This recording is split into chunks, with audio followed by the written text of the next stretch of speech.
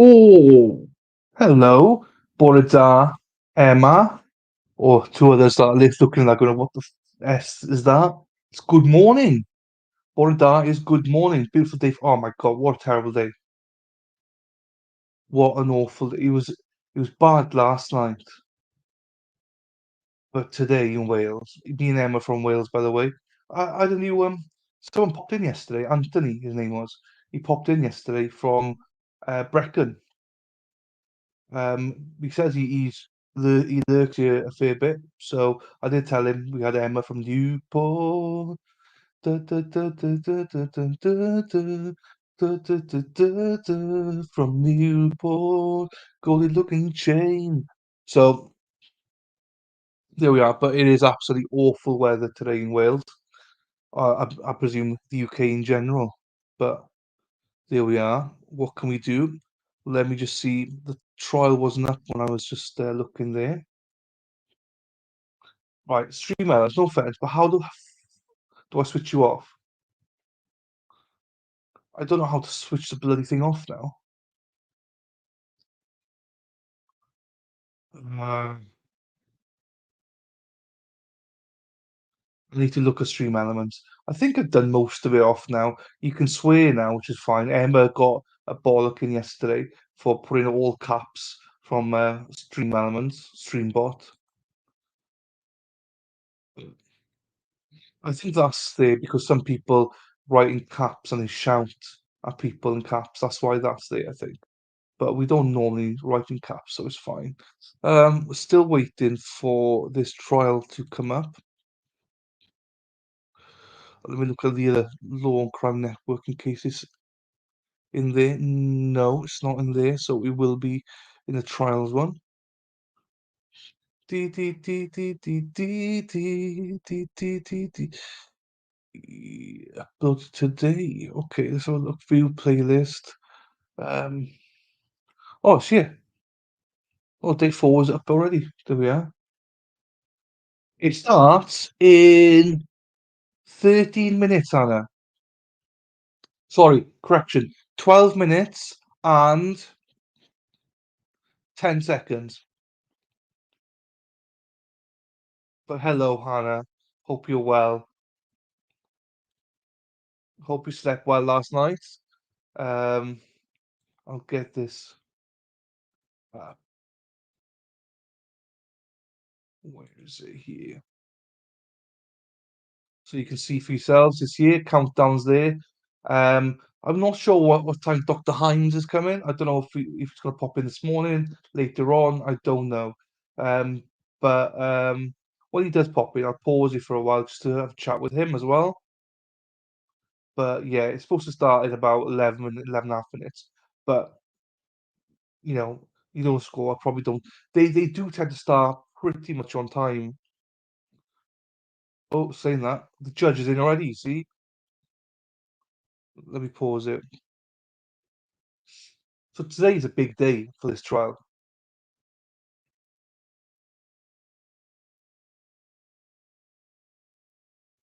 This judge, I'd be honest with you, he's the best judge ever. I could pronounce him as the best judge ever now. I haven't seen a judge anywhere near his quality. He's fantastic. I like him a lot. Like him a lot. So yeah, we have him. But yeah, I don't know. He's there, but he hasn't got his gown on or anything. So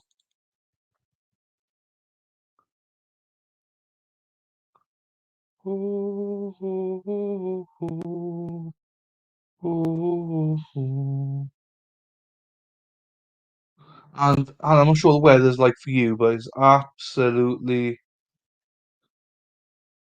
pissing down here in Wales.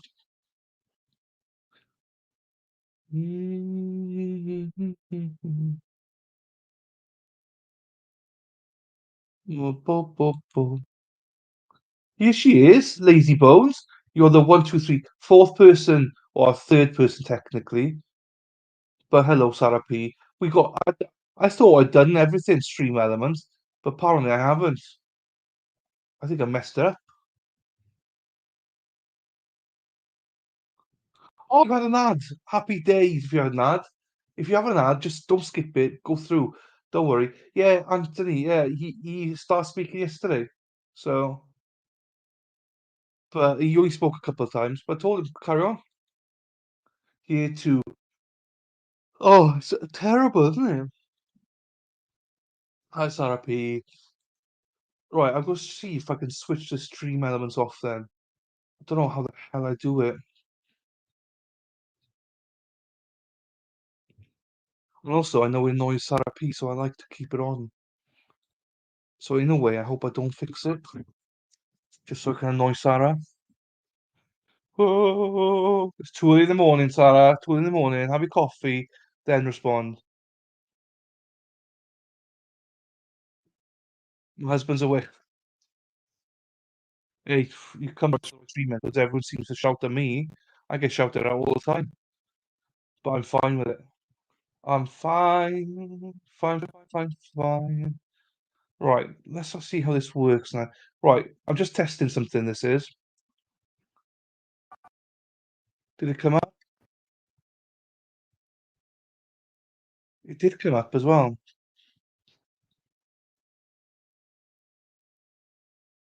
So I don't want to get rid of that, you see. I want to keep that.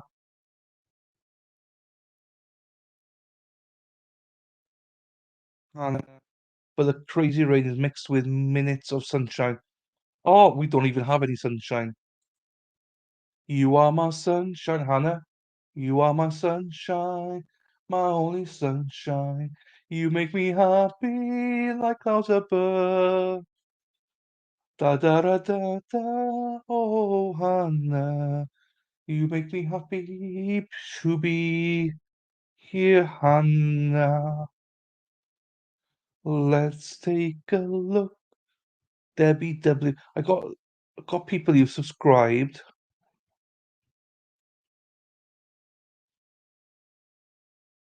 Right, so that's still up.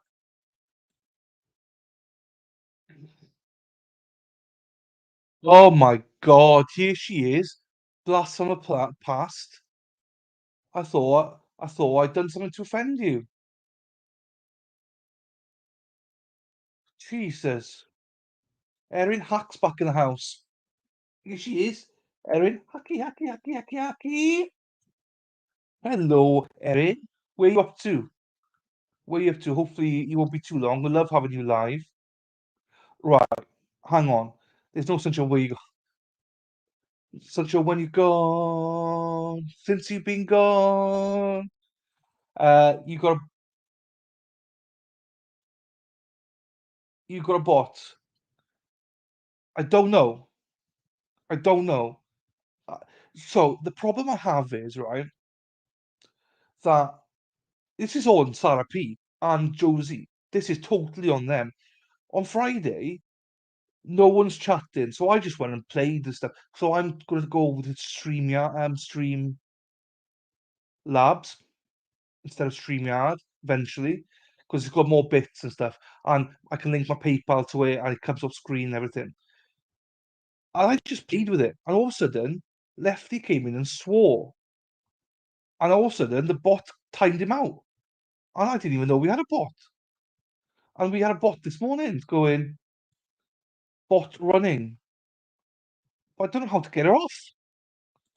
But I like this, you see. I like the open corner just tip $5. I like that.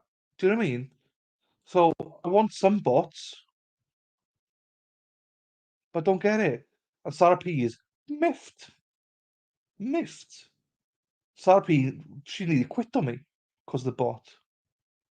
I don't know how to lose bloody bot. That's the trouble. Beautiful, inappropriate, beautiful, inappropriate. Hello, hello, hello. Good afternoon. Oh, beautiful, inappropriate. Have you been here before? I sort of know the name, but I don't know if you've been here before. But hello, if you have been here before. If you haven't been here before, hello. If you've been here before, welcome back.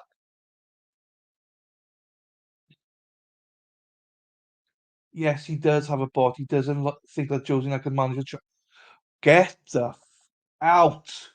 No, it's not about chat.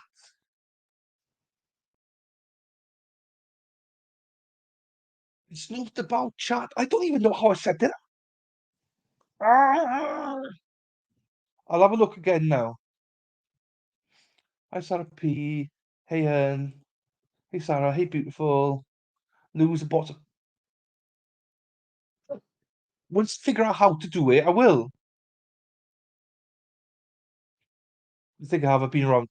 You've been around. That's fine. Don't worry. You, no one is more of a whore than Erin Hack. No one. She goes around everybody. She opens her tackle for everybody. I even got her own tackle because she literally is in everyone's tree. So we don't mind that at all. We don't mind that at all. Beautifully inappropriate. That's absolutely going around is absolutely fine. It's healthy actually to get around. I know what. Yeah, there we are. Cool Frog. Oh, I don't know Cool Frog. I got Dr. Hines coming today at some point. I don't know when. It's not funny. It's not funny. Mass, hello, sir. Nice to see you. I, that's why you buggered off. Look, I have not got a bloody bot. I've not got a bot. I just don't know how I put it in. I don't know how to get it out. You can swear. Sorry for no one to leave, Jodie. Don't leave. Hey, man's Josie. Hi, Sarah. Is it spicy? It's spicy. Enerhack comes from the clouds. Oh, do you know what I mean? Train the bot to put middle finger emojis in the chat. They can. I don't understand what I did. Yeah, I know. I know. I know. But, but, I know. You obviously have, look. I don't know what I've done. Do you know what? You can all pee off. You put me in a bad mood now. Right, let me just check how the hell do I get this off? Because I generally don't know how to do it, otherwise I bloody well would. Um, so because I don't know if I need a bot to get all this. Because this, right, Amy Gore, right, she subscribed ages ago. But if anyone subscribes, it should come up. Or does it not come up? There we are. And I sent myself a PayPal. Look, I tipped myself.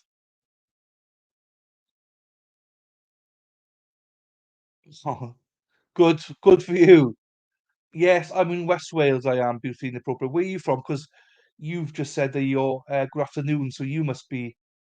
Oh, fucking hell. You must be in the UK somewhere. Where are you from? Change my name to Edinburgh. You're such. I'm not going to get monetized for today, but you're such a bitch. All you motherfuckers, are such bitches. Right. Um. Don't you bloody laugh. It's your fault. You left me alone. No, it's not back. Right. No, it's not back, guys. It's not. West Midlands, happy days.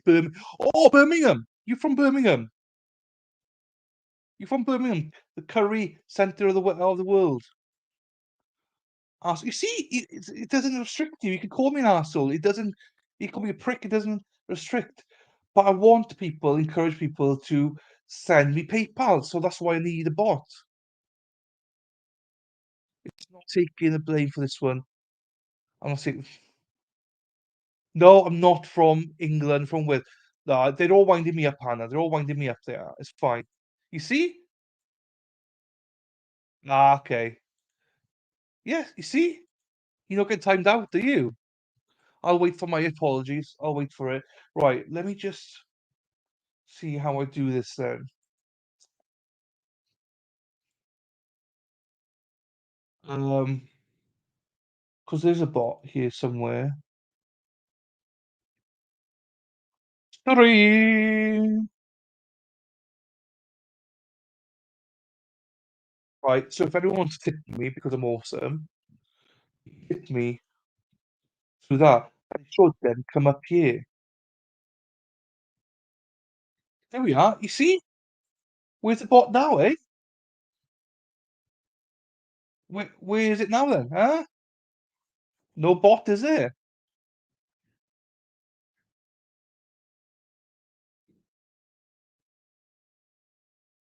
Here he is, Emma. Here he is. Anthony's here. Anthony. I need Anthony, ie. Pnawn da. Pnawn da ti boi. Neis gweld ti. I'm not sure if you speak Welsh, but da iawn. But thanks for starting it. Emma normally says Welsh stuff as well. No, you cannot kick me off my own stream.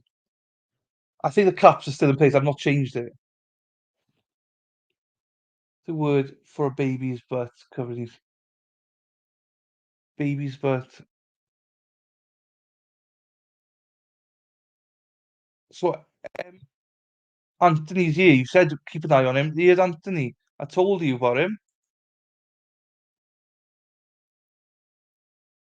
Right, let me open Streamlabs again.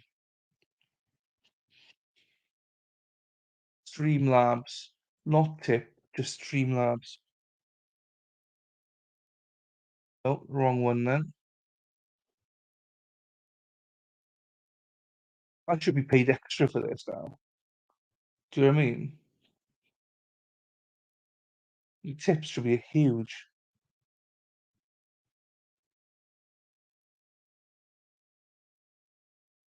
Diaper. I said it. Did it?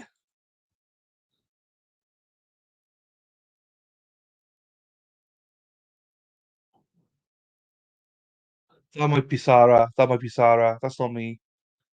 Right, I've got to try fix this now. Right, hang on. Let's go and have a look here now. All widgets. Is this the one? No, it's not the one. Alert box. Um,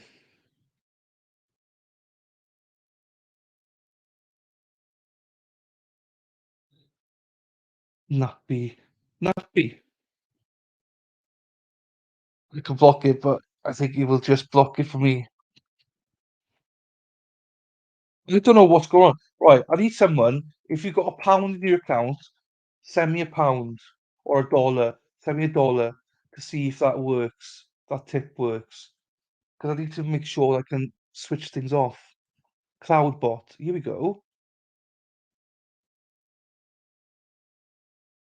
Here we go. Mod tools.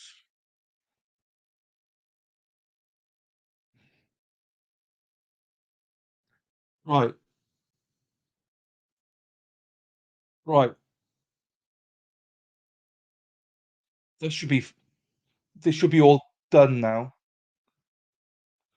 But I still need someone to send me a dollar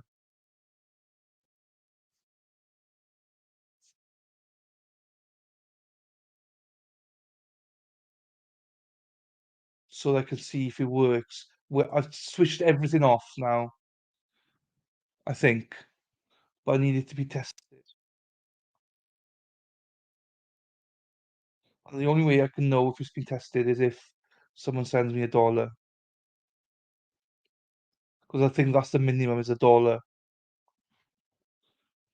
Don't be shy. You can send me $100 if you want. It doesn't matter.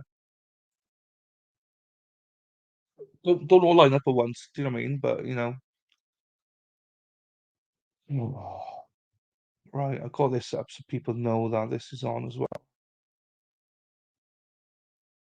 It is there. It's just not started yet. I figured it all out. I think.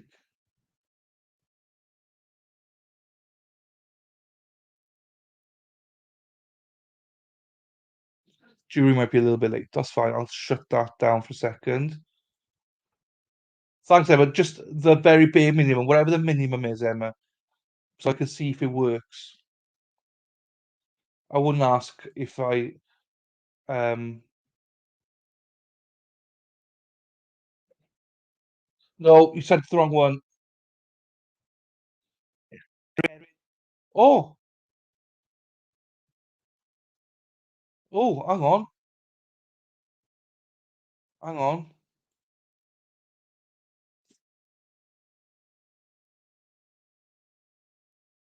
Oh, you super chatted.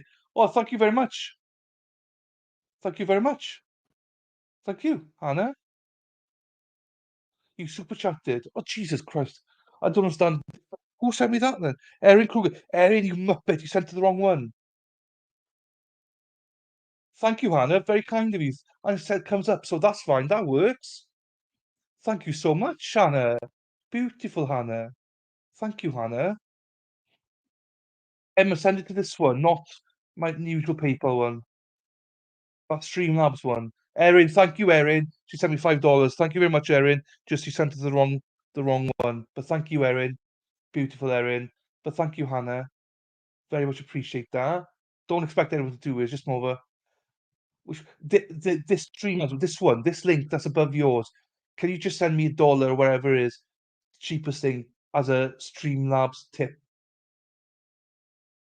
Oh, something else come up. Hey, Sarah P did it. That's fine, Emma. Don't have to do it. Sarah P. Thank you. Thank you. Thank you. Thank you. Sarah P. Sarah P. Sarah P. Don't worry about Emma. Sarah P's done it. Ah, it works. It works. That's fine. It's fine. It works. That's all I wanted. That's fine. So the bot is done. The bot's there. There should be no restrictions on swearing or anything now.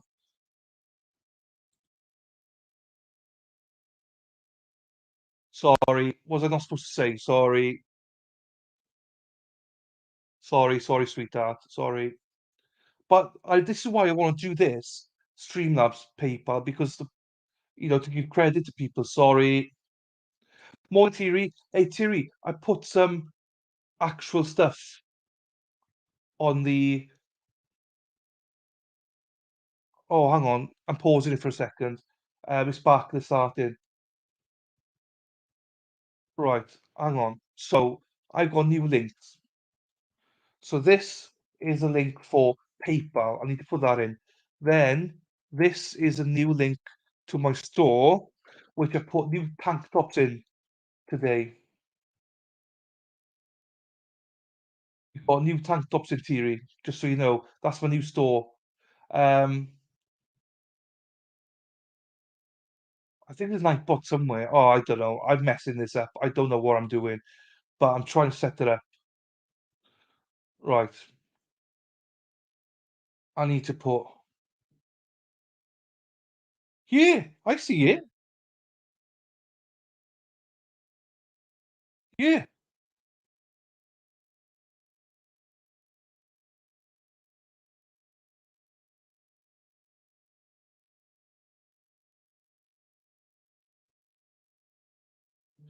I get it.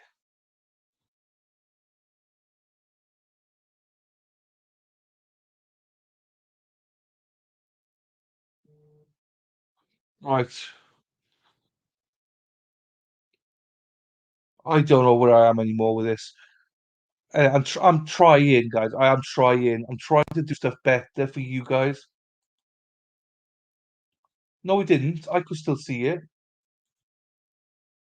I am genuinely trying my best for you guys in the sense of people send me PayPal, and I'm able to thank them. So this is why I got a thing bot in. So someone sends me PayPal, which I get to keep 100% of. You get celebrated. I'm trying to encourage people to go that way. But in doing so, it piss people off. So, right, Dr. Hind is here at some point. I'm not sure when he's coming in, but he's here. Apologies. Don't really mean apologies. Erin Bot. Right, hang on, it started. I need to bloody get this up now. Um, See, the other streamers don't get this crap from people, but I love it. I absolutely love it. Keeps me going. Now I don't know how to get this. There we are. There. Right. Day 4 should be final day today, or maybe a little bit tomorrow.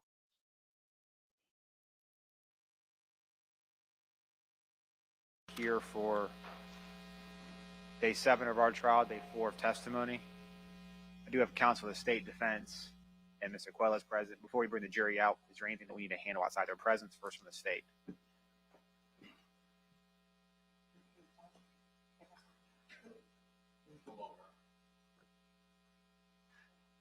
See, the Good morning, proof Your is Honor. in. I just wanted to let the court know that I don't know if it will be enough time where we'll be on a break or not before the fourth witness. I just wanted to let the court know that witnesses 4, and then it will either be 5 or 6, depending on testimony 4. They will be the Williams rule witness, where they will be needed instruction, Your Honor. And secondly, based upon the testimony, the state will be requesting Here as we well are. 918.16 paren 2, which is clearing of the courtroom involving sexual abuse testimony. However, there are exceptions within paren 2, who can stay in the courtroom, Your Honor. By clearing the courtroom, you mean everybody? No, that's why I was saying there's exceptions that are specifically listed within paren 2. If they're For example. Can you just read it, Your Honor? Yeah, I don't have it in front of me. Of course. That's why I wanted to bring it. I didn't want to do it in the middle of front of me. Sure. Yes, sir, Your Honor. So it talks about clearing the courtroom, and then it says, except that parties upon the request of the victim. Then it says, except that parties to the cause and their immediate families or guardians, attorneys and their secretaries, officers of the court, jurors, and then it does say newspaper reporters or broadcasters, court reporters, and then anyone else at the request of the victim. So the media is included in the exceptions. Yes. We get the irony of this? I do. Yes, sir. So it would just be any other potential people that are coming and going, I guess, for this media. So essentially, they can't be in the courtroom, but they can go outside and stream it on the news. So that was another thing I was going to obviously see to make sure if we can see with the media SS and ID spaces based upon their testimony not be shown. I'm not asking the court that. I know that has to be independent from the court. Yeah, I'm not sure I can control that. I know that. It's my understanding that they have not been showing the faces of any of the alleged victims or children. That's my understanding as well. I think that's more of an independent decision that they have made. I have not forced them or asked them to do so. I'm not sure if anybody else has, but I have noticed that myself. I'm not asking the court to do that. We're going to ask that for our media, but I wanted to let the court know, obviously, about that. Of course, if there's anyone additionally in the courtroom during SS and ID testimony. So who is allowed? So who is allowed, Your Honor? That would be obviously all the court personnel, attorneys and assistants, immediate. I couldn't hear. I was wondering, why can't I hear anything? That's why. When you wear headphones, right, it's sometimes a good idea to actually plug it in. How the hell do you guys hear? Because everything runs through this bloody thing. I was wondering. No, Hannah, it's not the stream. I forgot to plug it in. What a bit.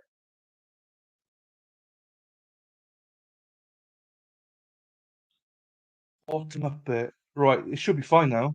Family member, and then But you said immediate family member, as in one single immediate family member? no, it's plural. Immediate families or guardians. It's usually a parent is usually who can stay, and then of course it talks about newspaper reporters, broadcasters. So court personnel, attorneys and assistants, immediate families of the person testifying. Correct. So for ID, would that include clearing the courtroom of other family members? Correct. The only other person that could potentially stay during IDs would be her father. Okay. But her father has been attending. And you spoken with the victim's family about that? I have not at this point. I've had a chance, but they're aware of. We talked in the past about it. Not like today. So how would you want me to do that? And I haven't read the statute. I need to look at it to see if it's permissive, mandatory on the court. I don't know. Is the judge okay? Because I hear the judge fine. The attorney is a little bit low, so and she's not in front of a mic. So the judge, if the judge is fine, that's fine because he's in front of a mic. But the attorney's not in front of a mic. You see. It's a shall. Okay. Yes, sir. Obviously, if we do one witness after a break, that's one thing. But if personnel in the courtroom has to change at some point of who's allowed and who's not in, doing that in front of I'm not sure doing that in front of the jury is a good idea. That's why I was asking maybe if we wanted to take a break after witness 3, because then it will be those couple of witnesses, Your Honor. So it's witnesses 3 and 4. It's witnesses 4 and 5. Take a break after 3.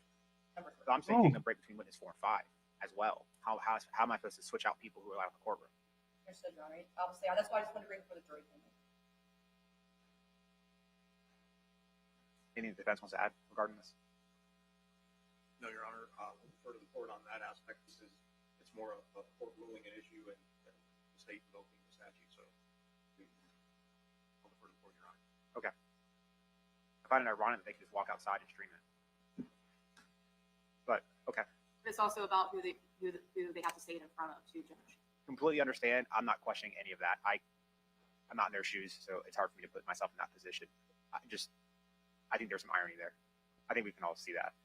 Yes, sir, Mr. Skinner. No, just 2 quick things. Is your back okay this morning? I'm sorry. Your back okay this morning? Actually, it's not. It's actually on fire. That's all we're trying to spread. Just 2 things other than that from the state. One, we have disclosed to the defense this morning. Look for the channel. We intend on calling Damian Hatch, and he, as the rule requires us, if he changes anything or anything differs from what he said in his deposition, we have to certainly tell the defense. In prepping him between. I'm sorry, Hannah. That's the best I can do with this one, I'm afraid. Hopefully it gets better once everyone's in. But I got a maximum for everything. My extensions are maximum, everything's a maximum. Not like you to be a stalker, Erin. I can't wait for the goss. 12 hours ago when we broke, I had him read through his deposition. There was one fact that he said either was misunderstood by the court reporter or he misspoke, and so he wanted me to know that. I have told counsel, in essence, Judge, to make it quick, we anticipate him testifying that the defendant walked him through what happened between him and IS. It is a confession witness. He gives several detailed facts that he believes that he knows that the defendant told him. In deposition, he said that he dumped a gun. He says, I meant to say he dumped the girl.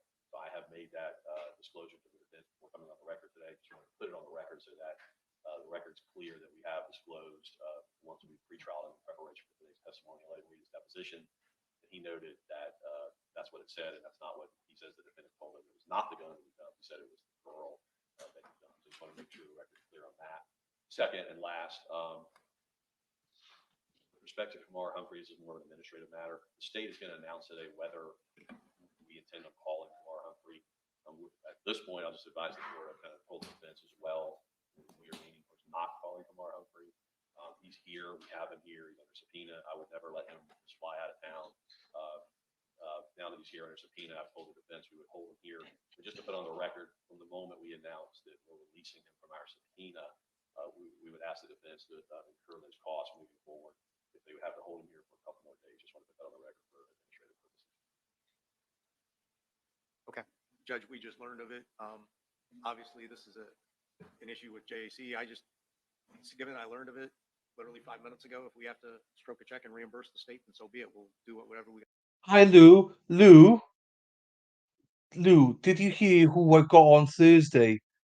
You're going to love him. If you've not seen it, I got Matthew Moore coming on for an interview, Lou. I know that you're a big fan of that trial. So hopefully, Lou, that you'll be here to, or actually, you won't be a rewatch crew. But yeah, got him on Thursday, well, Friday morning for us. But so yeah, exciting. We got to do to finish this trial.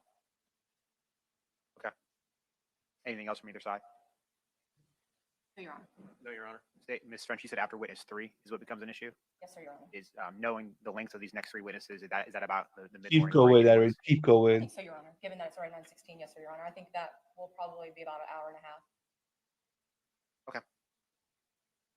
So midnight Thursday night, you know the trial, Matthew Moore, and his, you love his attorney Diane Minash. So Matthew Moore was a defendant. So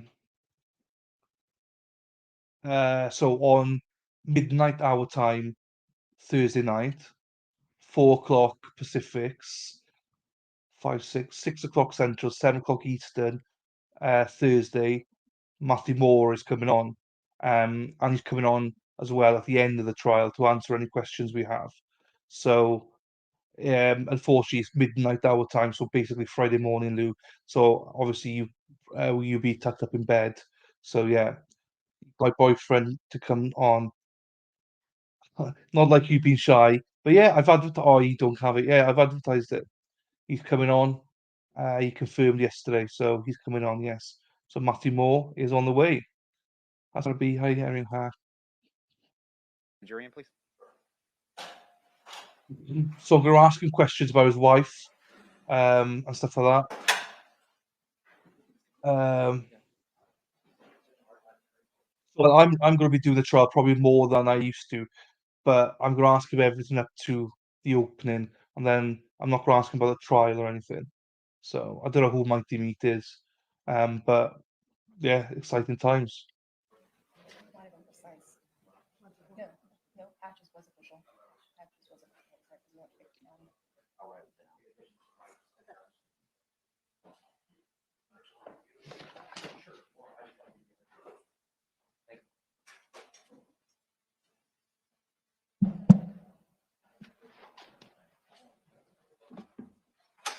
Your Honor, the jury enters the court.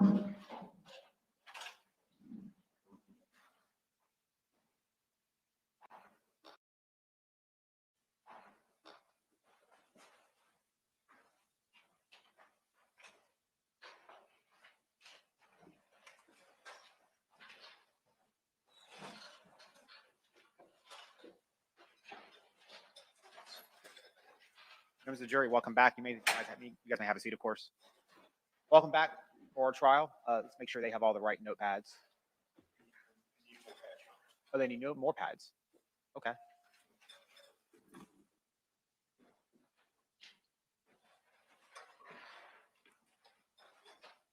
Certainly, if you guys need more, just let Mr. Gray know. He'll certainly accommodate you in that regard. Does everyone have the right notepads, though? Okay, I'm getting a bunch of non-heads. All right, we're going to continue with our trial here. Now look to the state. State, you can call your next witness. Your Honor, the state would next call Ryan Nestor.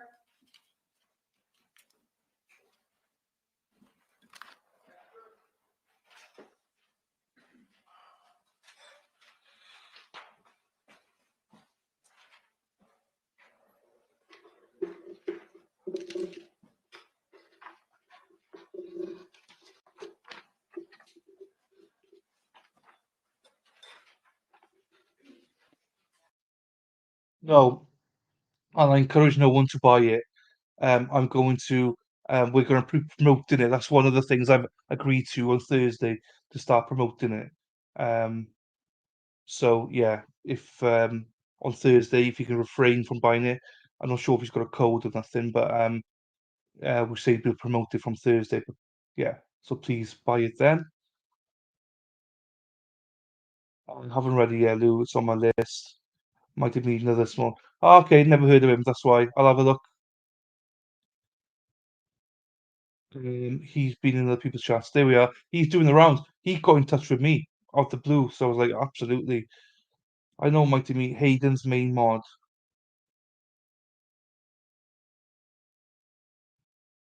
You're the main mod. You're a mod on there. Sarah, you like any sort of meat, you do. The bigger the better for you, eh? Fucking hell, everyone knows all about these channels. I don't know anything about them. Jesus. If Mighty Meat's actually a good person, then why do I not know about it? Could I have him on streaming with us? Sir, good morning to you. Just watch your step. If you need a glass of water, let us know. We'll do our best to accommodate you. If there's an objection made, yeah, Mr. Gray will get you a glass of water. If there's an objection made during the course of your testimony, I just ask that you pause, let me rule on the objection, and then we'll go from there. Yes, sir. With that said, Ms. French, you may inquire. You're ready. Good morning. Good morning. Please introduce yourself to the jury.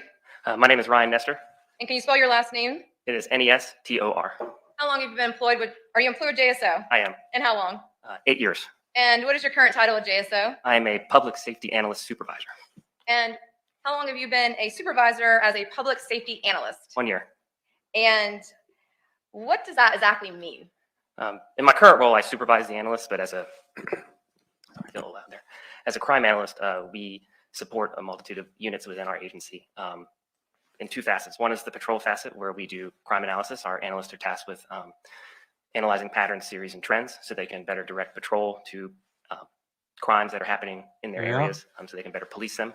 And then we have analysts that support the investigative units. Thanks, Sarah. They will support units like homicide, robbery, special assault, and they'll assist with their investigations, finding people, identifying phone numbers, social media, mapping cell phone records. So prior to being a supervisor, were you considered a crime analyst? Yes, ma'am. And how long had you been a crime analyst prior to being a supervisor for the past year? 7 years. is it fair to say then back in December of 2018, 2019, several other years through 2022 that you're a crime analyst? Yes. And during the time frame of December 2018 and then 2019, were you assigned to a specific investigative unit? In that time, I believe I was assigned to the gang unit, either the gang unit or the violent crimes unit. We bounce around every couple of years. Now, as part of being a crime analyst, specifically, you were assigned to those divisions. Do you also have an on-call rotation? Yes. So in order to make sure that all the analysts get enough rest before we establish an on-call position, if an analyst was reporting homicide, they could get called at all hours for help. So we decided to establish an on-call system that put our analyst on call 1 week in for a rotation. So usually we're on call 3 to 4 weeks a year. And during a certain time frame, then in that December time frame, January time frame, were you asked to assist involving a missing persons case? I was. And have you been ultimately, though, contacted to assist by Detective Porter, who's now retired from missing persons, and then homicide detective Billy Abbott? Yes. And were you asked to look at phone records in regards to an IS and then a defendant by the name of Johnathan Quiles? I was asked to look at phone records for IS. And then in regards, just further going off of phone data, would that be from Google in regards to the defendant, Johnathan Quiles? Yes, I was asked to look at those as well. Now, I want to first talk about the records that you received in regards to the target of the defendant, Johnathan Quiles. I believe you stated you received some Google records. That's correct. And what does that mean, Google records? So Google, if you have a Google account, and this is easier for them to do if you have a Samsung or any device that's using Android, because Google owns Android. And just like iPhone, that you need a iCloud account to use an iPhone, you need a Google account to use an Android device. So just explain. I've been sent the video, so I'll have a look at that now. Matthew, so what we're going to do with Matthew is do everything from his wife up until the trial in this episode, and then after we've streamed the whole trial, that's when he's going to come back on and answer all the questions about the trials that we might have. So we're probably going to do a little bit more of Matthew Moore now because of that. So he's coming on twice. with that, Google is tracking your locations through your account using their apps, their programs on their phone. And so we have access to that information if we do a search warrant. Now, where does that data originate? Meaning, what does Google, you said it captures a location? Correct. And that is based upon, is the Google account have to be on, or does it always have to be on with a Samsung type phone? So the way they do it is that it's all tied to your account. So if you don't go into your account itself and delete the location history, they're going to continue to track your phone. So if you were to put your phone in airplane mode, your device is still storing locations. And then when you turn it off airplane mode and connect back to the network, they're going to upload all those past locations to their servers. They used to retain this information for forever, but within the last couple of years, they've made adjustments where they're only retaining the last 18 months of that data. And they use this data to build a profile about you, not just your locations, but your habits, what you buy, what you purchase, and they anonymize you and sell that information to advertisers so they can better target ads. So what if, Mr. Nestor, a person turns off their phone? Would Google records then be able to locate your different locations? No, they would not. So Google has a process. They use 3 different types of ways to track your location. The first is with assisted GPS. So that differs from standard GPS, where if you're outside, your phone can connect to the satellites that are in the air, and they can triangulate your location. The issue with that.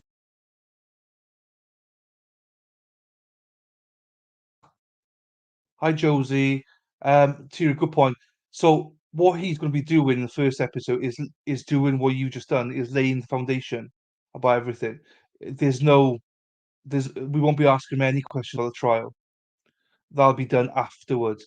It's all about basically his wife. How did he get there? How did they target him? How did they arrest him?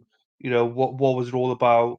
And then end of stream. And then afterwards, after we've watched the stream, that's when he'll come back on and answer any questions. So there's no questions to ask, because it's all going to be him laying foundations, basically. So it's all good. So people that don't know the trial, this is what I mean. It's going to be great. Do you know what I mean? So to get an inside view of it. So please tell your friends, tell everyone. Hello, John P. Hello, John. Welcome. That is that there's only 32 or so of these satellites that are available for the general public to use. And it takes a lot of processing and battery power to find these things and connect to them. Plus, you also have to be outside. So they use assisted GPS to find that location using cell towers to connect to servers that know these locations, and it cuts down on the processing time, and they can track your phone indoors. They can better triangulate your phone indoors. And when you're using assisted GPS is when you've opened, like, say, your Google Maps, and you've plotted a location, and it's going to take you there. And it's very accurate, usually within 3 to 5 meters, so that they can tell you you need to turn right in 800 feet. If they can't get a hold of GPS, they're going to use Wi-Fi data points. Now, they have patented some algorithms that are proprietary that we don't know exactly how they work, but they are using Wi-Fi points to triangulate a location of your device. If they can't get a hold of Wi-Fi, there's no Wi-Fi in the area, they will use cell phone towers. And if there's no cell phone towers in the area that they can use to triangulate the device. I'm sorry, what was the last thing that you stated? That's cell towers. after cell towers. After cell towers, you won't get any records. So your phone is either in the middle of nowhere or it's off.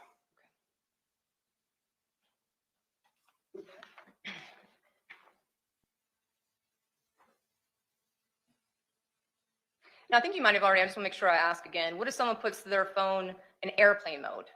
Specifically, I guess, regarding an Android type account.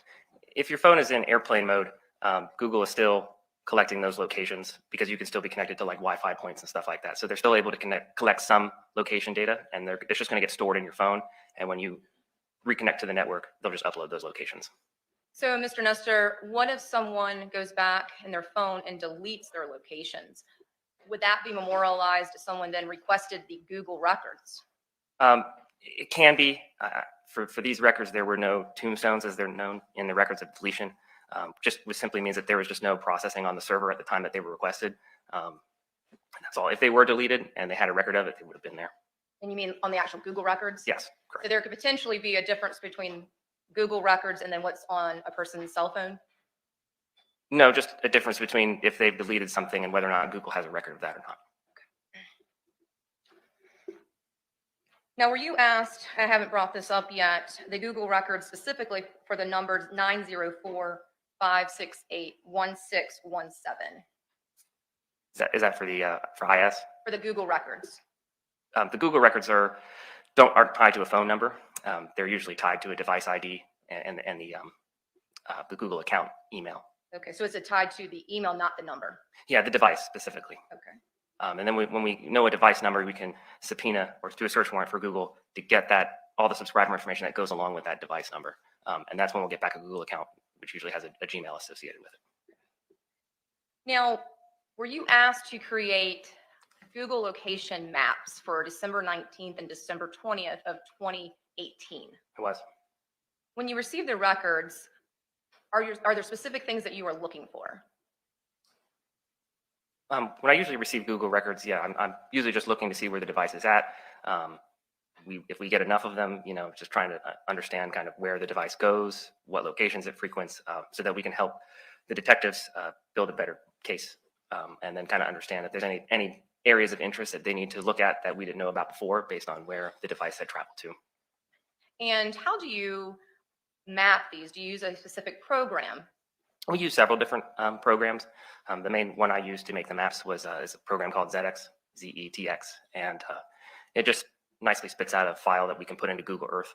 I also look at the records in a program that the FBI manages called CastViz. We use that one as well just to kind of see the locations. Mostly map them in different programs to make sure that they're accurate. And approximately how many times have you been asked to create these type of maps? Google Maps, probably around 50 times in my career. Now, in regards to the Google Maps, does that involve potentially any points of interest, or do you just map what's shown? Generally, when we first look at it, I just generally map what's shown. If there are areas of interest that the detectives are interested in, I'll plot those on the map so that they can see.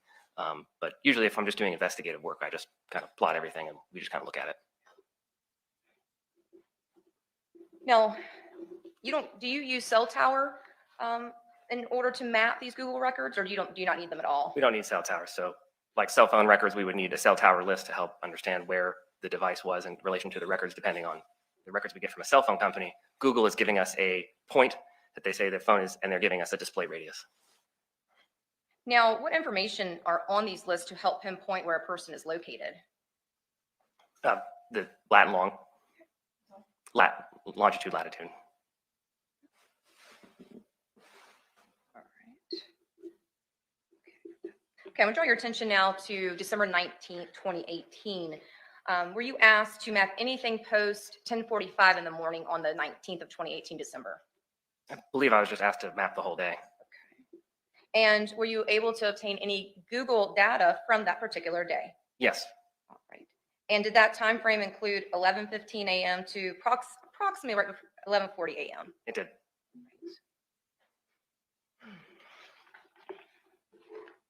I'm going to be showing you now what is listed in evidence as number 35. Can you see your screen, sir? Yes, ma'am. All right.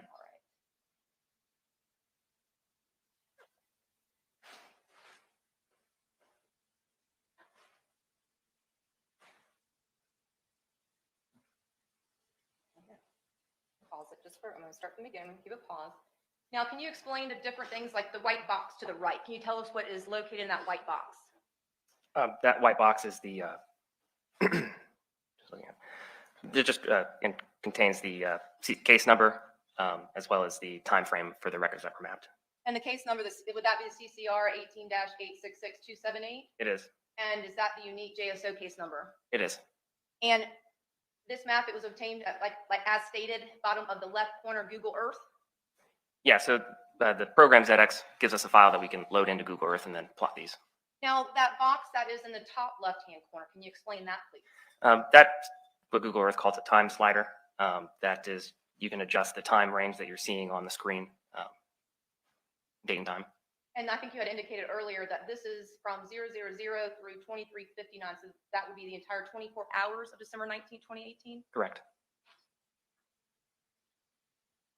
I press play for the record.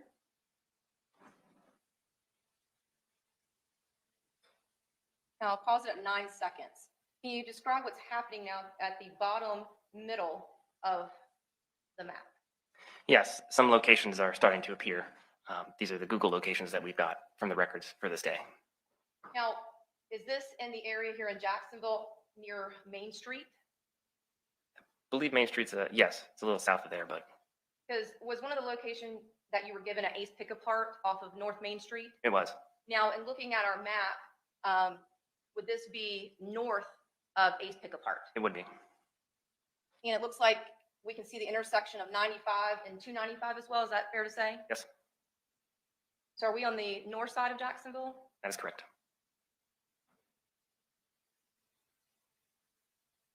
Now, when we're following, and I was pausing it for 13 seconds. When we see the time, let's just, for example, 12/19/2018, 11/16/44, is that actual Eastern time? Yes, ma'am.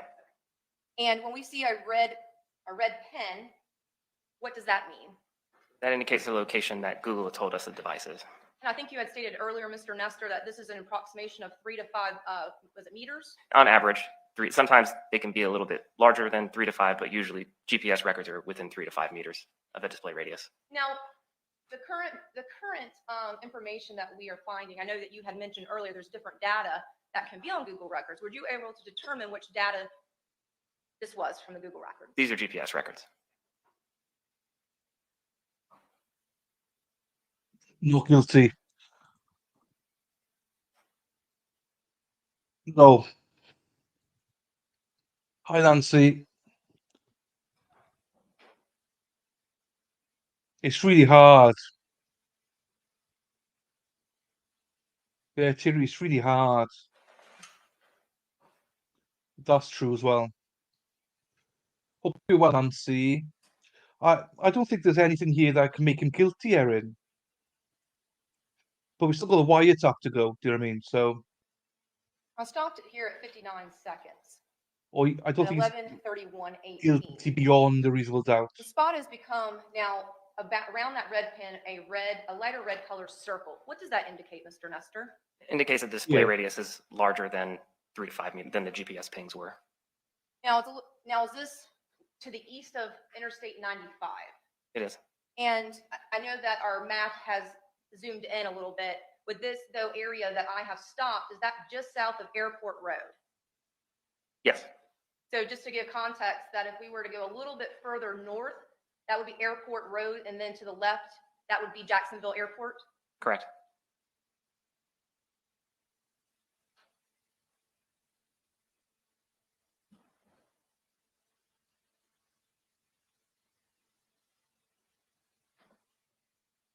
And it goes blank.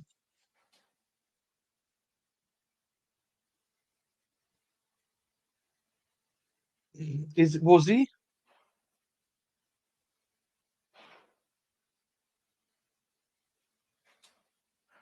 Did he say that? I didn't hear him say that.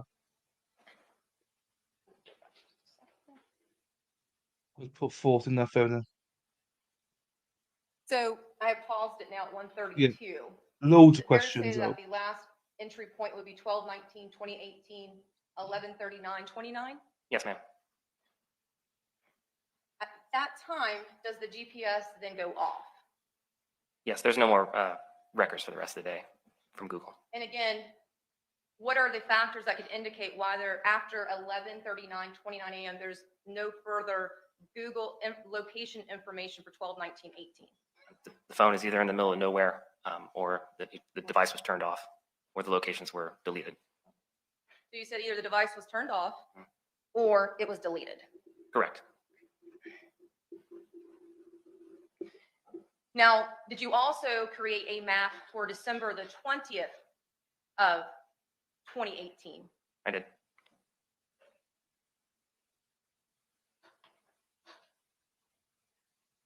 Bear with me 1 second. That one not uploaded. Make sure.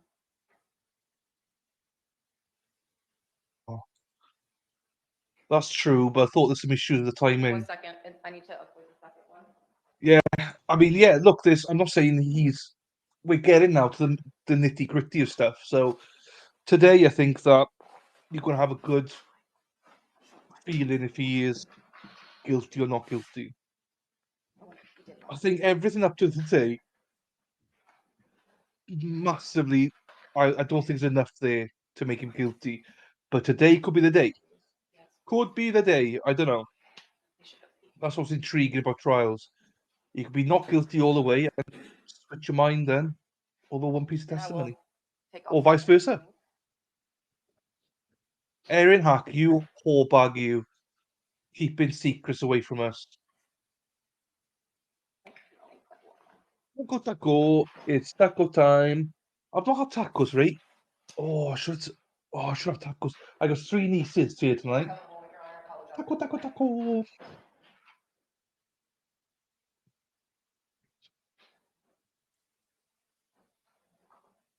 Ugh.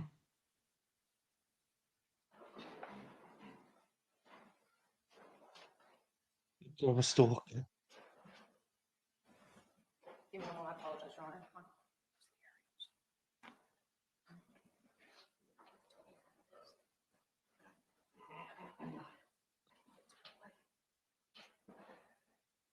I'm just going to save it different manner, and I'll speak with defense, Your Honor, so I can get that going and not delay further.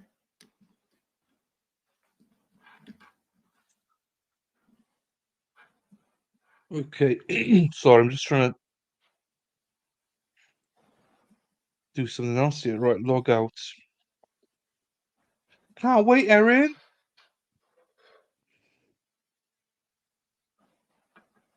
Dylan, I am the one and only.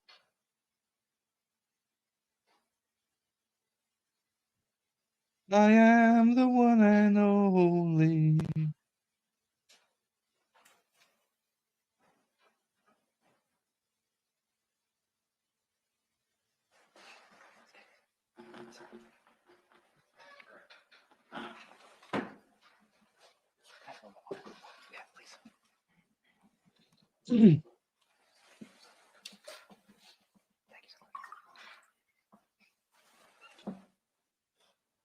Wow.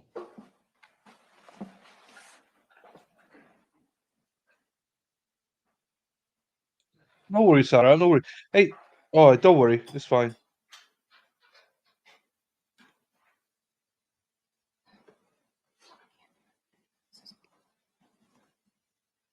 Right, I'm actually look at this. Sarah, you know you sent me the dollar? PayPal took 33 cents off it. Does the council know a big report on the difficulty we're having? I'm gonna have to look at this. I think. Sure. No worries, Sarah. Depends. Catch you in a bit. Like to get adjourned 5 minutes just to see if we can get this up. We apologize. No, it's fine. Technology gets the best of us. All right, members of the jury, it's 9:45. Rather than have you sit there in silence, I'll let you go back to the jury room and talk about everything but this case. Did I?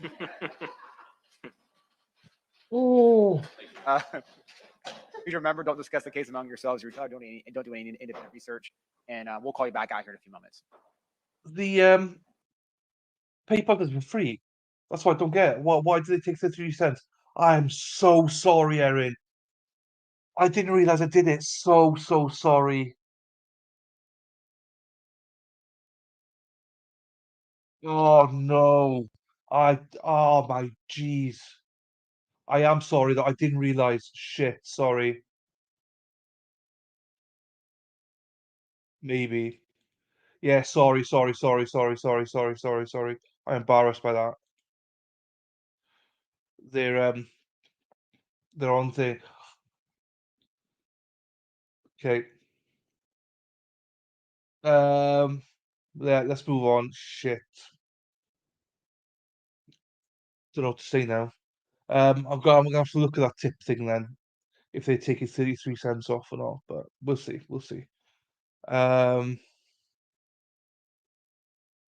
So you know when you see an idiot, just look at your screens now, and I'm here. Idiot sandwich. That's me. That's me today.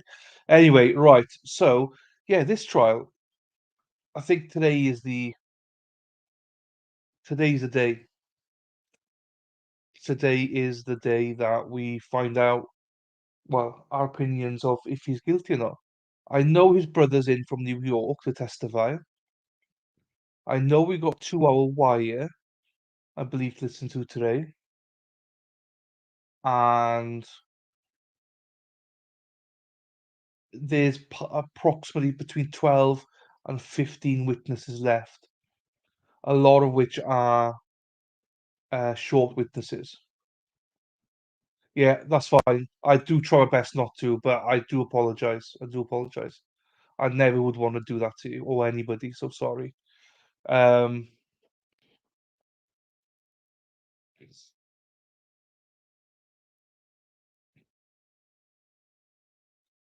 if it was through StreamYard, it takes a cut, I believe. Maybe then I'll have to try it again. But my other one didn't take a cut, so I don't know. Or maybe Sarah P pressed the button wrong or something. I don't know. It doesn't matter. It's still better than chats, super chats. That takes about 70%. So no, I didn't even click. I didn't even know what she's on about for ages. Till she said there, oopsies. I'll hold my air intact. Go tight now. Oh, I just looked at Mighty Meat. He doesn't even put his face on screen. What's that about? I just clicked on. Um, yeah, I know, but still, I don't like to do it. I don't think I didn't even catch on to it. So, um, yeah, it's fine. And also, everyone here today is fine. Do you know what I mean?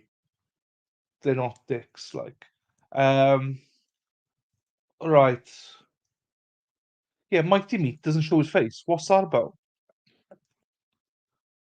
I've not watched one of his streams, but I went to have a look now, and I saw that he's got a dog something in there with him, another streamer, but they don't show faces. I don't know. I just can't do that. I'll have to listen to it, but I prefer to see somebody. But that's just me. That's just me. But maybe he does, but I just haven't figured the right video. But I've clicked on about 7 or 8, and he wasn't on there.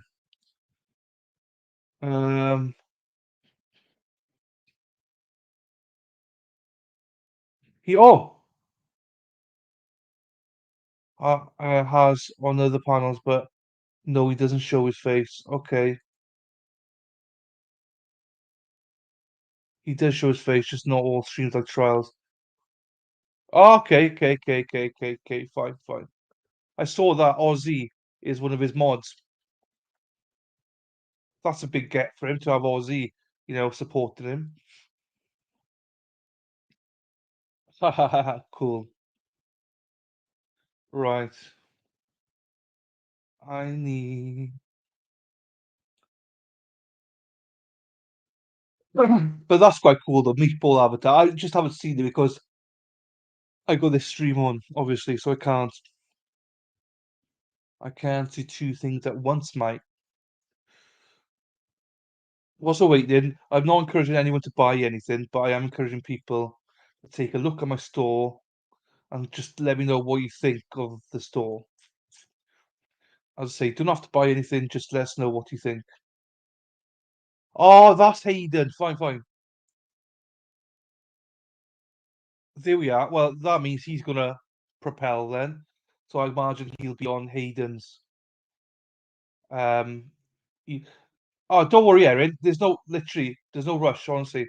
I reckon he'll be on Aussie's thing then, and he'll propel. He'll do well. Yeah, don't worry. Anybody can have a look. Somebody said yesterday they couldn't afford it. I'm not asking people to buy anything. I'm asking you to have a look at it, see if I can change anything, and take it from there. That's what you are, a blue wench. You are a blue wench. Every member is a blue wench, Emma. So you are a blue wench. So if you're a member, you're a blue wench automatically. So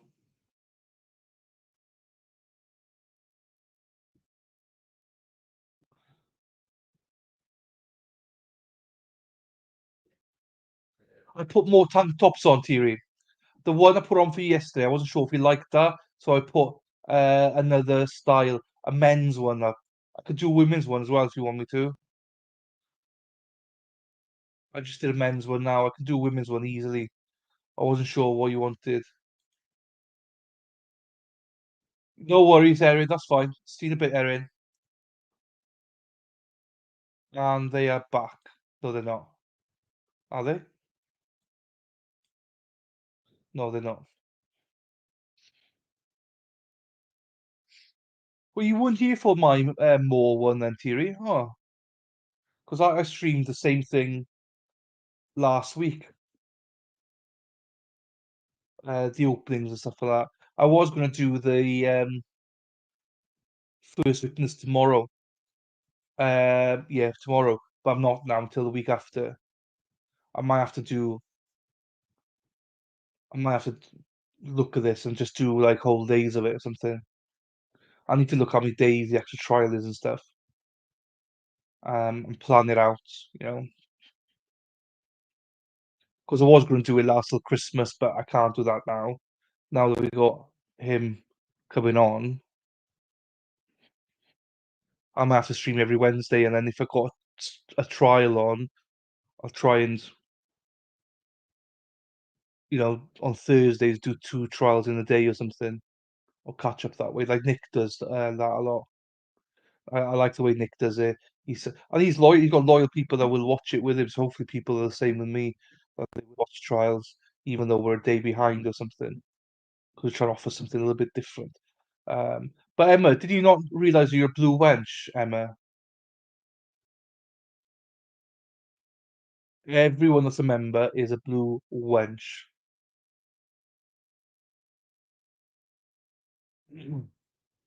And just for some of you members, some memberships are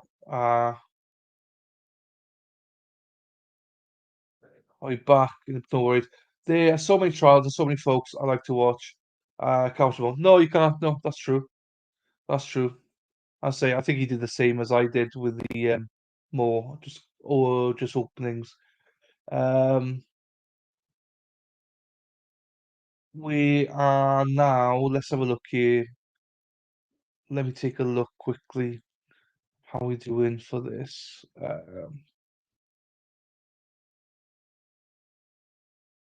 No, not that one.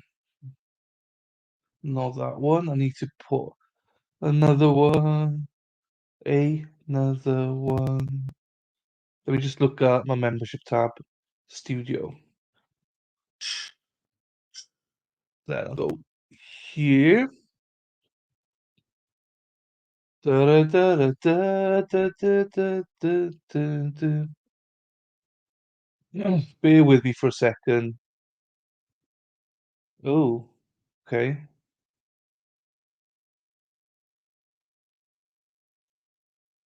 We're down to 90. No, but actually, Sarah P just joined up.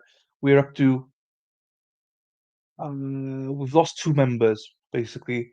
Some of you that are gifted memberships, some of you might have memberships coming up. If you want to renew it, you can do easily.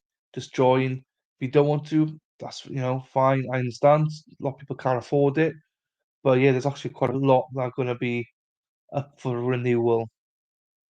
So just shout you out now if you did want to rejoin.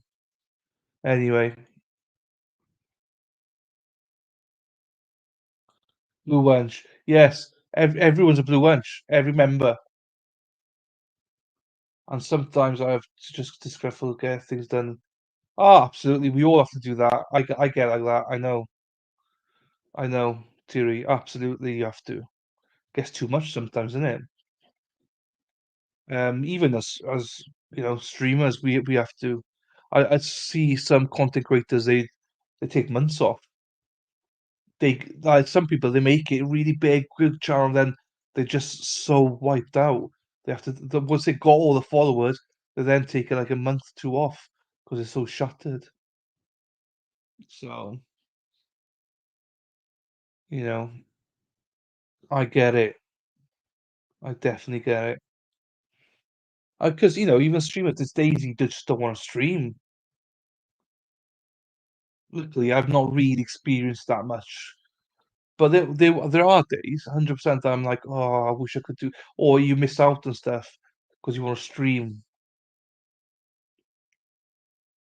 So that's why I try and avoid weekends now because I try and I never used to give myself days off, but now I try to. So I don't know. I might go back to making videos though. I love making videos, like that chapter kind of thing, but I haven't got time to do it now. So maybe I switch to do that. I don't know. Don't know why, because I do enjoy doing that as well. Because at the minute, there's so many people streaming. It's just unbelievable how many streamers there are at the minute for trials. Everyone competing.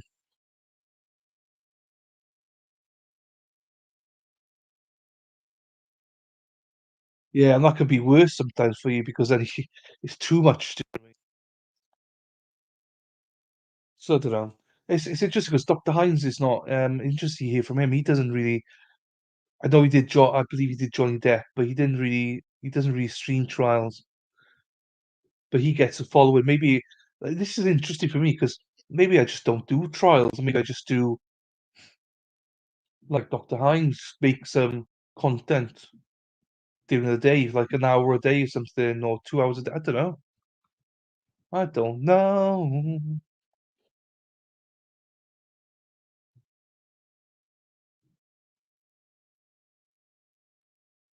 It's trouble is, I can't see, I can't base myself on anybody. Do you know what I mean?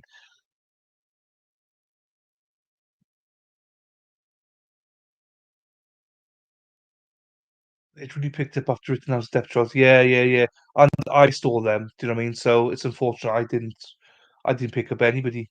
So oh, I love Mike and Coffee House Crime. Yes, I love Adrian. But that's why I started doing those. I love doing that. I like getting more views for those. Um, and they only do once a week, and it's like that's it. They don't stream any trials. I think some people say I'm like oh, what's his name? Oh, what's his name, man? Yeah, that's true. That's true. But then the trouble is, like, literally, I'm the only one streaming this, only one, and I got 11 people. Do you know what I mean? So if it's not a popular stream, it can be quite hard sometimes to motivate yourself. But I love you guys, so I do it. Um, oh, what's his name, man? I need to get. Well, hang on, let me go on Twitter. A lot of people think I'm like this guy, so I'm not sure what to say about that. Where's it gone?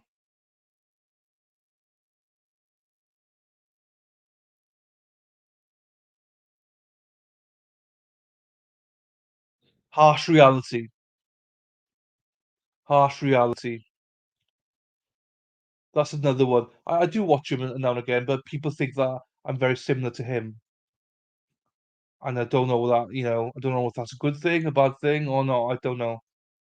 But he does like two 10-minute videos a day. That's all he does. And he's got loads of people that watches it. So maybe I'm like him. I don't know. He's agreed to look at the Zachariah Anderson trial anyway. He said he'd take a look out, so I can't promise that he'll cover it, but he said he'll take a look at it. Um, and if he does, that'd be good, hopefully, if he generally does. But yeah, I'm not sure if Emma, you've seen that or not. Yeah, watch him. Yeah, harsh reality. I think he just gives his opinions and that's it. And I love doing that. But then I love my blue wenches as well. Do you know what I mean? Love to see my blue wenches. Yeah. But then I can't compete with like your high profile, not high profile, your big streamers either. So, and sometimes I like to watch a trial myself. Do you know what I mean? We'll find our way. We will find our way one day. Yeah, I know. I need to do more shorts. It's just a lot of people found me through shorts actually. Um, Most people found me through shorts or through like Zachariah or something like that. I Evolve found me through Nick, I believe. So yeah, I don't know.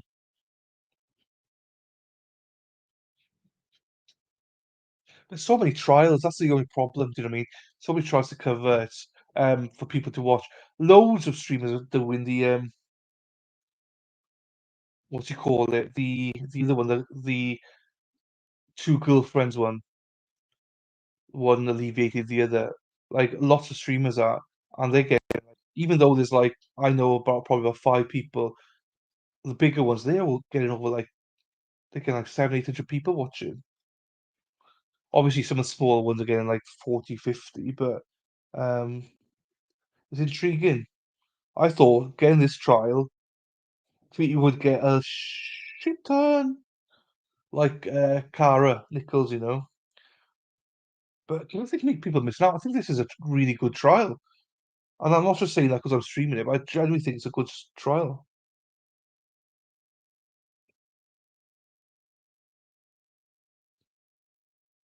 Um,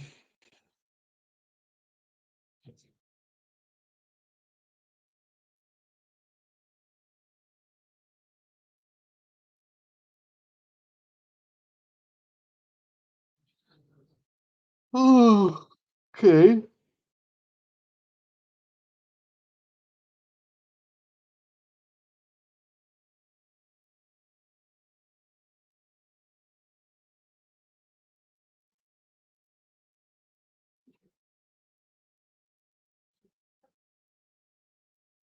That's the one in Tala, isn't it? Yeah. Yeah, oh yeah, he's streaming it as well. It's just that everyone seems to be streaming it, you know?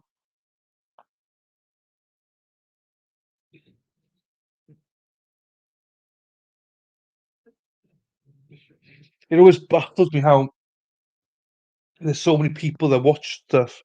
It's just how you engage with them, I suppose.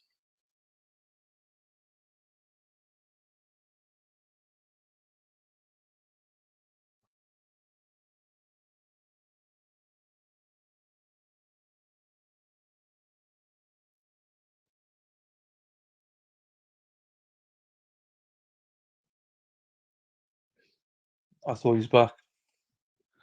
Didn't even make sure.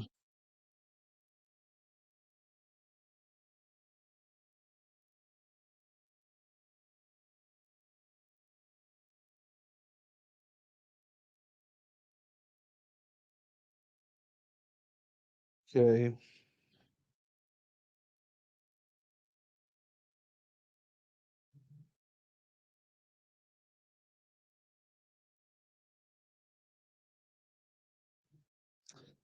Got that done there. So there's another there's another hearing on Thursday for Alex Murdoch. I believe he's not contesting the financial crimes, I believe. He's just gonna say he's guilty. Oh, hang on. Now then, do you see when I don't pay attention, you guys? You know, when I don't pay attention, I miss all these legends. And there's a legend really waiting here to come on and see you guys. He's looking around. It's him. It's the one. It's the only. It's Dr. Hines. Hang on, let me get this up here. How you doing, sir? You are- I'm all right. I did not expect that introduction. You are the best host. Oh, You really are the best oh, host. That's an MC's MCDT MC yeah, MC neat kind of introduction. So I do appreciate that. Thank you so much. I'm happy to be here, Dylan. Yeah. oh, happy to have you, mate. Happy to have you. And so I've got some fans of yours here. I told them Dr. Hines is coming, and all this. And one of my followers said, "Well, actually, I call him Dr. Ketchup." I was like, "You can't." He was Erin Hack. She's like, "No, he allows me to do it." I was like, "Okay, okay. Well, I'll Yeah. just stick to Dr. Hines for now." So, but yeah, how you doing, mate?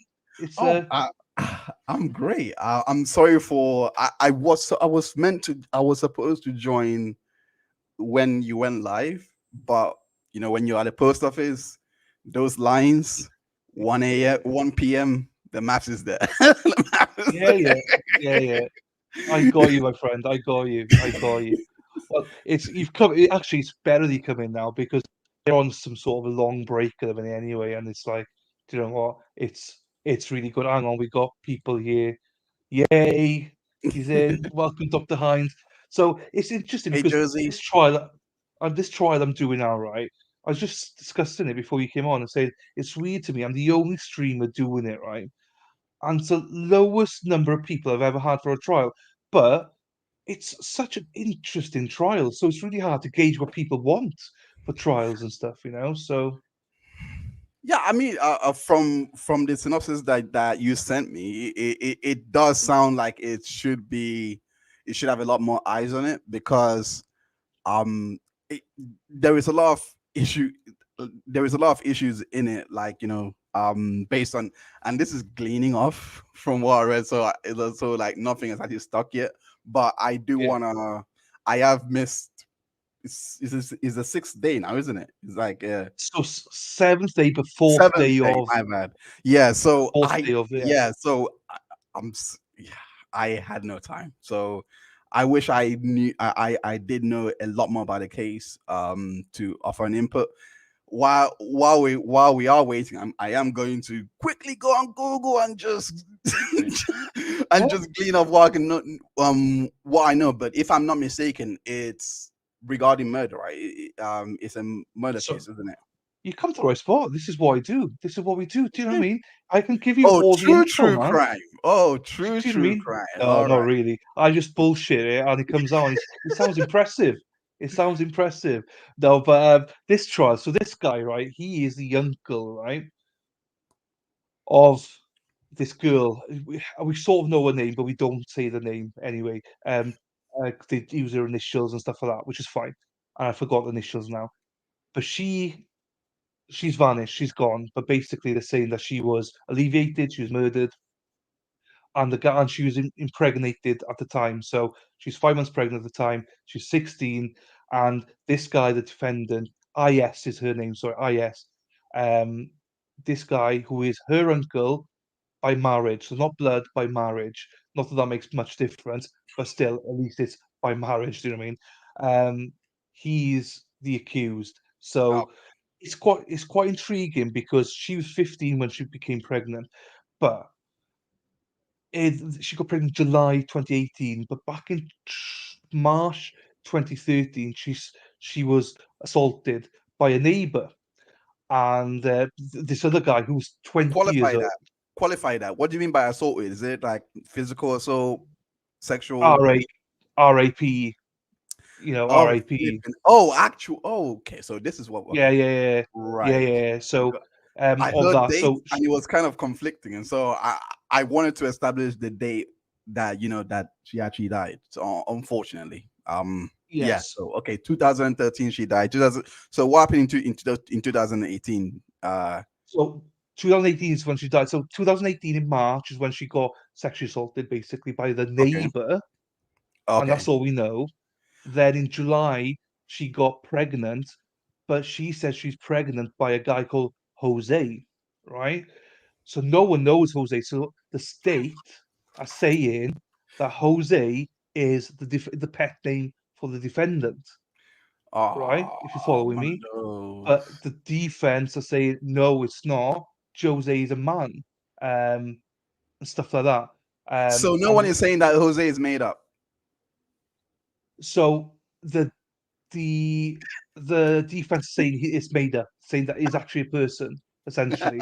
And we got Okay, Thierry saying she had an affair with a neighbor, but he was convicted of sexual battery as well, the okay, neighbor. So it's so confusing. So we've gone yeah. through the videos and everything, but today's the day.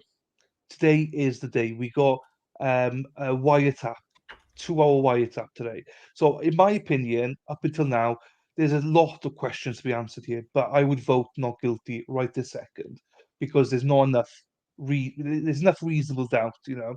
Yeah. But this wiretap is going to be very, very interesting, I think, to see what's on it, see, you know, what's said and everything like that. So, you've not really missed anything. The juicy part is today. To be quite honest with you, it genuinely is. I don't know Okay. when it's going to happen, but it is. It is The today. stars have So aligned. The stars have yeah, aligned then. stars are the star is here, guys. On the stars No, aligned. You no, know. that's not So what I meant. Oh, come on, you got no, no, you got to have a bit of you you banter. and Nicholas do this all the time where you just like You got to have pants, man. You got to have pants. But yeah, no, it's interesting for me. I'd heard of you, right? And this Mad World. So she shared to me your stuff. I was like, Di, Dr. Hind. And what it was, I was supposed to be on Nick's channel one evening, and I couldn't because I was streaming. And so Nick kindly invited me. He was like, I'm sorry, I can't. I went on the stream anyway to say, hey, best of luck to you all. And I heard this guy, English guy. I was like, the fuck? The only one that's fucking from the UK? And he's like, Dr. Hines. I was like, ah. So oh that's yeah, all. I was like, right, I've got to keep an eye on this guy. no, it's everyone that I've spoken to, they all think I'm American for some reason, and I'm like, no, no, I'm from the home of Andrew Tate. Um, Yes, I'm yes. literally from like he's like one postcode away from me, so which is Jesus. yeah, like so I don't like to admit that, but it's the only way people outside the airport.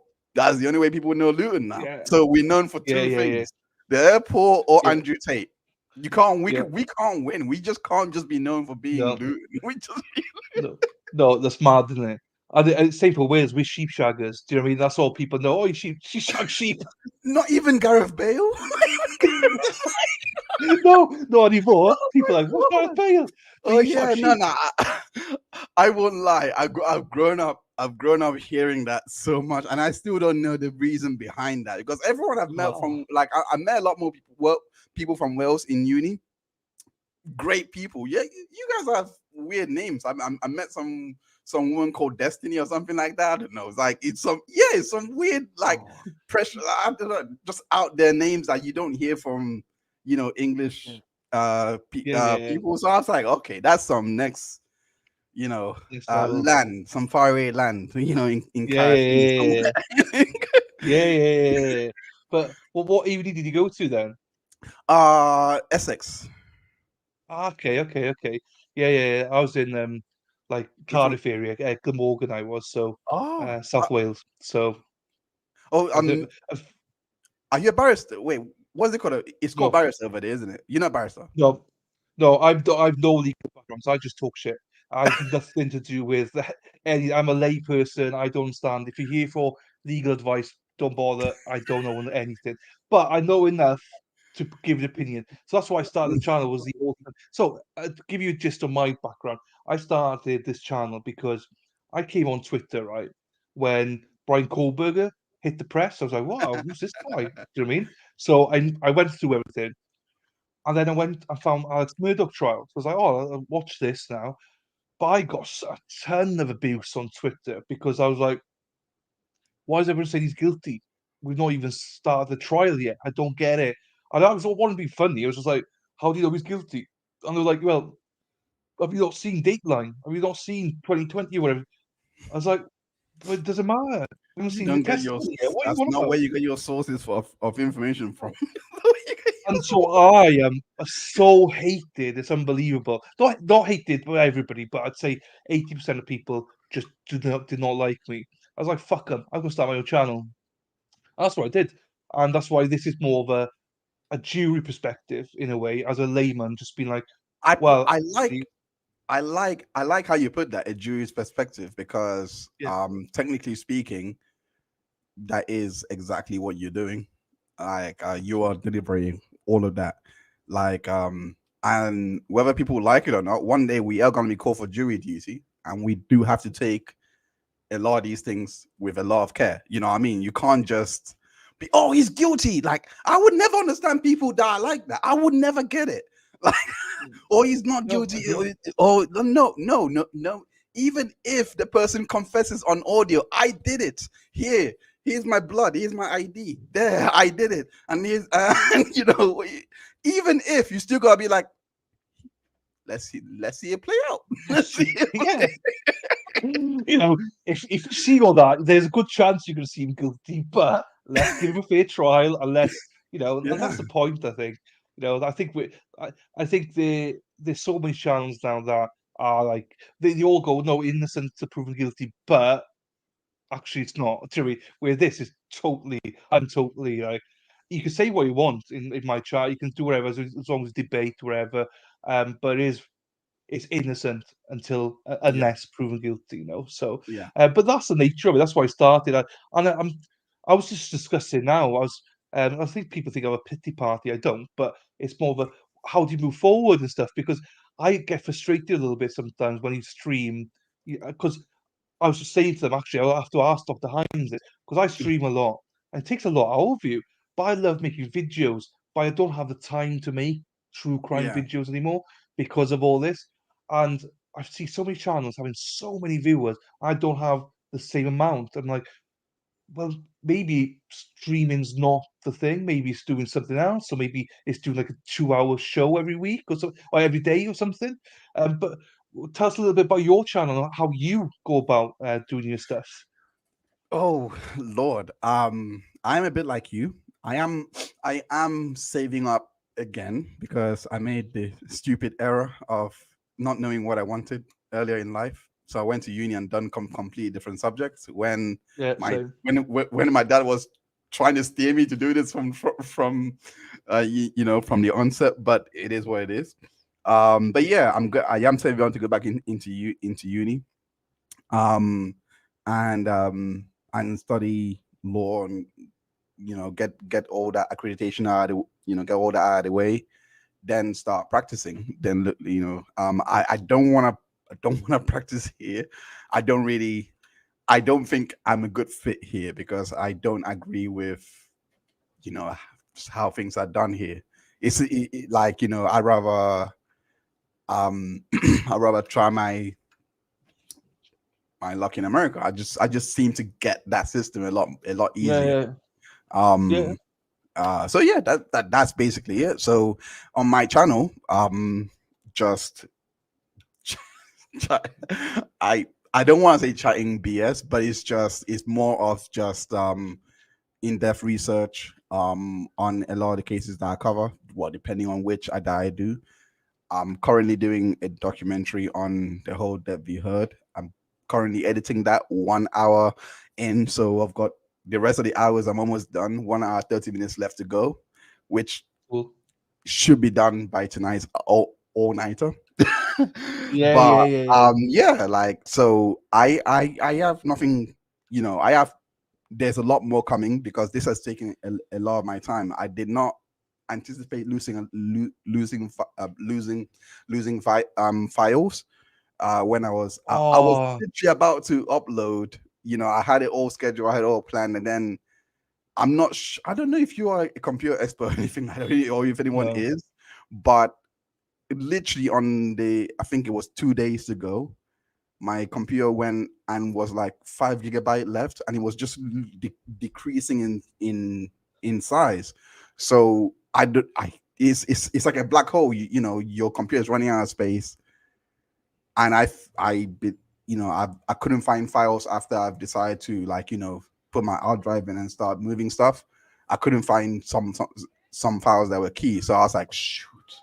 Now I have to, Yeah. try acquiesce, change the scripts, work around, and ever since then I've been playing catch up. But catch up. But but enough about that. It's one of those ones where this week it should be out. I am very confident Yeah. about that. And Good. after that, bang, bang, bang, content, because I have so much to talk about. I don't think you understand. Good. Every day I'm waking up to Debt Be Heard, and I'm thinking, no, you gotta get done. You gotta get it done. I'm like, but in my head at the same time, I'm like, this is done. It Yeah, is yeah, done. Just don't release it. Part one was good enough. Don't do it.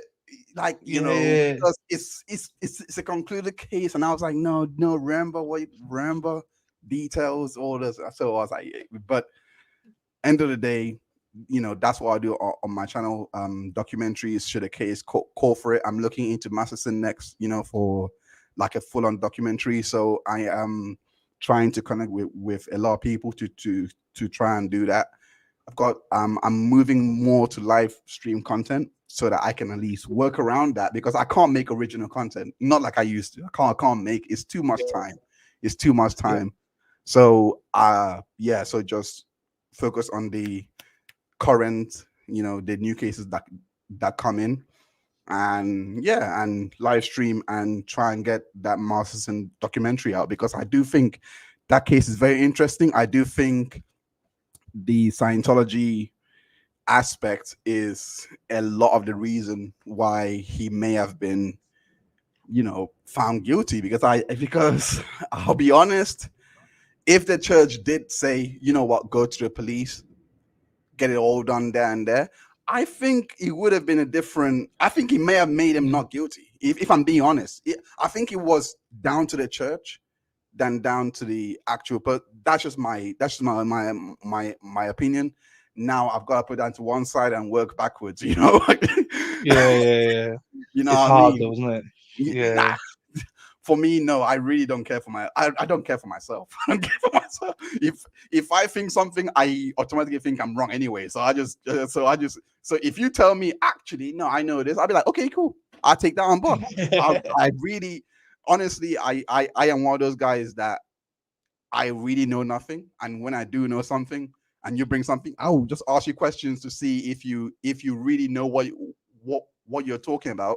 And then, like, okay, cool, I Yeah. was right then, because clearly you are contradicting yourself. So I was right. Yeah, That's yeah, the yeah. only time I'll stick to me knowing something more than the other person. That's the only time.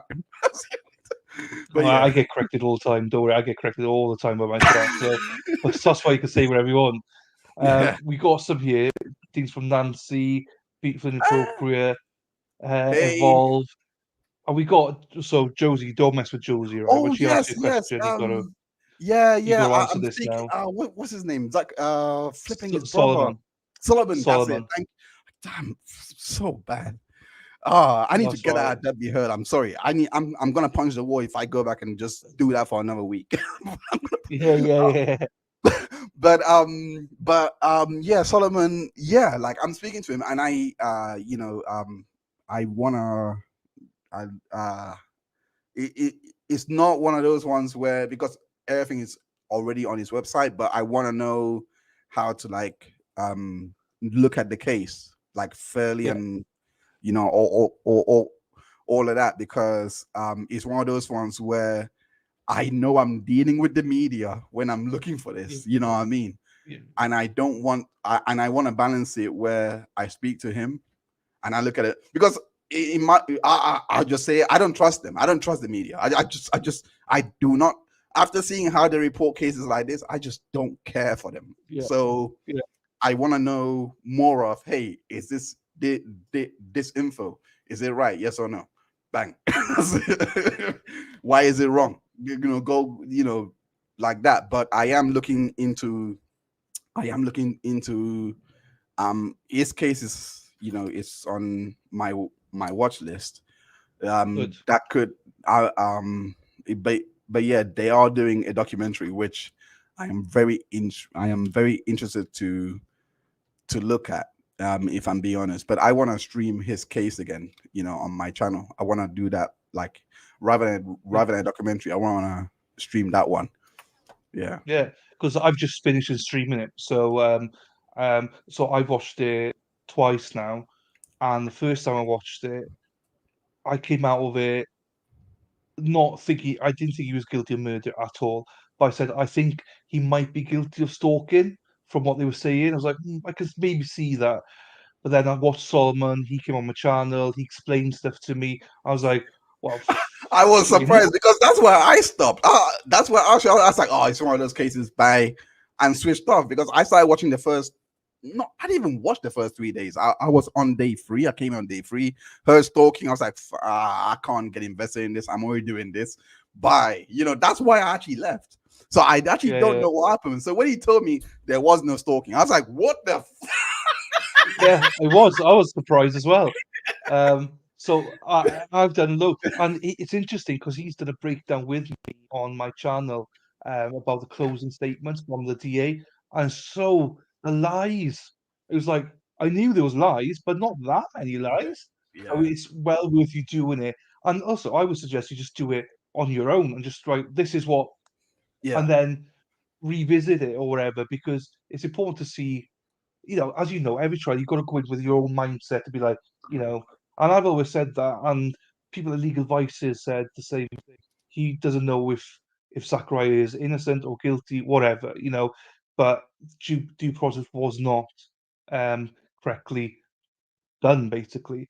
So this is why you should be going in a fresh mind. What do you think? What do you get out of it? Because that's part of the documentary. This is what I initially thought. However, after talking to Solomon, after talking, this is what I came out with. So it's interesting to have different perspectives on it. Do you know what I mean? Yeah, absolutely. You definitely need that, because that's what makes documentary beautiful. You discuss how you were feeling at that point, and then you obviously the changes or anything like that. But yeah, like, so I again, I can't wait to see what he has to put out, because if I am hearing this many, I haven't looked at a case again. I would say, like, and I haven't looked at it or sat down to watch it. But if it's another case of false, is it incarceration? Is it incarceration is called? That's right. Yeah, Yeah. I don't know. I've heard that used synonymously with, gangs and drugs, etc. So Yeah. I'm like, okay, I don't know if incarceration actually means like only for narcotics and stuff. You know what I mean? I No. don't know. Yeah. So I'm very careful of saying it. But yeah, it could be another false imprisonment, which you don't stand a chance, because this system, for some reason, people in this stupid thing that we call life believes if you are guilty, you are actually guilty. But Yeah. if you're Yeah. not guilty, it doesn't mean you're innocent. I don't know Yeah. how Yeah. on earth you can actually have such opposing views at the same time and just Yeah. and literally believe that sanity. That is insane to me. Like, they're polar opposites. You shouldn't have these views, but you Yeah. do. I, Yeah. It, it's the same. I saw a guy got arrested for something, and he was released a couple of days afterwards, and straight away they're like, "Well, I still think he's guilty." He's like, "But he's been released." Well, they didn't arrest him for nothing, did they? It's like, Oh, "But he's been released." Do you know what I mean? like, So honestly, like I think I said earlier today, like on my Twitter, I was like, hey guys, honestly, if you get accused for murder, just commit suicide. Your life is over. You cannot prove yeah, anything. Like I'm like, I say to these people, I'm like, why do you think they go to court? Like, what do you think that process is for? It's like, oh, because they're legally allowed, because they need due process. They can't. I'm like, that's fine. That's actually a good premise. So when they're found not guilty, what does that prove? They're like, oh, it's just by the law. They're not guilty. I'm like, oh my god, how can you have that premise to begin with, and then you just fall off? I love it. Like I I get love it. frustrated. Like people on, I think it's just Twitter psyops. I think people on Twitter. I think it's just people on Twitter. No one in real life can actually hold these views. I don't think it's possible. I don't think it's They, possible. I agree. No, but they do. Unfortunately, they do. But it's like silent. Oh, I don't know, whatever they call it. But in case of talking about weirdo and everything, we got Erin Hack here. Hey, Dr. Hines. She's the one calling Dr. Ketchup. So Hey, Aaron. so just in case. But if you cover the Zachariah case, though, just so you know, you're gonna have your chat full of women. Let's put it like that. Because the Zachariah Anderson trial, they have got a great support group, and these women, they just come from everywhere, and they tell you everything you need to know about this trial, and they're led by people like Josie. Josie is one of my mods, and she's there, and she'll tell you straight everything you need to know about every case. So She said here that she needs some tips. I don't know. What do you need some for tips on, documentary, Josie? for the documentary that was, as in, because they're doing a documentary, they're like, with Solomon, any tips of how to go about it and stuff like that. But you're already chatting to Solomon anyway. I'm sure that he'll get involved, and ask for tips as well. Oh, yeah. I mean, I've only done one documentary. And that's just based on my own beliefs. I just have my own ethical beliefs, and I just believe that if you're going to present, something that is documenting real history, you gotta follow the parameters of historians, and scientists and archaeologists. That's what I think anyway. Like, you gotta use their framework so that you can present the information that's irrefutable. You know what I mean? Like, I think if you are in that kind of position, like, the purpose of a documentary is meant to, in my opinion, not change minds, but at the same time not hide anything. Basically, just does that make sense? that makes absolute Yeah, sense. Yeah. And I yeah. think it works both ways. So even with this documentary about the Zach side, you should be highlighting everything. The things that, like, people question about certain things about the trial. You know that, so include it. Give him reasonable I mean, explanations and stuff like oh, that. Don't hide anything. believe me, we want documentaries to be like that, but I've seen documentaries. No, I've seen some, yeah, they're not. they're not. Like, No, there is storytelling. I'm like, no, this is the one realm that storytelling is really not allowed. Yes, craft a narrative based on the information you found, but you technically still can't tell a story. You can't, yeah, because you have to base everything in facts, and you just got to.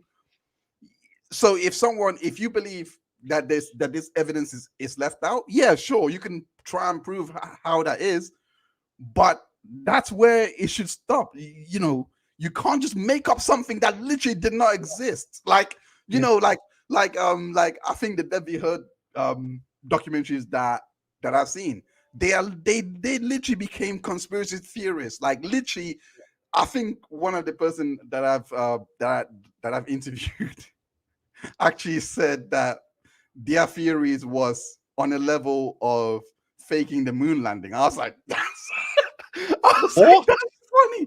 Yeah. That's how bad it is. Like, because they were saying that social media affected the verdict, and because social media, because people were doing all of that. So therefore, that's what changed everything. So like that's what got Depp the favorable jury verdict. And I was like, everyone listening to that is like, no, that's actually crazy. Like, but that was the whole crux of the documentary. That was what they were doing. And I'm like, that's not a documentary. That's Alex Jones InfoWars. That's Alex Jones InfoWars. Yes, yes, yes, yes, yes, yes. But Alex Jones is not someone you want to be. Yeah, I try not to follow that guy anyway. But I avoid, yeah. um, shout out here, follow Dr. Hines if you don't follow him. Make sure you subscribe to his channel. Give him some love. We'll today's a bit of a slow one for me on stream, but we'll promote your stuff in other streams as well Oh, to get you more followers. you don't. I It's all good. appreciate that. It's all good. I appreciate that, and I'm happy to be here for a couple. I will have to go back to editing. And I think I will come back. If you're how long are you streaming for? Like the whole trial?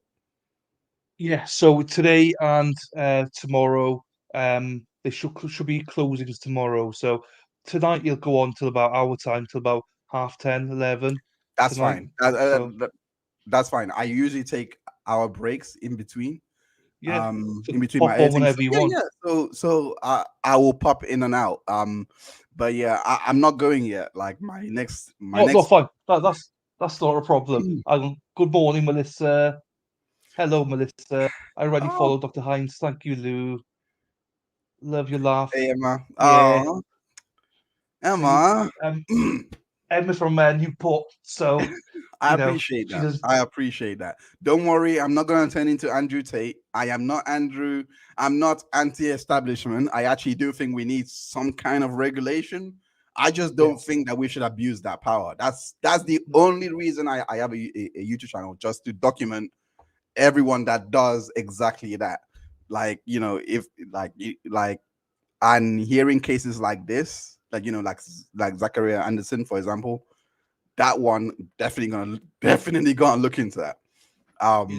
But yeah, outside of that, there is also another case about just an OnlyFans model that was Yeah, Courtney stalked. Clenny. No, Courtney yeah, Clenny. that one No, too. That one too. oh, But another there was one. another case. There was another case 6 months ago.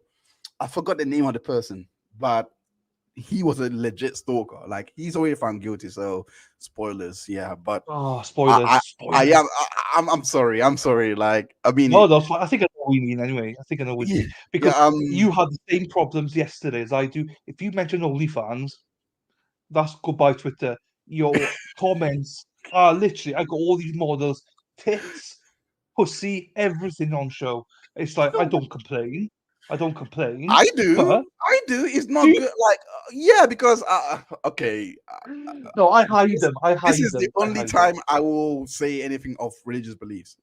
I am very strict on Yeah, that yeah, kind yeah, of, yeah. on that. So I don't look at that. I No, that's fine. That's fair. try. Let me put it like that. Yeah, yeah, yeah, Let me caveat it like yeah. that. I Yeah, avoid it. So if it comes in my face, I'm like, yeah. that's it. Yeah. But don't mention OnlyFans because genuinely you Yeah. get Oh, so much of it. I have I to couldn't hide it all the resist. time. I couldn't resist. It was the best joke. I heard Shoe on Head say it's like, I heard she was doing a. Have you heard of Shoe on Head? Oh No. damn, she's a political well, not political commentator, but she's funny anyway. Long story short, she was just making a joke saying that OnlyFans complaining about lonely men. They're like they're like crack dealers complaining that their addicts are getting help. Your opinions Yeah, belong in yeah, the yeah. trash. And I can Yeah, say that yeah. because I'm a YouTuber. I have a more degrading job than you. I fell in love after that. I was like, That's fair, no yeah. way, I'm I using saw that. that. I saw that. I saw that. I was wondering where that came from. That I saw that. That's fair. That's Oh fair. yeah, From yeah. No, he went viral. He went viral. So yeah, like, but I love She Went Head. I love you. Thank you, never Lou. no. Never heard of them. So there's a lot of people I'm hearing about now on YouTube that these guys are telling me about. I'm like, who are these people? I I'm don't a even know. YouTube nerd. I've been watching her for years. So when I see her videos doing well now, on Millions, I'm like, yeah. She's like, I found her back in uni, but she was like 200K subscribers around that time, like Oh. 2015, 2016. She really got big in 2020. I've been following her for years. So like, but jokes definitely got better. I'll tell you that. Definitely got better. That's good to know. But Oh no, yeah, that's fine. But yeah, I'm a YouTube Uh, nerd. Like, Yeah, no, they tell me about some streamers today. I was like, who are even these streamers? So whenever you want to know about streamers, you just go to chat. They know everybody. I'm like, I know I don't know. I haven't got the time to watch anybody. So, but I trust my chat. When they tell me about somebody, I trust them. So I'm like, okay, let's follow this person. I'll give them a look or something. We love seeing you two together. You speaking kind of like old friends. Yeah, we are. I mean, we're British. Do you know what I mean? So. yeah, English, Welsh, same thing. yeah. I was also introduced to Nick by Dr. Hines by Nick. Yeah, Melissa. I mean, Nick's great. Nick's great. That's Hey, how I got Melissa. some of my followers. We got Emma here. She's from Nick and stuff. So Nick's great. I love Nick. I enjoy having him on and going on. But I'll be honest with you. I enjoy. It's hard sometimes to find people that you like or you get on with or you can bounce off. Your personality definitely is fine because it's like you don't care. It's like brilliant. I That's what I'm really, like. You know what I mean, I really no. don't. Like, I So don't think you understand. Sorry, go on. well, you carry on, mate. It's No, I cool. was going to say, I just, when you've, I, I used to get bullied a lot, and that bothered me, to a point, Yeah. and to a point in my life that I wasn't frustrated to hit out of the world. It was more of, I think my brother was the main impact for this actually, because he was like, but none of it has changed your life though. Like you're making more money. Like this was like back in 2015, 2016. So this is when it was Yeah. starting to click. Like when I was like, DJing, like, it's like, why do you care about your opinions? Like, it doesn't make sense. You're going to festivals, you're DJing abroad, you're doing this. Why do you care? And then it took me a while. And then it finally one day just made sense. I don't, you know what I mean? So I've literally I don't give two No. shits. I do respect, No. I do try and give respect every time. I try not to insult someone because I would never understand why people resort to insult. I would never get it. Yeah. Like, maybe it's because of, I don't know. I would never get it. But outside of that, I've been insulted so many times that I'm just like, okay. Yeah. So you call me a pedo for saying, hey, if you don't know the truth about if you were not there for the Michael Jackson trial, maybe you shouldn't comment. It's like, oh, you're a pedo. I'm like, fine, I'm a pedo, but still, you shouldn't comment. Yeah, they don't never get it. They'll never get that. You know what I mean? Like, I'm not like, like it's just one of those, like, but when people, I've noticed that when people see you defending a cornerstone of the system, which obviously I know is not perfect. I don't think anything humans created is actually 100% perfect, but it's not Rome burning bad. Like, let's be real. It's not catastrophically bad, No. So I'm like, can we just think about this for a second? And be like, ever since then, rape apologist, abuse apologist, pedo. Yeah. Pedo was the funniest one. I just never get that. Yeah. No, I've recently been a rape lover or something I was called. I was like, okay, cool, sure. It does get you. So I bite sometimes. I can deal with it all right until there's always something. Like a couple of weeks ago, it just got to me. I was like, fuck them. Do you know what I mean? So that's where I just go for it. Do you know what I mean? And then I just let it go. Then I'll just leave it. Then do you know what I mean? But sometimes you just got to go with it. And I appreciate all I require from my guests, everybody on here, is an honest opinion. I don't care what you think about anything, as long as it's honest and you believe of it by it and you stand by it. I just don't care. Do you know what I mean? It doesn't really matter. It's you and who you are is what we want. That brings out the personality. That brings out what people want. Like they got here, they love your giggle. Do you know what I mean? It's like, but if you weren't yourself, if you're too serious, they're not going to hear that. But they love you for your giggle. Do you know what I mean? Another one loves it. They all love you for it. Oh my People are God. vile, and there is no need for it. Yes. Yes. There Live is and no let live. need. Exactly. There is no There's need. no There need. is no need. Like there is just, especially with this. I'm not sure. Did you know? I'm sure you know about it, the Russell Brand stuff. Oh This is yeah. what I want to talk to you about. I was going to Oh talk to you okay. maybe offline to see, because I do, but I don't. I do, but I don't. I've not looked at the documentary or whatever it was on, because everyone's like, I am. "Oh, this document." I was like, "Not watched it. I don't know anything about it." But I wanted to do something maybe with you on it because I have no clue about any of this stuff. I I I just want to say, do you know what I mean? I want to give an opinion, but maybe with somebody that understands it a bit more than I do, because I don't. Um, Well, it, well, in all fairness, I've watched I've watched his denial video, I've seen the documentary, and I've just come to the same exact conclusion. Russell is just denying the article, and he is saying, and people are saying, "Oh, but he didn't deny the rape." I'm like, then you haven't listened. He says, but he didn't deny the rape allegations, etc. I'm like, then you haven't listened to the video, because he clearly said, I've had consensual sex all through my life. It's always been consensual. That is denial. You just need to listen. Like, he doesn't have to say the word deny. I yeah, don't know why people look for the specific. No, you can actually pick it up just by yeah, listening to context, that's listening to fair. what they're saying.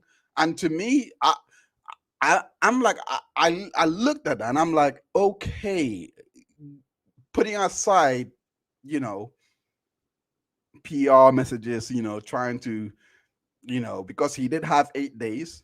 That's it's not like No Clark. I'm not sure if you know about his allegations. Okay, No I Clark. no. Okay, so No Clark had allegations of sexual misconduct against him by 20 people, and harassment by sorry, I think it was 18 girls and 2 men. The men were not harassment, abuse, psychological and sorry, emotional and verbal. And hey law, hey lady law. Lady um though, yeah, so his one, he only had, I think he said a few hours before printing notice. Like, like, so when I look at that and I look at this, I'm like, Russia was given 8 days. He was given best period of hours or days. So I'm like, which one seems more like a hit job? To me, it just seems like No Clark was a hit job, and this one he's given adequate time to actually comment on the record and see what he says, etc., and analyze what's going on. So he has, and I just, so when I looked at his apology and tried to look at it, so no apology, it's his video, and try to analyze it, it just came across as somebody who's going to go through a legal process. That's the way I took okay. it. Like, he's going to Yeah, go yeah, through a yeah. legal That's process. He has interesting. spoken to his lawyers about it. I don't think he's spoken to his PR, because that didn't sound like PR to me. That sounded like a genuine, yo, but you guys know me. Like, and it wasn't you guys as in you and I, the audience. It was speaking to the mainstream sort of thing. That's the way I saw it. I'm like, this is not talking to us. It's like, you guys know you guys know my history though. Yeah, Why yeah, now? You guys know my yeah. history. You gave, like, all of those things. So that's the way I saw it. I was like, right. So when I saw all of that before watching the documentary, and this is why I hate people that don't read. I said fully, I have not seen the documentary yet. This should tell you that everything I'm saying is with the pretext of watching the documentary. So if I Yeah, think he didn't do it, that means I have already seen his apology video. And based on that, I'm yeah, like, it seems authentic. It seems like he really did not. Like, so whatever that article is saying, I am not disregarding it, so to speak. I'm like, okay, like I said, you could have someone confessing on tape, and I'm like, Okay, but let's hear the other guy. That's how I am. That's who Yeah. I am. I will never, sides, yeah. ever in my life, I would never. But people are still messaging me now. Everyone that follows me knows I think like this. But everyone messaging me is like, "Oh, you've already made your mind." I'm like, where did I? Where? I'm talking about a documentary. Why would I make my mind up? I said I haven't seen it yet. Yeah. You see Yeah, what I yeah, mean? you gotta take Like, time. like anyone reading that would literally think, "Oh, okay, cool. He's, like he's yet to Yeah. see it." But you talk about Twitter. Talk about Yeah, Twitter, man. no one You reads. can't. No one reads. I'm like, No, they literally, don't care. just read a bit. I think I'm not sure. Like did chat. I want to ask you. So if you guys know, did Katy Perry come in defense of him? I know Kirsty Gallagher did. I do know that one.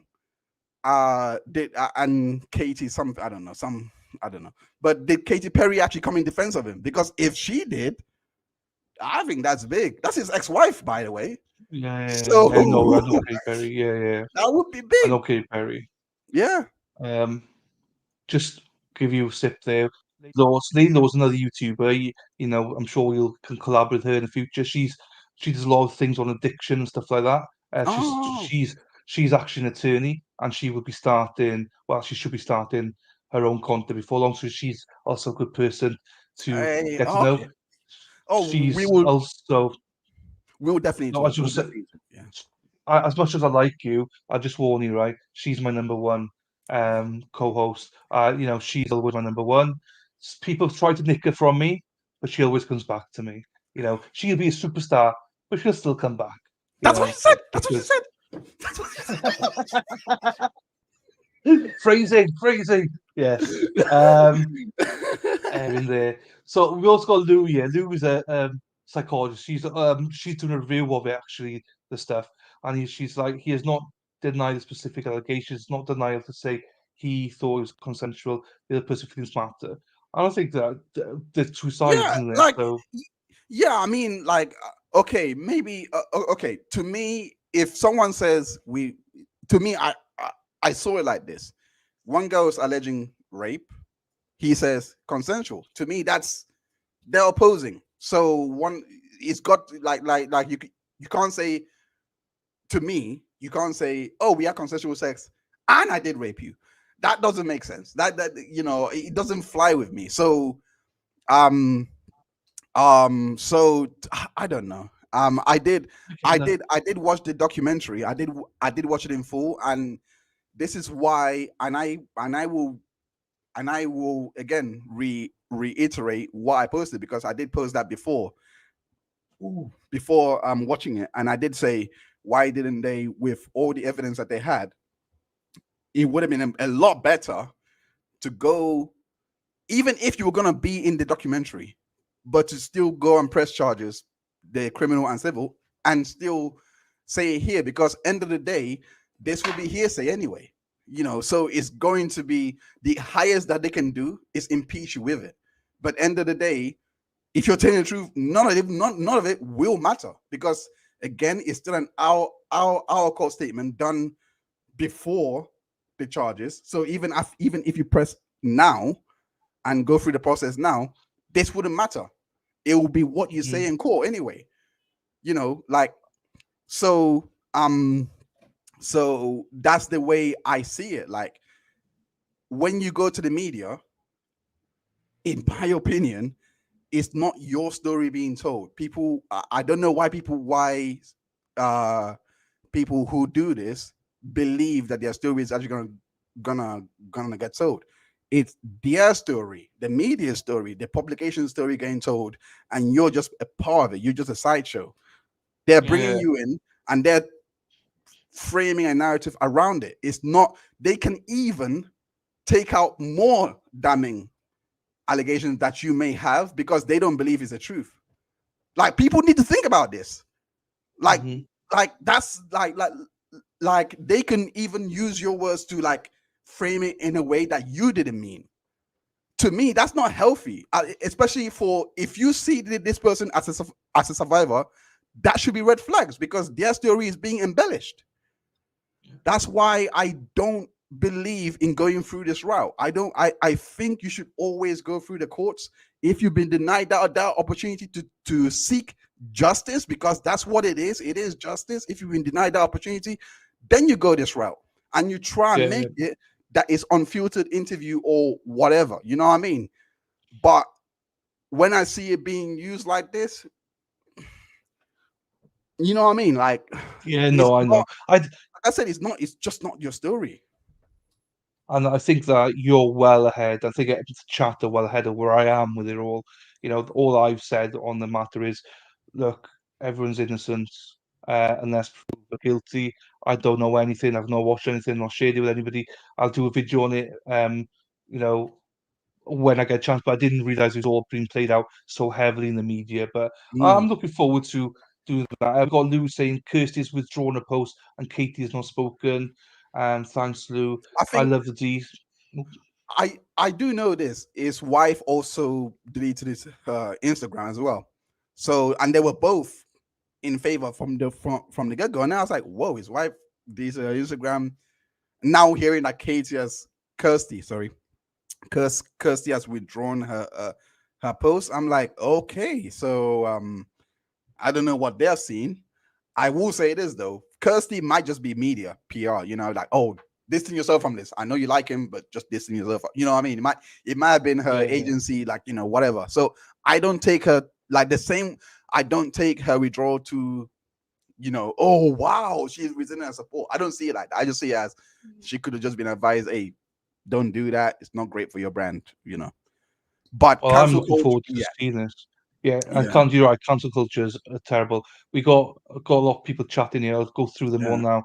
So, Lady Lord admitted she loves the D. I love the So and the D. I D. don't know. There's so much connotations to that.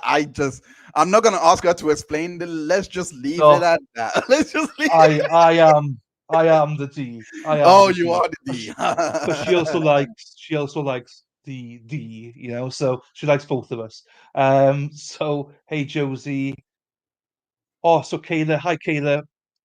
Kayla's part of the Busty Besties. She's big part of. We just spoken about it. We don't need to go into it again. But Zachariah Anderson, she's a big player in that movement as well.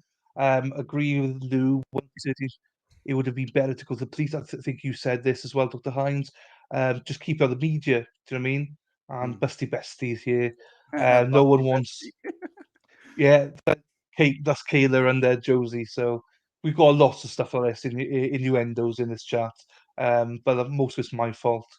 No one wants to defend anyone anymore. Lynch mob will attack them. Yes, well, I think we all experienced that. Um, Pass, which yes, 100% should not be played out in the media. Yes, agreed. Groomed as an S. Oh, Uh, do you have enough? I mean, I don't. This is a bit like for it's me. I've got because no opinions. the girl was 16. I don't know. I mean, to be quite fair, I don't agree with the law. I know people that are trying to change the law around from 16 to 18 for age of consent. That will take time because it ties into so many other things, like, you know, in terms of, I don't know, it ties into into so many other things that it would require a change, like a president to be set. I don't know. But once I see the legality side, you know, 16, you can consent at 16. So I'm like, so it will become for me the ethical side, and I just don't comment on people's relationship choices. You know, some people have No, great relationships. The person was 20, she was 16. They've gone on to build a family for 20 years. Who am I to flipping say a word? Do you know what I mean? yeah. It goes wrong. I'm not saying it's beautiful and rosy. It goes wrong sometimes. But 30 to 16 does. I'm like, I'm not gonna lie, it does not look good, bruv. It just doesn't Oh, look no, good. no, no, It no, doesn't look. I no. wouldn't do it, but what I wouldn't do and what I would do doesn't apply to the next man. So if I see it and I would call the parents and say, hey, look, your daughter is doing this. Check it out. Or if they say that they know, I'm like, okay, cool, fine, I'm out. Nothing. Yeah, see you My later. job is done. I've done. You know what I mean? Because you still have to get to 18. Because that law was set up so that they can have their parents can arrange a marriage. Goes back to old law, but it was to arrange marriage before, you know, to like a 19 older man. But now I don't know. I don't know. I hate commenting on things. I hate this part because No, yeah, let's yeah, move on from that because I don't think we need to. I think we could do that separately. I think yeah, we've yeah, gone yeah. direction I was not expected to go Oh on, you know. no, no. But no, it's Yeah, fine. Not you. It's fine. Once, but this is what I love. Once, like you're on here for a trial, but also then we've got chat going on about something, and then we just delve into it, and that's what it should be. I love it. You know, I love the chat. They're asking questions about it and stuff like that. yeah, yeah. We've all got different opinions on it. You know, if 16 is incapable of being mature, then the age needs to be raised. My fault. Sorry, Emma. It's all your fault. She's from Newport, you see, so everything's her fault. Golden looking chain. That's all I say to that. Come on, the police. Woo, woo, woo. I love that song so much. I don't think you understand. Oi. No, I know. I love it as well. I love it as well. I love it as well. I think we all love it. It used to be girls were taught the difference by their parents. Nowadays, even most single parents who can't rely on the behaviour a role model for their kids. Yeah, I mean, sure. I again, I'm not going to comment. I've got no experience on raising kids, so I can't really Same. say too much on that. Absolutely. But I wanted to track back for a second before we go into this trial. As oh, here you go, lol. Call the police. Whoop whoop. Um, Luton. So you mentioned Luton, right? Yeah. So I've only ever been to Luton once, and that was to play a poker tournament. I with Sky Sports. I loved it. I loved Luton. I stayed in a hotel there in the middle of Luton. There's casinos down a little bit, and I had to walk up a little bit to the left. Then was the hotel, lovely hotel. Wasn't like plush or anything. But when everyone disses Luton, and I do diss Luton just in jest because some of my friends love Luton, but I love Luton. The only thing I didn't like about it was the traffic, man. I was like, Jesus, coming from But country roads. I I So I I don't like Luton at all. You're speaking to the wrong guy. I've been trying to move out of here, go to I've always want to go south, like Southampton area. I think I've nice, always want to nice. go there, but I'm not yeah. No, It's one no, it's very expensive. It's stupidly expensive to live in Bournemouth, Southampton, like Plymouth, all that area. But I I don't like Luton. I've seen too many crackheads here. Like yeah, people yeah, without yeah, teeth, people with two teeth walking around yeah, yeah, yeah. and then I just and I think it's one it's I just think it's one of those towns that has so much potential and they are trying, but it lets itself down too many times. Just too many Yeah. times. And Like yeah, and I've never experienced that. I've only been there once, so I can only offer judgment. But I absolutely loved it when I was there. People were so that's good. friendly. That's good. You're But probably but the that only was a yeah, that was a one-off, and I'm saying I'd live yeah. there. I don't think I'd ever live in Luton, or anything like that. My best friend lives in London, lived there since he was 18, went to university there, Middlesex, and he's lived there. Well, in London, he's now got a family. He lives more out towards Watford now and stuff like that. So I visit him there. That's lovely where he lives in Watford. When he lived in London, I hate London. I can't stand London. I'll go to London for like between 2 and 4 days, and then I'm out. Peace out, London. Get me that train back to West Wales. I'm done. I can't do more than that. Some of my best friends live there. It's not my cup of tea at all. London, just too busy for me. Um, but anyway, I know there's another comment in a little bit here about sports. The only time I badmouth, I think there's a reputation about Welsh and English hate each other and stuff. The only time I hate the English is when sports is on. But that's true about anything. If we're playing England, I hate England. But if we're playing anybody, I hate them. Do you know what I mean? So personally, I got no issues, except for when it comes to rugby football. Um, so I think there's a lot. I think there's a lot of misconception as well about that people hate. Yes, of course, there are people that hate the English. I'm sure there's people that hate the Welsh. Do you know what I mean? But they're not as big as what people think it is Nah. outside of sport. I would say, so. I want to quash that as well. Um, People telling you to move to Midlands, Dorset, single mum with my Dorset. preteen. Where is Dorset? I've never It's actually not far from you. it's not. Oh, It's, oh no, I don't know. I'm not gonna guess. it's just I I'm not think gonna it's be there. just like no, down London Is and that then like just Dorset's Northampton area on that? Is that no, I think Dorset's down not far from you. Bournemouth is in Bournemouth? Dorset. Bournemouth. Oh yeah. Oh, okay. Okay. Yeah, That's fair enough. down south there somewhere. I am To be going fair, I thought it's Brighton. I am going Brighton soon. so in the middle of them. So Brighton, Bournemouth. So I think it's in the middle somewhere. Oh, That's my okay. guess. That's my Okay. guess. Closer towards Bournemouth. I went to Bournemouth once. Did not like it. Hated it. Um, Whoa. but Is only reason I hated it was because it was a stag do, right? uh And they don't let it was eight. Oh no, there's about 12 of us. They wouldn't let you in anyway. So in the end, we got to know some of the pubs, and they were great. They let us in because we didn't cause any trouble. And it was fine. But Jesus, it was just yeah. I didn't. My experience there was totally different. Bournemouth's lovely. Don't get me wrong, but I didn't enjoy it because we got blocked all the time. So, but the beach was nice down there. Beach is lovely in Bournemouth. I enjoyed that. Um, Sports, politics, and religion splits many households. So the only things I don't have on this channel are like politics and religion, basically because of that exact fact. I remember when I first started this, I had Trump against Biden in chat. I was like, right, that's it, no more. I can't, I can't. I lost so many yeah. viewers because of it. I Yeah. couldn't do it. No, I'm the same. I try to keep away from politics and religion. It's a total ban on my area. Total ban. I don't talk about it. My guests do, so I allow them. But after Oh they yeah, whatever after they say, I'm like, right, we're stopping here. We're gonna go back to the subject.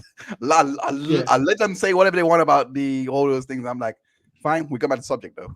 I'm not fine. yeah, That's fair. That's because fair. I don't put up this I don't put on those kind of shows, you know what I mean? So yeah, No, that's but why yeah, I don't want to. but I Also, I know hate sorry, go on. I was going to say the political ones, like the American elections are coming, so that they could be great for views, but I don't want anything to do with it. I'm like, nope, I don't want the views. Keep me out of it because I just think that if I don't know what I'm talking about, how can you control it? So I'm like, no, thank you, and I'll do it, and avoid conversations that can ruin relationships. Absolutely. Well, we got you. I'm not sure how much longer you want to stay on, or if you want to just pop back later or not. I'm the Oh no, no, trial. I was gonna say I'm gonna start editing at half 4 at half 4. So Oh, there we are. yeah. So Let me just I edit will this. I will watch the because I know I still want to watch a bit of this trial and see what's Yeah, up. So I don't want to leave just yet. I don't want to leave. no, that's fine. Let me play it then. They are back. This judge is the best judge in the world. He's my favorite together. I love him. Anthony Salem. That's not a great last name. That's not a For back great to the record, 7518, State v. Johnathan Quiles. I do have counsel of state defense, Mr. Quiles present. My understanding is we're ready to get back and going Okay. for today. Before we take our lunch break, we'll see how the witnesses shake out, but I'm not going to let you guys go past that before we take a What break. do you say? I'm just the Sorry. best of all of us. I think the bailiff informed you guys of this, but so I'll use that as our mid-morning break, but I will take an earlier lunch break to accommodate you guys. We typically been going about an hour and a half hour 45 at most. I can't imagine going past that for today. Before we take our lunch break, we'll see how the witnesses shake out, but I'm not going to let you guys go past that before we take a break, and the parties are aware of that as well. So with that said, we'll continue with the state's directive, Mr. Nestor, and with that said, Ms. French, you may inquire you're ready. Thank you, Your Honor. Sorry for the delay, Mr. Nestor. Did you create a map as I hate well this. of the Google location data for December the 20th, 2018? I did. And were you tasked and asked to do the entire The blank screen's them before anyone starts. It is them. It's just the part of the video. It's a bit of a day nightmare. of December 20th, 2018? I was. Now, from going from 11:40 a.m. on December 19th, do you recall the approximate time that the first Google location data appeared on this December 20th map? Around 4 p.m. And I have it paused here right where we're getting started. When you say around the 4 p.m. Oh, I'm so sorry. She's going to fix that for you guys. But thank you for notifying me. You did exactly what you're supposed to do. You guys can see it now? All right. If you don't have it, raise your hand. Okay, no hands raised. They have it. Ms. French, go ahead. And thank you, everyone. And so looking at your screen, Mr. Nestor, you said approximately the 4 p.m. Would that be the Thank you. 160428, sir? Yes, ma'am. And that's just a military time? Correct. Now, in regards to this particular map, again, are we looking at Google location data off of Bush? Is it road or front? What's the full? Bush Drive. Bush Drive. Thank you, sir. And is that where then the next Google data had picked up? Correct.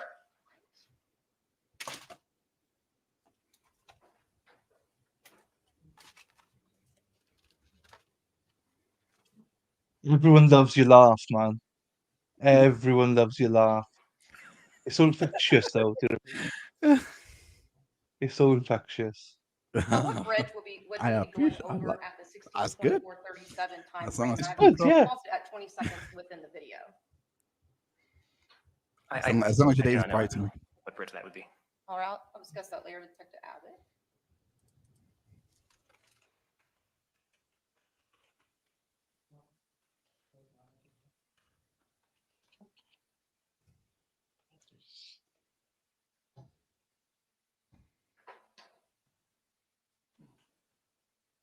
The only thing with these testimonies is this is about phone pings and stuff now, where they were GPS and stuff. So it can be a bit I'll pause it boring, here but at 52 seconds, Mr. Nestor. infectious, yes. Is It is. this next data then based upon the fact that this person is located at that 10268 Beach Boulevard location? Yes, ma'am. And does this data ping at this location for a period of time indicating that the phone was located there? Yes, ma'am. Now, the data that we have just been observing here on this 1220 map, what subcategory did this data come from? I believe it was a mix between the Wi-Fi and GPS. Currently, we're looking, I believe, still at the GPS. Thank you, Mr. Nestor. Kayla, do you not like my laugh then? What's wrong with my laugh? I don't get it. I'm not your mother.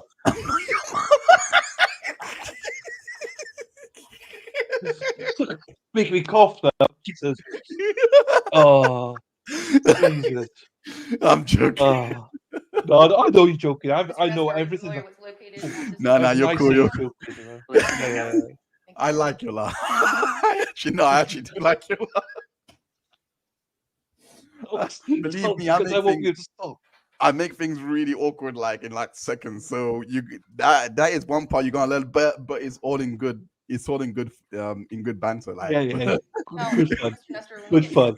this larger, Ice TV. lighter color red, what does it indicate, sir? And I paused it at 1 minute and 54 seconds. Just indicates that the record at that time, Google had a larger display radius than the other display radiuses they had. So as that circle enlarges, does that mean then that the radius of the location is wider? Correct. Wider beyond that 3 to 5 millimeters? Correct.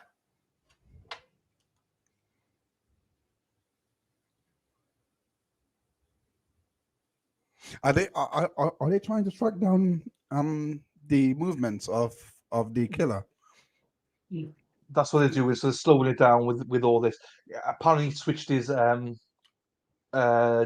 off as well. So and his phone was Oh, on. that's So not great. they- That's not great. yeah, or something like that. I don't remember fully. No. What, you don't like me, Kayla? Jesus, you mother. No, she loves me. It's all good. I think you have the address now Yes. indicated at 528 PS was off. River Thanks, Drive. Gary. Is that accurate around the 17? I paused at 2 minutes and 13 seconds, 17:43:51. That's correct.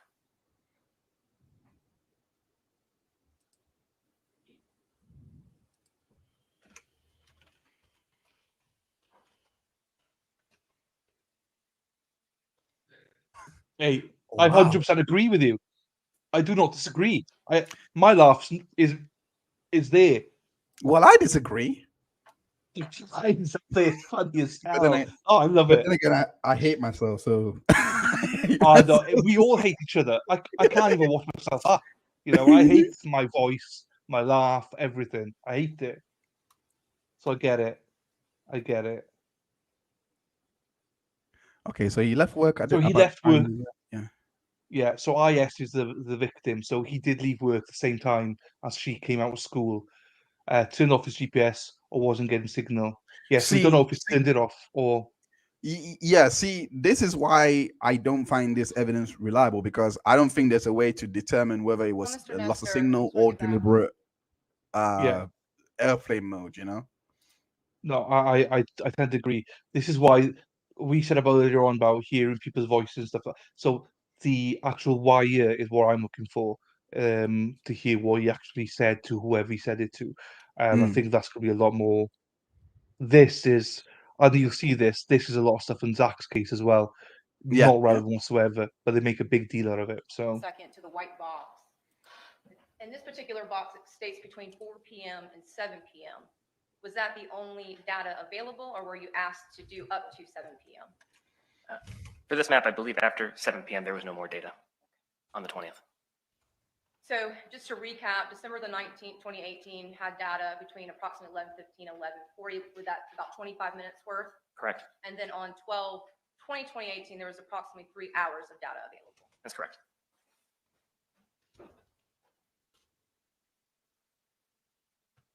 Now, Mr. Nestor, were you also then provided the Google records associated with an Ayanna Sawyer? I was. And I know that you had mentioned earlier that it's not related to a number. you know what? I do it all the time. I say Rosie, and I mean Josie. I do it all the time. And I The know I've only done it. And I'm like, Oh, no. Oh, I'm fine now. I'll just think of Josie and the Pussycat. That's all I need to know. I would know that now. that's fine. I still do it. I know a Rosie and I know a Josie. It's like, I mix them up all the time. And they're both quite feisty as well. So when I mix them up, oh, jeez. Number, it's related to an email. And did you look at both emails associated with IS, Sawyer Ayanna and foreign Yana? I did. And for record purposes, on the second, Yana is with 2 N's, ma'am, for record purposes.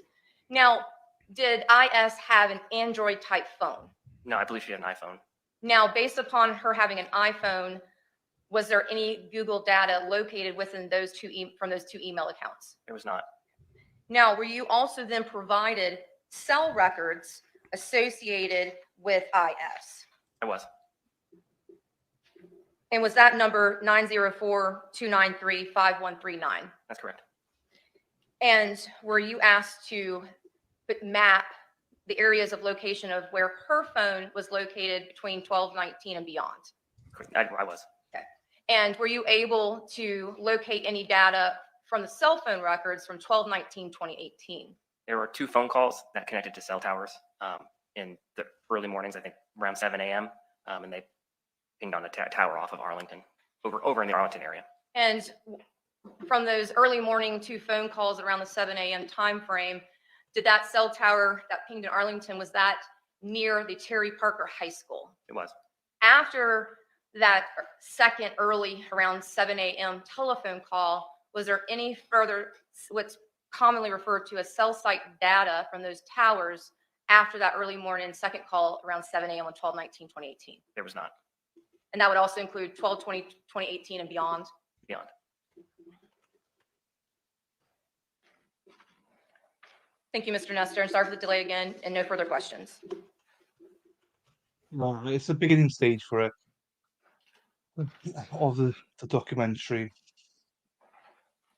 I think there's a good amount of people involved. Oh, geez, right. We can't listen to this guy. They don't give him a bloody microphone. Morning, sir. Good morning. You All right. might be right there. So you were asked to go through these phone records associated with Mr. Quiles, correct? Correct. And to be clear, you said Google tracks your phone, whether it's by habits, location, buying habits, and that's all done through either assisted GPS, Wi-Fi, or cell towers. Do I have that correct? Correct. The way they're using the Wi-Fi and the cell towers, however, is they're using a patented algorithm. They had to estimate the location using Wi-Fi endpoints and cell towers. Okay. Now, and to be clear, they try to get it as accurate as possible They do. within, you said 3 to 5 meters, give or take. The GPS ones are. The Wi-Fi ones are going to be a larger range, and the cell tower ones are going to be much broader. Okay. And going back to what the state was showing you, you could almost do a pinpoint on some that are GPS, and the other shows that big red wide circle. That's correct. That's the difference between the two, whether it's Wi-Fi or cell tower versus an actual GPS locator. Would that be accurate? That's accurate. Sometimes we've had GPS ones that are much larger. Google will like to tell you that things are 70% accurate. That's what they strive for. Okay. Now, you stated on direct that you can't track the phone when it's off, though, correct? That's correct. Okay. Now, would it be fair to say there's varying reasons as to why it would be off? Battery dies, someone turns it off, or as you stated, somebody clears the memory. Would be another reason why there's no location on the phone. Would that be accurate? In the Google account, that's correct, yes. Okay. Jonathan, You already stated iPhones work very differently, though, correct? Only because iPhones aren't Android products. So in order for an iPhone to get Google records, you would need to use something like, say, like Google Maps on your phone and have a Google account associated with that. So the reason we don't really get Google records with iPhones is because there's no native Google applications on the phone. You have to add them, have a Google account, whereas Android is owned by Google. All the apps that are on that phone are Google products. Okay. And when you were showing that first map of December 19th of 2018, between 11:15 a.m. or thereabouts up through about 12:30-ish p.m., okay? You remember that? Yes, sir.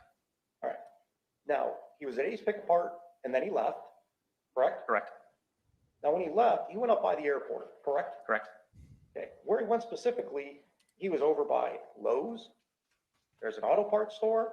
There's a range of varying shops in that area, correct? There's. Okay. Now, when you get up to that area, it didn't have a direct pinpoint as to which business he went in or anything like that. It just showed he was in the parking lot of all of those businesses up by the airport, correct? That's correct. However, in the Google records, so we don't only just get location history back. We also get if they have browser history, search history. That particular time, he did search directions to a location. I believe it was Fastenal.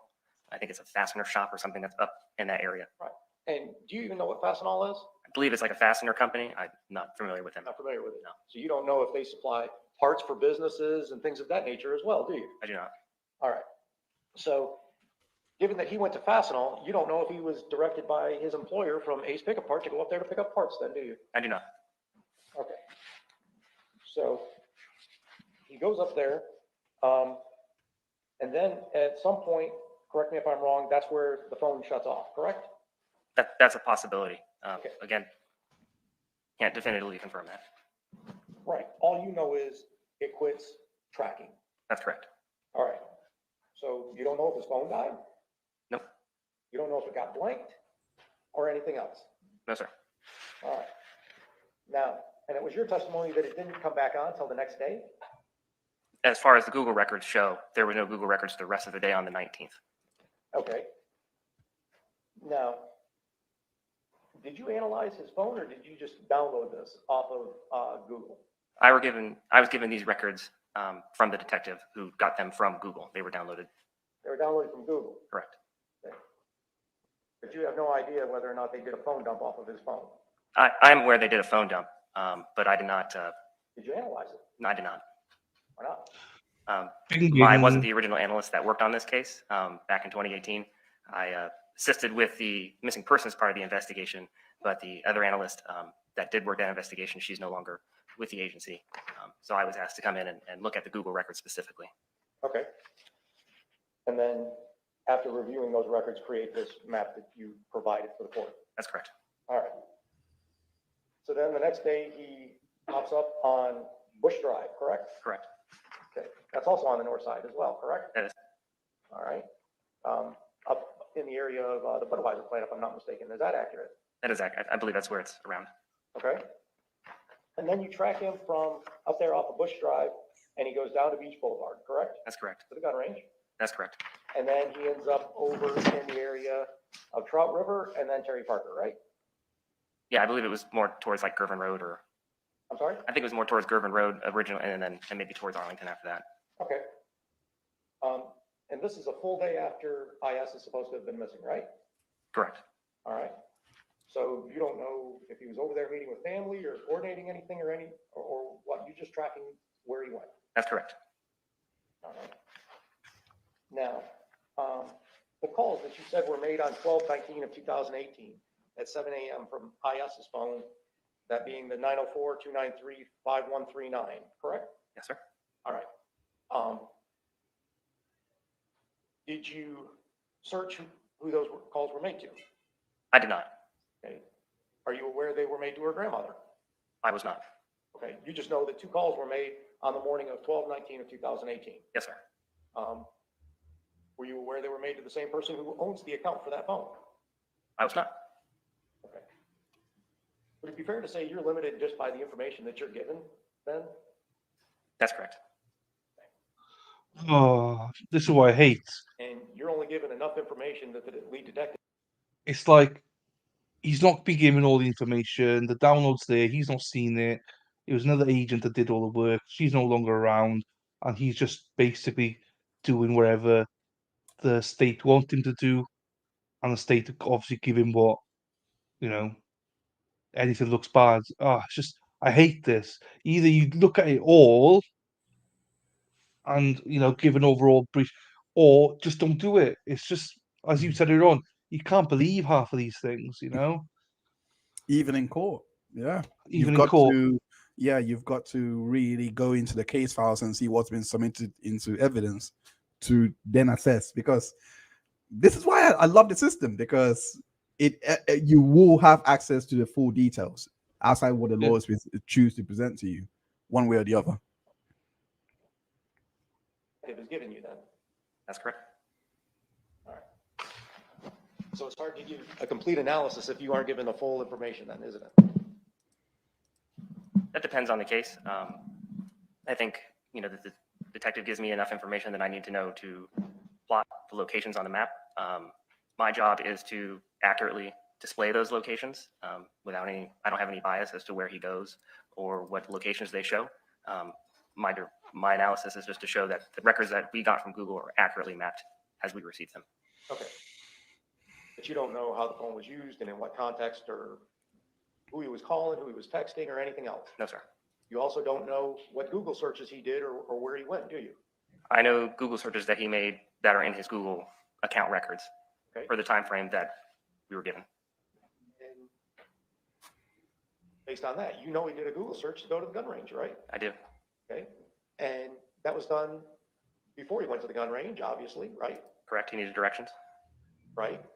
So all that was displayed in there. Hector, is that correct? That's correct. All right. May I have a second with counsel, Your Honor?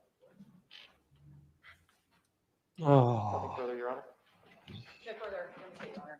Mr. Nestor, good to see you, sir. Have a good rest of your day. Good night. You can call your next witness. Yes, sir, Your Honor. The state would next call Nicholas Q2. just 2-2. It just bothers me that they do this. It's like they try to hide stuff. It's like, this is why I do this channel, just to be able to blow up and be like, be better, guys. Do you know what I mean? Fuck me. This guy could be going. This is a death penalty case, so this guy could be, there's a death penalty, and you can't even analyze the state don't even give you the full data to analyze. Brilliant. Okay, it's not that important, is it? Jesus Christ. Right, next witness. I don't know who this is. I appreciate it's 1:30 if you want to jump off, mate. It's up to you. Obviously, jump off whenever you want. But No, you're cool. You're cool. I was gonna go like literally on the top. I'm one of these guys that does everything literally by the book. Yeah. Well, I'm a loser. No, you're not. You pop in and out as you want, mate. Stay as long as you want. All right. Pop in and out as you want. You No go free reign. You got a link, so it's fine. No worries. I'll be back soon. But yeah, hope keep me updated on what's on what's going on. I promise I'll come back a bit more informed. But yeah, I'll see you soon. Thank you again. See you in a bit, mate. No worries. No, don't be stupid. See you in a bit, mate. Hold you to it. Bye, chat. They're like, come back with that laugh. We want to see that laugh again. Love you, Emma. Love you, Josie, Jonathan, T. I looking forward to seeing you guys again. And Kayla. I haven't forgotten about you. The rest of you, fuck off. And Lou. Hello to. And Lou, yeah. And right, catch you in a bit, mate. In a bit. Ta-ra, bud. With that said, state your main inquiry ready. Good morning. Good morning. Please introduce yourself and spell your last name, please. My name is Nicholas Coutu, Coutu. What is your occupation? I am a crime laboratory analyst in the biology section at the Florida Department of Law Enforcement. Is Florida Department of Law Enforcement commonly referred to as FDLE? Yes, that's correct. How long have you been employed with FDLE? Since August of 2015. And I think you said you were a crime laboratory analyst in the biology division? Yes. And what are your duties and responsibilities as being an analyst in the biology division? I will examine items of evidence that are submitted to the laboratory for the possible presence of bodily fluids, such as semen, saliva, blood, as well as hairs, and then do STR DNA testing on these items of evidence, perform statistical calculations, and testify to these results as necessary. Could you please tell us about your educational background? I have a Bachelor's of Science in Microbiology and Cell Sciences from the University of Florida.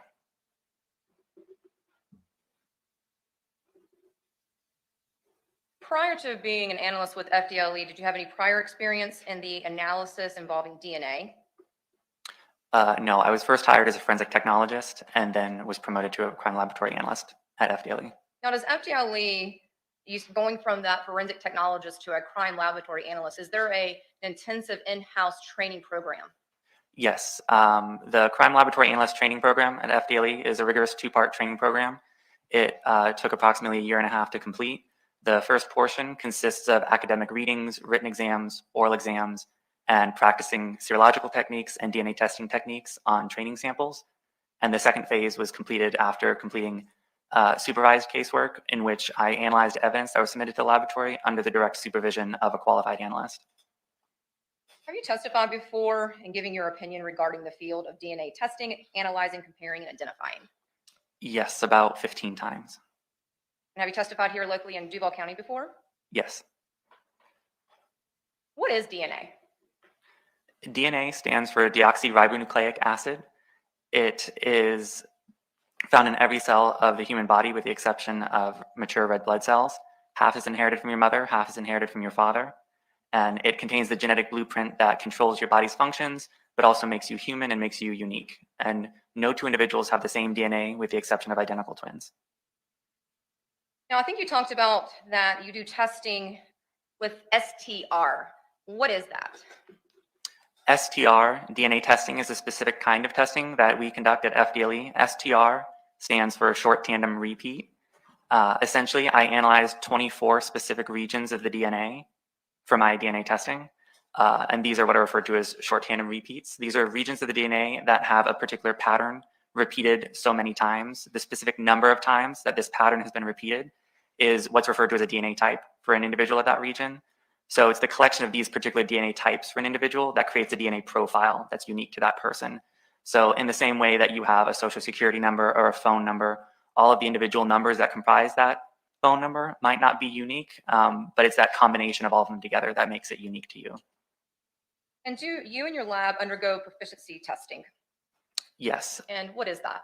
A proficiency test is a test that is purchased from an outside vendor to test and assess my knowledge and my skills in terms of doing DNA testing or serological testing. I complete this twice a year per FBI accreditation requirements. And does also FDLE, what do they do for quality assurances within the lab? For quality assurance, there's a number of measures that we'll take with items of evidence. I'll only work one item of evidence at a time. I have a variety of personal protective equipment, such as gloves that I change frequently, a face mask, hairnet, lab coat. I'll thoroughly clean my area prior to working an item and as well as after working that item before moving on to something else, only having one tube open at a time. We also have controls so that we can track the possibility of any sort of contamination that might occur, that we're getting expected results from the reactions and the testing that we're performing, and then a whole entire review process as well throughout the testing. Is FDLE accredited?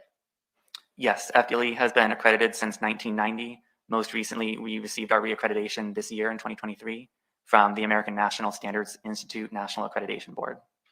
What are population frequencies? Population frequencies would refer to the frequency of those DNA types, or they're also called alleles, for particular individuals within a population. So how common or how uncommon those particular DNA types are that you've inherited from your mother or father.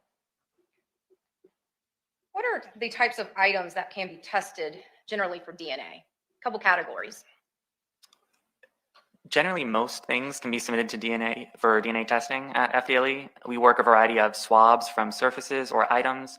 We will take in items of evidence that are submitted, and then we'll swab them ourselves or do visual examinations for any possible staining and test those.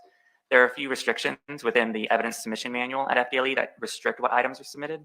These can include things like stomach contents, urine, fecal material. Anything of that nature would require supervisor approval prior to being examined within our laboratory system. Now, when you're talking about most things, could that also be in regards to proving paternity? Yes, in terms of paternity cases, we can get cheek swabs, also known as buccal swabs, from an individual, from the parents and from the child. If this is a case of a miscarriage or a possible abortion, then there are fetal remains that can be submitted, and paternity testing can be conducted in that manner as well. Now, are there a variety of results that can be obtained from DNA testing? Yes. Tell us about some of those.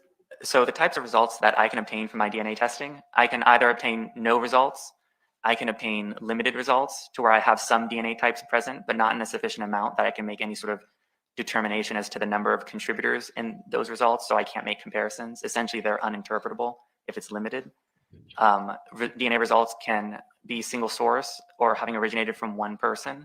I can either obtain DNA types at each of the 24 regions I've tested for that individual, which would be a complete profile. If I'm unsuccessful and don't have complete DNA types at every single region, that's what's referred to as a partial profile. If there are DNA results that are consistent with having originated from more than one contributor, that's referred to as a mixture. I can then assess and try to determine the number of contributors in that mixture. And then if there are simply too many contributors for me to be able to successfully identify how many people might be present, that also falls in the category of being uninterpretable, and that's known as a complex mixture that I'm no longer able to interpret.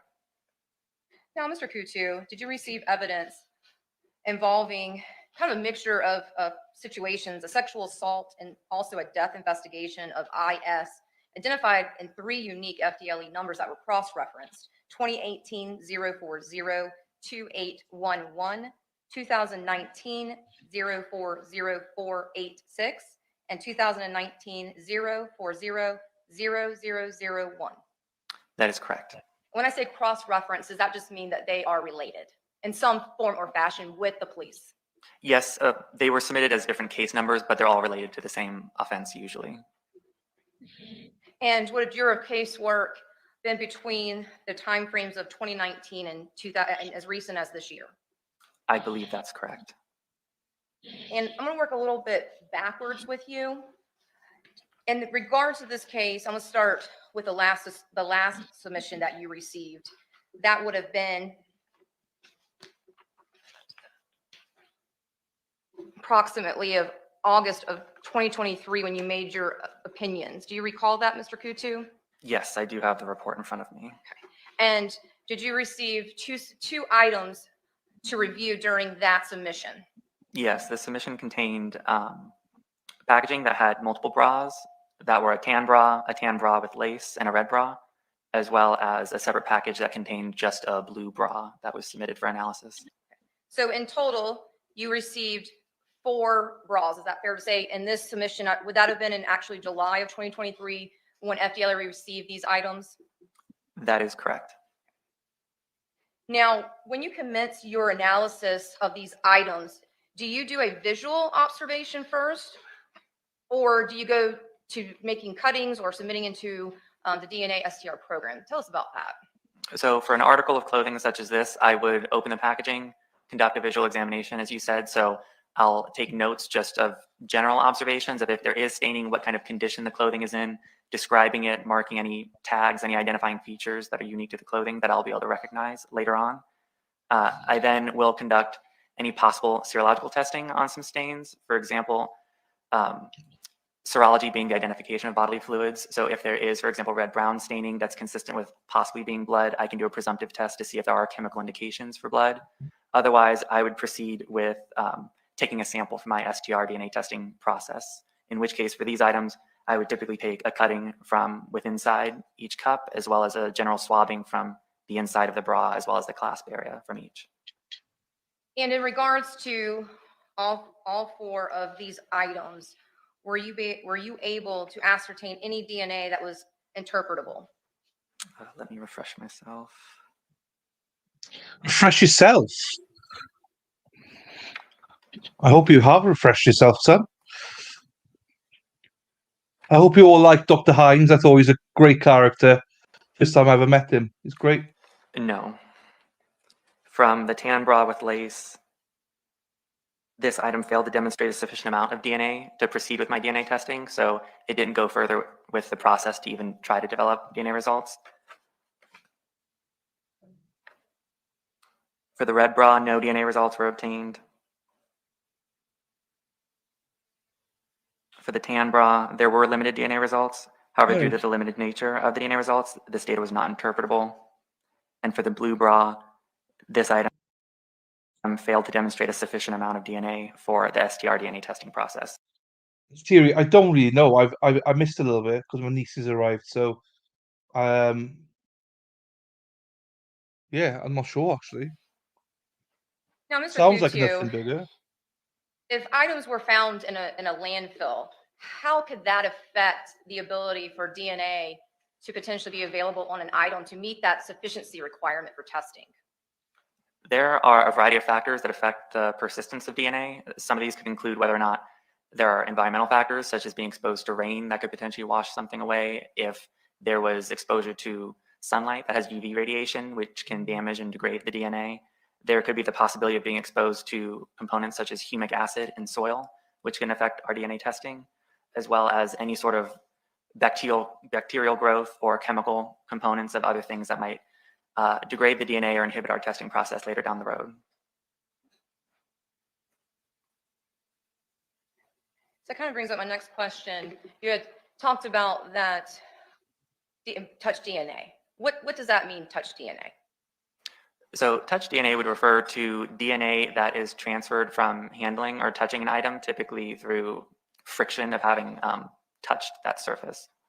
Now, for example purposes, if I'm here and I have both of my hands, one on the right, one on the left, and I'm gripping this podium as I'm talking to you, let's say I go and I sit back down in my chair, a crime scene detective then comes back, takes a swab, swabs the right side, swabs the left side. Does that mean that you would have 100% enough DNA to do DNA testing from that swab?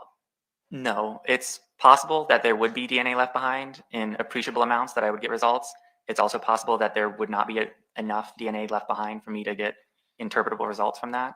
There's a number of factors that come into play. For example, how long you've been in contact with that item, how much friction was involved in the contact of either a brief touch or more vigorous handling of an item, if it's porous versus non-porous, and if you had just recently washed your hands prior to touching it. All of those things can affect how much DNA is eventually transferred and left behind. And of course, I've given that example with me just standing here under a roof inside of a building. And I think that you had then explained that something out in the elements, there's a lot more factors that goes into whether the DNA is degraded or not degraded. Is that fair to say? Correct. Now, could also that include if someone came back behind me and took some cleaning material with a paper towel and wiped down these areas, is the likelihood then of getting my DNA on this podium, has it drastically decreased?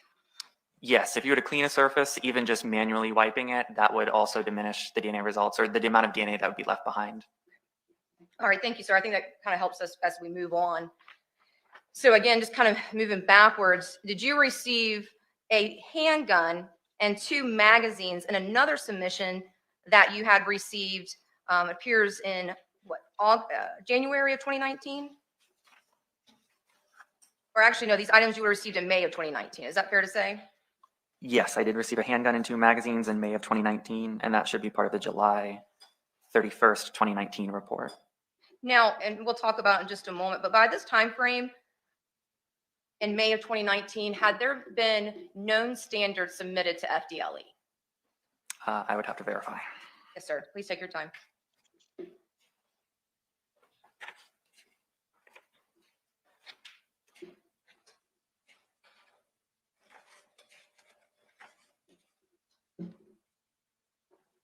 I'm sorry, that would have been from April. of 2023. Is that when you received some known standards as well?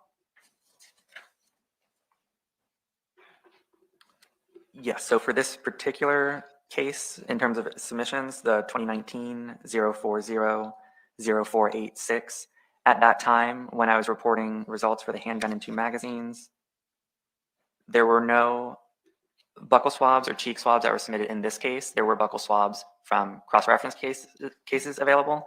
And then the first set of buckle swabs or cheek swabs that were submitted in this case were April of 2023, as you said.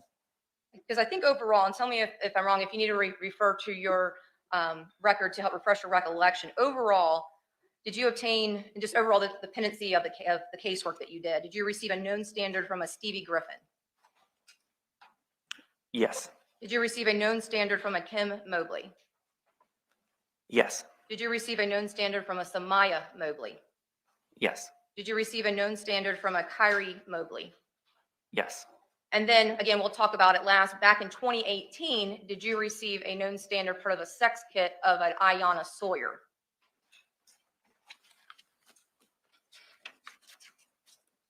Yes. And then in January of 2019, did you receive known standards of a Kamar Humphrey and a Johnathan Quiles?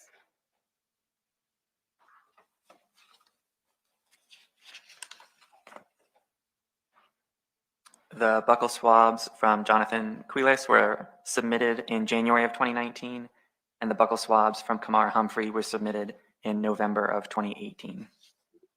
Thank you, Mr. Coutu. So, and we'll get back to that April submission in just a moment. Let's talk about the handgun from July of 2019. What were you asked to do with the handgun and the 2 magazines, sir? To assess it again for any possible staining, as well as any DNA profiles that could be generated from swabbing that item. Now, did you do a visual inspection as well on the handgun and the 2 magazines? Yes. And in regards to the handgun, did you notice anything abnormal in your visual inspection? Let me refer to my case notes.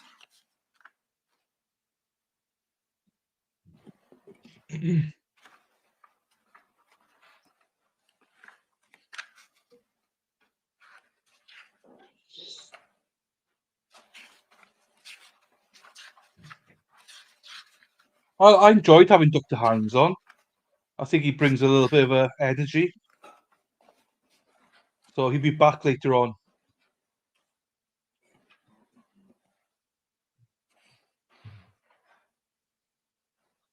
What's going on? Come on. Is there anything that we missed? In my on visual this one? examination of the firearm, there was brownish staining that was observed along the slide, the frame, and beneath the barrel of the firearm. I was then able to conduct a presumptive test to try and identify the chemical indications of blood, and these were negative, so there were no chemical indications for the possible presence of blood. This was completed by doing a chemical color change test. I took a small rubbing of each area of staining, and then through the application of 3 different chemicals, waited to see if there was a color change to a pink coloration, and if there was, that would be chemical indications. However, that was not the case here, so there were no chemical indications for the possible presence of blood, and there were no apparent stains noted on either of the magazines that were submitted in the same item. Okay, thank you for that. And then in regards to the actual DNA testing of the handgun, can you tell us about those results, please, sir? For the swabbing from the handgun, this sample failed to demonstrate a sufficient amount of DNA for the STR-DNA testing process. From the first magazine, which I had labeled magazine A, a complete profile consistent with a male individual was obtained from item 14, magazine A. I was then able to make comparisons to the buccal swabs I had at the time, which were from Ayanna Sawyer, Kamar Humphrey, and Johnathan Quiles, each of whom were excluded as a source of the DNA profile on this firearm magazine. And for the second magazine, which I labeled magazine B, a sample was taken, and this sample failed to demonstrate a sufficient amount of DNA for the STR-DNA testing process. Now, when you received those additional known standards in 2023, did you then go back and compare them to this male standard? Because I believe 2 out of the 4 were males that were submitted to you after the fact to magazine A. Yes, I did make subsequent comparisons.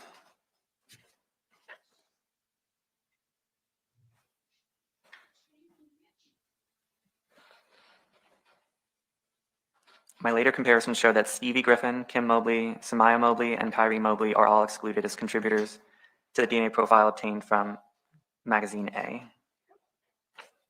Now, when you received these items, did they come with already DNA touch swabs, or did you actually do the swabs yourself?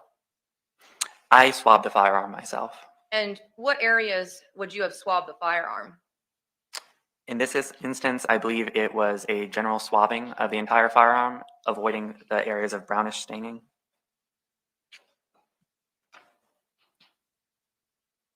Actually, no, it was a general swabbing from the entire outer surface. And in regards to the firearm and the 2 magazines, do you also make your own markings on those items so that later on you can verify that those are the items you tested? Yes, I'll do that with any item of evidence submitted to the laboratory. So the outer packaging will have my seals with initials as well as my markings, in addition to the items themselves.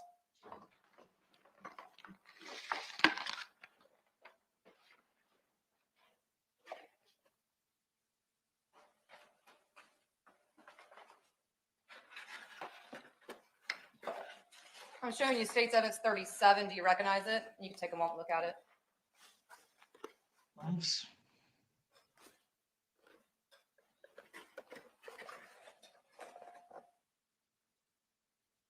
Yes, I do. Now, there's those items that we were just talking about. Yes, these are. Now, there's also another small vanilla envelope. Do you recognize it?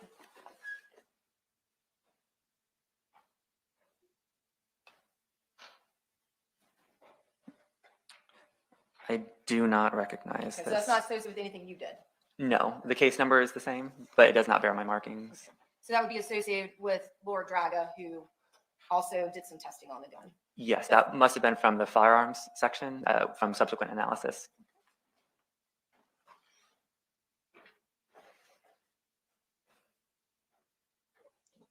Interesting. So have I missed anything? Was there any DNA? Anything? Anywhere? Everyone's gone shy.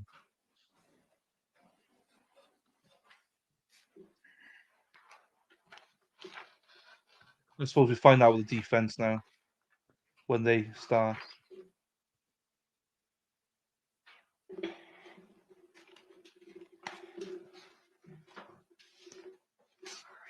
I apologize.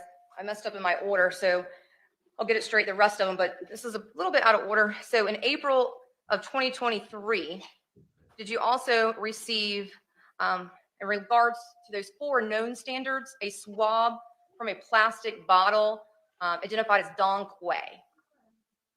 Yes.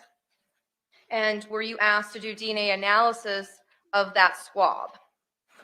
Yes, the swab had actually been previously submitted, so that's why as part of that report, it was not re-examined, but comparisons were still made to those buccal swabs that were submitted.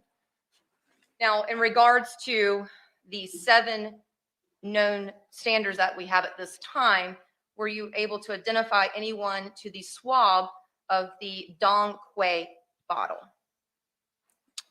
Yes, I believe that item had previously been reported as a mixture consistent with 2 individuals. And so from any comparisons I had been able to make, everyone had been excluded with the exception of Kim Mobley, who was included as a possible contributor to the mixed DNA profile that was obtained from that item. The observed mixed DNA profile is greater than 700 billion times more likely to occur if the sample had originated from Kim Mobley and an unrelated individual than from 2 unrelated individuals. Mr. Kutu, is it fair to say that there is around 7 billion people in the world? I believe about that, probably more. So 700 billion, though, is way greater than the known population of our planet. Yes, this number is not directly linked to the amount of people on the planet, but it is a much larger number than the current population. That is correct. All right.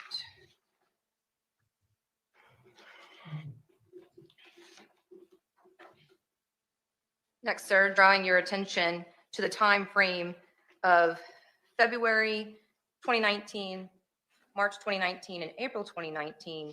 Did you receive another series of items in this Yeah, they will. particular 3 cases that you did work on? Yes. I believe there were 9 item numbers associated with this submission overall. Yes, that's correct. And could you tell us what each item is, and then just go ahead and tell us your findings for each one, please, sir? Sure, I will go down the list. So for that report, which encompasses those 3 submissions, as you had mentioned, there was a pink bra. This pink bra failed to give chemical indications for the presence of blood. And due to the limited nature of the DNA results obtained from this item, this data was not interpretable. And then subsequently we have pink and black underwear that was submitted. Similarly, this item failed to give chemical indications for the presence of blood. It also failed to give chemical indications for the presence of semen. And 2 separate samples were taken, one from the waistband, I believe, and then one from the crotch as well. Both of these samples failed to demonstrate a sufficient amount of DNA for the STR DNA testing process. Then there was a red and purple bra submitted. This item failed to give chemical indications for the presence of blood.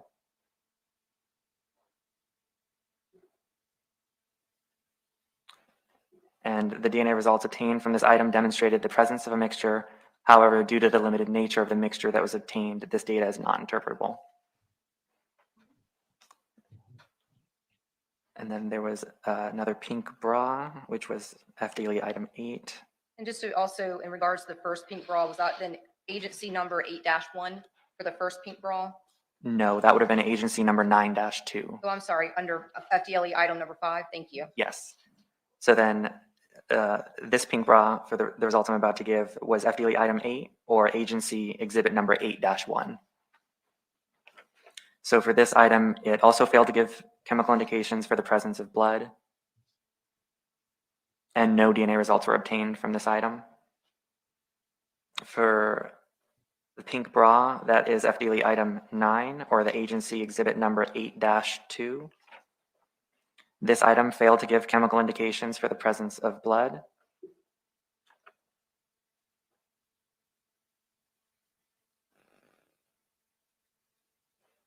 And the item failed to demonstrate a sufficient amount of DNA for the STR DNA testing process. And then there was an electric saw that was submitted. This saw failed to give chemical indications for the presence of blood. For the rain suit, which was a pair of jacket and pants, this item failed to give chemical indications for the presence of blood. For item 12, which is Quay, I think we had talked about that one already. we did, yes, I apologize. That was a mixture of 2 donors. Came back ultimately as 1 male and 1 female, and the female came back to Kim Mobley, correct? Yes, the female contributor was consistent with Kim Mobley's DNA profile. All right, thank you, sir. And for item 13, this is a swab from plastic bottle indicated as parsley. However, due to the limited nature of the DNA results obtained from this item, this data was not interpretable.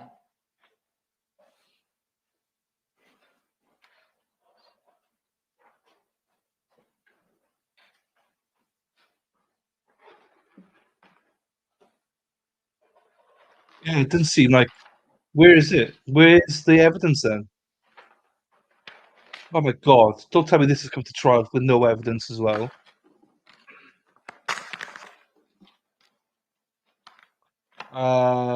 Yes. Defendant's wife, yes.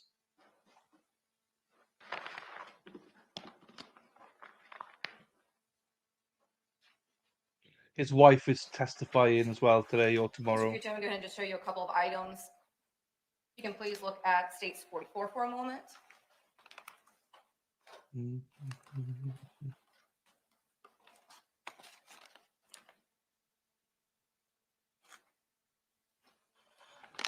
Are you Yes, sure? I do recognize this. And is this FDLE item number 5 that you had mentioned as evidence 9? For some reason, I thought it was Kim. Thought it's damning, but it's not. It's not like guilt. Do you know what I mean? You can explain it away. 9-2 in my for JSA opinion. purposes that you just discussed. Yeah, you regarding might the be right. results? Yes, You I might be right, recognize the Larry. unique yellow FDLE barcode, as well as my markings, my seal and initials on the outer packaging, as well as my markings on the item itself. And there was not any DNA results interpretable on this No, particular but item? the defense only have to show reasonable doubt, and I think they've done that throughout. I don't think anything's stuck. Well, not for me anyway. I've not seen anything that sticks yet for guilt. I think everything can be explained away so far anyway. About time. You missed Dr. Hines. He's coming back later, but I told him all about you. Said you were lazy. Naomi is the ex. Okay, fine. Okay. No, there were limited results that were obtained, so they were not interpretable.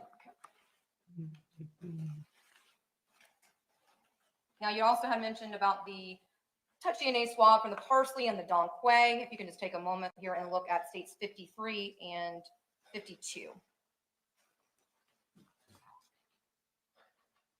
Yeah, I agree. I agree. Just I don't. This is my personal view. I haven't seen anything yet.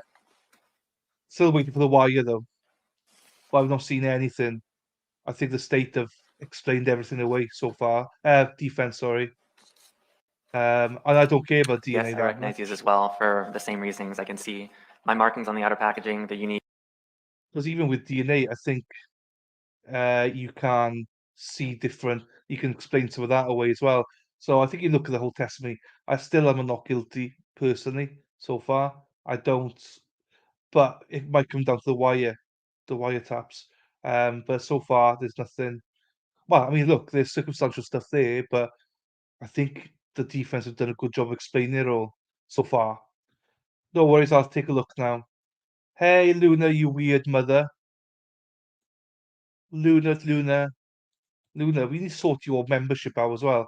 Because I hate to see you come in here and not a member, and you're an old guard. So you need to sort your YouTube out.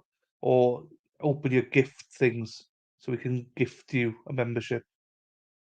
You're on the fence. Yep. And that's absolutely fine. Do you know what I mean? Absolutely fine. As long as you started off with him being innocent, that's absolutely, if it's taking you to the fence, that's absolutely fine.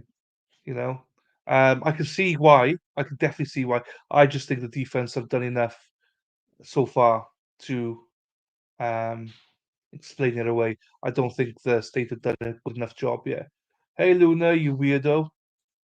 Hey, Jill. Jill, I think greetings all. I think you've been here before, Jill. I think this is not your first rodeo with us. So welcome. But if it's your first time here, welcome. If it's not, then welcome back, Jill. Lovely to have you here. Lovely, lovely to see you. Lovely to see new names here.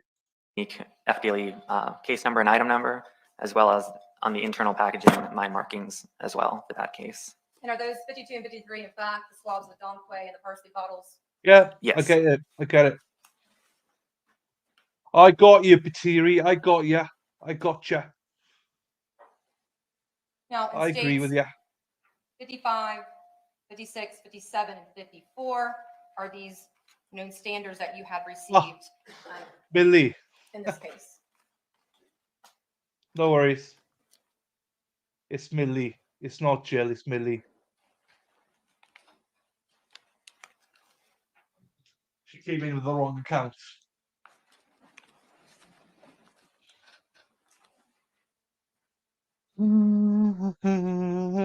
We'll start with states 54. Do you recognize it? Yes, I do. And is it a known standard? Yes, these are buccal swabs from Samaya Mobley. All right. And then states 55, is it a known standard? Yes, I do recognize these, and they are buccal swabs that were submitted for Kim Mobley. And then if you could please look at states 56.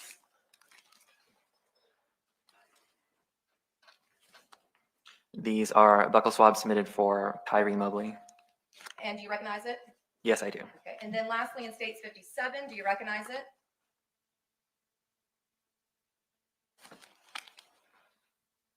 Hey Jill, yeah, so Jill is Millie. She'll be back now. Yes, I It's do. Millie, it And is. are they as well? a She's known got two standard of the accounts. individual?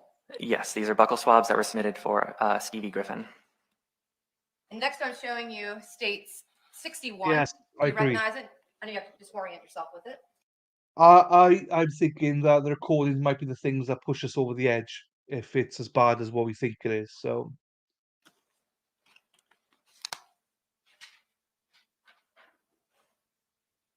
Yes, I do.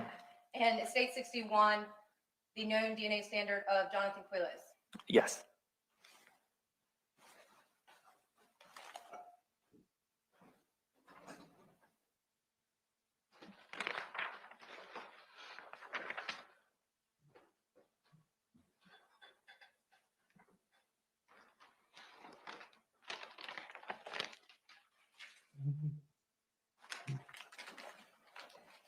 All right, may the witness stand up to look at the items? Sure.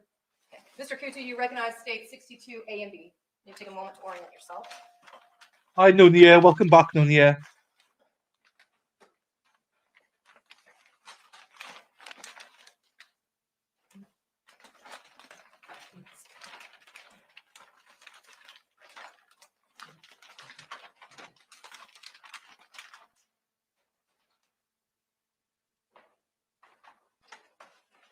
Do you recognize state 62 A and B? Yes, I do. And is this the rain suit that you had mentioned earlier in regards to the submission? Yes, it is. And I believe you stated that the rain suit did not test positive for blood, a presumptive test. Is that accurate? That is correct. And after you did that, did you do any further DNA testing on these items? I don't believe there was any additional testing on those items. Your Honor, I have a couple more questions for Mr. Q2 based upon the items. May we step down in front of the jury? Sure.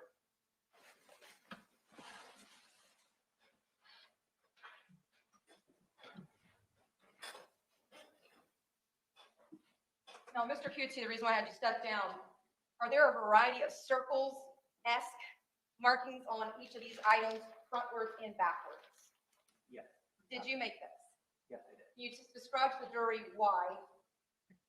So these would be areas of either brownish, reddish brown staining, gray staining that might be indicative of some sort of an old blood stain. And so I was testing for the possible presence of blood from any of these stains throughout the pants as well as the rain jacket.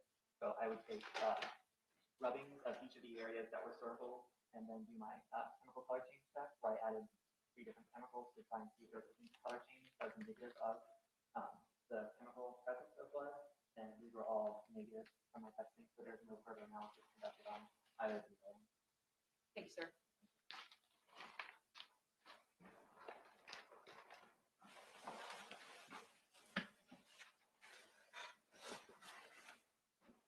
Now, Mr. Kutu, if the fact that that's a rain suit, and if someone wore that while it was raining, could that affect the ability for the blood, the DNA, to be degraded?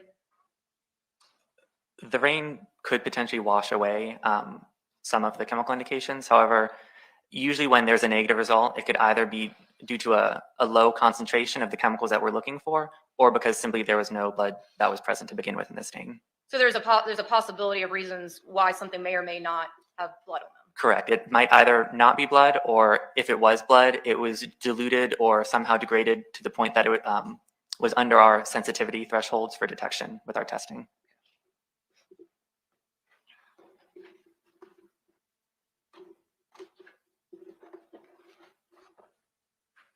And Mr. Kutu, again, going in a backward order, did you receive a submission as well involving items from January of 2019 and February of 2019? Yes. And I believe in total, did you receive 9 items?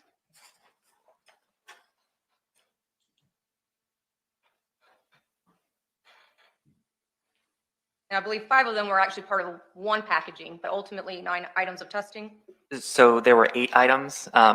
Based on the report, there's just one line that says bras because there were 4 items submitted, or 5 items submitted within that item. So in total, 8 items encompassing in that report. I'm sorry, I talked to you.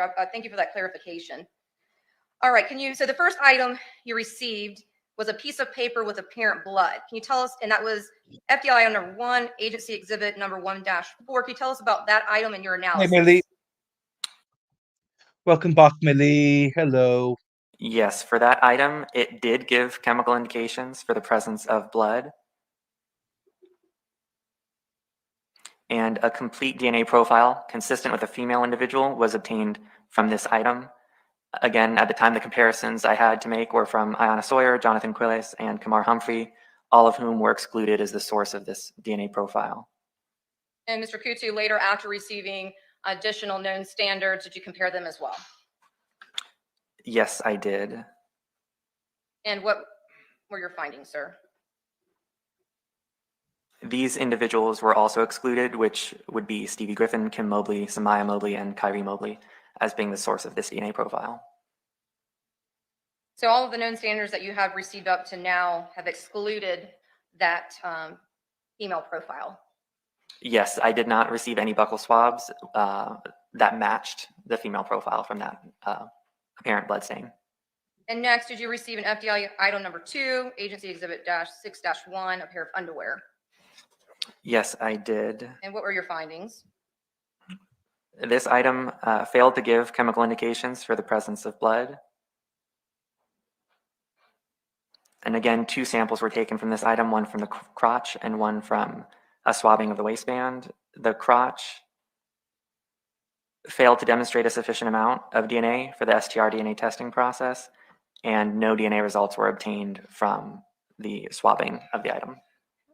Next, and FDLE number 3, agency exhibit 6-2 is a leopard print bra. What were your findings?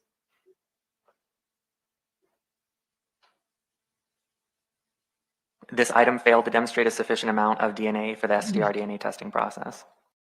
And then in that grouping of 5 items, were they all 5 items bras? Yes. Did they include a tan bra, Yes. a pink bra, a black bra, a black and pink bra, and a burgundy bra? Yes. Now, in reference to the tan bra, what were your findings?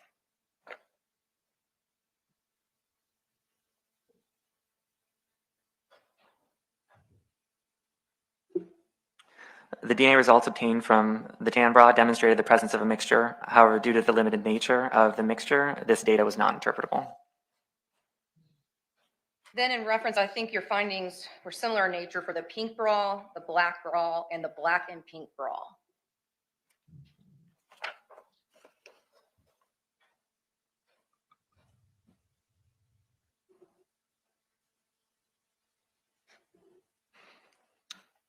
Yes, for these items, limited DNA results were obtained. Therefore, the data was not interpretable. And in particular for items, the pink bra and the black bra, which would be FDLE items 4.2 and 4.3, they also failed to give chemical indications for the presence of blood. And then lastly, in the submission, 4.5, 6-3, the burgundy bra, what were your findings?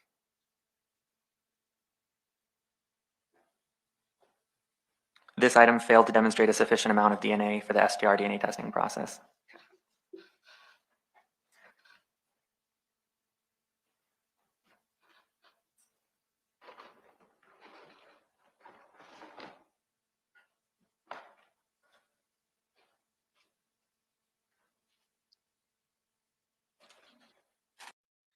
Emma, did you say that you sent me a Discord message? Because I can't find it. If you did, I can't find it. Or was it to someone else?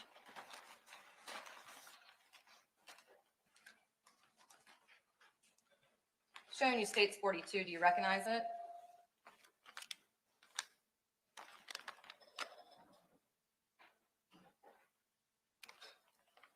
Yes. And is that one of the items that we just discussed? Is it FDLE number 3? It's FDLE number 2. It Number was 2, I apologize. the underwear that was submitted. And then agency 6-1? Yes. And I believe you stated that there were not enough DNA for testing? For the crotch of the underwear, it failed to demonstrate a sufficient amount of DNA for STR DNA testing, and for a swabbing taken from the underwear, there were no DNA results obtained. And looking at states 42, do we also see the circles of area, just like you did with the rain suit in state 62A and B? Yes, there are a variety of areas that I have circled of staining that were tested and all proved to be negative or failed to give chemical indications for the possible presence of blood.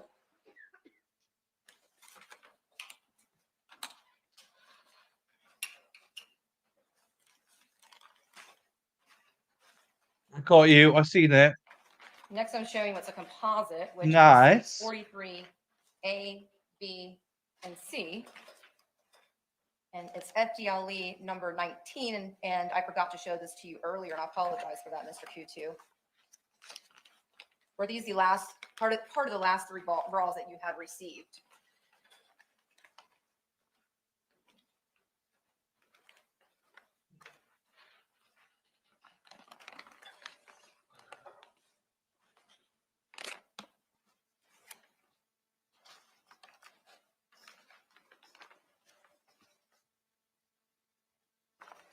Yes.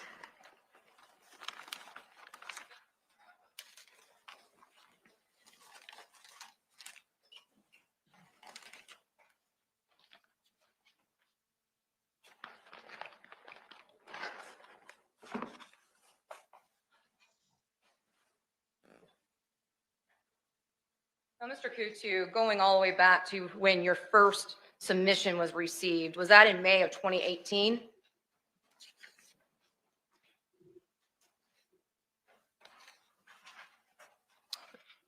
Specifically for which case? That would have been 2018-0402-811. Yes, the first submission in that case was May 24th of 2018. And did you receive in that submission an item labeled sexual assault evidence kit from Ayanna Sawyer? Yes. And were there items contained within that package? Yes, the sexual assault evidence kit contained buccal swabs from Ayanna Sawyer, as well as vaginal swabs, labial swabs, swabs from the left neck, and underwear.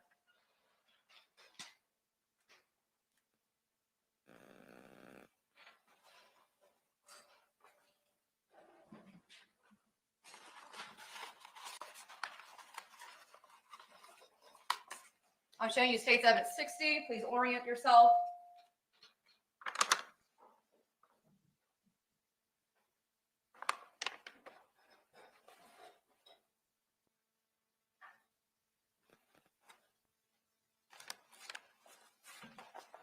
And is that the sexual assault kit that you received back in May of 2018? Yes, this is. Okay, I'm gonna leave it up here for the next line of questioning. So basically, there's nothing yet, from what I could gather. So in regards to the sexual assault kit that you received, what was the first item that you reviewed? The first item that was examined was the buccal swabs, and cuttings were taken from that item for the STR DNA testing process. So let's talk about the buccal swabs first. Would that be the known standard of the individual who underwent the sexual assault examination? Yes. And were you able to complete a known full profile of the individual labeled as and mentioned as Ayanna Sawyer? Yes, a complete DNA profile was obtained from this item. Now, prior to the cuttings, did you receive 4 categories of swabs that you had indicated earlier? Yes, so when the sex kit is initially opened, it's inventoried for what's inside, and then systematically, one by one, cuttings are taken or samples taken from each item. And then That's in where I'm at. regards That's where I'm at. We just need that bit more, just to push it over the edge. Do you know what I mean? to the swabs from the left neck, were you able to do STR DNA analysis? Yes. And what did you opine? This item demonstrated the presence of a mixture that was consistent with 3 donors, including at least 1 male contributor, and Ayanna Sawyer is expected to be a donor to this exhibit. So now I'm going to just fast forward a little bit in regards to when you received 2 additional items. We've already talked about the known DNA, and you've shown that to the jury regarding Johnathan Quiles. And did you also receive that known DNA labeled Kamar Humphrey? Yes. And did you compare the known DNA standards of Johnathan Quiles and Kamar Humphrey to your findings in the swab from the left neck? Yes. What did you opine? Johnathan Quiles is excluded as a contributor to the mixed DNA profile that was obtained from this item, and Kamar Humphrey was included as a possible contributor to the mixture. The observed mixed DNA profile was greater than 700 billion times more likely to occur if the sample had originated from Ayanna Sawyer, Kamar Humphrey, and an unrelated individual than from Ayanna Sawyer and 2 unrelated individuals.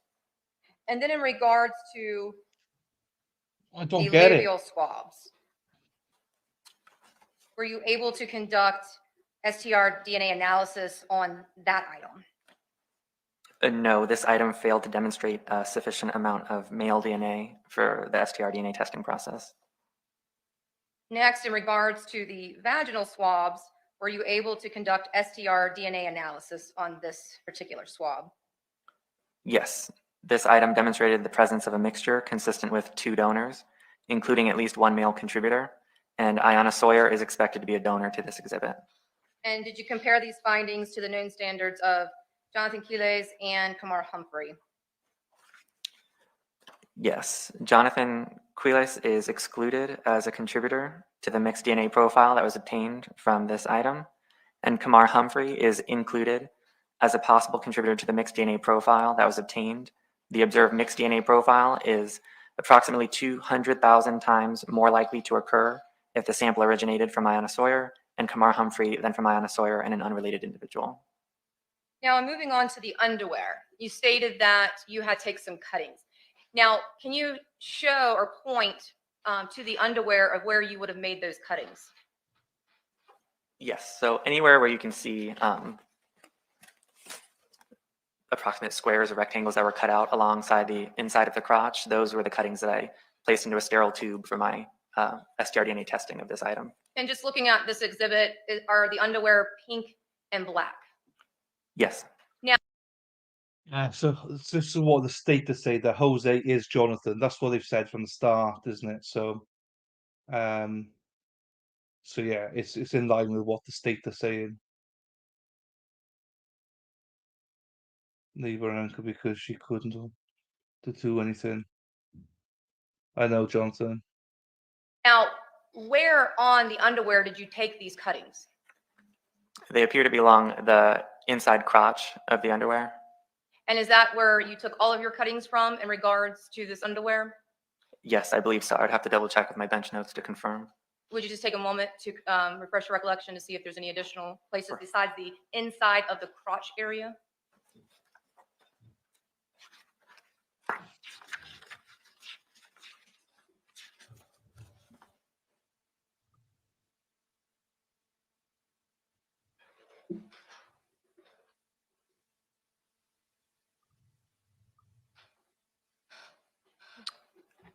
Yes, so the cuttings were taken from the inside crotch. I had observed heavy yellowish white staining along the inside crotch, and then took my cuttings from this area of staining.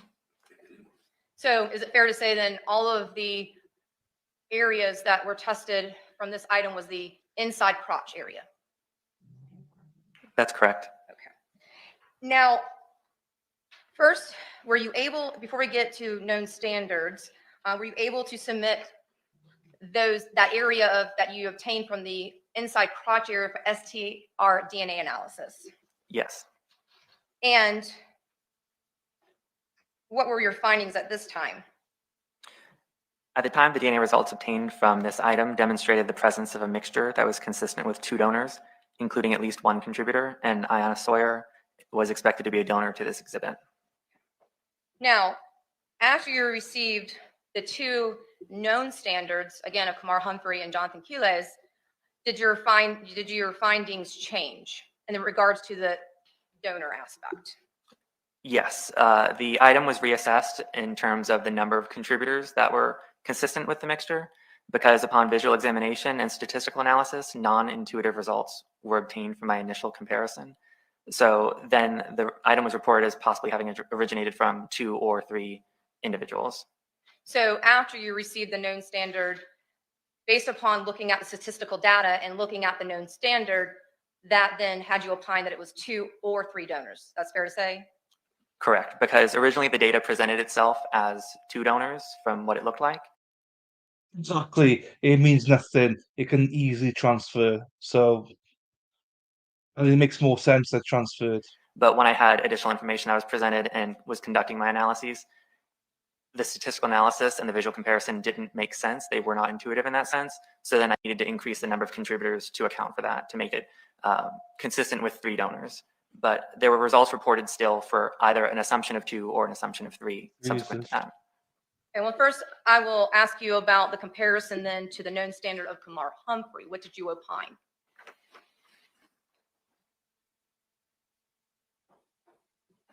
So assuming 2 donors to this mixture, Kamar Humphrey is excluded as a contributor to the mixed DNA profile that was obtained. And assuming 3 donors to the mixture, comparison of the profile from Kamar Humphrey failed to demonstrate statistical support for inclusion or exclusion. Therefore, no determination can be made regarding the contribution of Kamar Humphrey to this item. Now, if looking at the item as in regards to 3 donors, is that because if there was a third donor, would that be too low then to include or exclude someone, or actually include? Because you weren't able to include or exclude, right? Correct. For Kamar Humphrey, I was unable to include or exclude. They fell into an inconclusive area. And is that based upon how much data was available if a third donor existed? Yes, the contribution amount from that third donor was quite low, so it would be common for someone to be inconclusive potentially. We say inconclusive because you don't want the possibility of falsely including or falsely excluding someone. So there simply wasn't a sufficient statistical support for me to say one way or another whether they were outright excluded or included as a possible contributor. And that's in regards to Kamar Humphrey with the interior crotch area of that underwear. Correct. Now, lastly, in the comparison regarding the known standard of Johnathan Quiles, can you please tell us what you opined? Yes, so assuming 2 donors to the mixture, Johnathan Quiles is excluded as a contributor to the mixed DNA profile. And assuming 3 donors to the mixture, Johnathan Quiles is included as a possible contributor to the mixed DNA profile. The observed mixed DNA profile is greater than 700 billion times more likely to occur if the sample had originated from Ayanna Sawyer, Johnathan Quiles, and an unrelated individual than from Ayanna Sawyer and 2 unrelated individuals. Oh, so that blew my head. So he's excluded just him and Ayanna, but he's included with 3. So the third one could be his wife. It's like, this is just like, is that it? Is this it? Is this the whole bane? Oh my days! I hope that. So based upon that, regarding the possibility of a third donor, the defendant's Johnathan Quiles' DNA was associated then with the cutouts that you did from the interior crotch area of that underwear from Ayanna Sawyer's sexual assault kit? Yes, assuming 3 donors at the time, then he was included as a possible contributor because his DNA profile was consistent with contributing to the DNA types that were present in that sample. No further questions. I gotta take a break. I told the jury 11:45. I'm gonna stick to that. Members of the jury, it's 11:45. It's 11:40. We're gonna take a lunch break. Let's come back at 12:35. I'll give you 55 minutes. We'll try to get through the afternoon. Please remember, do not discuss the case among yourselves or each other. Okay, so on break now. Right, I'm going to take a quick break and hopefully come back maybe in half an hour.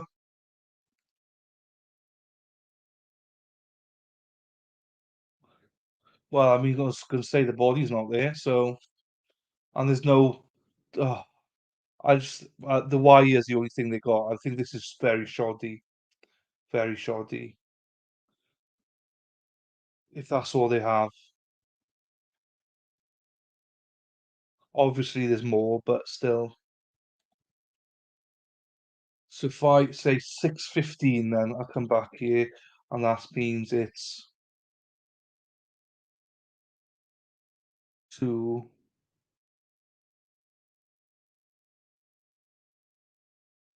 Then that means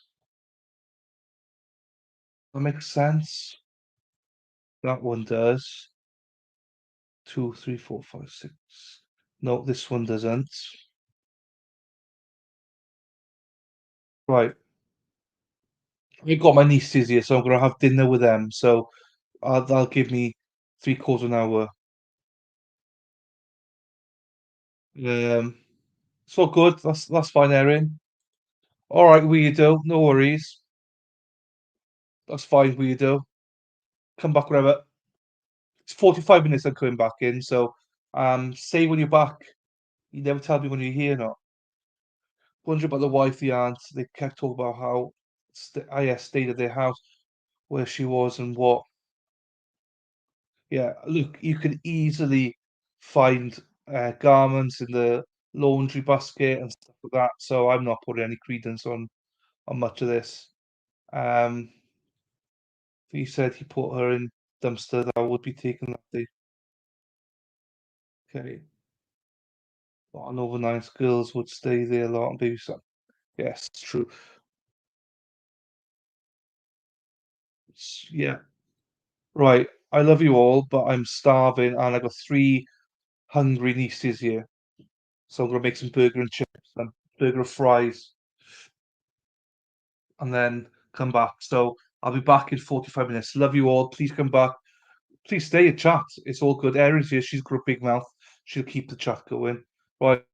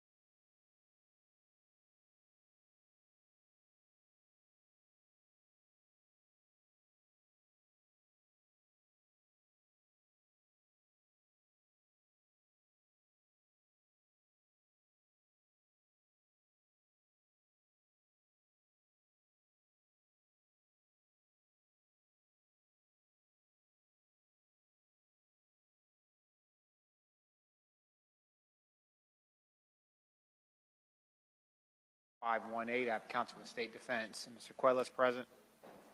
Anything we need to handle outside the presence of the jury first for the state? Extremely brief for the state, we are making an announcement. We do not intend to call Kamar Humphrey. I've advised counsel, the defendant plus. We've also advised him we are going to extend his stay and travel. We just want to make it clear for the record that from this point forward, we're not holding it. We're doing it at the request of the defense, just simply for administrative and cost purposes. Okay, anything else from the state? Defense? Judge, we understand that. I already told Mr. Skinner, give me an idea as to what we have to do to make it happen, and we will. On that note, the other thing, Judge. You enter a subpoena from the defense? Yes, he is. Okay. I'm sorry, go ahead. It's just a matter of cost, Judge. I just need to know what we have to do. Understood. On that.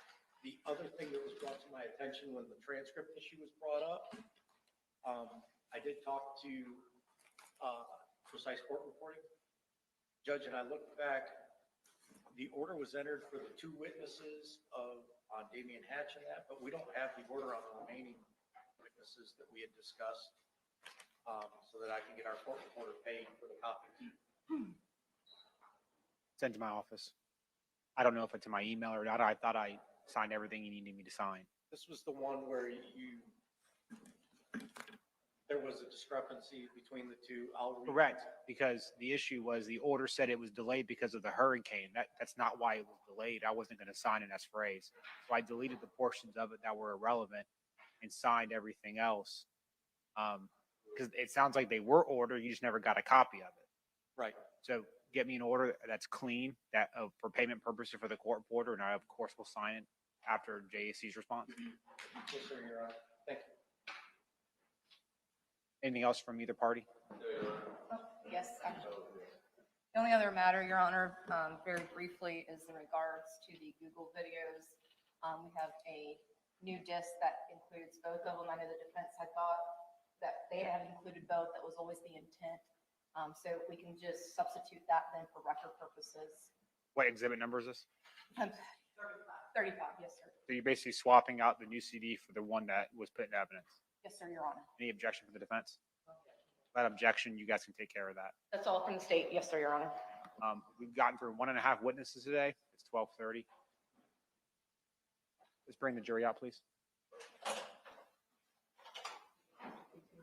Oh, yeah, I'm sorry. I'm sorry. Mr.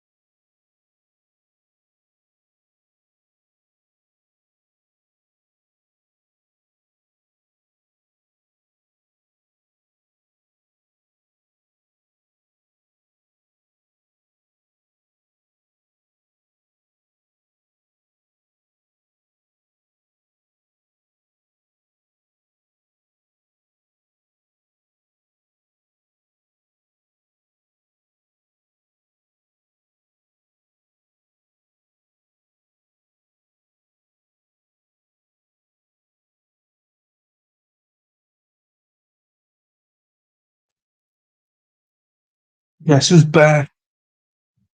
Back again. Sexy's back. Tell a friend. Guess who's back? Guess who's back? Guess who's back?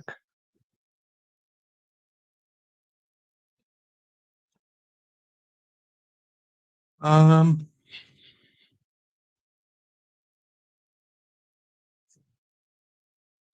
my, just so much I missed you. Oh, when it finally started. Oh, to the day we parted. My, da da da da da da da. Mamma mia, here we go again. Mama, ah, ba ba Mamma mia. Dylan's back again. Hey, how are you? I'm back early. I just had a burger and chips and beans. I've not had a burger like that for ages, but the nieces wanted the burger, so they had a burger. Payment received. My, how much I miss you. Mamma mia, here we go again. My, dee. Mamma mia, here we go again. My, da. Oh, every day we started to the way we started. Mama, da. So it was, do you know what? It was lush, to be fair. Pen blwydd hapus. Pen blwydd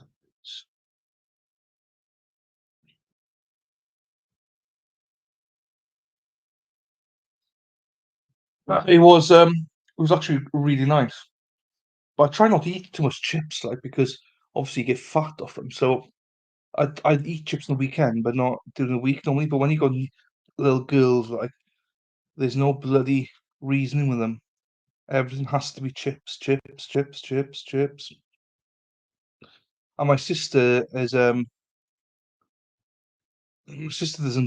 give them chips. So when they come down, well, whenever my mother's around, their grandmother, they just eat chips. They love it. Well, I was brought up with it, and it was all good. So, but my sister's a bit of a health freak like that. So BLT is nice though. I'm gonna on the weekend. I promised my parents I would make them American pancakes. So my mother makes beautiful pancakes, but I'm gonna make my own type, the American type. I used to make all the time years ago, and then put some bacon, egg, a fried egg. Yeah, I think fried egg. Um, and then some black pudding and white pudding then around it, and then put some what do you call it? Syrup over it all. My my father's definitely looking forward to it. My mother is a bit more like, "Meh," she'll eat it, but mine she wants sausages, not bacon. So we'll see. We'll see. I'll go shopping tomorrow. I got most of the ingredients anyway, so I just don't have. Oh, I got bacon. Actually, I got bacon in the freezer. And I've got sausages in the freezer. Oh, I'm fine. I'm sorted. So I'll probably do that. Nice little jubbly. I love American food, but my stacks won't be nowhere near as big as the American version. Do you know what I mean? Um, but I'm obsessed with my mother's pancakes. I just can't get enough of them. Amazing. Might try that. I love black pudding. Yeah, I mean, I understand why people don't like black pudding. I love white pudding as well, you see. White and black. So I also like haggis.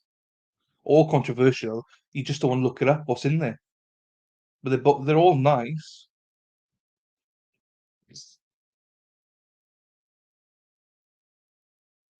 Yeah. Like controversial of mushrooms. I love mushrooms. With my fry up, but a lot of people don't. So because my mother's here, we probably won't then. I'm not a big fan. Some people put onions and stuff in it. I'm not a big fan of that. I don't like that. Beans, but I won't be putting beans with the pancakes. But normally I like with fry up. I love it. I love fried bread as well. You see, my mum told me once never to look up a kebab, but never put me off. Well, our kebab is, our kebab is like this. Where's it gone? That's the kebab. All women have it. All women have got it. Open your legs. Whoop, there she is. That's the kebab. Before your time, Emma, me and Lady Laura on here were talking about, um, the vagina and how it sometimes sticks out like a kebab, roast beef, so that's why we're like, because I think one of our friends was going to have an operation to stick it back in. I was like, just let it hang. Do you know what I mean? Who cares? Just let it hang.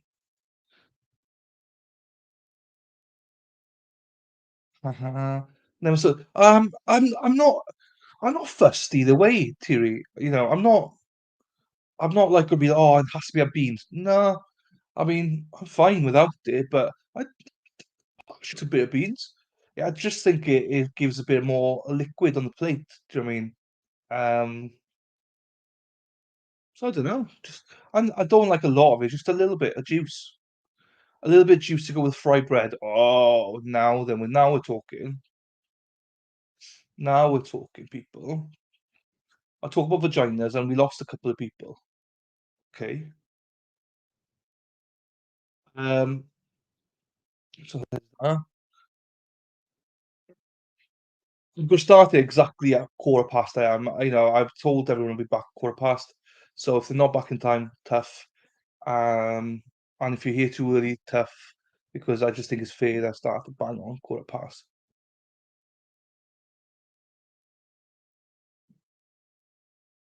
Um, where do we have this?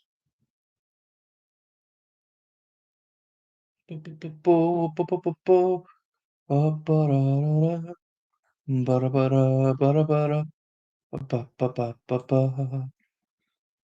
dee dee dee dee dee dee dee dee dee. Dee dee dee dee dee dee. Where's Orchard then?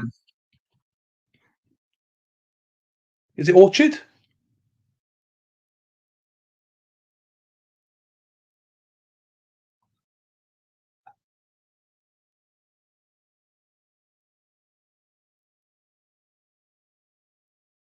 I'm not a bad fan of beans, but yes, the juice. But I don't stand syrup on breakfast. The only time I'll have syrup on breakfast is with pancakes. It's delicious. It's I'll tell you what, I'll never have it except for with pancakes. I would have syrup with toast and thing, but with I tell you, it's delish. And I've got quite a sweet tooth. Or I'd have a cake and a cuppa for breakfast. Yes, syrup and butter waffles makes it like a dessert. It does, but I just love it. I wouldn't have beans then. I would just replace it with the syrup. I only a bit of syrup, golden syrup, but not like a massive amount, massive dollops of it. Unicorn, not orchard. Has anyone heard from Unicorn? Emma, have you heard from her? Try up a sauce or fruits. Skip the sugar. So I got pancakes with that, but I also have a little bit of syrup with it. I'm talking about a little bit now. I'm not talking about let's paste it with syrup. I'm talking about let's have a little squeeze here, like squeeze a woman's ass. Let's have a little feel. That's all it is. Or titties. Just have a little squeeze. That's it.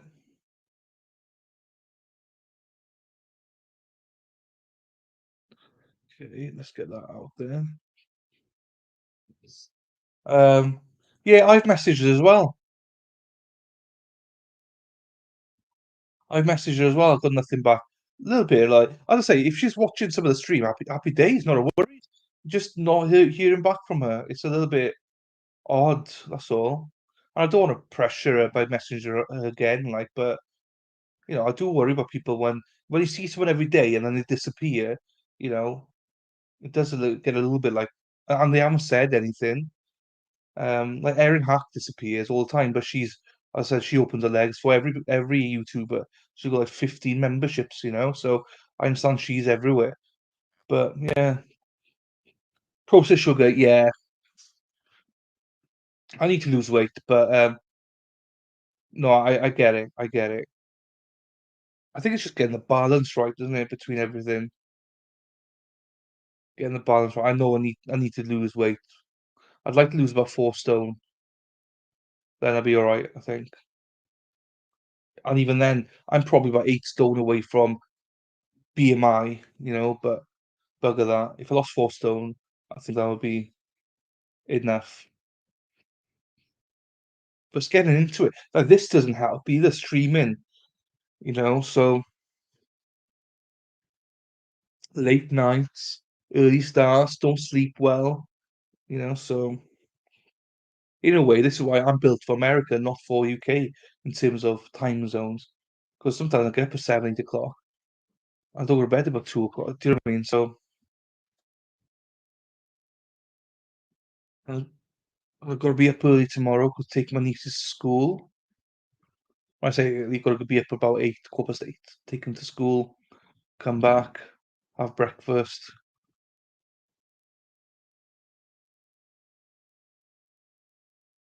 shower, pick my niece up, bring her back, play Lego with her for a little bit, and come and stream. And tomorrow's a big day. Oh, geez, get up early tomorrow. I've got a long day tomorrow between this trial straight up on it, and then basically about half an hour afterwards or an hour afterwards, we got more Matthew Moore then. Jeez.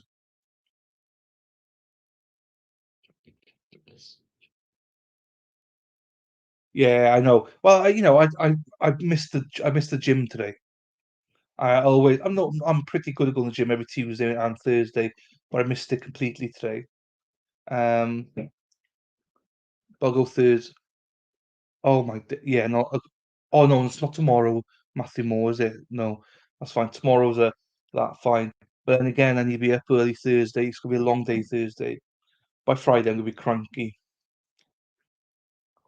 cranky, spunky, cranky. Dee dee. Teletubbies. Can't I say Teletubbies now? Can't call, can't do it. Teletubbies. Dee dee. Dee dee. Dee dee dee dee dee dee. Dee dee dee dee dee. Dee dee dee dee dee dee dee. It's weird, right? Because Hannah sent me this, right? I looked at it, like she's put me a message saying sex. I was like, she's what? Hannah? Hannah wants sex. Sorry, I shouldn't say that. I shouldn't say that. It's how he reads, sex. 13. I hope people come back. There's only about 6 of us here right now. Baby, come back. Do, do, do. Baby, come back. Do. Baby, come back. Do, do, do, do. It's Philly tomorrow, then Newbridge and Tesco. But back with you as soon as it's all good. It's all good. It's all good. Hopefully tomorrow is the closings tomorrow. Then we got to hang around. Then to eat most anything I wanted, but my aches and pains kept me from doing what I need. Yeah, yeah. This is the trouble. When I finished playing rugby and stuff, I ballooned, and I never got back. Never got it back properly. I just think I took it too far the other way then with exercising. It's like it's finding that happy medium. You need to have carbs. You need to have, a bit of sugar and stuff like that. It's just in moderation. Right, we're prepping. We got about 30 seconds to go, guys. Oh, do you know what? I'll play it now because the jury aren't in yet. Mr. Gray, 1 second. Can we bring Mr. Kutu back out? I apologize. Thank you, counsel. Good job, yeah, good catch.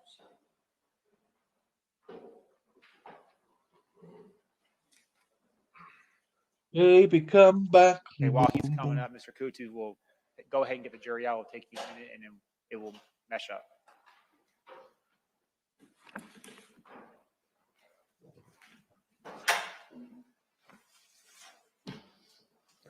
I will put it to 1.25 speed. 1.25 speed.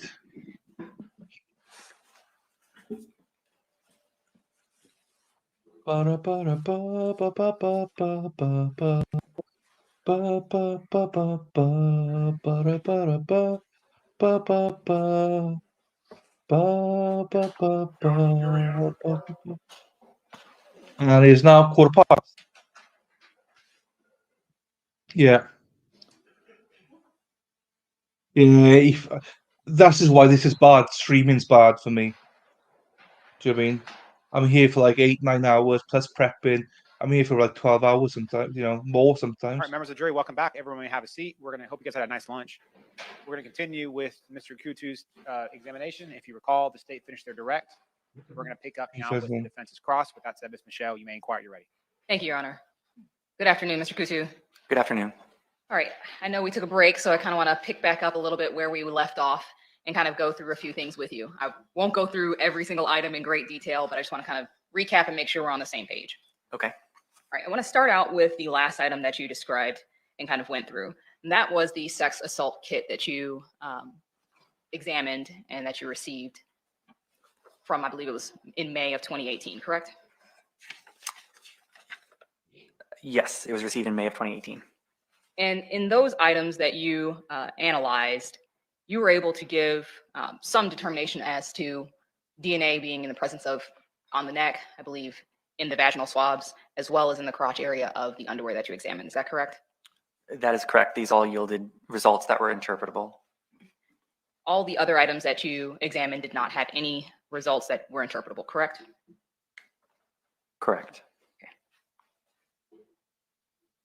When you examined the vaginal swabs and the swabs from the neck of IS, Kamar Humphrey's DNA was definitively found to have been present in those swabs, correct? Kamar Humphrey's DNA profile was consistent with a contributor in each of those mixtures, yes. Okay. As it relates to the vaginal swabs, did you confirm the type of DNA that you obtained from that particular swab? No, the results are only indicative of whether or not someone's DNA profile might be present as a contributor, but I wasn't able to deduce the source of the DNA in terms of where it came from. To do that, you would need a serology test, correct? Typically, yes. Serological testing is definitive confirmatory tests for bodily fluids.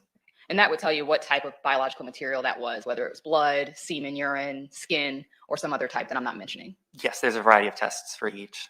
Okay. You did not do that on the vaginal swab that you took from IS and that you analyzed from IS's sex assault kit, correct? Correct. No serology was done. This is per our policy and how we process sexual assault kits. Understood.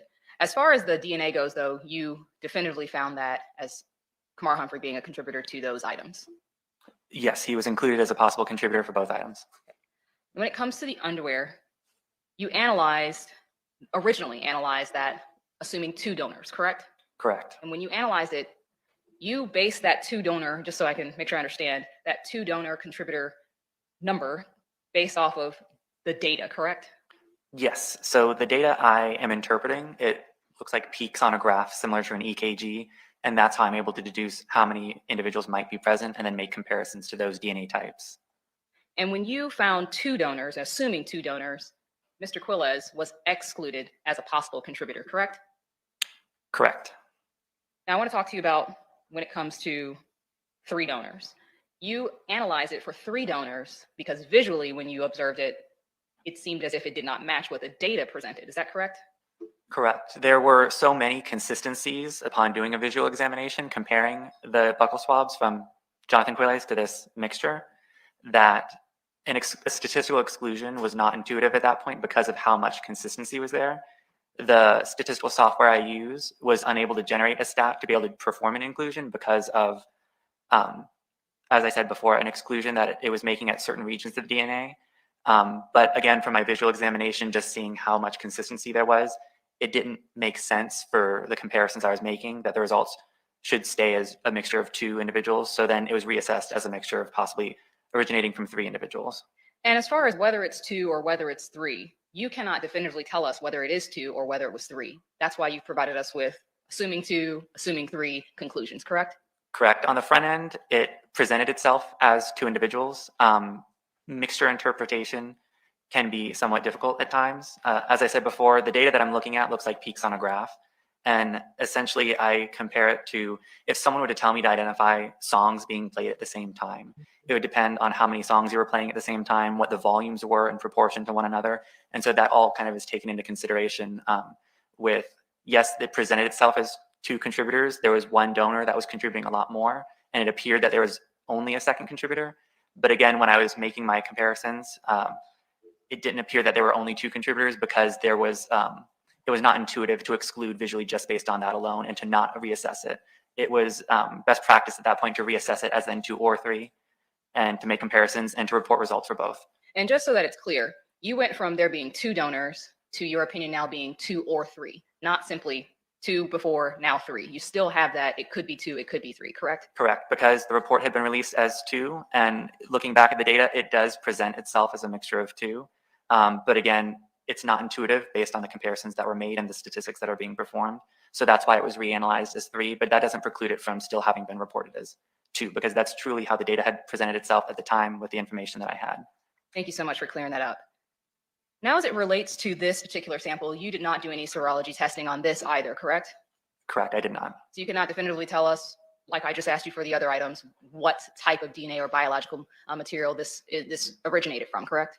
Correct. I didn't do any sort of serological testing or observe any sort of materials under the microscope to be able to confirm the source of the DNA. In some cases, I'm able to opine based on my experience and professional expertise, whether or not I'm confident the source of the DNA material. I wouldn't be able to state that in this case. Okay. In this case, you would not be able to give us a definitive, this is my confident opinion as to what type of biological material this could be. I can give the reasoning to where it could potentially be semen as the source of, for example, the cross at the end of the underwear that we've been discussing, but I wouldn't be able to definitively state that. Is it possible that it also could be epithelial, meaning skin related? It is possible that it could be from skin cells. The amount of DNA that was present in the sample was in a low amount, especially compared to the amount that was from the victim. So because of that, I can't say definitively whether or not it was from semen. Or from something else. Or from skin cells if someone had touched the item. Based on the extraction methodology that was used on this sample, the cuttings are placed into a tube, and then in order to extract the DNA into solution from the sample to be able to generate the results that I obtained, it's processed in a way to try to separate any DNA from skin cells separate from DNA from sperm cells. Understood. All right, let me ask you a little bit about the other items that we kind of went through. And I'm going to go through them fairly quickly. I think we've covered them very well before, but because we took a break, I just want to kind of go through and clear up a couple things. As it relates to the firearm that you analyzed, that is a firearm that you received from, and I'm going to say it wrong, but the ballistics section within FDLE, correct? So I believe the firearm was first worked by the biology section and then transferred to the firearm section for subsequent analysis. Do you recall an analyst, Laura Draga, asking you to view some unknown substance within the barrel of that gun? I do not recall that offhand, no. All right, no problem, and that's fine. You did, in fact, look at what this unknown substance was within that barrel of gun, even if you can't remember why you looked at it. Okay. Correct, you did, in fact, look at the material. I think you described it as brownish in nature. Yes, I know there's brownish staining on the firearm, and if she had documented that we had a discussion regarding additional staining that was consistent, then I probably would have looked at that as well. And you did, in fact, do some testing on that, and that did not come back to be blood. Correct. That failed to give chemical indications for the possible presence of blood. Okay. And let me just run through all the other things really quickly. Some items, I know you received them at different times, but I want to kind of take them in bulk, and so it probably will mess you up as it relates to your reports because they're from different times. But you received quite a few items that were found within the landfill, correct? Yes. Okay. And so there were a lot of bras, there were some underwear, and there were a couple other items that I'm going to go through. But the bras and underwear, there was no blood found on any of the items that appear to have blood that was related to this case, correct?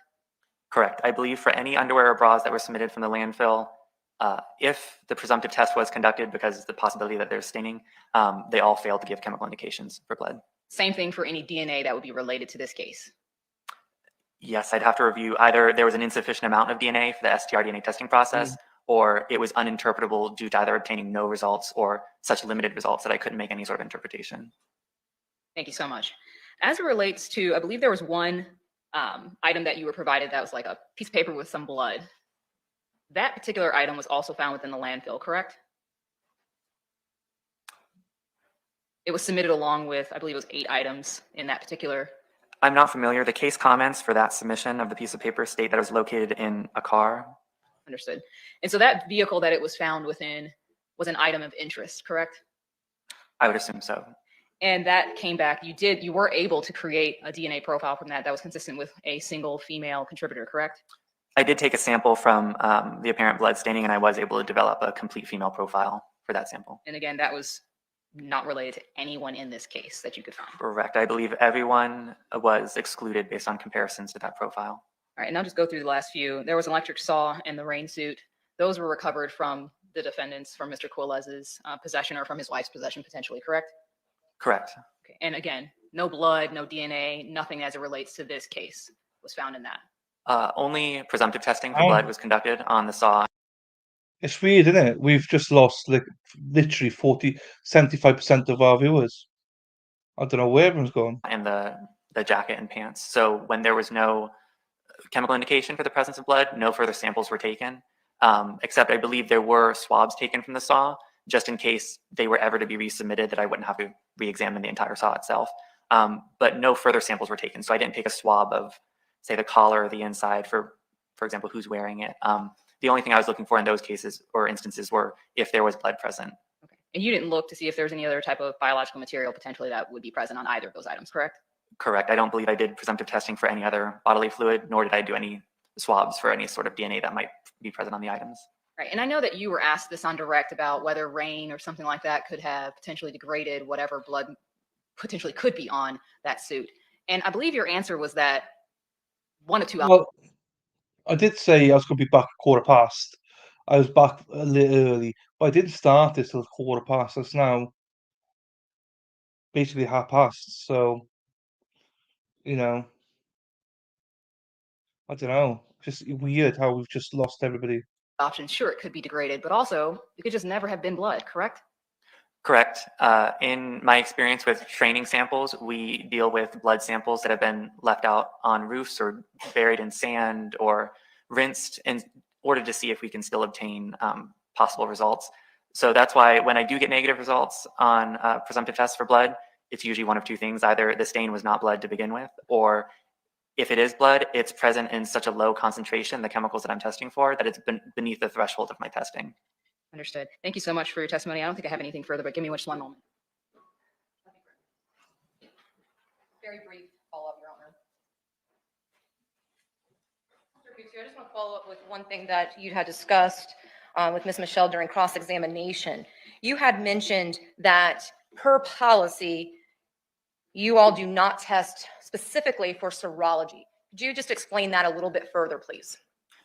Sure. So current policy for processing sexual assault kits is that they are simply cut and then processed through the STR-DNA testing process to determine the amount of the quantity of male DNA that might be present in the samples. So traditional serology is not typically done on these. Current policy states that traditional serology is more so conducted on items of clothing that weren't worn directly or immediately after the alleged assault.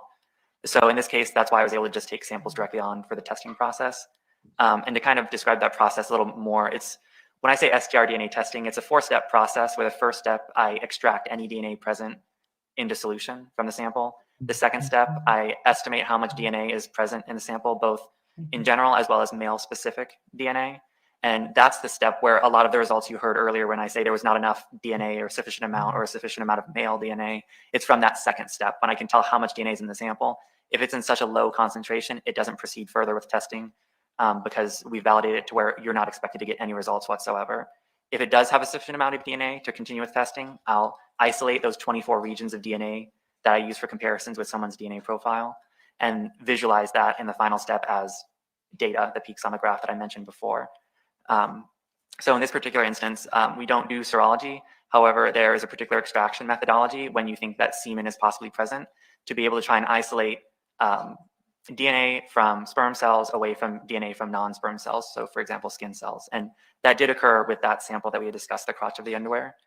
This is referred to as a differential extraction. So I would add chemicals and heat to be able to release any DNA from non-sperm cells into solution. I then use an instrument to pipette or remove that DNA that's in solution from the tube. And then additional chemicals and heat are used to try and lyse open or break open the sperm cells that might be present and release that DNA into then what's known as the sperm cell fraction, and the epithelial cell fraction is what was removed to begin with, which would be the skin cell fraction, as some refer to it as. So the results that we've been discussing, the mixture of 2 that was reassessed as a mixture of 3, were specifically from the sperm cell fraction is where the DNA results were obtained. However, because the DNA that was released from the skin cells in the first round of chemicals and heat being added, some of it can residually be left behind and it's not completely separated out. And that's what was seen in this sample. So a large portion of the DNA that was obtained in the mixture was from the victim Ayana Sawyer. And despite it being the sperm cell fraction where you would expect only sperm cell DNA to be present, there is the chance that DNA that was released from that initial addition of heat and chemicals was left behind in the tube. So because of that, there is indication that it could be from semen based on where the majority of the male concentration of DNA was found, which is the sperm cell fraction rather than the epithelial cell fraction.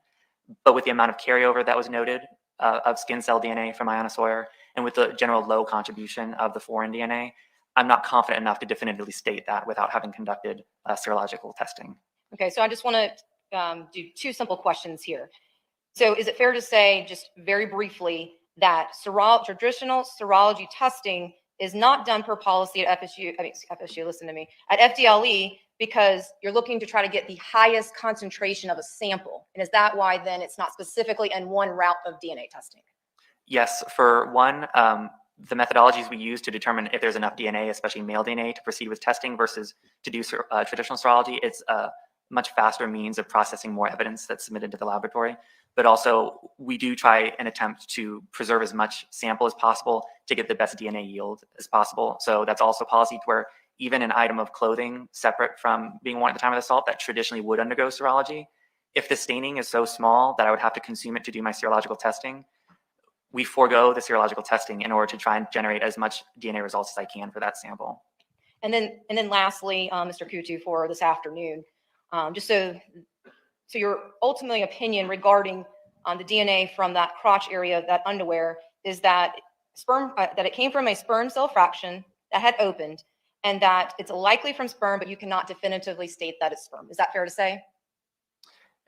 It's possibly from sperm, given the extraction methodology used that I described, and the fact that the majority of the DNA concentration for a male was in that fraction versus the skin cell fraction. But again, with the low contribution amount and the amount of carryover from skin cell DNA, especially from the victim that was noted in that fraction, I can't definitively state whether or not it was from semen. Right, you just can't definitively say. Correct. All right, nothing further, Your Honor. Sir, good to see you. Have a good rest of your day. Thank you. Here you go. Hey, you can call your next witness. Susan Johnson. Oh, I mean, that was a nothing burger. Well, in my opinion, he doesn't know if it's semen or not. He doesn't know.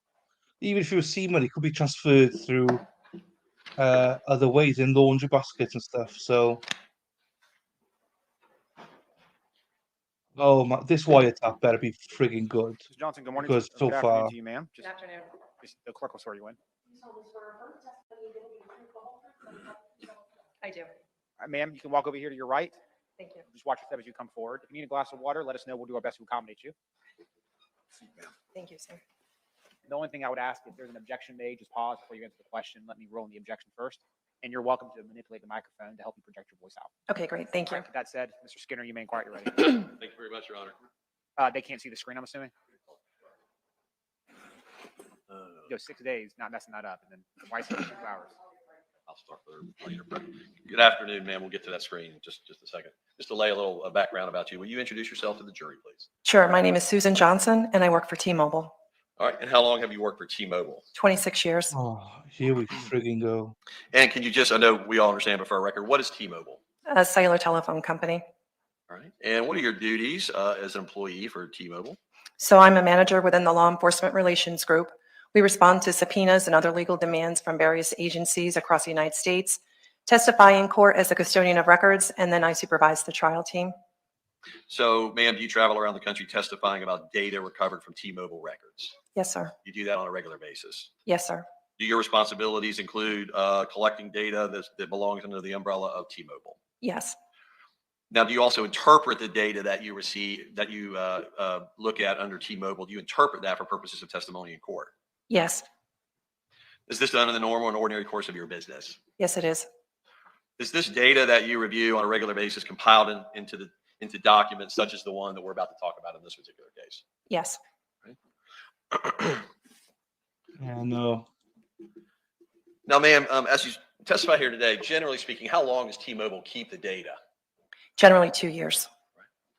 Did you receive and/or your company, T-Mobile, receive a subpoena that was dated January 8th, 2019? Yes. Have you had access to this data and had a chance to review it prior to coming to court today? Yes. Are you defined as a custodian of records for T-Mobile? Yes. Ma'am, I'll now show you what's been marked as State's Exhibit 36. It should be on the screen in front of you and the jury. For some reason, I can't pin my own Screen at this time. What are we looking messages. at, ma'am, in State's 36? This is the call detail records. And can you just give us an idea of how these records are either kept and stored first under the T-Mobile umbrella? They're kept electronically. Are they made and or compiled at or approximately the same time? In other words, in real time that these calls are being made? Yes. Are they stored from that point forward, if it was happening today, moving forward for 2 years? Correct. Was that storage requirement of 2 years by T-Mobile in effect in December of 2018? Yes. All right. Did your company receive a subpoena issued, as we see in States 36 at the top, by a requester, Detective Samantha Dishman of the Jacksonville Sheriff's Office? Yes. The data that was compiled, is it for the telephone number of 904-568-1617? Yes. Is there subscriber information attributed to that number under T-Mobile? And if so, who, please? Yes. I don't recall the name. I'd have to see the document. All right.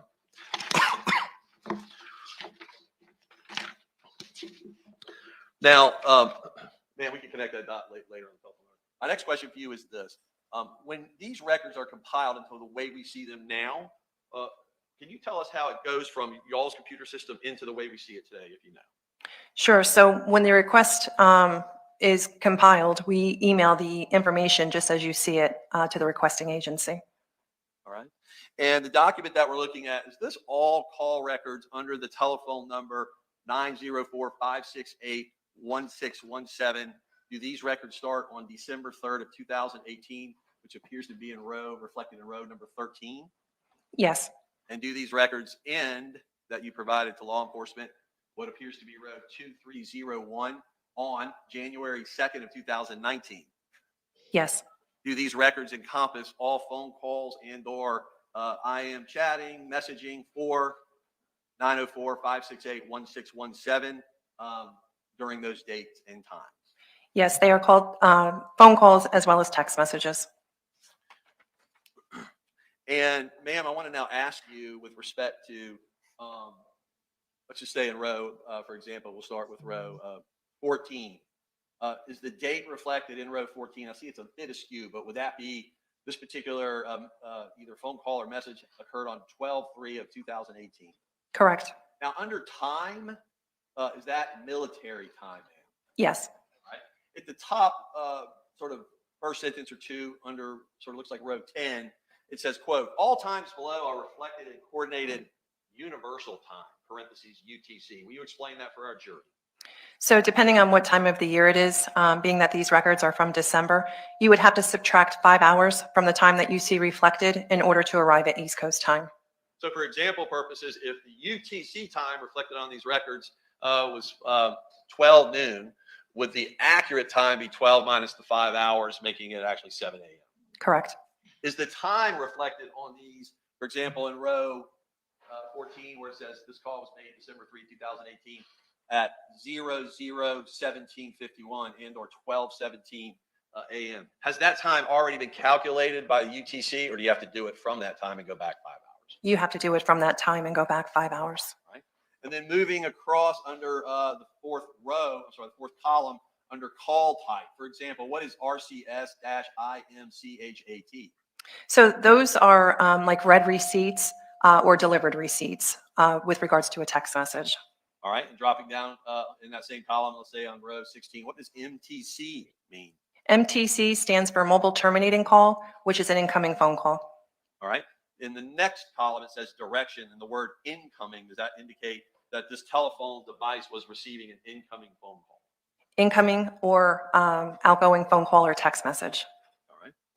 So under the direction column, if I scroll down a little further, it'll either say incoming and outgoing as it reflects that particular phone call or text. Correct. All right.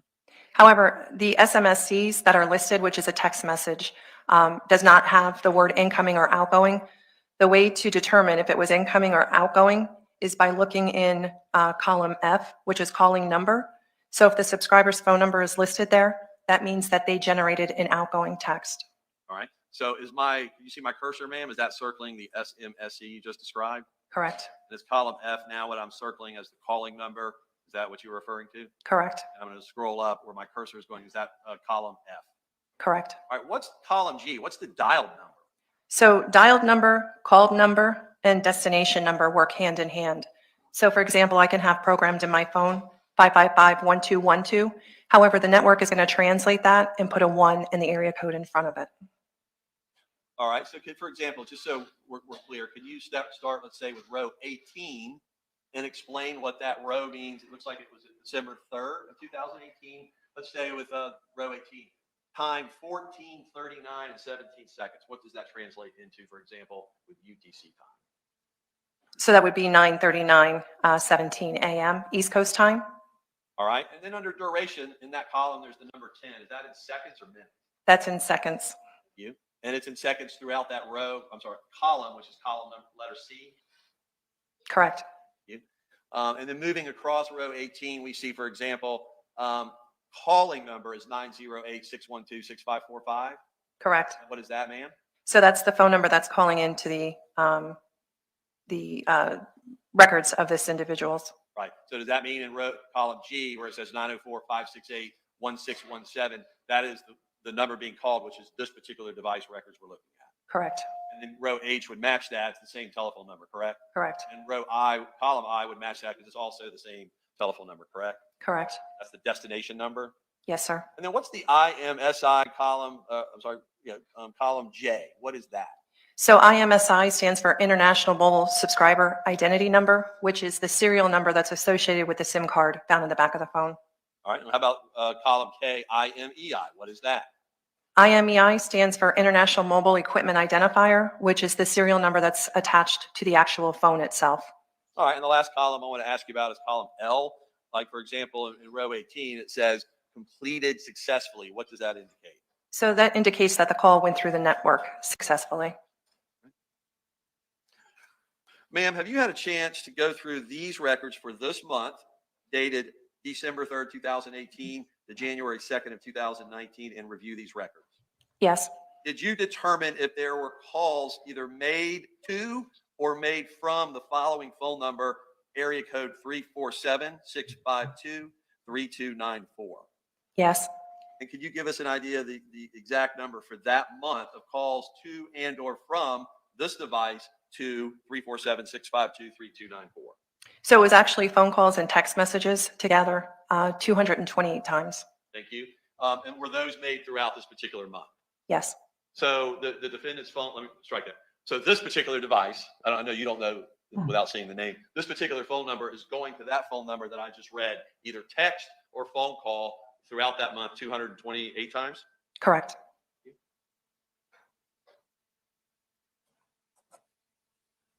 Now, I want to direct your attention to basically 4 specific calls and direct your attention and/or calls or text, and direct your attention to December 20 of 2018 And I would like to direct your attention to row 1368. Do I have that highlighted correctly, ma'am, on stage 36? Yes. First and foremost, are we talking about the date of 12/20/2018? Yes. In column B, it's the military time with accompanying UTC time of 13:20. What was the actual time of this either incoming or outgoing call? 8:20:49 a.m. East Coast time. Thank you. And was this an incoming or outgoing call? This was outgoing. And was this call made to or from the number we see in column F? It was made from the phone number ending in 1617. All right. Does that mean a telephone number that ends in 1617 called the number in column G, Yes. as well as the one in column H Correct. and the one reflected in column I? Correct. And lastly, was the duration of this phone call on the morning of December 20th 71 seconds reflected in column C? Yes. Ma'am. Now directing your attention to the next, I think there's 4 on that day, but I just want to take them one by one. I want to direct your attention to row 1382. You see that, ma'am? Yes. Do I have it highlighted appropriately? Yes. Now, was this phone call made either to or from? We'll get to that on December 20, 2018. Yes. And again, referencing UTC time and military time in column B, what time was this call actually made East Coast time? 11:18:20 a.m. Was this phone call 4,892 seconds? Yes. And what does MTC mean again, ma'am?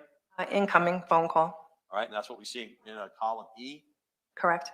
In this particular phone call, in column F, does 347-652-3294 call the subscriber in these records to the number 904-568-1617? Yes. Thank you. Now I want to move to 1401. This is the third phone call I'd like to point your attention to and explain to us. Do you see what I'm highlighting in row 1401? Yes. Was this phone call made on 12/20/2018? Yes. And will you do the math for us in column B with respect to what time it would have been made Eastern Standard Time? That would be 3:28:07 p.m. East Coast time. Was this a 5-second phone call? Yes. Was it an incoming phone call to this device? Yes. Was the call that is calling this particular device made from 347-652-3294? Yes. And the number that is calling to is the number affiliated with this particular device? Correct. And lastly, ma'am, I want to direct your attention to 1404. Do I have the appropriate row highlighted? Yes. Was this call made on December 20, 2018? Yes. You do the math for us in column B as to what time this outgoing phone call was made on that evening. That would be 3:47:09 p.m. East Coast time. Thank you. And was the duration of this call 2,017 seconds? Yes. Now, what does MOC mean in column B? Mobile originating call, which is an outgoing phone call. All right. Is that what we see in column E? Yes. And again, was it made from this device? Yes. And was it called to 347-652-3294, which is what we see in column G? Correct.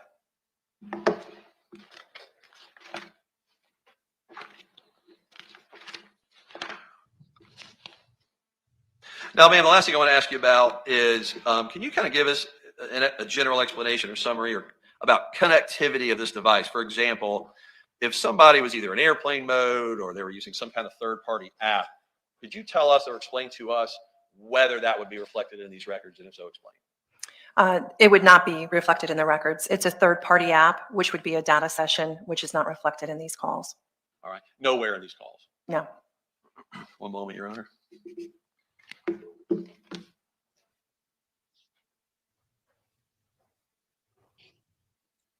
Nothing further, thank you, sir. Steve.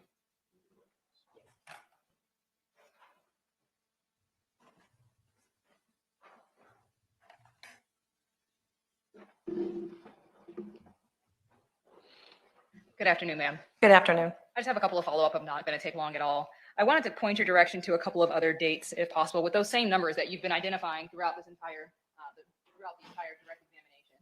If we go down a little further to 1738, me 1 minute.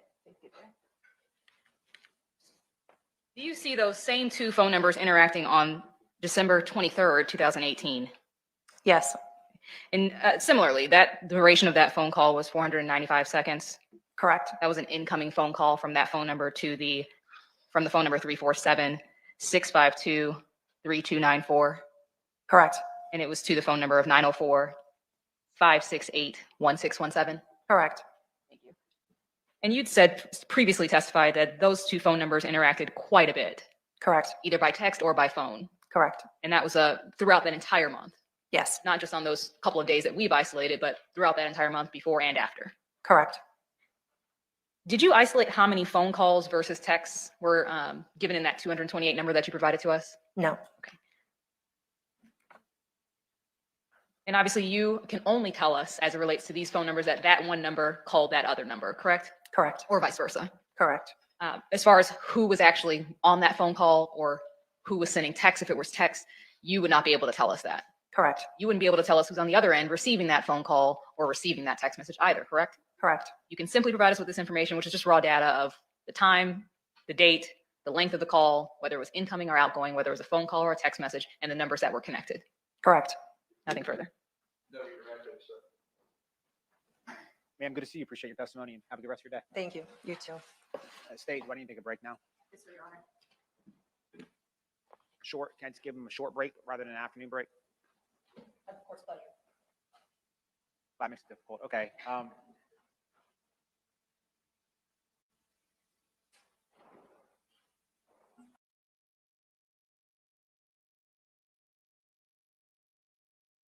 No worries. That's fine, Gigi. Don't worry, it's all good. Look after yourself. Thank you. We love you back, okay? Look after yourself. Take care. And never worry, never fear. It's all good. I've got it all under control. It's all good, Gigi. But thank you very much for popping in and giving a like. Thank you, Gigi. We're going to skip this break now. We're about quarter of an hour away from where we're at.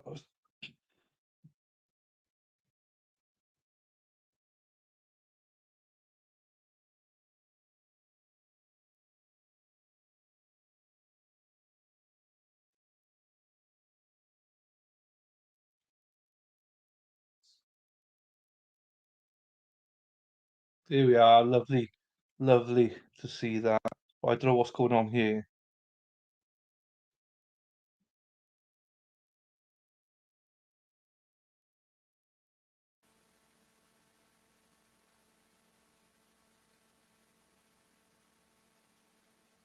Take care, Gigi.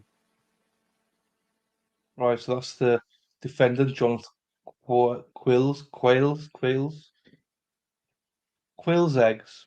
Isn't that a thing?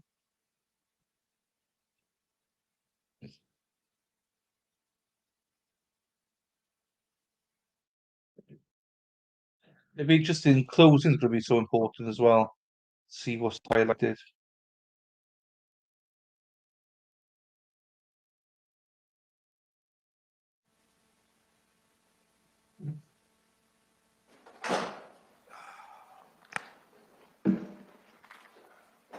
Let's go back on the record. I do have counsel of state defense, Mr. Quiles present. So 918-16 was invoked by the next testifying witness, SS. It appears people in the courtroom in the gallery have complied with that statute. Any reason why we can't bring a jury out in the state, call the next witness first from the state? Yes, sir, Your Honor. State's ready. Defense? Bring the jury in, please. So my understanding now is there's no one in the audience. There's no one in the gallery at all now. Everyone was asked to leave, which is a bit stupid. Which the judge said himself is a bit stupid because they can just go outside, get their phones out, and just watch it on their phones. Duck eggs are huge. It's like when your balls are full of cum, like they that big, and then when you release it, it goes like eggs then, or quail eggs maybe. It shrinks the balls. You and me were meant to be. Not sure who this witness is.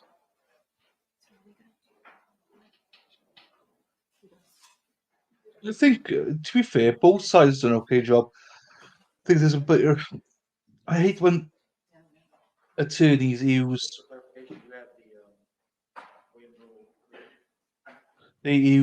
like witnesses to go back and forward. No, I'm sorry, I didn't. Oh, he had a question for us. No worries.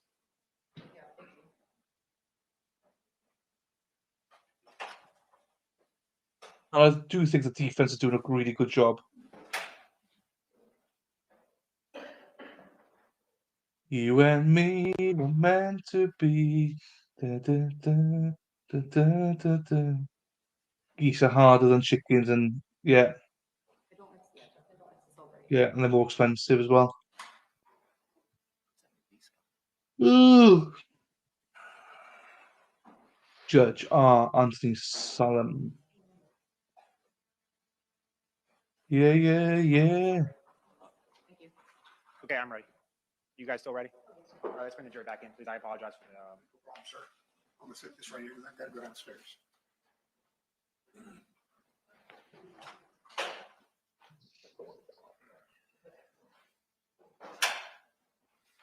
Oh, thank you. I'm gonna be back now.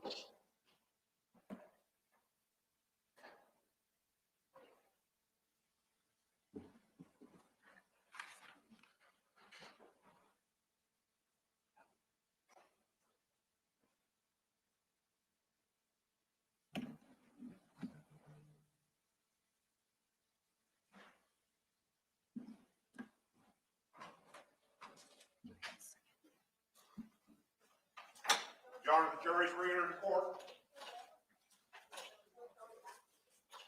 Your Honor, one just went in.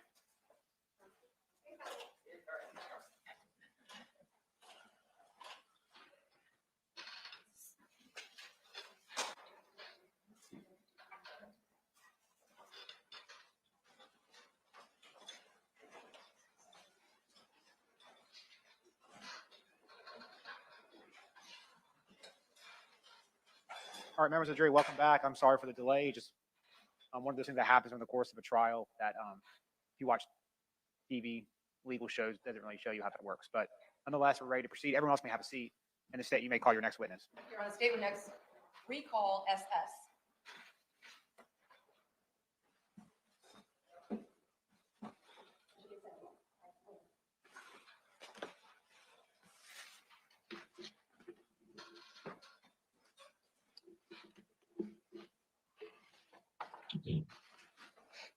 I wonder who this is, because they've had to clear the whole audience out.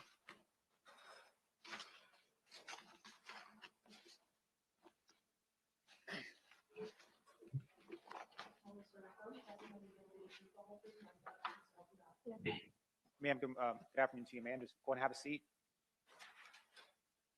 I think Mr. Gray very placed a cup of water there for you. So if you need something else, just let us know. Okay. You can adjust their microphone to help your voice project a little bit. Want to read the instruction now? Yes, please, Your Honor, would you read the instruction? All right, members of the jury, the evidence you're about to receive concerning other crimes, wrongs, or acts allegedly committed by the defendant will be considered by you for the limited purpose of proving motive, opportunity, intent, plan, absence of mistake or accident, and corroboration of IS as to count 3 of the indictment, and motive as to count 1 and 2 of the indictment. Hang on, right. Hang on. Replace pins. Oh, sister the victim.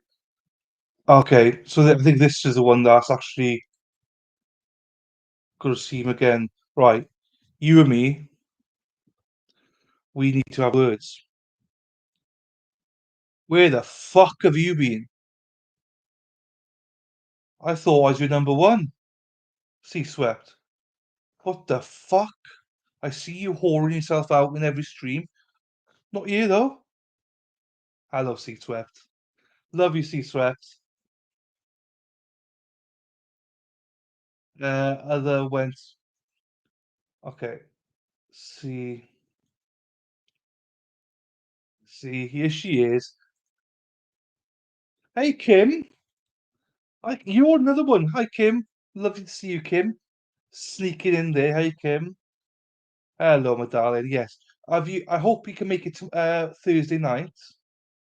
Sea Swept when we got Matthew Moore on, because I want to make sure people are here. And you, Kim. Hopefully, you know who Matthew Moore is, and we got to interview him. So, hopefully, we get everyone here.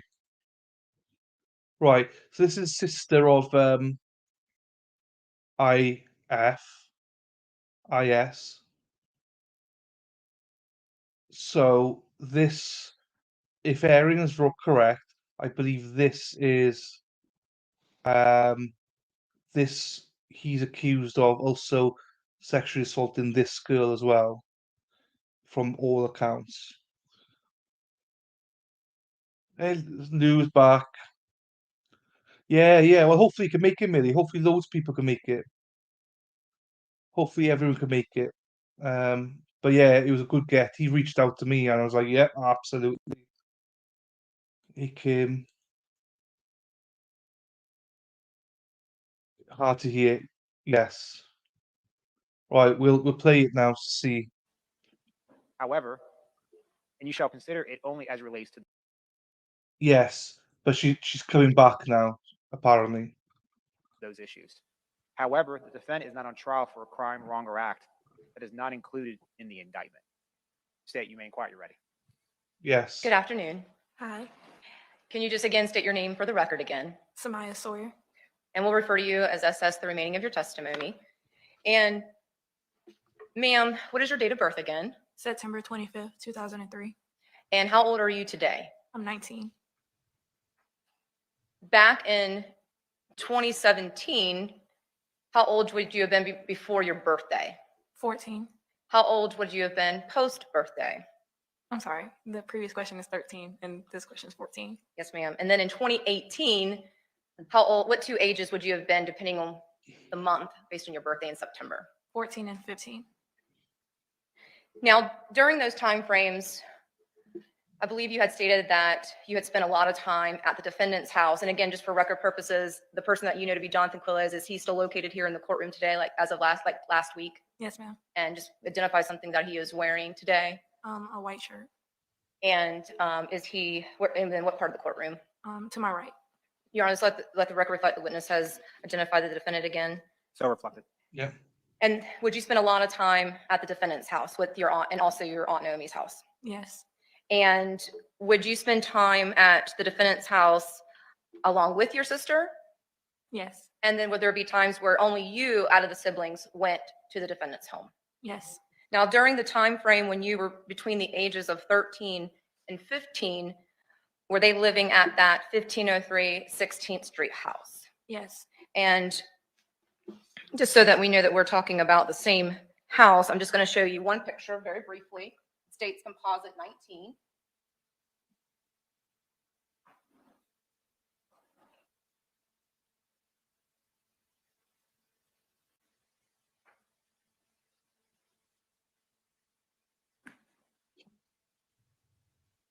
Okay.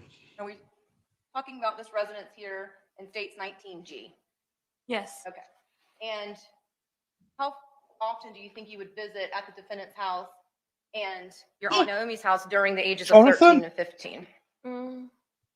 Very often. Yeah. And just to kind of maybe hone it down just a little bit, would that be weekly or maybe every two weeks type situation?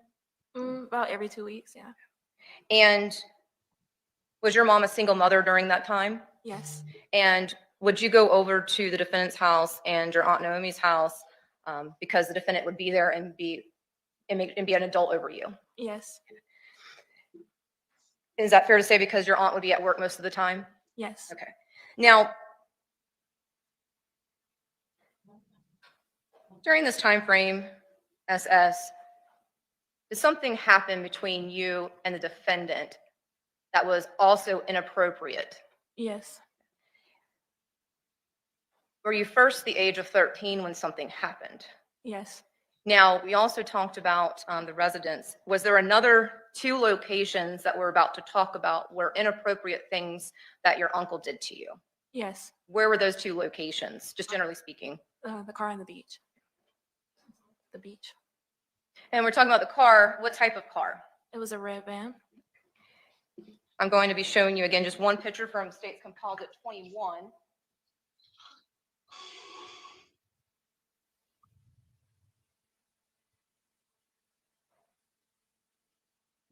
I'm showing you State's Evidence 21C. Is that the red van that you were just talking about? Yes. And then the beach, would that be down in like Jacksonville Beach area? Yes.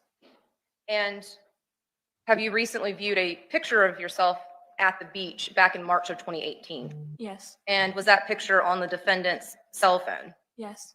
And was it a picture of you? There's two pictures, wasn't there? Yes, ma'am. And was there a picture of you and NQ in one of them? Yes. And then was there a picture of you, IS, and NQ in another picture? Yes. Now, can you tell us about before we get to the incidents, will the defendant ever compliment you? Yes. And what type of compliments would he give you? Like compliment my body or tell me I was beautiful. Can you talk? And I know this is tough, but yeah, can you get a little closer? We just want to make sure everyone can hear what you say, okay? Yeah. He would compliment my body or tell me I'm beautiful. Now, when you say compliment your body, what exactly do you mean by that? Like my shape or yeah. Would that include the breast area? Yes. Would that include the buttocks area? Yes. Did you have any other uncles compliment you in that way? No. How did the compliments make you feel? Like a little uncomfortable. Yeah. Now, did the defendant like to talk to you when you were not at the residence of his and his ex-wife's, Naomi Mobley? Yes. How did the defendant like to talk to you? Through Snapchat. And did the defendant tell you why he liked to speak with you by Snapchat? Yes. And why is that? Because the message is erased. And would the defendant do these compliments as well in the Snapchat format? Yes. Now, did the compliments turn into a more sexual nature? Yes. Can you tell us about that? He would say things that he would want to do to me or send pictures of himself. What kind of pictures would he send of himself? Nude. Now, drawing your attention to when you were 13, would this would have been in 2017, is that accurate? Yes, ma'am. And this would have been before your birthday in September of 2017? Yes, ma'am. Do you remember what time of the year in 2017? Late 2017. So if it's late 2017, would you have been 14? Yeah, but some were before I was 14, yeah. Okay. So first I want to talk about when you're 13, when something first happened. Do you recall? Yes. Where were you? At the beach. Who was at the beach on this occasion? Me, my sister, and the defendant's daughter. Okay. Was it common for the four of you to go to the beach together? Yes.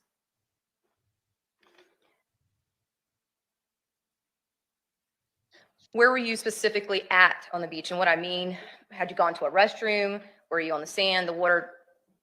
Tell us exact, kind of more detailed wise. The water. And where was NQ and IS? On the sand. Can you tell us what happened when you and the defendant are in the water at the beach when you're 13 years old? Yes. He was touching me like with his hands over my body. Now, did you have a bathing suit on? Yes. I know, just making sure. Typically, what kind of bathing suit would you wear? Two-piece. And you said that his hands, and where did they touch? My body. Now, when you say your body, that can mean a lot of different things. Can you just take us maybe from head to toe where he touched you on your body? My breasts, my butt, and my front area.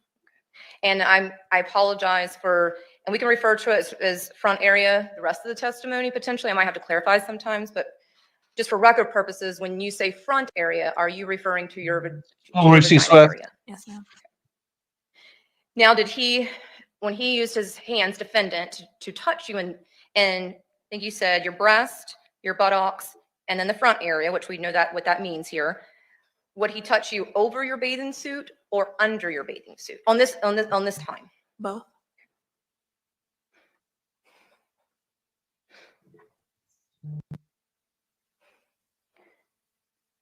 Now, did you want him to do that? No. Okay. Did it feel awful? Yes. How long did it last? Around 2 minutes. Did it seem like an eternity? Yeah. Now, after that, did you tell anyone? No. And why not? It's embarrassing, I guess. Yeah. Was it hard to understand it? Yeah. Was the defendant somebody that you had gotten to know well? Yes. And the defendant was, a lot of the time, you were in his care, weren't you? Yes. Was it confusing? Yes. Now, did anything else that your memory tells you happened when you were 13? Mm.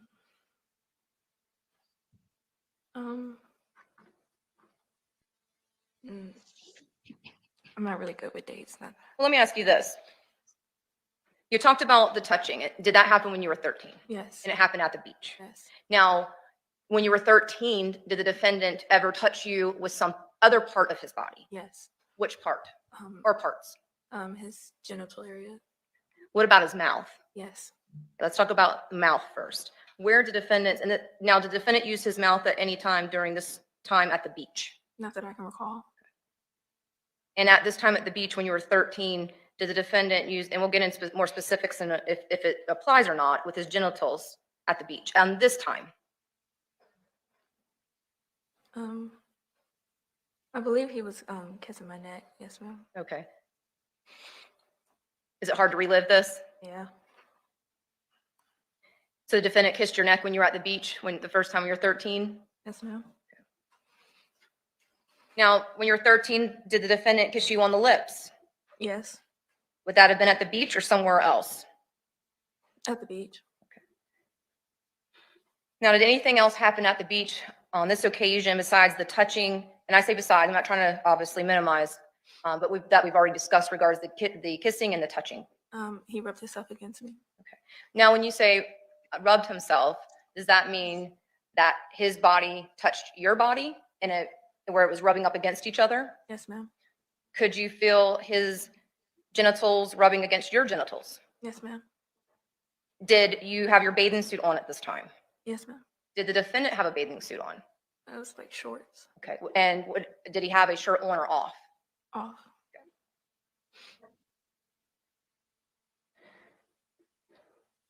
After this happened, SS, did something happen after another time? Yes. And where were you located? At his house. I'm sorry. At his house. And is that the house that we just looked at in States 19, the yellow house? Yes, ma'am. And do you recall approximately how old you were at this time? Around 13, 14. And do you recall who was at the house during this time? Yes. Who? My Aunt Naomi, me. I'm not sure if his daughter was there at the time, and him. And with any other your siblings present? No.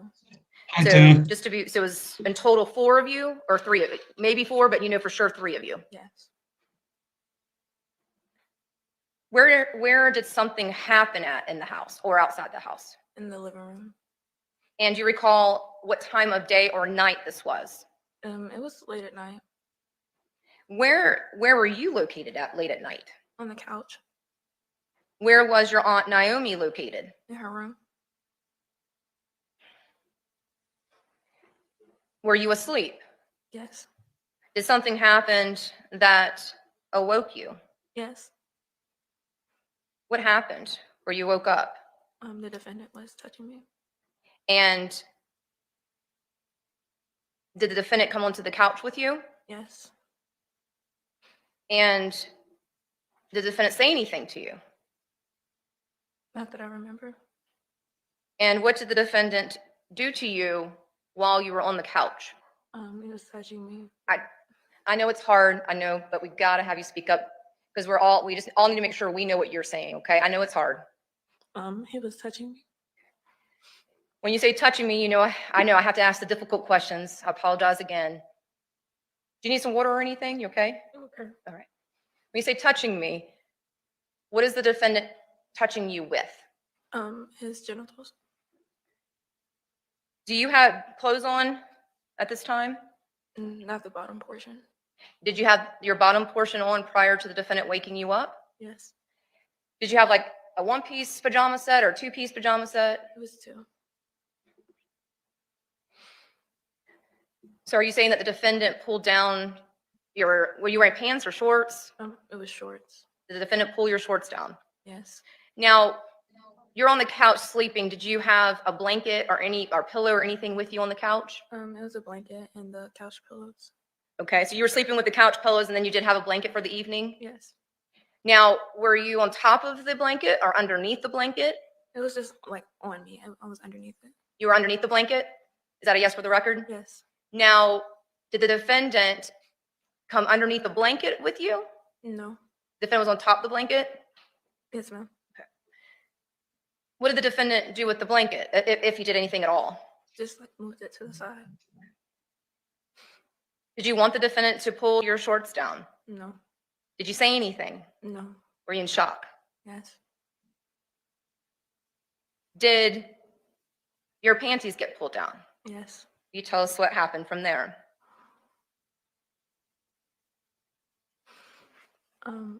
He did intercourse. You need a second? I'm okay. Okay. It was intercourse. I can't hear you. I'm sorry. I know. It was intercourse, and he was just touching me all over. I have to ask you a hard question to make sure I have it right on the record. And you can just say yes or no, okay? When you say intercourse, does that mean that the defendant inserted his penis inside of your vagina? Yes. And you did not want this to happen, did you? No. And you said that you were either 13 or 14 at the time? Yes, ma'am. And then you said the defendant was touching you all over. Is that with his hands? Yes. Did your shirt ever come off during this time? No. Did your Aunt Naomi ever come out the bedroom during this time? No. Did the defendant use his mouth for anything during this time? Not that I can remember. After this happened to you, after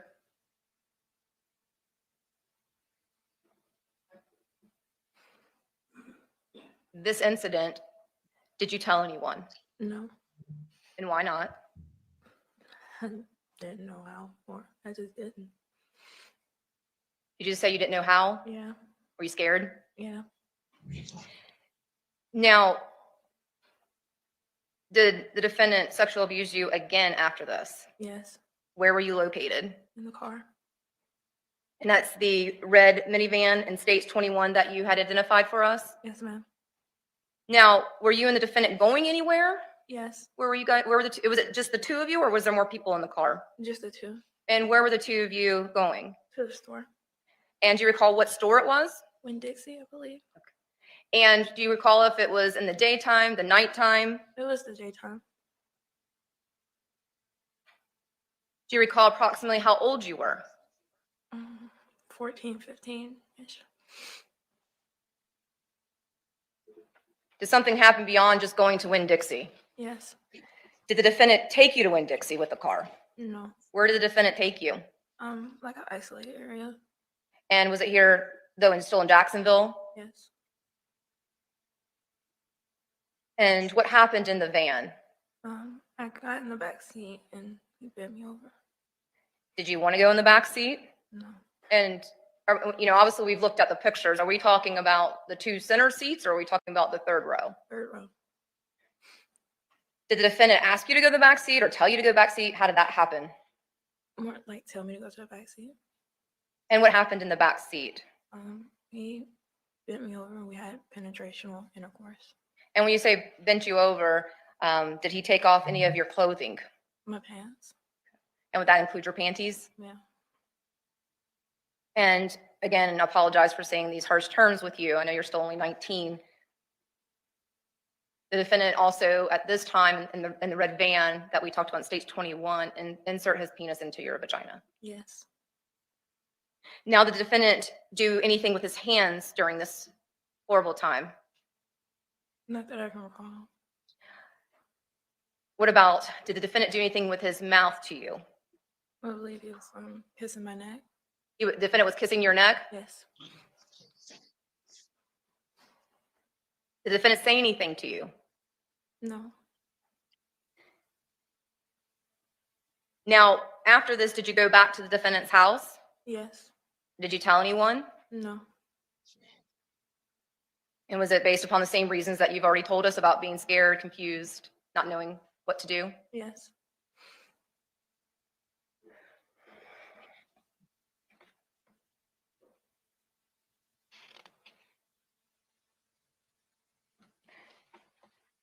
Now, is there another time that the defendant sexually abused you that you remember? Yes. And is that in regards, again, at the defendant's residence? Yes. And were you staying the night? Yes. Do you recall who was there that night? Yes. Who was home? Him, his daughter, and me. So just the three of you? Yes. Was your Aunt Naomi working through the night? Yes. Do you recall approximately how old you were? 14, 15. And is it fair to say that in totality, any sexual abuse that the defendant did to you was between 2017 and 2018? I'm going to object. Is counsel testifying or asking a question? Sustained. Would we have been in, when you're 14 or 15, would we have been in 2017 or 2018? Both. Okay.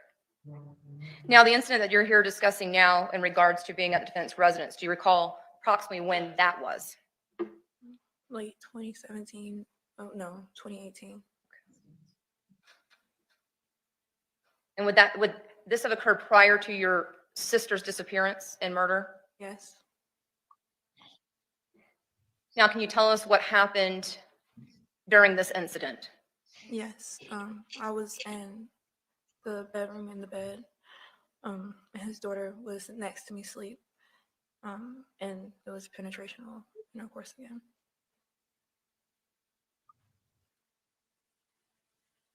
Were you sleeping in the defendant's bed? Yes. And I believe you stated there was two other individuals in the bed as well? Yes. And was that the defendant? Yes. And you stated it was his daughter, NQ? Yes. Do you recall how old she approximately was at the time? Like 3 or 4. Was she awake or asleep? Sleep. Were you asleep at the time? Yes. Did the defendant wake you up? Yes.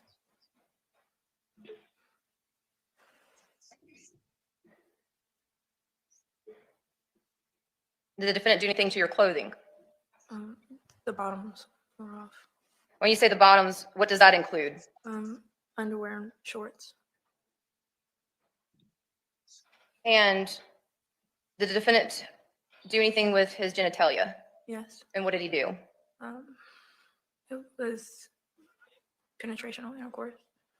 And did the defendant insert his penis inside of your vagina? Yes. The defendant, did he use his hands at all during this sexual abuse?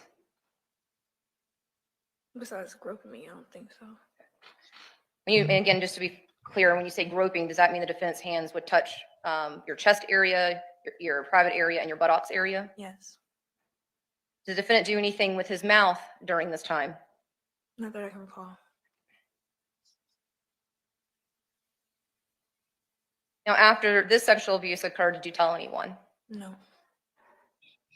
Was it based on the same reasons that you've already stated? Yes.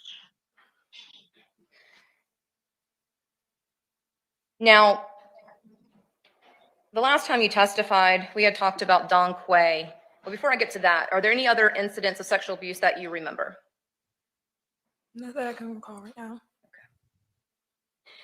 So when you testified last week, you had talked about Don Quay and Parsley. Did the defendant ever ask you to take Don Quay and parsley? Yes. And did you ever receive Don Quay and parsley pills? Yes. And who did you receive these pills from? The defendant. And did you take the pills? Yes. Did you have any effects physically from taking Don Quay and parsley, and did you take them together?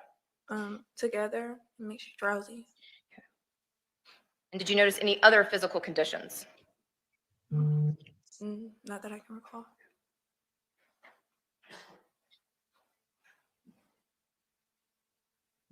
Now, we had looked at your previously about pictures from your bedroom. Do you recall that? Yes. And that states 18 for the record.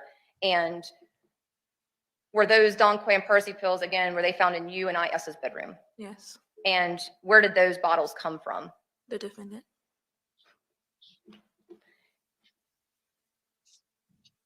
Now, were you in love with the defendant like your sister IS thought she was? Your Honor, argumentative and speculative. I was asking her. I understand. Oh, I'm sorry. I'm sorry. Overruled. No. And did your sister find out what had happened to you? Yes. Did it hurt your sister? Yes. Objection, Your Honor. Basis and Speculation. Ruled. And you already answered, so we'll just move on. And one of my last questions for you, ma'am. After finding out what the defendant had done to you, is that why IS had sex with Kamar Humphrey? Yes. Was it revenge? Yes. Objection, Your Honor. Speculation. overruled. Oh, I'm surprised you overruled that.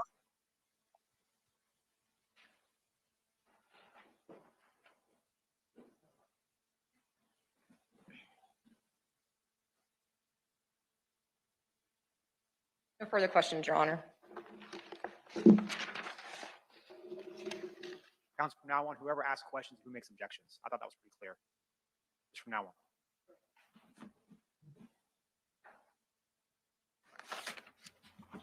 That's fair. So, just to answer some questions, I think they couldn't ask these questions originally. I think if you asked that originally, can you imagine this testimony and then going into something after that had no relevance to this? It loses that kind of oomph. So that's why I think they split it then. They said at the time there was going to be some splits and going to be recalled, and that's why I imagine they wanted to keep that clean, do all the other witnesses, and then now do this part and lead on to the others. I don't know what I think about it. I have no comment on it. It's not easy to listen to whether it's true or false. That's horrible to listen to. Also, people saying she's testified. Just so you know, there's no one in that room. It's only the lawyers and the jury and some staff. So the whole gallery audience have been asked to leave. So there's no one there. Now, obviously, the camera's still there, so they can still watch it, but it's not as intimidating for her, hopefully, there. So, right. Let's see what the defense got to say. I'll say I'm impartial. I don't know. I'm not going to make a judgment. See what the defense have got to say first. Can we verify if that red photo is still? It is, yes, ma'am. Okay, thank you so much. Hey, Sean, I didn't see you come in. Hi, Sean. Hi, Jody. Sorry, guys. I didn't see you come in.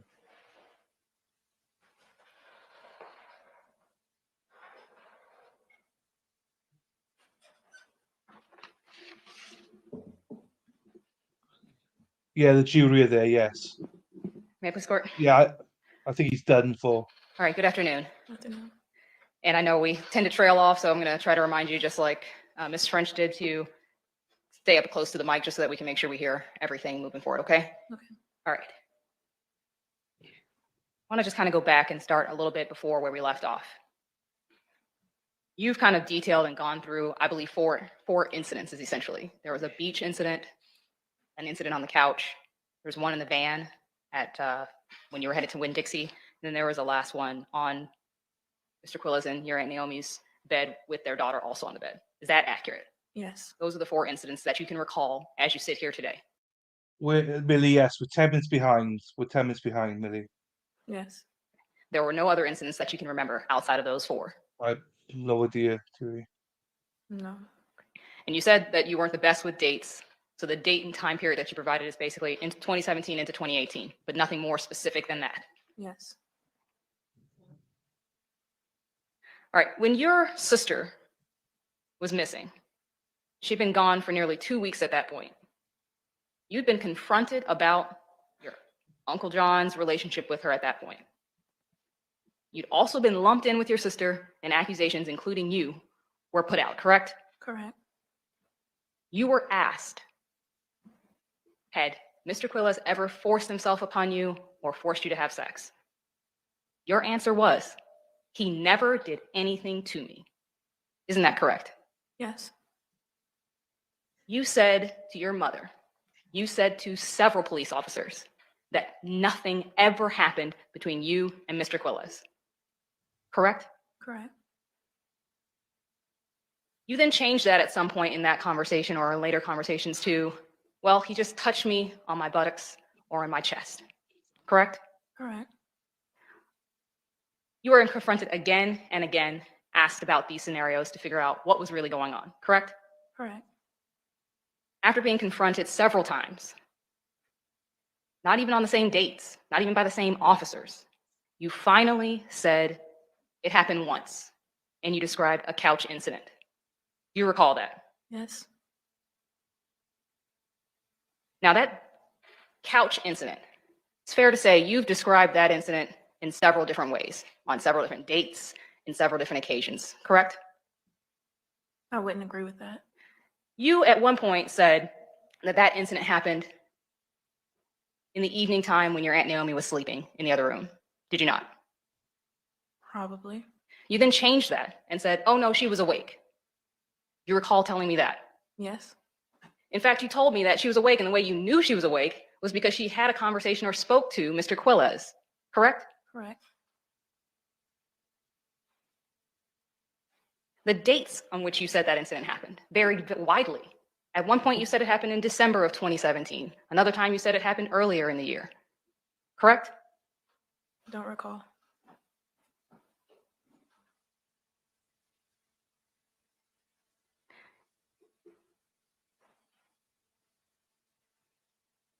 Now, I want to ask you a quick question. As far as these incidents that you've described, is it safe to say, or is it fair to say, that all of them occurred while Mr. Quiles and your Aunt Naomi were living at that 16th Street house? No matter where they occurred, but that's where they were living during this time period.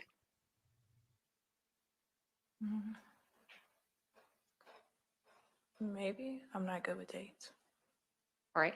Do you recall telling police that all of these incidents happened while Mr. Quiles and your Aunt Naomi were living on the 16th, in the 16th Street house? I don't recall.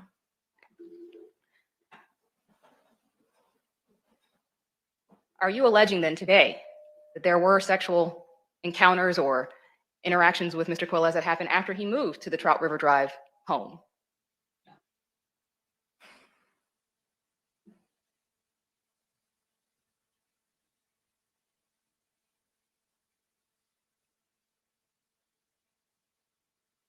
No.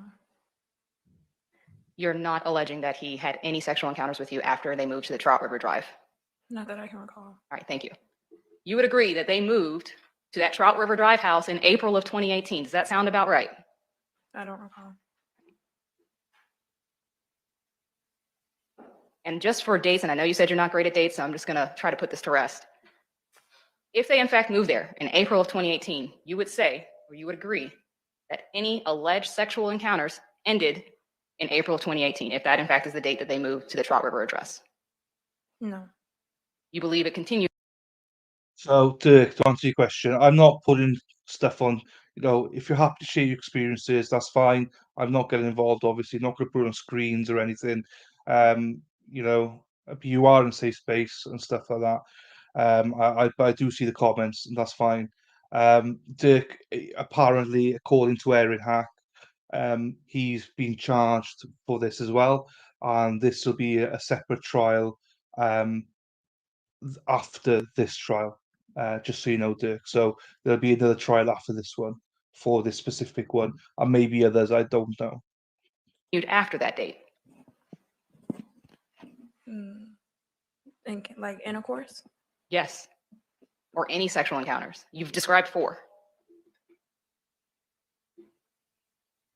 I guess. No.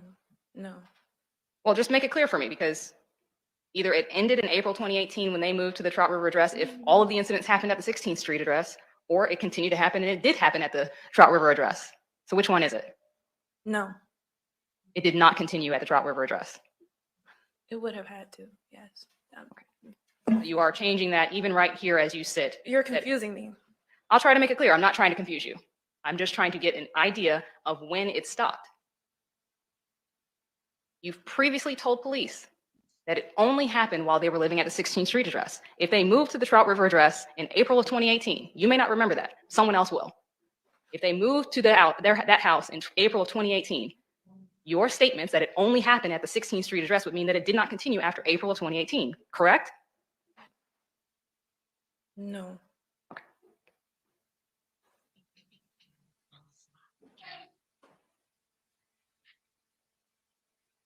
After you told police that the sexual encounters with Mr. Quiles only happened one time on the couch, you never detailed any sort of beach incident where you were touched inappropriately or anything like that at that time, correct? Not that I recall. In fact, it was 4 months where you led police to believe that this couch incident was the only sexual encounter you alleged to have happened. Do you recall that time period? No. You went 4 months without changing that version of what happened until you talked to Detective Milowicki. Do you recall talking to Detective Milowicki? Yes. And that was around April of 2019, nearly 4 months after your sister went missing. Correct? Yes. You gave a statement to Detective Milowicki. Do you remember doing that? Yes. Do you remember when you gave that statement to her, you told her essentially, hey, I want to tell you everything that happened. I want to give you all the details I didn't give you before. Do you remember that conversation with Detective Milowicki? Yes. Do you remember telling her what I just said, that you were going to come clean and basically tell her everything you didn't tell her before? Not those exact words, but yes. That sentiment. I may not be quoting you, and I wasn't there, so I don't know exactly what you said, but am I at least characterizing it in the same way that you talked to to Detective Milowicki? Yes. In that statement, you gave some background and some details to several incidents that occurred. Do you recall talking to Detective Milowicki about being punched in the face? I don't recall the face, but being hit, yes. You don't recall talking to Detective Milowicki about being punched in the face? Not being hit, yes.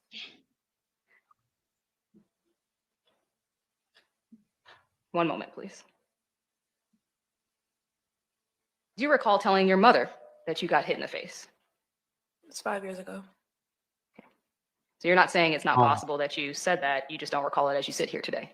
Yes. Okay. Do you recall telling Detective Milowicki that it was Mr. Quiles who punched you in the face because you told him, and I quote, he had a small dick? Maybe. You maybe remember telling that to Detective Milowicki? I don't recall. In your statement, when you talked to Detective Milowicki, you later told her that that wasn't true. Do you remember telling her that? I don't recall. Do you remember telling her that you were punched because he wanted you to take some green pills? Yes.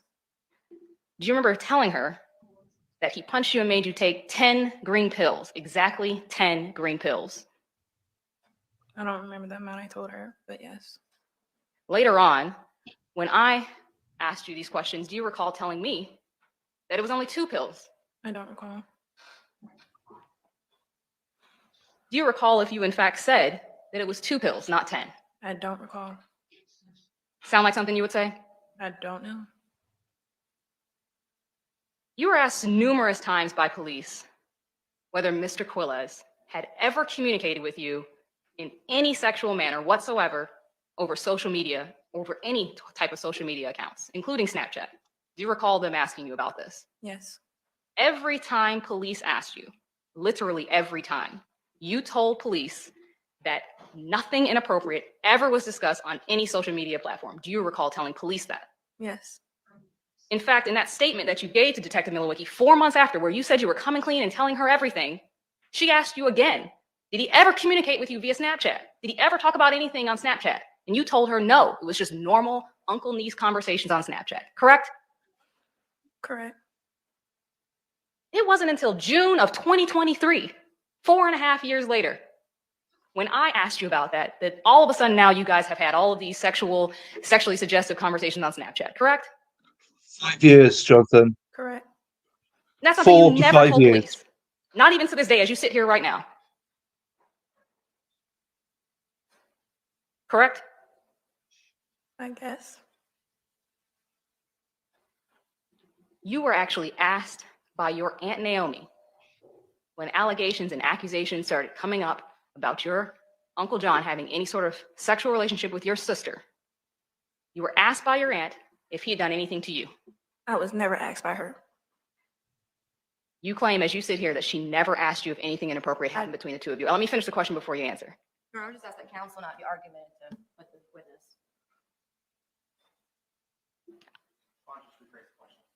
Judge, I was just trying to stop to make sure that the record was clear, but I'm not faulting anybody. I'm just saying, just rephrase the question. of course. You're claiming that your Aunt Naomi never asked you whether there was any sort of sexual encounters, interaction, or anything between you and Mr. Quiles. I don't recall her asking. You don't recall her asking that question at all. No, Is your statement that she did not ask you that? not that aunt. Not that what? Aunt. Other aunts asked you though, Yes. and you told them nothing ever happened. Correct.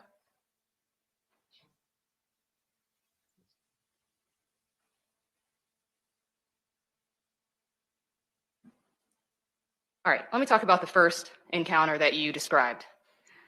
You stated you're at the beach, that you believe it was yourself, your sister, IS, and Mr. Quiles and his daughter, NQ, correct?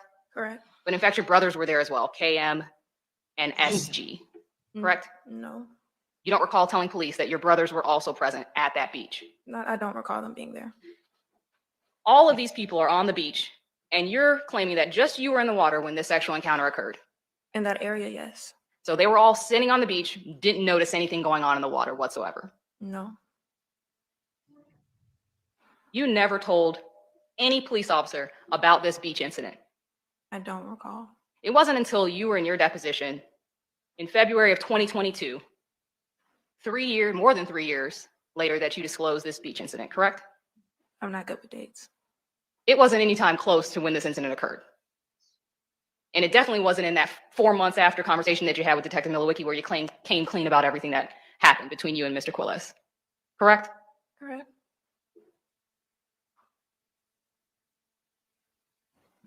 As far as the incident that you described that happened in the van, today you testified that you were headed to Winn-Dixie and that he took you to some undisclosed or isolated area. You don't recall where that was or anything along those lines. No. Do you recall telling police that at one point it was in the abandoned parking lot near the Winn-Dixie? I don't recall. Do you recall telling police that at some point his daughter was in the car with you during some incident? I don't recall. Does Mr. Quiles have any, since you have testified that you all have had these sexual encounters, does Mr. Quiles have any distinct markings on his genitalia? Not that I recall.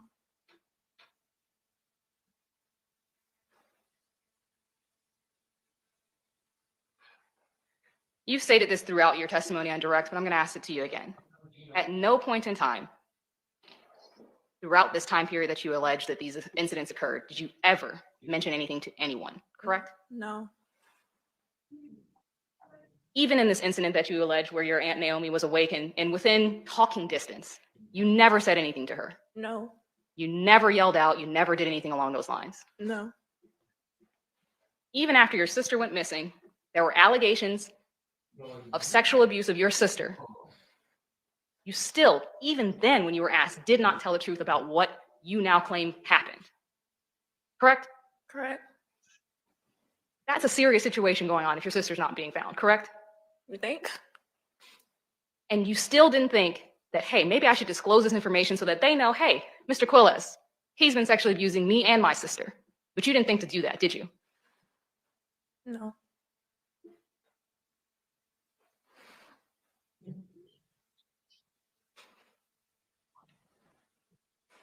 You would agree that there has been little to no consistency in what you Agree, allege to have Hannah. happened between you and Mr. Quiles. No. You started off saying he never did anything to you, correct? Correct. You changed, though, to what happened, when it happened, how many times it happened, who was there when these things happened. So many details of these incidents that you laid out vary depending on the day that you're asked. Got to be a lot to keep a track of, correct? Correct. Nothing further.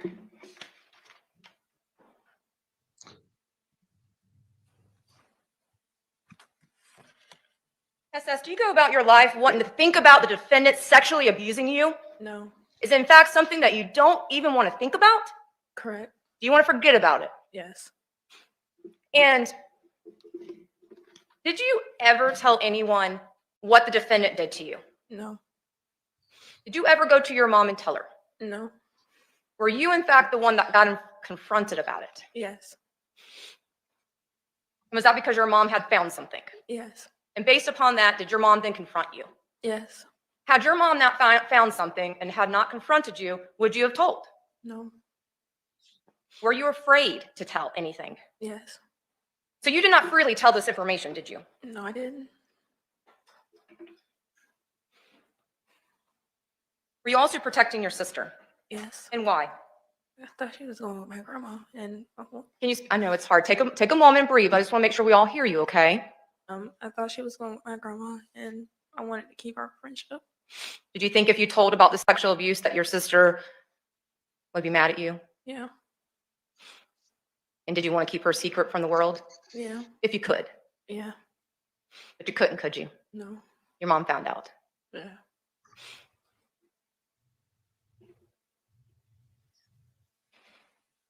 Did your mom ask you any details about the sexual abuse when this first came out, when your mom found out? Yes. Did you want to tell her much? No. And did your mom respect that? Yes. And this was your mom finding out about the defendant sexually abusing you. That happened while your sister is missing. Is that fair to say? Yes.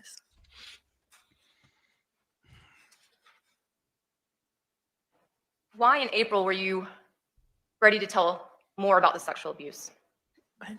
She wasn't coming back. Do you need a moment? Okay. I'm almost done, I promise. Is that when you knew you could break the promise to your sister? Yeah. And is that why you're willing to tell all about the defendant sexually abusing you? Yeah. Nothing further. Okay. Hi, mate. You come in like quite a heavy time. Oof. So Yeah, he's back. he was he was allegedly sexually abusing the sister and her. Yeah, Wow. yeah. Okay. So she's testified once already. She's back, been testified again. He has got a trial with her after this one. So it's totally separate. So there's this one, and then there's another trial after this one. So, and I think there's more people involved. Yeah, Hannah said good redirect. I thought that she did really well. Defense did really well to create doubt, but I thought that was an excellent redirect. Excellent. Some of those questions were on point. It's so hard, mate. Do you know what I mean, to listen to some of these things? Everyone's got different opinions on it. Everyone's got, she didn't tell anybody for ages, but then the redirect, she says, well, I was too scared to. It's like, oh my God, it's disgusting. This is one of my mods, lazy ass here, Sarah P. She was too lazy earlier on, so here she is, she's back now. She's working, busy later on. Yeah, so, yeah, welcome back to you. Everyone's excited. Some people thought you weren't coming back. They were disappointed. I was like, no, he's coming back. Don't worry. Don't worry. Yeah. When you hear the bell, I will. That's when I have to get back. But yeah, I'm on my half an hour break. Usually I usually play a football game. So was there a just to get conversation? them- Oops, sorry. Oh, no, it's fine. It's fine. No, go back to life. Let's go straight into No, it. Let's fine. go. You got a minute until I do this. So what you say again? Because I need to No, find no, this spot. I'm just gonna. I just play games like just to recharge my brain. But Yeah. this is better. Like I like Yeah. either way, I'm taking a break. It's not really. Yeah. You don't need That's brain fine. power to like watch something, do you? You don't need brain Yeah. Yeah. No, I agree. I agree. And the right. Well, we'll play it now, but it's Yeah. as I say, And you what was your first impression Jesus, of the defendant? still not back in time. As I say, you jump in now as you want, mate. I hope you're here when the wire it gets played. I'm I not sure am if that's today or almost. tomorrow. I mean, the footage is 243. I don't have to add any more clips because that's all I've been spending my time doing, just editing and finding all the resources. But now that I have all of that, because everything was just foundational, that's the hardest part. But now that it's set up, I'm almost done setting that up. It should be just bang, bang, bang, bang, bang, and that's it. Because I've already trimmed it.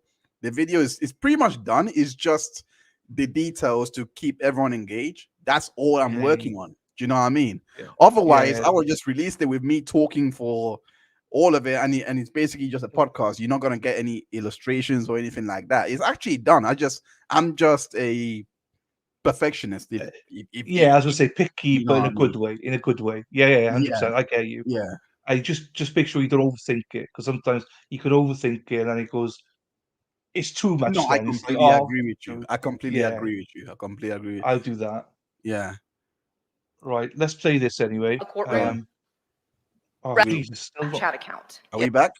Store. I was getting reacquainted. Yeah, we are back. And what high school did you go to? Sandalwood High School. Now, through moving here, did you become Thank you, acquainted Ludia. with your aunt?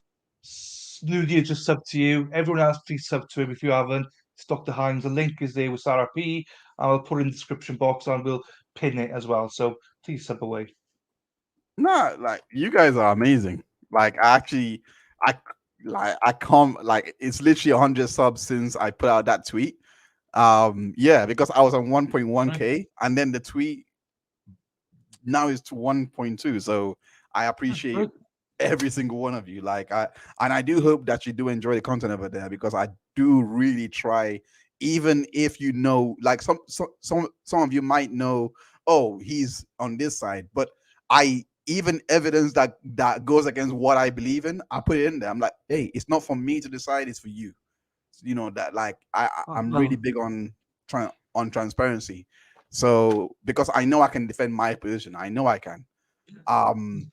Yeah. So I need to look at more of your content. So I subscribed today, and I will definitely look more at your content and stuff like that. And Thank you. hopefully we do more content moving forward, mate. So it's all good. It's all Yeah. good. Right. Oh, and Emma's just Newport. Welcome to Newport. That's just subbed as well. Right. Here we go. Here we go, peeps. Aunt Naomi Mobley's husband at the time. Yes, ma'am. And how did you meet him? I met him outside of a hair store. I was getting reacquainted with my family out here, and he was introduced to me by the family. And would you have been 17 at the time? Yes, ma'am. Now, would the family get together for various events, birthdays, barbecues, that type of thing? Yes, ma'am. And would you see the defendant at these family functions? Yes, ma'am. Now, back during this time frame, did you have a Snapchat account? Yes, ma'am. And did the defendant ask you for your Snapchat username? Yes, ma'am. And did you accept, did he send you a friend request? Yes, ma'am. Now, when I say he, I haven't asked you this yet, and I apologize. That's my fault, ma'am. Would you see the person that you know to be as Johnathan Quiles? Is that who was married to your aunt at the time, Naomi Mobley? Yes, ma'am. Would you recognize? Yes, Sarah, don't worry, honestly. What did I miss here? Yeah, Sarah, don't worry. It's my fault. I didn't take it all the way back. You didn't miss it. It's my fault. I muted it, so it's all good. But for this witness, we'll have Dr. Hines' link up there for anyone who hasn't done it. Just it's pinned up there. So just thank you. We'll change you when the next witness comes on. But all good. Recognize him if you saw him again? Yes, ma'am. Could you take a moment and look about the courtroom? Yes, ma'am. I do see him. Okay. Could you please state where he's located in the courtroom and then something he's wearing and give Give color if there is a color. I believe that's a white shirt to my I right think in it's the front of the courtroom. defense. Is it? Does the person have glasses? No, I No. mean, Yes, ma'am. sorry, Is prosecution. the person prosecution. located at defense table? Yeah. Yes, ma'am. And is the person Hispanic Yes, ma'am. or light skinned? Yes, ma'am. Is that a better phrase for Yeah, you? that's- I don't want to put words in your mouth. Yes, ma'am. You're fine. Okay. And is that Johnathan Quiles that you know to be? Okay. Is that who we're talking about? Yes, ma'am. Okay. You're going to let the record reflect the witness has identified the defendant. We'll find out now, Hannah. They're hiding witnesses. So there's no audience or anything, so they're hiding the witnesses. Hopefully, it'll become clear in a second now when they tell us. So reflective. Okay. So did you accept his friend request on Snapchat? Yes, ma'am. I did. Now, did the defendant communicate with you on Snapchat? Yes, ma'am. Did the defendant communicate with you in any other type of format? I believe he FaceTimed me one time. What about regular phone calls or regular texting? No, it would always be on Snapchat. And did the defendant ever tell you why he preferred Snapchat? Well, he said the messages don't save on Snapchat, so he preferred Snapchat. The defendant liked the fact that messages were deleted instantly. Yes, ma'am. And is that fair to say that upon viewing a Snapchat message, does it delete afterwards? Yes, if you don't save it. So you would you have to actively save that message and or picture in order for it to be preserved? Correct. Now, would the defendant send you messages? I think you stayed on Snapchat. Yes, ma'am. And what was your first impression of the defendant? Initial impression, he seemed all right. I really didn't know much about him. However, did the defendant start to ask you things that made you feel awkward? Yes, ma'am. Okay. Can you tell us about that? Initially, he would just swipe up on my Snapchats and say, like, I look pretty or I look good. Then it would progress into I was sexy, beautiful, just out the way comments such as that, compliments. Now, did you have any other defendants? Uncles talking to you like that? No, I didn't have any other uncles on Snapchat for that matter. Okay. Is Snapchat usually something that you would talk with your friends on? Yes.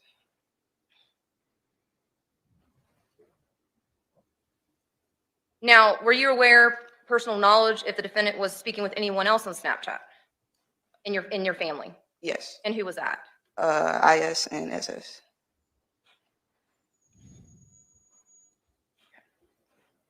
Now, you had talked about the compliments. Did the defendant say anything else additionally to what you've already told us? And that was the pretty, sexy, beautiful. Did you say good looking too?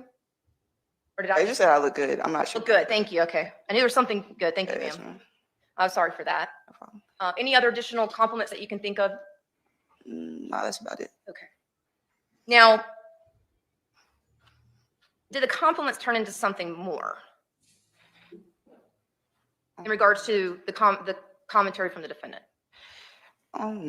Only one conversation that we discussed in reference to like a condom.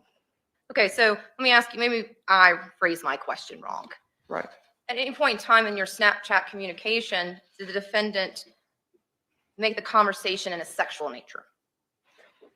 I mean, no, other than what I was just referencing about the condom, that's the only sexual nature it took. So was there a conversation involving a condom? Yes. Okay. And can you tell us about that conversation involving a condom? Right. It initially started with him asking, was I in a relationship, which I wasn't at the time. And he asked, was I a virgin? Had I had sexual intercourse with any? Hannah and everyone, this lady is called ID, and she is a correctional officer, and she is the cousin of SS and IS. So she's a cousin, but she's also a correctional officer. Just to clarify to everyone, her name is ID. ID, cousin of SS and IS, and also correctional officer. Anybody at the time, and I told him that I had not yet done anything, and he had told me that if I wanted, I could come over. He could teach me how to apply a condom. And Let me stop you there for just a second. I'm sorry Did for you laughing. respond to these questions? yes, I was No. answering them as we went along. I'm sorry, what? I was answering his questions as we went along in the conversation. No worries, Thierry. And did he invite you over after this conversation? Like immediately after, Or just in general? In general. Yes, yeah, he did. Okay, that's how you interpret it in general. Yes, ma'am. I want to make sure we do it how you felt and interpreted. Right. And And Sarah, did he say what the purpose of for having you come over? Are you speaking like immediately after the situation I'm referencing, or are you talking about another instance? No, I'm talking about the condom situation. No, he didn't invite me over immediately after that situation. This was a whole different situation. Okay. Yes. Now, did the defendant want to teach you something? Yes. What did he want to teach you? How to apply a condom. how old was she? And what did that mean Me. to you? Well, he didn't give me another object that was to be used, so I just assumed it would be done on him. Oh. When you say done on him, meaning using his penis. Yes, correct. How did you feel about this conversation? I felt definitely awkward and a little weird after we had that conversation. And did you tell anybody? No. You eventually tell someone. Yes. Okay.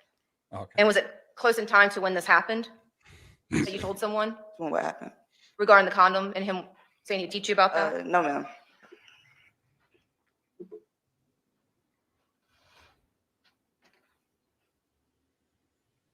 I wonder how old she was at the time. And was though. there another time the defendant wanted you to come over?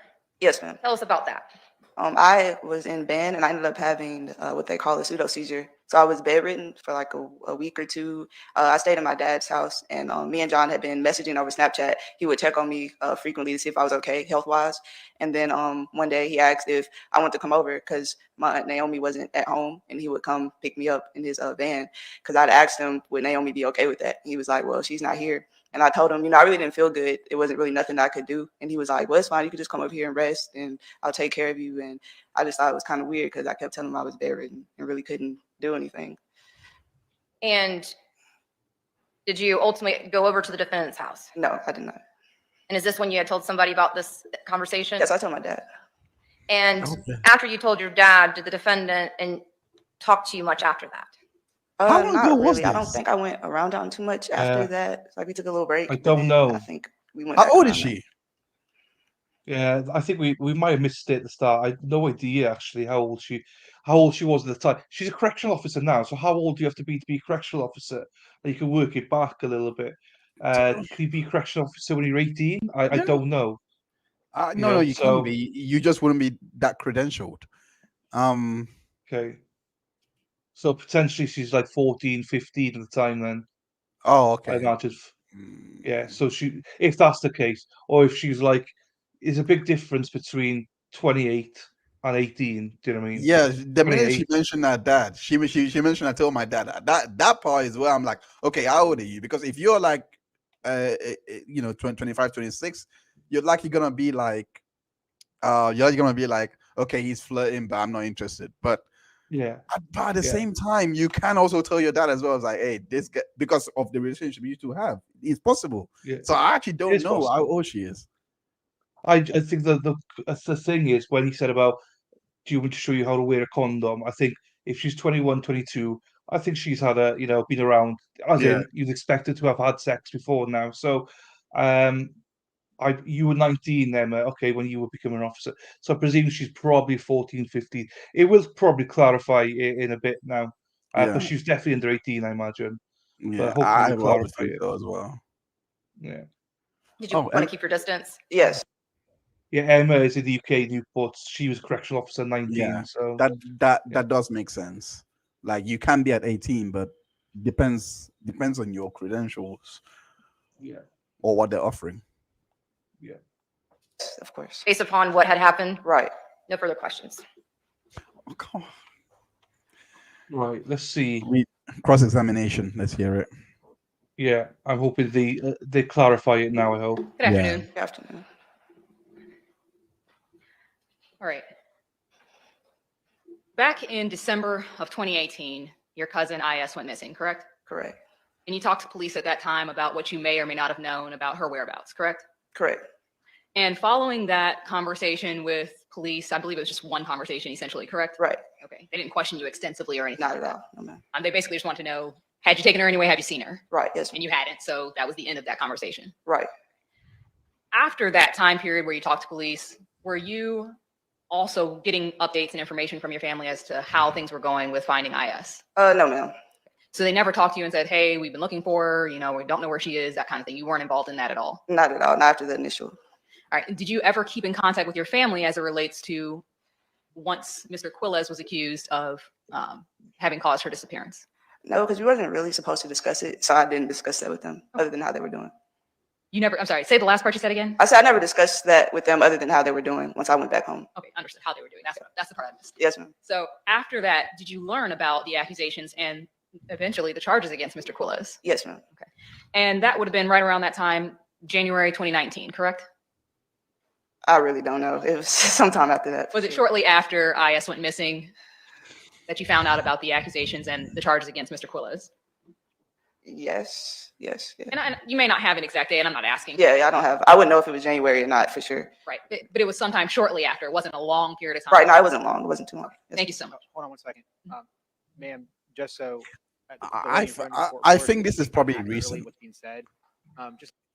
Do you think if Emma was 19 and she was an officer, it's probably recent. I don't know. I can't. It depends how long she's been an officer for now, if that's ever going to come out. But yeah, we'll see. Well, hopefully they'll clarify this now on the defense somewhere. If not, I'm gonna have to go back out and let her pause, listen. the question. Let's have a look Let her here. finish the question. Pause for a second, then you can answer. Right. She has to take it down, and she can't take down two people talking at the same time. Okay. And so we get conversational. It happens. Nobody's fault. It's just the nature of it. Right. So just try to, and she'll do the same thing. You guys both kind of step over each other. Just try to take a breath after each question, answer it, and let her ask another question. Okay, that's fine. All right, And I'll do my best. I'm sorry. That's Nah, it's probably my definitely- fault. Yeah. We're doing it again right now. I'm sorry. I'm so sorry. It's okay. So I'll slow down just a little bit. That way we can make sure I ask the question fully, and I will make sure to not speak until you're certainly done. Let me just ask you, I know you said it wasn't a long period of time, but you did learn about the accusations and the charges against Mr. Quiles.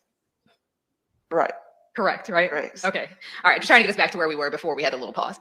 So when you learned about that, at that point in time, did you reach out to police and give them this information about Snapchat and communications with him and some inappropriate conversations from your perspective? No, ma'am. They actually reached out to me. Okay. And when, if you can recall, I know you said you weren't the best with dates. Do you recall how long after these charges that you learned about Mr. Quiles, how long after police contacted you? It was a while after, because I was shocked they even contacted. It'd been a minute since it happened. Would June of 2022 sound about right? I wouldn't give you a month, but the year sounds right. But I wouldn't be dead set on a month. So like 3.5 years later? Yes. Approximately. Correct. Okay. 3.5 years later, all of that time in between, you never reported this, never talked to police about this, correct? Correct. Okay. You mentioned that you had messages between the two of you all on Snapchat. You don't have those messages saved or anything along those lines, do you? No, I don't. Okay. Did you routinely save messages on Snapchat back then? Yes, ma'am, I did. Would you describe it? I think you used a word at one point. I don't know if you said it during direct. It might be my memory from talking to you before, but you said something along the lines of you had a bad habit of saving messages, correct? Correct. And so did you in fact save messages between yourself and Mr. Quiles back in 2018 time period? Correction. It would have been 2017 when me and Johnathan were communicating. Okay, 2017 then. Right. I initially did until he told me not to, so I stopped. After, well, before the time period that you stopped, when you were saving those were saved to your Snapchat account, correct? Correct. Okay. You don't have access to that at all, do you? No, I had an old Gmail back then. And that old Gmail, you don't have access to that anymore, so we can't verify or corroborate what you said through those messages. Yeah, I don't have access to it at all. Oh, this is probably late then. This is probably 2014. If you're saying old Gmail, that's probably Now, throughout 2014. the time period 2015. that you described, and let me just back up because I want to ask you about that. I know the dates, you might need to help me with that. You started your senior year, August of 2017, presumably, correct? Senior year. Okay. You said you moved to Florida shortly before that school year, so maybe in August, maybe in July time period? I started school in August, so it wouldn't have been August. So I would say like a month or so before. Okay. So a month or so think she's before in 18. 2017, you moved to Florida, and then you began having these conversations on Snapchat with him immediately thereafter? Well, I had to meet him first, so we met, and then the Mars started coming around the family. That's when we exchanged Snapchats and the conversation began. Okay. And so those conversations you believe were exclusively within 2017? That's good. I think she was 16, 17. So she's born in January 7th, 2000. So 2000, she was 17. Yeah, She was 17 senior at the year. time. Yeah. That would Here make we are. sense. So we figured it out. We figured it out between everybody. Yay. That was Yay. bothering me for a while, but it does seem to like them young. Well, yes, evidently, I think. Evidently. So right. This Exactly. does not help him. This was not. No, it doesn't. It does not help So him. thank you, everyone, for all your work there. Let's get And into did it not now. continue on into 2018. Well, it had to be because I turned 18 in 2018. We no longer communicated. Oh, Okay, here so we you are. turned 18. You said Yeah. your birthday was in January, right? January 7th. 7th. Thank you. This is the worst. So January part. 7th. After that time period, you never bringing this contacted or evidence. spoke This to is the him on worst Snapchat part. at all. I know. But it's also the thing is, she turns 18. She's like, "Nah, I don't want you now." It's like, what? Do you know what I mean? This guy. I don't know. Right? Oh, No, I no. don't know. fair enough. Wait, she said that. He said that to her. Oh my god, that's Piece not of it, helping you. Oh, this is the word. As far as your, and I just want to go back and ask, because I know you've talked about how you don't have access to that account anymore because of your email. You don't have access to that email, which means you don't have access to your Snapchat, correct? Correct.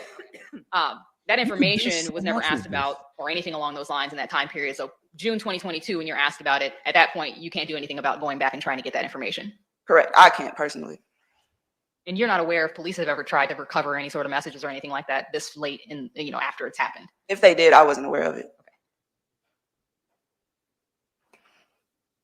Now, I wanted to ask you just a couple of other questions because you talked about a couple of incidents, 2 in particular. One where you guys are having this conversation about virginity and applying a condom, and then the second that you mentioned about when you were sick and being invited over. So let me start with the first and kind of go through that a little bit. When you were having this conversation, or after you guys had this conversation, at the very end of that, you guys didn't continue on or have anything. You said there was no invitation in person or anything like that, or any contact in person, correct? Are you referencing the condom incident? Yes, I'm sorry. Let's start with that one. Okay. No, I don't. He didn't invite me over that day. Okay. So after that conversation, do you recall telling or relaying those messages to any of your family members? No, not the condom incident. Only the compliment to my dad. You specifically do not recall ever relaying those messages, the texting inappropriate messages, to anyone in your family?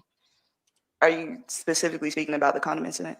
I'm asking about the inappropriate messages that whatever you deemed inappropriate. Oh no, I did speak to my father about the initial inappropriate messages, such as like the compliments and that part. But the condom incident, I didn't tell anybody about. Okay. The condom incident was around that same time period when these other conversations are happening. Around that time period, I don't really want to give you a set date. Like I said, it's been a while, so I couldn't really.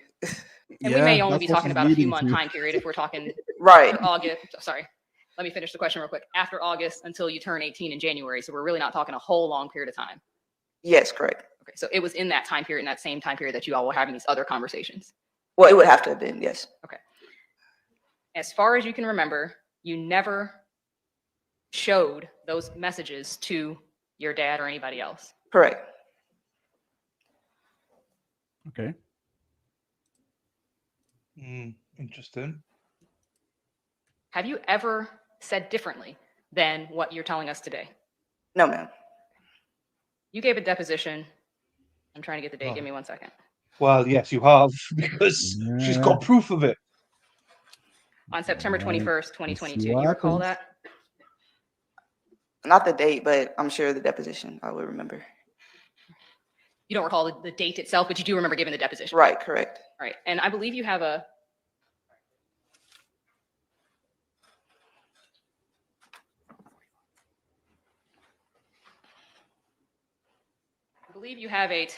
red booklet in front of you. Do you see that there and near you?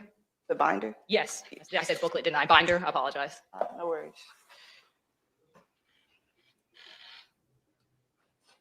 If you could turn to tab 45, I believe it is. I object to improper impeachment. Sustained.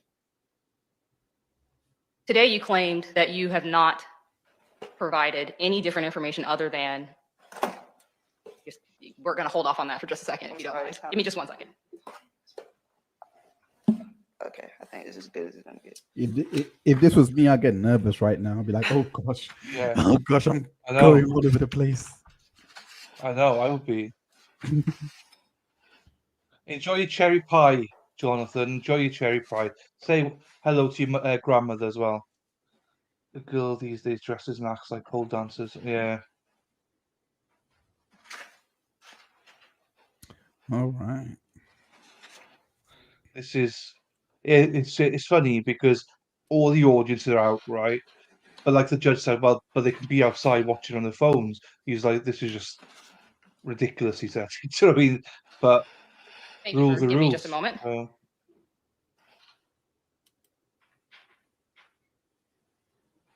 Sorry, let me just get back to where I was.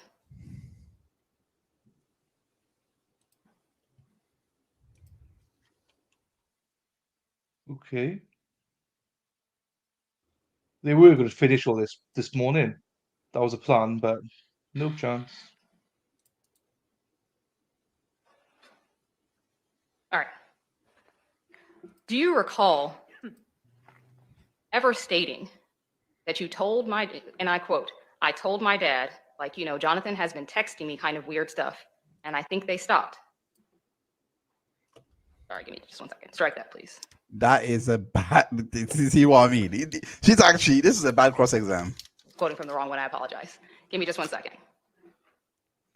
Yikes. This is not a great cross exam because she now No. has time to actually think about her answer. That's if she's being nefarious. Like if you're lying, this is gold for you. You can literally just think about your answer now and like. Okay, No, sorry. 100%. I'm at line, just for counsel, I'm on page 26 at line 8. I'm objecting again. I'm just giving you all the. I can't hear 5 people talking at the same time. I'm pretty smart, but not that smart. What's the objection? Oh, Judge. I haven't heard the question. Improper impeachment, really? I would object to improper impeachment. And try and get him to try and get her to move on because. I'll see you back at 3:25. Yeah. Oh, they're taking a break. Quick break. Yeah, that makes sense. No, Jonathan, it's not. I don't think they were due for a break. Oop.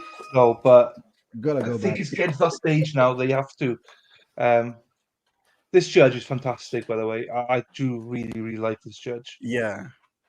I think that was a great call. I think that was a great call because she messed up.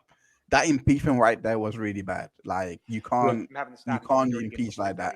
And the objection, I'm surprised there was that objection didn't come in sooner. You can go out the front doors of the courtroom where Officer Hill is and take care of you from there, man.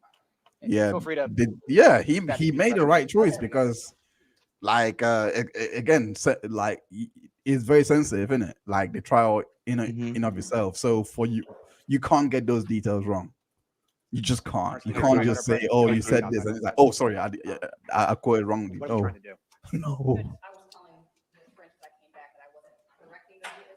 I wonder what they're saying. Are the jury out? Are you trying to impeach a witness? What are you trying to impeach her on? Specifically, she previously stated that she actually told her dad when Johnathan had first started texting her the appropriate message. Isn't that what she said? Yes. Oh, sorry. Isn't that what she said? Well, she specifically said she relayed the weird stuff that he was saying. She stated that it was about him saying she was beautiful and things along those lines. But you see, just like I thought, he would need to address this. But it could. It's not like she's saying red light and now green light. No, it's not that clear. Yeah. How's it contradictory? Good. That's Good. what impeachment's supposed to be about. That's great. See, exactly like I thought. It's improper impeachment. Like he really had to send the jury away. Most likely they're gonna come back and he's gonna instruct them like to maybe strike everything that they've heard from the record. Like yeah.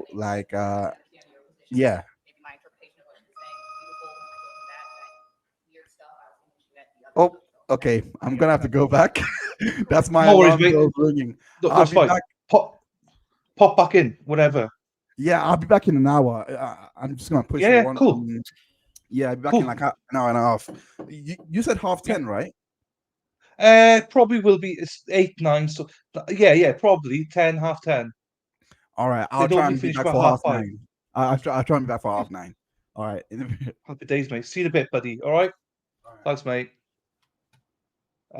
We got back. Guess who's back? Back again. Josie's back. Tell a friend. Hey, Josie. Guess who's back? Josie. You fun, Josie? Guess who's back? Back again. Josie's back. Take a friend. Guess who's back? Guess who's back? Guess who's back? Guess who's back? Guess who's back? Rosie's back. Josie's back. Everyone, please like the stream. Make sure you subscribe and have notifications on, please. Thank you. See you soon. Yeah, so he is coming back. He is coming back, guys. Don't worry. He said 9:30. 9:30 is obviously yeah, I know. I do it now to just to wind you up, I think. I do slip up though. So my friend on Twitter is Rosie, and I call her Josie, and I'm always like, no. And you both of you are bitches in a good way. You're both bitches, but I just don't know. I can't stop it. Sorry. Oh, oh, okay, Emma. Okay, sure. I'm not enough entertainment. Sure. Describe that as weird. Yeah, she specifically said on the stand that she did not tell her dad about the condom stuff, if I recall her testimony correctly. Correct, and she does not have an exact quote within here that says, I told him about the condom stuff. So I understand the court saying that I cannot ask her about that. I have a copy of the deposition if you would like to. No, I think I got a pretty good idea. Is there anything else you want to lay on the record regarding this line of questioning? No, the exact quote for the record was, I actually told him when Jonathan had first started texting me inappropriate messages, I told my dad, like, Jonathan has been texting me kind of weird stuff. That was the quote that I was going to use. Obviously, with some context and some background, I think that makes more sense for what she's saying, but it's not an exact quote. She does the same. Don't worry. She does the same. My dad about the condom stuff or not. It doesn't have to be exact quote. It just has to be contradictory to each other. Otherwise, there's no foundation for improper impeachment. Correct, and I think based on the context, it is contradictory because she's talking about that particular time period in the context of it.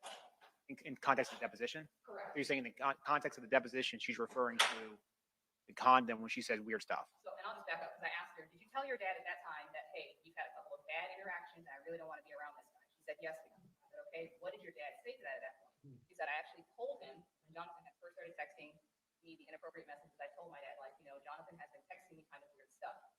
And she goes on, I was going to ask her some additional questions as it relates to that. Now, just before that, we're talking about this very incident. So I think that's Which one, the condom incident or the condom incident, correct. So that's why. So how do you know her answer is referring to the condom stuff and not general comments overall? And that's where a clear deposition is supposed to come into effect. So the state's objection is sustained on that regard. I'll sustain it in front of the jury. You can move on in that regard if you would like. That's fine. Okay. Anything else we need to handle? Not from the state, Your Honor. Who's your next witness? Billy Abbott, Your Honor. Lead detective? Yes, sir, Your Honor. That's going to be lengthy. Yes, sir, Your Honor.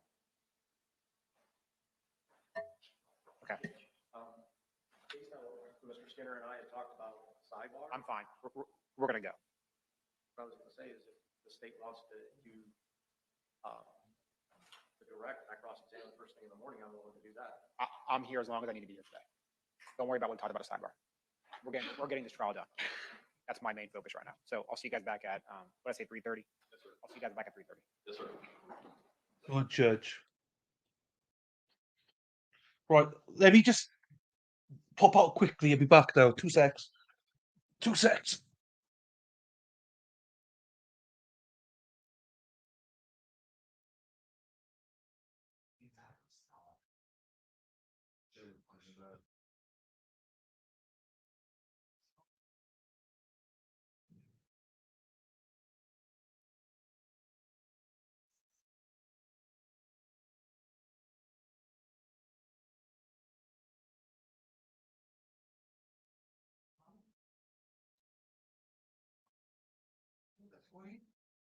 Yeah.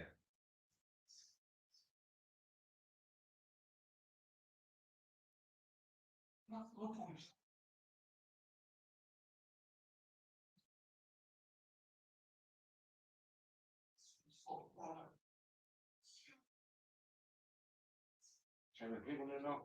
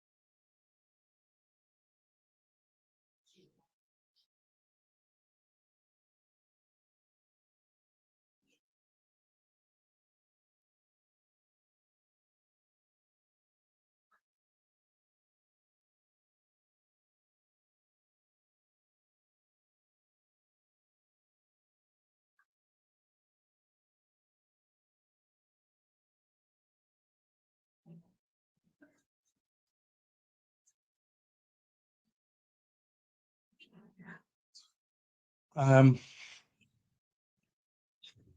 don't have to have that now, do I? Just one my club.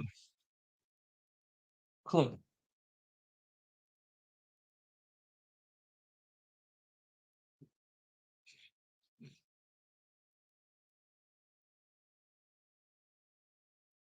I need your piss, yeah. And I need to scrub some sustenance.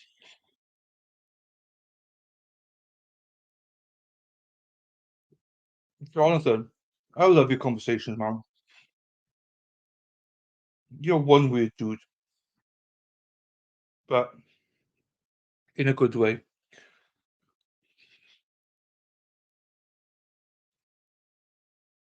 Um,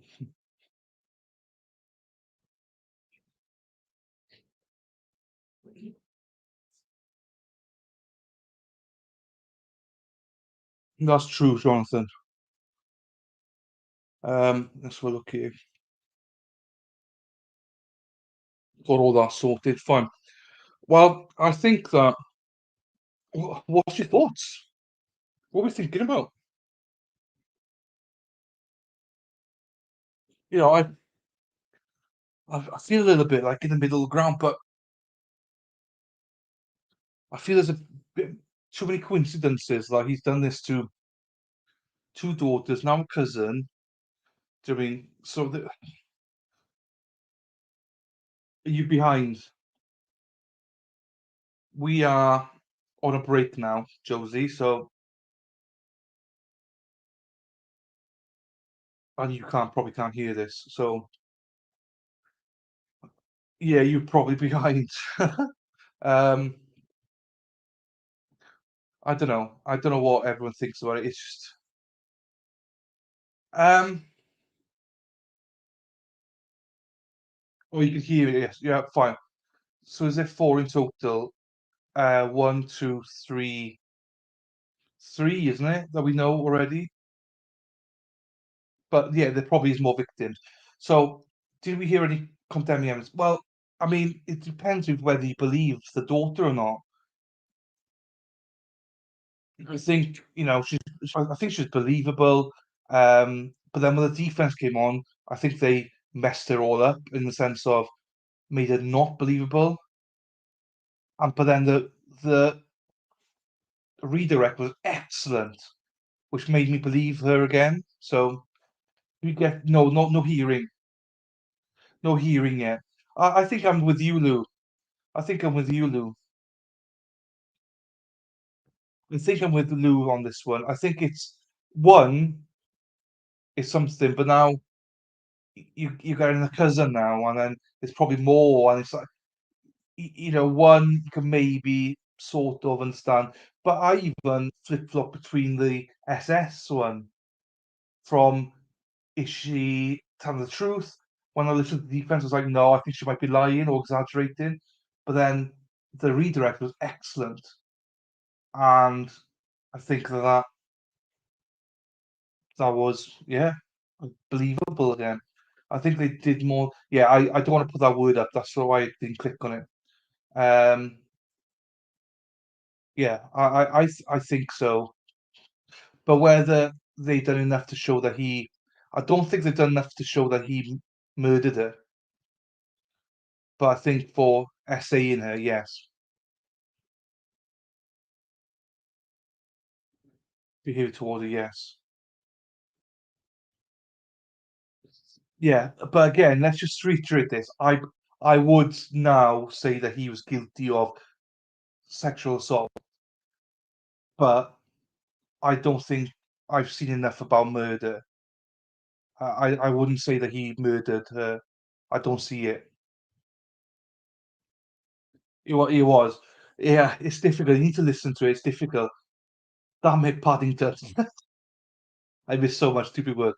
Yeah, you missed the sister, and now you missed Dr. Hines, and then you missed we got a cousin on there now. But you know what they were discussing, so you haven't missed that much. Um, I think I've got enough here about sexual assault. I think that um, underage girls. I think there's enough there. So far, I don't see them recovering from that. But I do not think that there's enough yet for murder. Hey, stop calling her Eric, will you? Eric. It's not just me, you see. It's not just me. I know. Stupid work. Stupid work. So I don't know if other people agree with me, disagree with me. What, do you think there's enough there for murder? Yeah, worker's name. I fixed it. I can give you a ribbon now for that.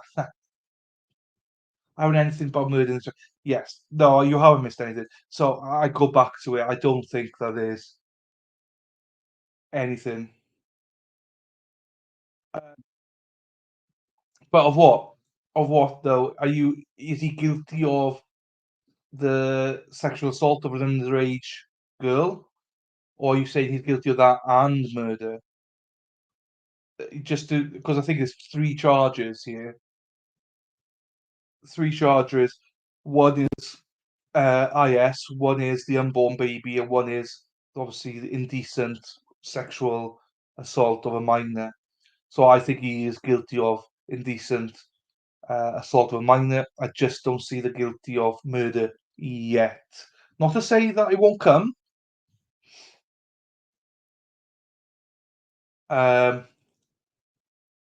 Texting him always mean for chat. He's very confused. Huh. So, it is what it is.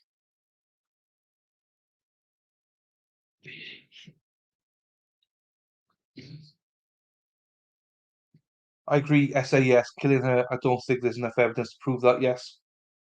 She's listed as missing, yes. I think so. Representing anything showing for certain she's not alive. I agree. Now, the only thing I'll push back on you here, Nanya, is I don't see what evidence is there. I don't see any evidence that he actually did it.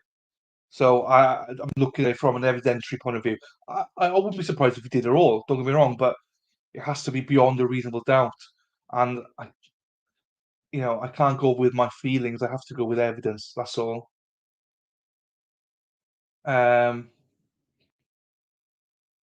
Could not make bond, then leave charge, and then kept him and revoked bond.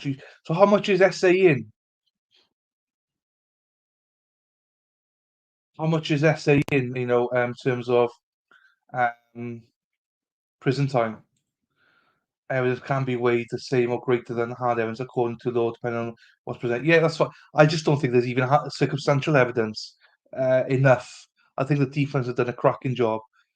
Even with that, I still wouldn't find him guilty of murder. I don't think there's enough there yet. Yet that's just me. That's just me. That's just me. No, I'm not confusing it, Thierry. I'm not confusing it. No, it's all good. Showing evidence of him being violent, aggressive in any situation. No, no, no. I'm the same as Lou and Sarah. Still too many questions. I hate this. I hope I never have to be on a jury. I judge him from home. And yes, I think we all do. I am not. I'm not confusing. Maybe I'm speaking confusing, but I definitely am not confusing about it.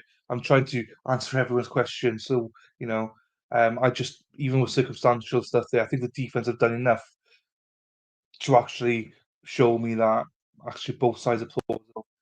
Her becoming pregnant was this child would end his world. Yeah, it would. It would. It would. That's a good point. Theory, thumbs up. Not that I've seen Hannah unless I missed it. Yeah. What did Hannah ask again? No, you have missed it. So I think we're all pretty close in the terms of, that he is. If he's not guilty of murder yet, I think, this wire could turn everything on its head, I think. It's only one piece of evidence, I think, or one piece of circumstantial evidence where I'm like, the defense can't. Like, the defense for me cannot justify SS's testimony. I think they did a good job, but I think that the redirect saved that. the redirect was the best redirect I've seen, I think. She absolutely saved it for SS. With some excellent questions, I thought. No worries, Nanya, no worries. You pay taxis. Oh, I gotta pay taxis tomorrow as well. Jeez, nightmares. So yeah, and I think that Dr. Hines should be back here in about 55 minutes to an hour, or 50 minutes to an hour. This is what I mean. It's a very intriguing case, guys. 8 to 10 years. So he's got the one you're talking about. He's got this one, and he's got the sister one. So unless they do like side by side or something, but I don't think they'll do that. And is any more coming? So he could plausibly have like 30 years then, as a minimum, potentially.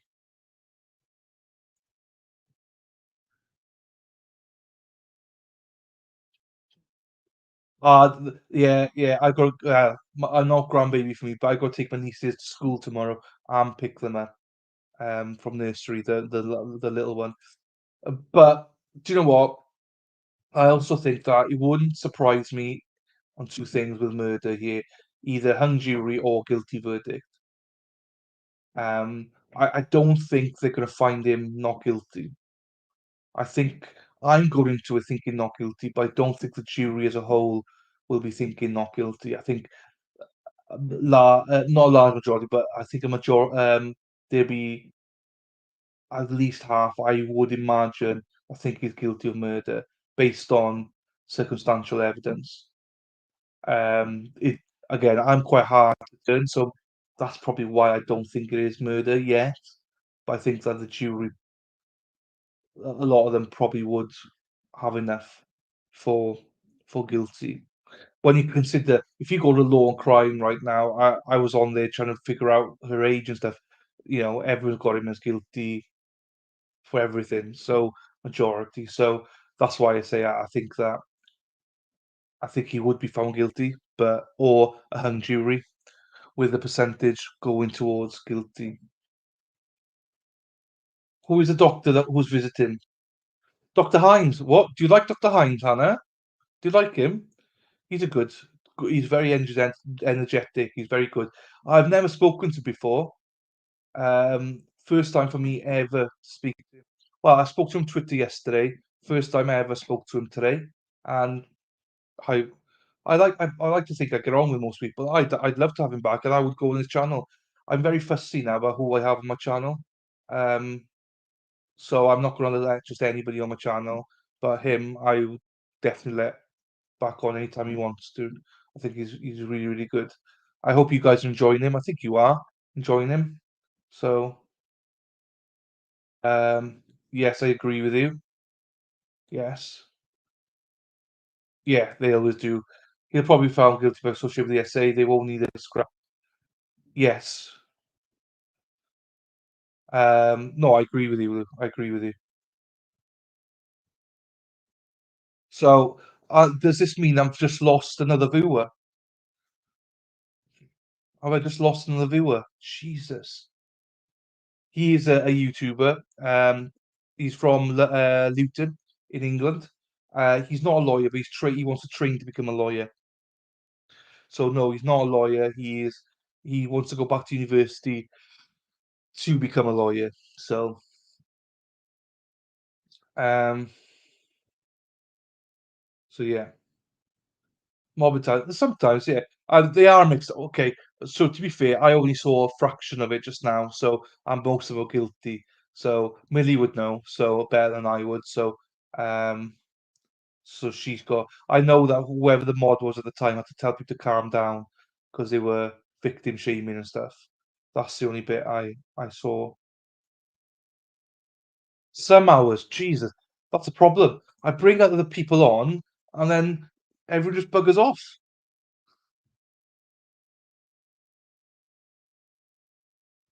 No, as I say, you guys need to find more than one streamer. So you've told me about some stuff already, like Mighty Meat or whatever his name is. I found out as well that Sarah loves some Mighty Meat. I love that. I love that. Phrasing, Sarah. Next time, phrasing. You little minx, you. Um, But yeah, I always look at other streamers see if they're any not any good, but if I would click with them or not. So I'll have a look at his channel to see. I think Dr. Hines we click we do fine.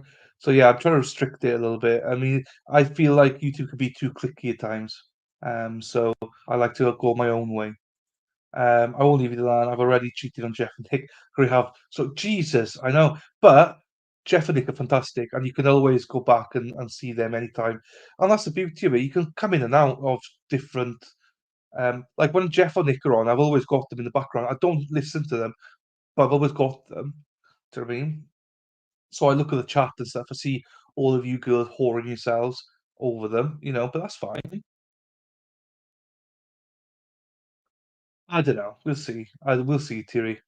I mean, I haven't watched Lawn Crisis. That's murder. So.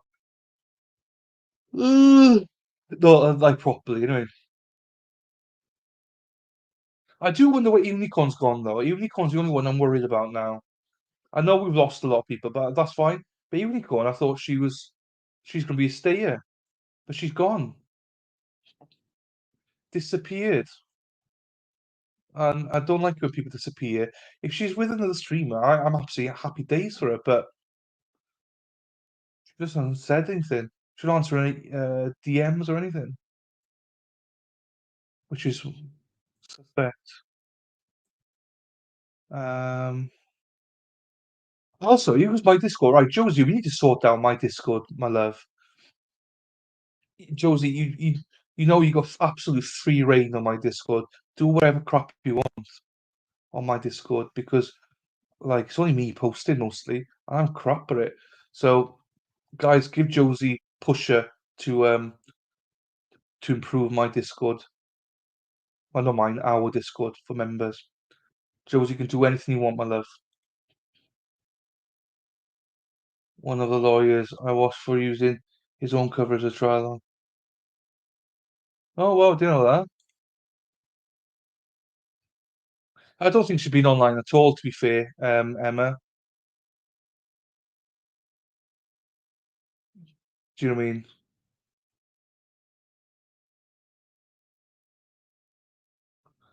Yeah.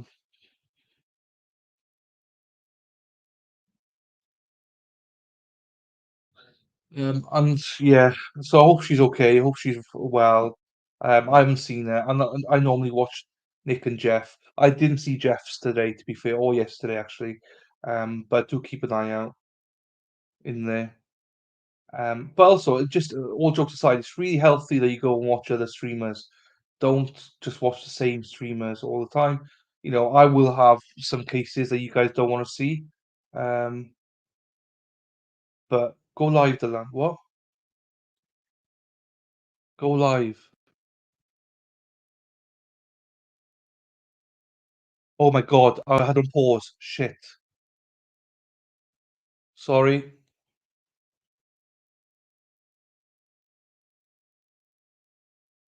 Here we go. Sorry, guys, I had it on pause.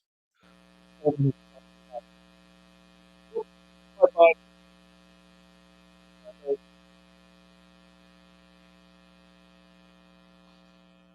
I just told your dad about. Oh, thank you, Judge. All right, let's just kind of pick up where we left off if we could. You told your dad about some of the messages that you had received from Mr. Quiles on Snapchat, correct? Correct. You didn't particularly give him that information about the condom incident that you talked about already, though. The condom incident had not yet happened when I discussed the compliments to my dad. Okay, thank you so much for that clarification. I appreciate that. At that time, when you did talk to your father about the messages that you had received at that point, what happened with your relationship with Mr. Quiles and your family, that dynamic? What happened? When I told my dad, we didn't go around Jonathan and Naomi for like a week or two. I didn't see them around as often as they had been. But after that, we started back going around them. Okay. So even after, well, you said it was like a week or two, you guys didn't have contact, or you kind of, that relationship wasn't moving forward in any way? Me and Jonathan, or? Well, you said it was, I'm assuming your whole family, you guys didn't have any contact with Mr. Quiles, or? No, I was just referring to myself and my father and my stepmother. Okay, so your father, your stepmother, Paula, Mhm. and yourself. Sorry, let me finish the question and then we'll go. We've been doing that a lot. So yourself, your father, and your stepmom stopped having contact with Mr. Quiles and your Aunt Naomi after you told them about these messages. I wouldn't say stop, but I did say we didn't go around them as often the following week or two. And was that because of those messages that you all did not go around them? That's what I assumed at the time. I can't really speak for my dad and my stepmother. After that week, after you told them about these inappropriate messages that you were receiving or how they made you feel, you're saying you guys went right back to kind of being back around them like normal. I wouldn't say right back, but they did start coming to like family events that we had and stuff like that. And that was just like a week after you gave that information to your dad and your stepmom. Like a week or two. I'm just guessing not. And would you say that when you all went back to seeing him after you revealed this information that you received, that everything went back to normal, like nothing had happened? Not for me and Jonathan. We definitely talked less. He didn't make much eye contact after that initial break. But as far as your dad and your stepmom, they went back to hanging out and talking and having a relationship with Mr. Quiles as if nothing happened. Well, Naomi is her sister, so she kept her relationship with her sister. Well, I don't think they had a perfect relationship with Jonathan to begin with. He was just there when they would be there, so they just communicated as normal, I would say. As far as the following, once those other messages came in, you never told him about those at all? No, ma'am. Now, I want to talk to you about the incident that you mentioned towards the end about when you were sick. You said you had pseudo seizures and you were kind of bedridden for a few weeks. Let me ask you, during that time period when Mr. Quiles said, hey, you could come over, you can rest or whatever, in that situation, did your dad or stepmom know about that? Correct. I let my dad know. I do believe Jonathan reached out to my dad to ask him the same question about me coming over that day. And was that, as best you can understand, was that to help out, or what was the purpose of that? I mean, I guess it would be the same as Jonathan relayed to me, just me coming over to, I guess, chill over there since I was sick. Okay. Was this around a time period where Mr. Quiles was also injured? Do you recall? Yes, ma'am. Okay. Had he broken his femur around that time period? Yes, ma'am. Okay. And were people coming to his house to help take care of him during that time period? Yes, ma'am. Okay. And so was he, as far as you know, was he asking you to come over there more so because, hey, there's help here, you can rest, people will help take care of you, that kind of thing? Well, no, because Jonathan was just at home by himself that day that he asked me to come over. Okay. And during that time period where he was injured and he broke his femur, was he mobile? Was he able to move around? Somewhat. The times I saw him, he had a crutch that he was moving on, walking on. And that wouldn't have been in the time period where you were bedridden. This would have been later on. I don't know. I thought he always had the crutch for his femur. Fair enough. You never did go over there, correct? That day? Yes, that day. No, ma'am. Or you never went over there by yourself? No, ma'am. There was always people there. You've never been alone with Mr. Quiles or anything along those lines, correct? One time, but the family was in the living room. I was alone with him in his room. Okay. During that time period where you were alone with him in his room, did anything inappropriate whatsoever happen? No, ma'am. Okay. Did he proposition you in any way or try to make sexual contact with you? No, ma'am. He just came and sat next to me. Okay. And at that point in time, when you all were alone in his room, what were you doing? I was listening to music by myself, watching music videos, and Jonathan came in. Okay. When he came in, he just sat down and was listening to the music with you? Well, yes, I do recall the door was open. Jonathan came in and shut the door and sat next to me and started watching music videos with me. All right. At some point, do you recall his wife coming into the room? Yes, ma'am. Okay. And when she came into the room, did they have a conversation about, hey, something's going on in the house, I need you to come help me, or along those lines? Yeah, they spoke about something. I don't know what the conversation was verbatim. I don't even recall if I paid attention to what they said, but he did leave shortly after that. Okay. He and his wife left together out of the room? Yes, ma'am. Okay. And that, again, there was nothing sexual about any conversation that you all had during that interaction? No, ma'am. Okay. Outside of that one time when you say you were alone, listening to music or whatever, have you ever been alone with Mr. Quiles other than that time? No, ma'am. Okay. Every interaction you've ever had with him, family's been around, it's been family functions, that type of thing? Right, yes, ma'am. And you've never been sexually assaulted by Mr. Quiles in any form? No, ma'am. Okay. He's never inappropriately touched you or done anything, never had sexual intercourse or anything like that? No, ma'am. Just a moment. Oh, I thought he did. No further questions, Your Honor. Ma'am, good to see you. Have a Good good to rest of your see day. Say you can call your next witness. Your Honor, statement next called Detective Billy Abbott. Current assignment. My current assignment is detective. Afternoon. And we'll go from there, okay? Okay. All right. And with that said, state your name. So this is the lead detective. So this is going to take. We're not going to hear the wire, I don't think, then. Unless the wire is coming through this guy. I'm not sure. Quiet, you're ready. Your Honor, good afternoon. Good afternoon. Please introduce yourself to the jury. My name is Detective Abbott. And you said detective. Who are you employed with? The Jacksonville Sheriff's Office. How long? I've been employed there for 15 years. What is your current assignment? My current assignment is the homicide unit. How long have you been a homicide detective? 4 years and 11 months. Were you a homicide detective back in December of 2018? This is why I don't understand Thierry, because that makes no sense what she said. I thought she said that she had sexual encounters, but now she didn't. So now I'm reversing a little bit here. I know. Hopefully, this is the end of it. Hopefully, I hope he introduces the wire in. The judge is pissed. Yes, I was. 17, yeah. Thank you, Sarah. And what is the makeup of the homicide unit? So it's currently composed of 7 teams, and each team has 4 detectives and 1 supervisor. Back in 2018, however, were there 6 teams? Correct. And how are teams assigned homicide investigations? We are assigned the investigations on an on-call basis. So we would do 1 day a week, generally. You're on call for 24 hours a day, and then it would go to the next team the day after that.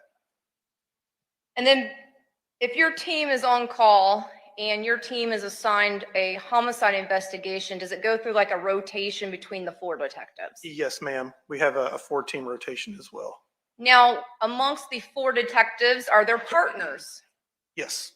And who was on your homicide team in December 2018 going through 2019? Detective Guthrie, he was my partner. And then we also had Detective Dishman and Detective Rob Bidlick. And I believe Bidlick is Bydlik for the record. Yes.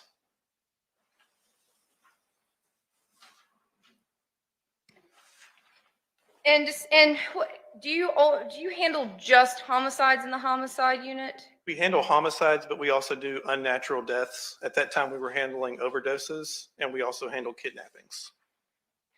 So drawing your attention now to December of 2018, specifically December 30th, where you assigned the case of IS that was pregnant with a date of birth of September 6, 2002. Yes. And had someone else within JSO already been working on IS's disappearance? Yes, the missing persons unit, specifically Detective Porter.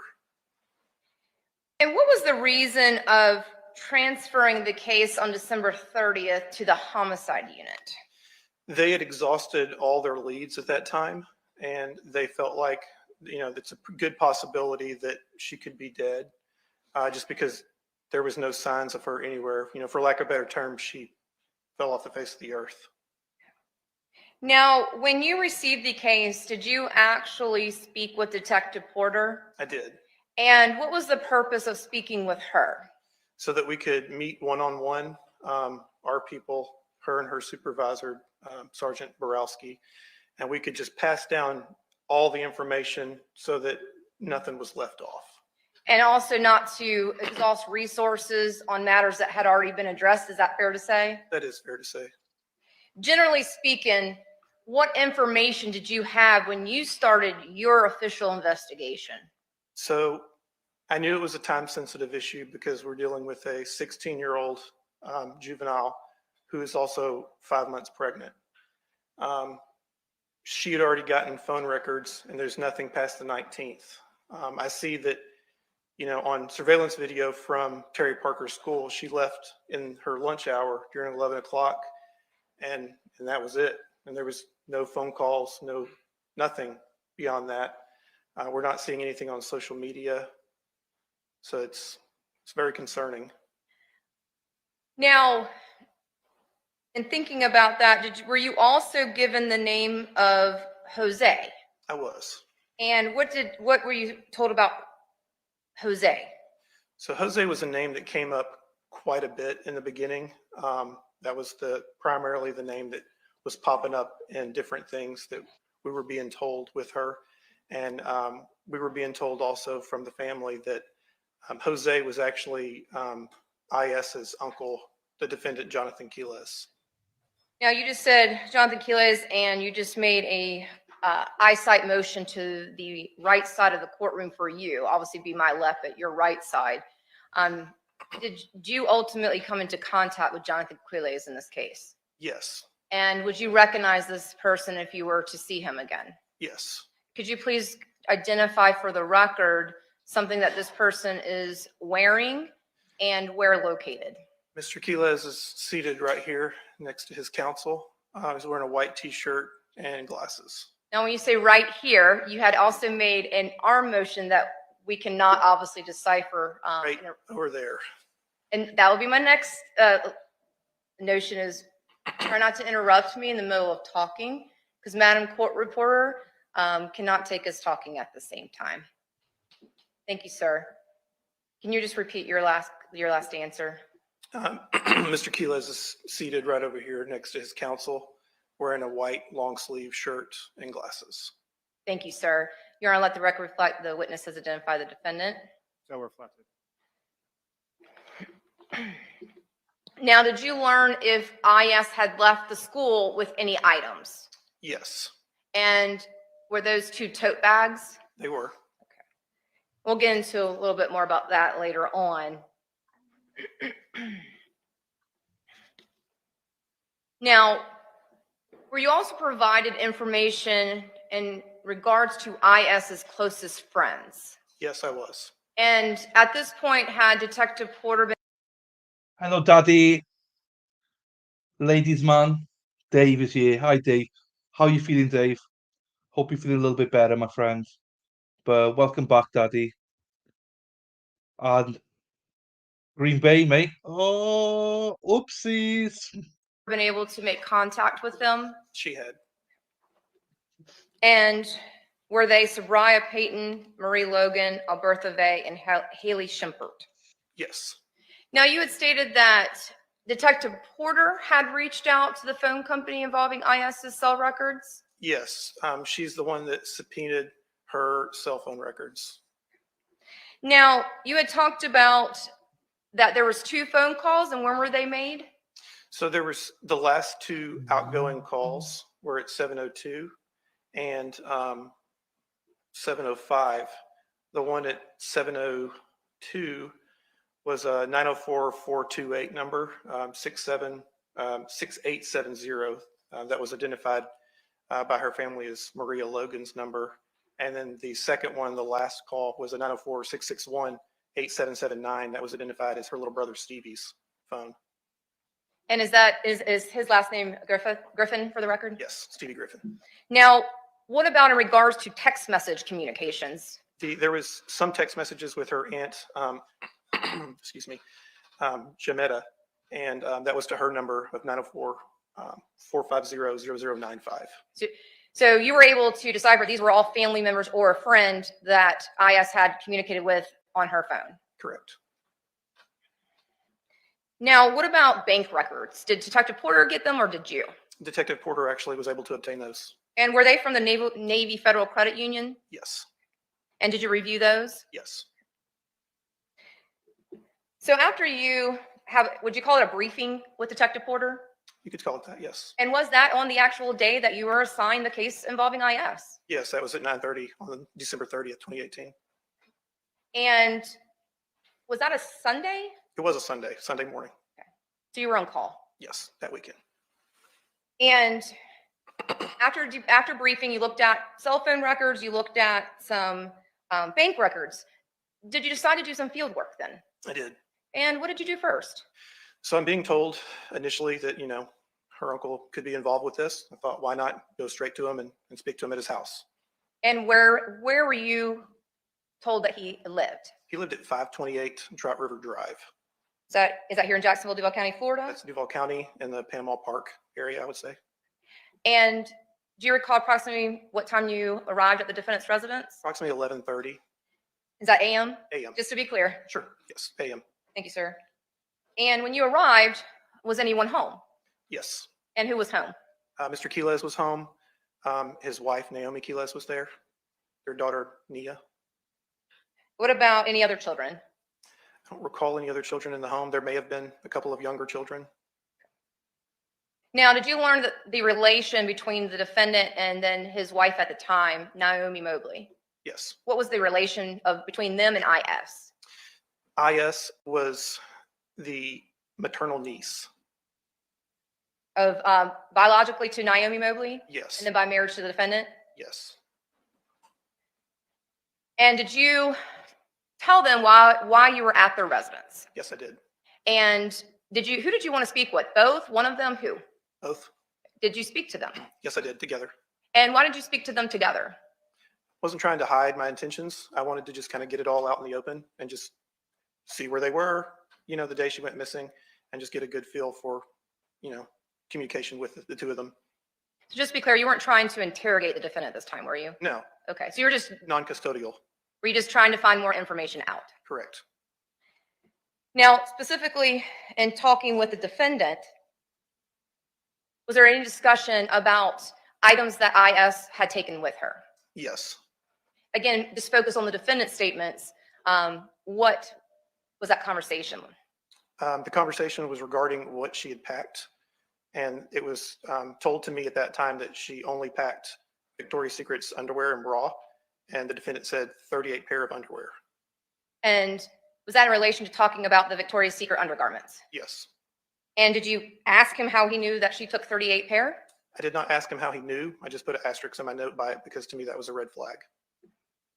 Now, when talking with the defendant, did you ask him about vehicle usage? Yes. And did you learn what kind of vehicles the defendant and Naomi Mobley owned? Yes. And what type of vehicles? They owned a van, and then they also owned like a SUV, Dodge SUV. And I think, was there another Buick as well? Yes, there was a maroon Buick, yes.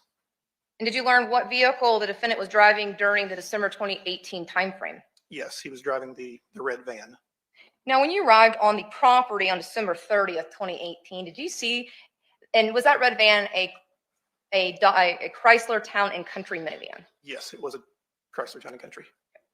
Did you see that van on the property when you arrived there on December 30th? No, I did not. Did you ask the defendant about that van? Yes. What did you learn? That he had sold it on Facebook the day before. And so when you say the day before, would that have been on December the 29th of 2018? Yes. Did you ask the defendant why he sold the van? I did. Go ahead, sir. Sorry, sir. He said he needed the extra money. Did you learn who the defendant had sold the van to? Yes. And was that a Roy Redding? Yes. That's Redding for the record. Now, were you able to ascertain the location of that van? I was. And was Mr. Redding willing to allow JSO to do a process at that van? He was. And did you go to his location? Yes, I did. I believe, was that his residence? Yes. Was that here in Jacksonville? It was. And did you have, at the time, Detective Pfister, it's now Lillard, come to the scene? I did. Now, during also this time frame that you are speaking with the defendant, did you ask for his DNA? I did. And was he willing to provide it? He was. And was that DNA taken? Yes. And at that time, was a DNA taken based upon learning about a sexual assault allegation? Yes. And did you submit the defendant's DNA to be compared to that sexual assault investigation? I did. I submitted it on January 2nd, 2019. And did you ask for it to be a rush? I did. And was that based upon your review of the findings that Mr. Nicholas Coutu had found found that he had found some DNA involving that sexual assault kit? Yes. And just to be clear, that sexual assault kit was from March of 2018. Is that fair to say? That is accurate. And also, again, to be fair, that was also involving an allegation with a Kamar Humphrey? Yes.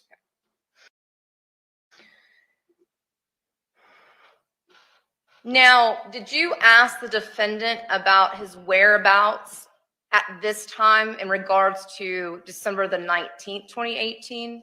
Yes, I did. And what did the defendant tell you? He told me that he was at work all day on the 19th.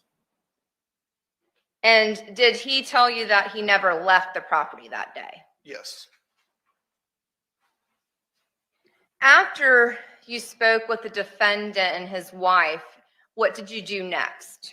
I wanted to go to his place of employment, Ace Pick Apart, and just kind of verify that he was there all day. And did you go? I did. And is that located at 9152 North Main Street, Jacksonville? Yes. Is that here in Duval County? Now, when you arrived, were you able to make contact with anyone? Yes, ma'am. And who was that? Gary Lindros. And did you learn that the defendant had been at work on December 19th? Yes.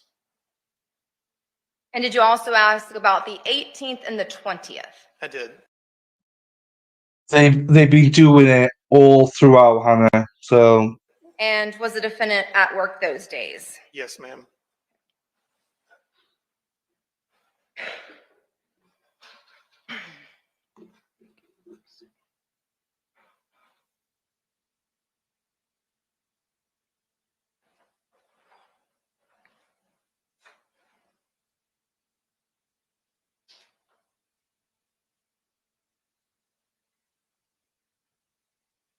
Now, Detective Abbott, did you ask for some aerial photographs to be taken of Ace Pick-Apart? Did. And when were they taken? May of 2019.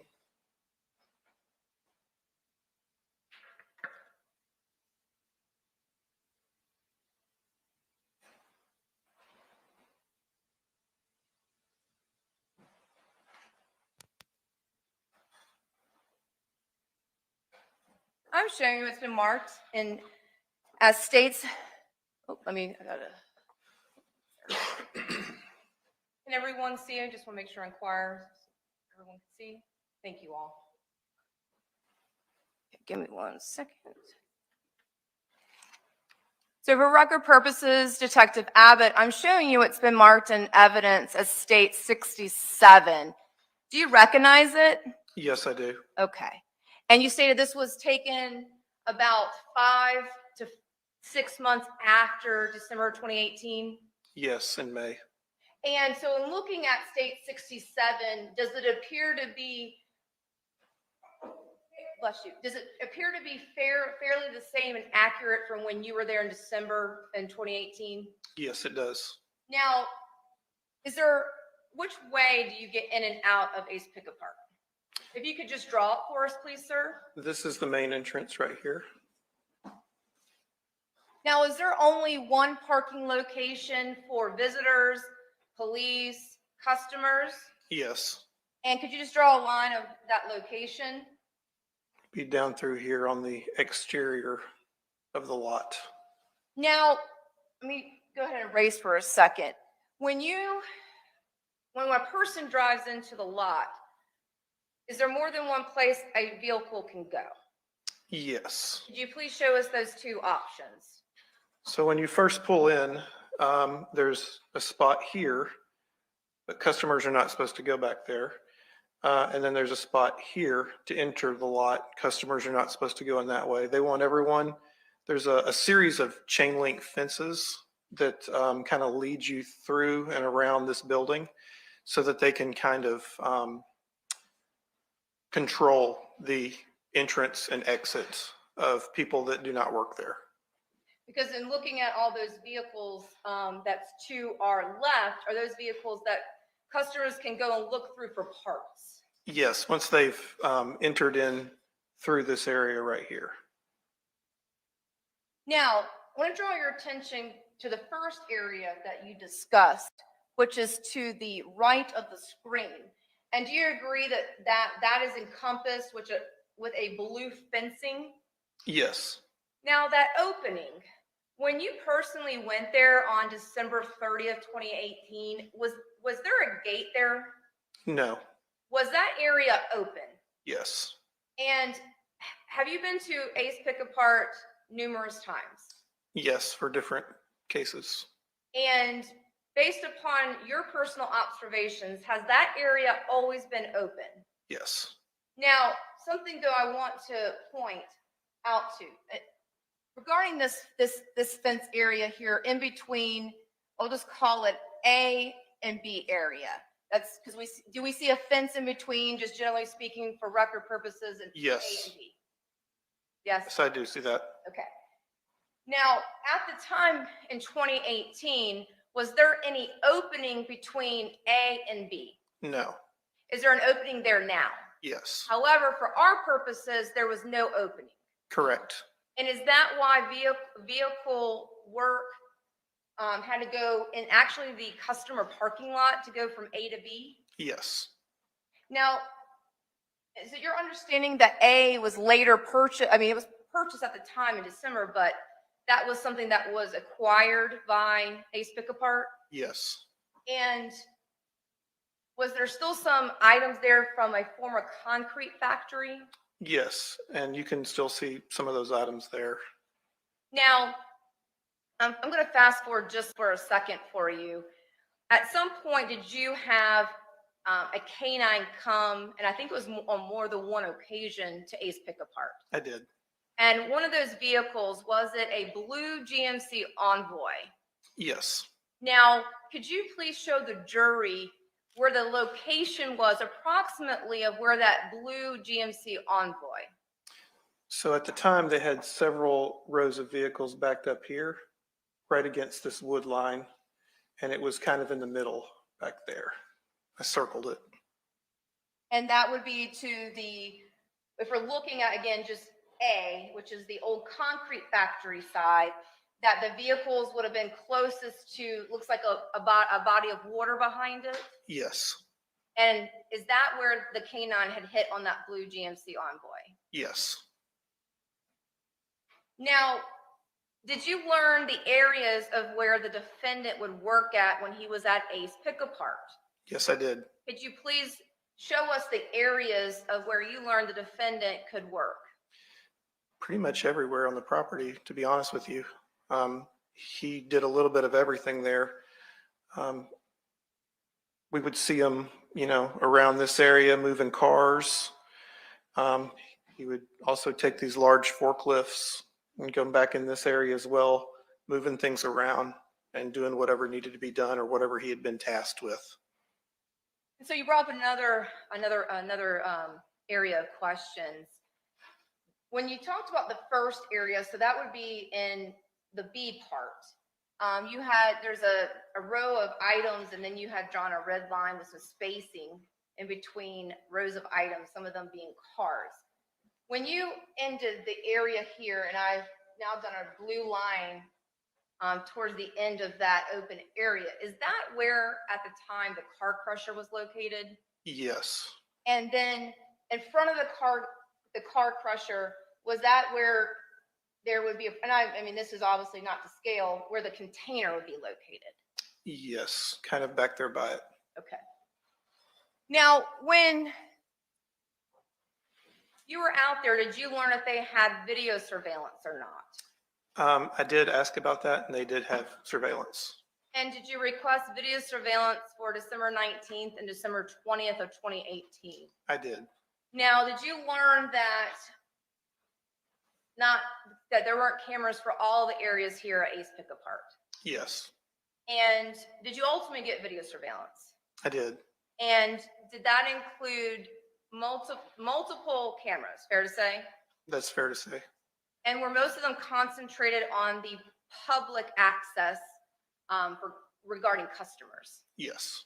And in regards back to this area that we've just been calling A, to simplify things, did you learn that at the time, there was no camera surveillance for this area? No.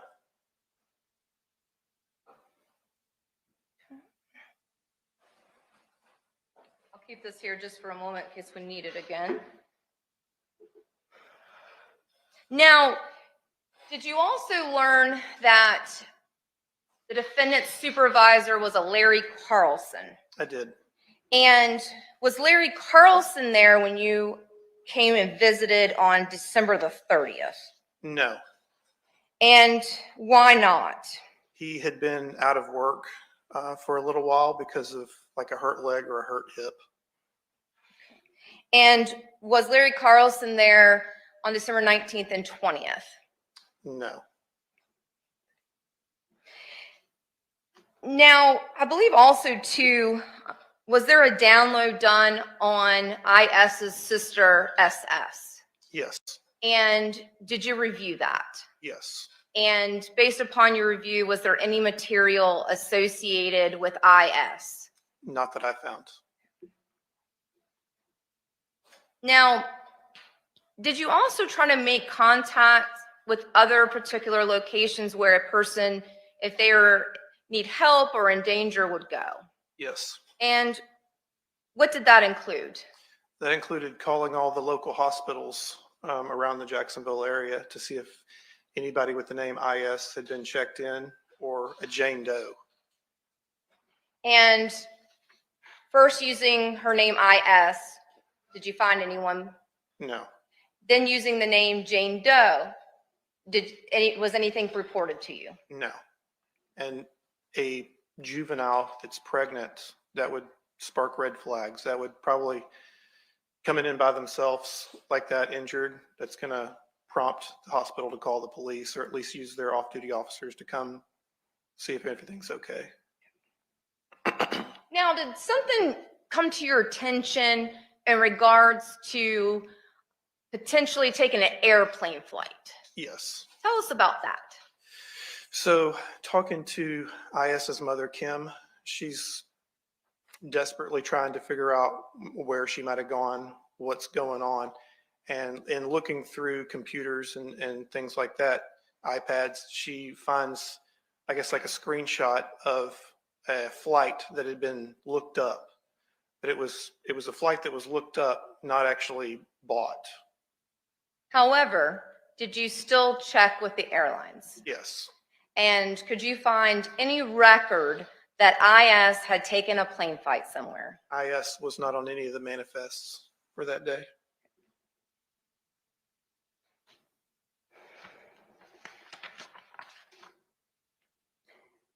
Now, in regards to the Terry Parker High School area, did you do some investigation into maybe city buses? Yes.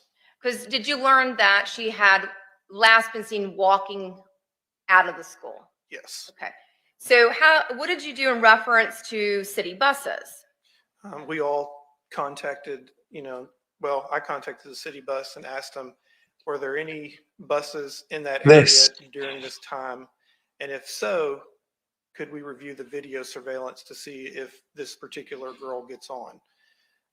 And the video on the buses is really good, and we have really good contact with JTA.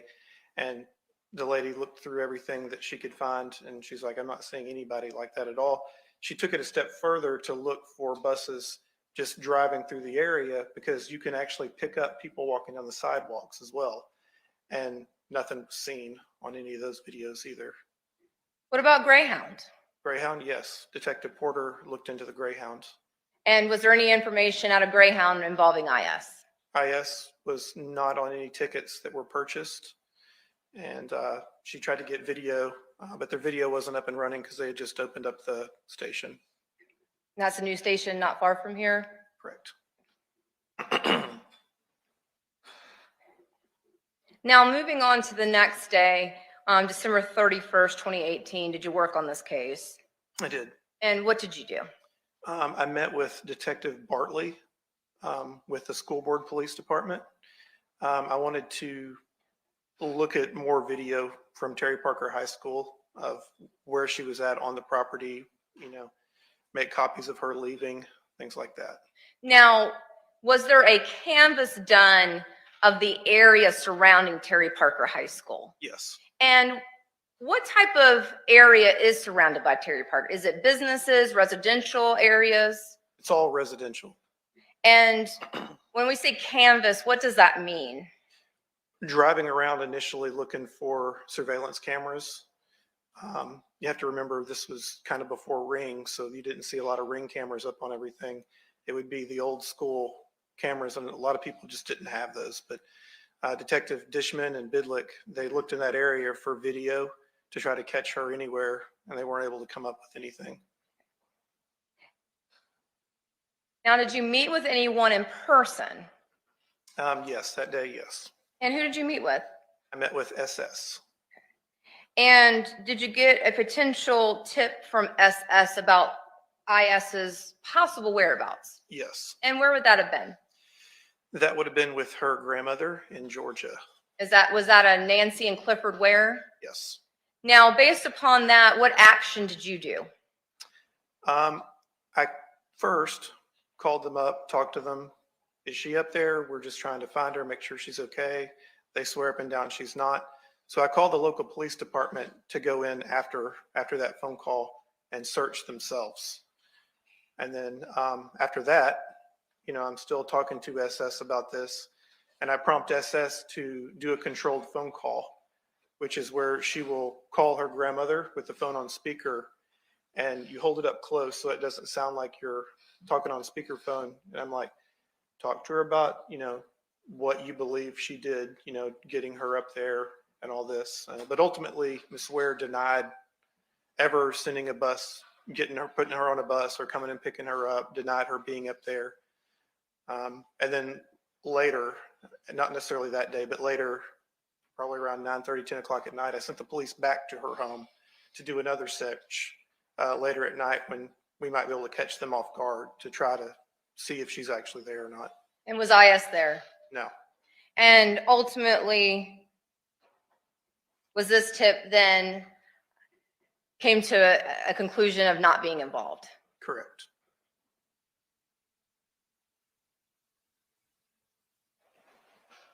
Now, you stated that you had put a rush into the defendant's DNA would that have gone to the Florida Department of Law Enforcement? Yes. And based upon that rush, when did you receive those results?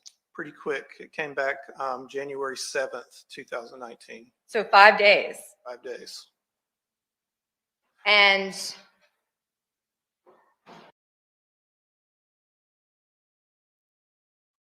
Buswankers. It's the did Buswankers. those results involving that the defendant's DNA was found on some underwear in a sexual assault kit? Yes.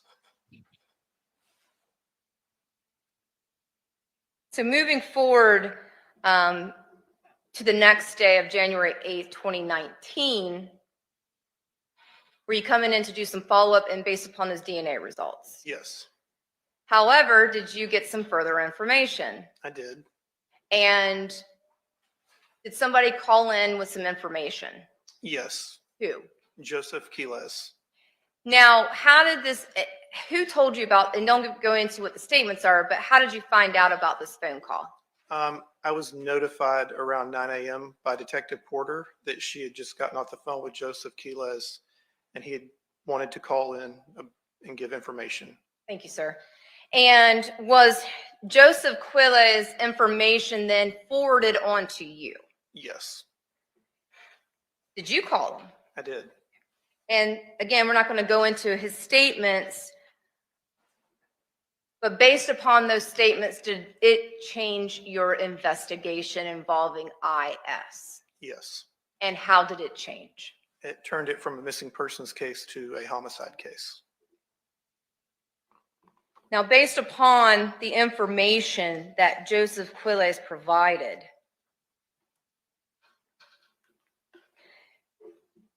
did you try to then seek some cooperation? I did. And did Johnathan Quiles tell you how he communicated with the defendant regarding this information? Yes. And how? Phone calls, text messages. Now, did you ascertain the defendant's cell phone records? I did. And did you look at those cell phone records? I did. And were you able to confirm whether or not Johnathan Quiles had talked to his brother, the defendant? Yes, I did. And was that, I believe, 4 times on December 20th, 2018? Yes. And they talked other dates. Is that fair to say? That is fair to say. They talked quite frequently. Okay. Now, did you also, after that, what did you do? After that, I needed to further corroborate the statements that he made to me. And did that lead you back to Ace Pick Apart? It did. And generally speaking, what information about Ace Pick Apart? I wanted to know if they had a large rollaway dumpster And if they did, if they kept records of when it was picked up. And did you learn that they did? Yes. And what was the company of this rollaway dumpster? It's All American Garbage. And did you learn if the trash had been picked up in the month of December? Yes. And what was the date? December 20th, 2018. Now, did you speak with anyone associated with All American Garbage? Yes. And again, without going statements, who did you speak with? Billy Brown. Now, did you also try to get some information of where that container would go after being picked up from Ace Pick-A-Part? Yes. And where is that? Mr. Brown informed me that all American garbages only go to the Otis Road landfill. And did you then reach out to Otis Road landfill? I did. And again, just tell me who you spoke with there. Ed Smallfield. So I believe the wire is his brother. And it is what I believe they said. So his brother is not, I don't think his brother's an ally for him. I think his brother is against him. I believe.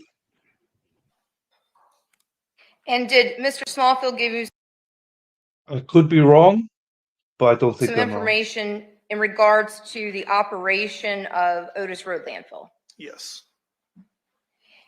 And at that time, did you ask Mr. Smallfield to do something for the Jacksonville Sheriff's Office? I did. And what was that? Cease operations in a particular area of the landfill. And would that have been on what date? It was the 8th that I contacted him about this. And that's just 2019? 2019, January 8th. Yes, ma'am. And then is January 8th, 2019 also one of the days that you had K-9 go out to Ace Pick-A-Part? Yes. And did you have retired Detective King come out there from another agency with his K-9? I did. And was there an alert to a red Mercury vehicle? I think it'll be tomorrow now, Erin. I think it'll have to be tomorrow.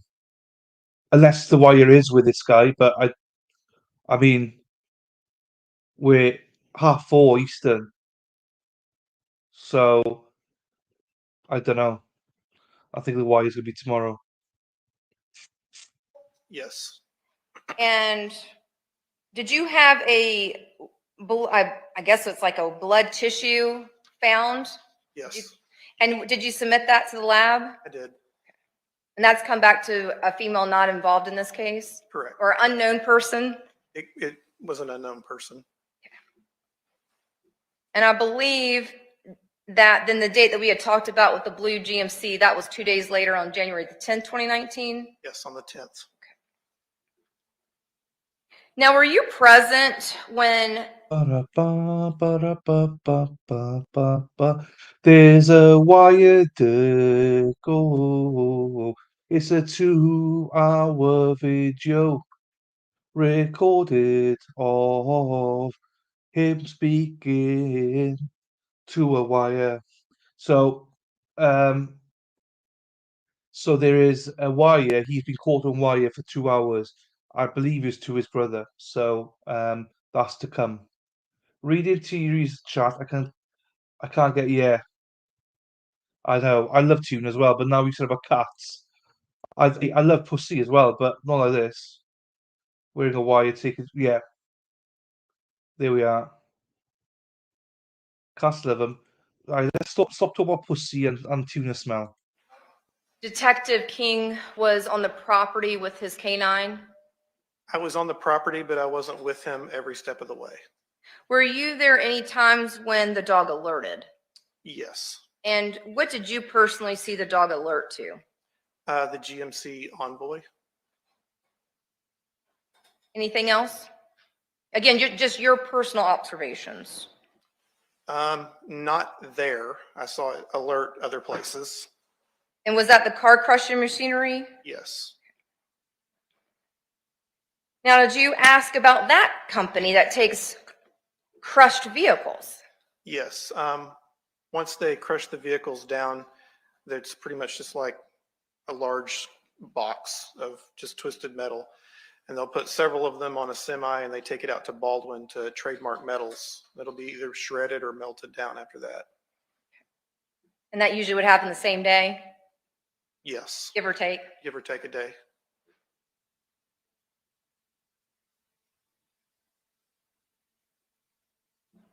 You might just have a moment, please. Dee, dee, dee, dee, dee, dee. Yeah, you can have a karaoke night anytime. Guys, Discord for members is all there. Use it, guys. Arrange it. Joe C might be interested in arranging it. I'll be honest with you, I'm not a karaoke king. I have my karaoke here. No, I wouldn't do that to I couldn't do it. Brian, I couldn't do it. Colby's whatever. We want tuna juice. I couldn't. Do you know what? I couldn't nick a pussy after that. Do you know what I mean? You couldn't. This and tuna. Oh, put me off, man. Put me off. Yeah. But Aaron's back on the wheel. I'm not sure who you're with. Oh, Aaron +1, isn't it? Aaron +1. Yeah, the water-eyed brine. It's brine, isn't it? Now, Detective Abbott, on Yeah. January 8th, 2019, was the defendant arrested? Yes, Okay. And did you speak with the defendant? I did. For me to drink tuna, first I'd have to know if it's safe, and second, I'd have to be paid for it. I would never do it on the wheel or for free. No.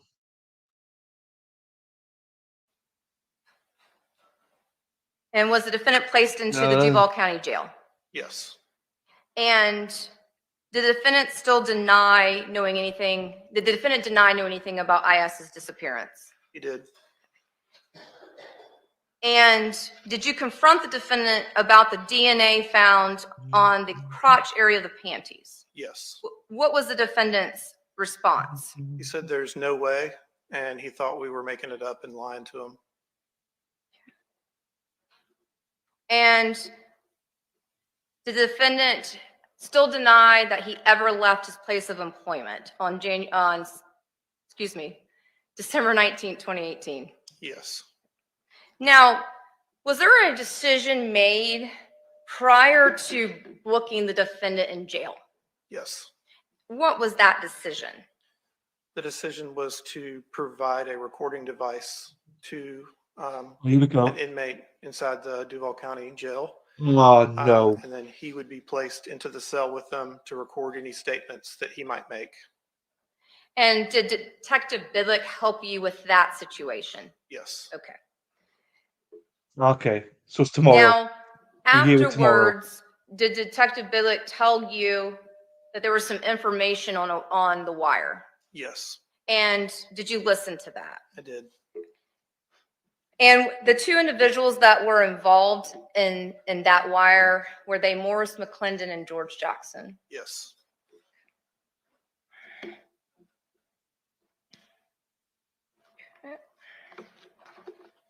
And was the wire audio recorded? Yes. Oh, I don't like this inmate. Now, did you go back to Ace Pick Apart on January 11th, 2019? Yes, I did. And who did you speak with? It was Johnathan Lindros. And did Mr. Lindros provide you something? Yes, he did. And what did he provide you? He provided me with a Yeah. aerial Google map that's the satellite image of their property that had been given to him. The only problem with it is that you're gonna act all tough. So he's in there, and they will know for assaulting a minor, sexually assaulting a minor, and potentially murder. He will not want them to know about the minor stuff. So he's gonna act like, yeah, it's murder, mate, it's murder. Bam, bam, bam, chest out. Because if they find out it's a minor, he's up shit's creek without a paddle. So that's why I'm a little bit like, oh, I'm gonna have to listen to this. I'm gonna have to listen to this testimony and see how it comes about. That's my only problem with it, is that stitches in jail. If anybody finds out you did anything to a minor, you're a dead man walking. So that's the only reason. By Mr. Quiles, Johnathan Quiles, where he had took it upon I mean, himself to walk the entire circumference of the property and to make a note where all the holes in the fences were. And he let him know that he went ahead and fixed all the holes so that people couldn't sneak into the property. Now, did you also retrieve the defendant's cell phone during his arrest? Yes, Did you do a search warrant of that cell phone? I did. And when you reviewed the cell phone data, did you find that map that the defendant had provided to Johnathan Lindros? Yes, Had the defendant sent that image to Johnathan Lindros in a text message? yes, Now, was a decision made to travel somewhere? yes. And where was that? New York City, And why? to speak with Joseph Quiles. And did you speak with him? Yes, I did. And was it in regards to what he had called JSO for earlier, a few days before? Yes, Now, at some point, did the topic of gun gallery come out? it did. And did that come from The Wire? It did. Now, did someone go out to the gun gallery? Yes, I asked my sergeant to go out there. And did you receive any items from gun gallery? Yes, Did you review it? yes. And what did you observe on that item? It was a sign-in sheet from December 20th, 2018 with Mr. Quiles' signature and printed name.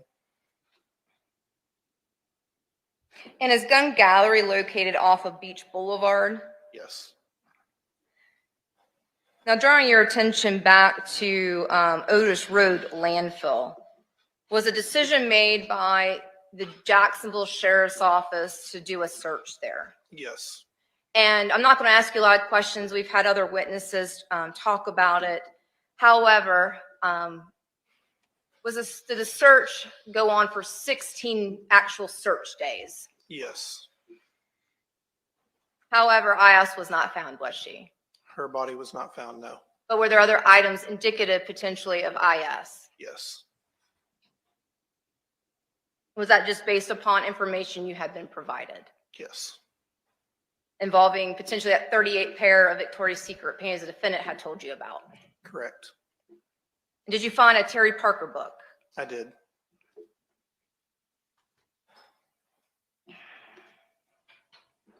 do you know Erin Hack? Yeah, have you seen Erin before?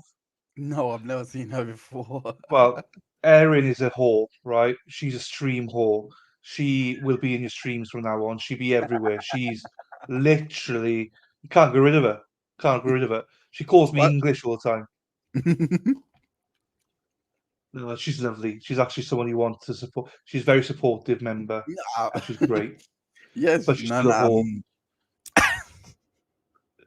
Is that a hole with an H or a hole with a W? She's W.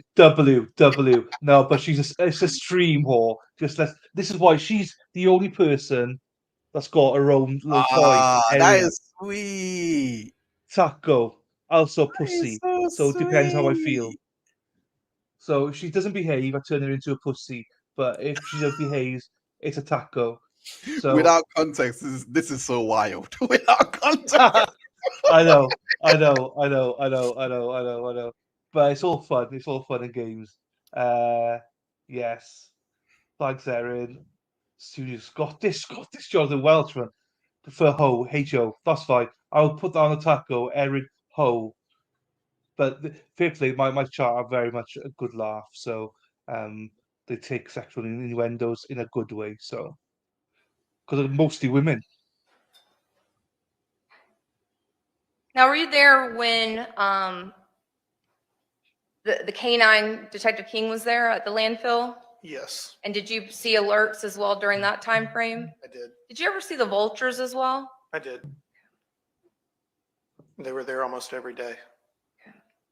Didn't ask you that. Did Now, After confirming that the defendant had gone to the gun gallery on December 20th, 2018, did you investigate whether or not a firearm existed? Yes. And what did you find out in regards to a firearm? I learned that the defendant owned a firearm, a 9mm, that was still in his home at 528 Trout River Drive. And was this confirmed with Naomi Mobley?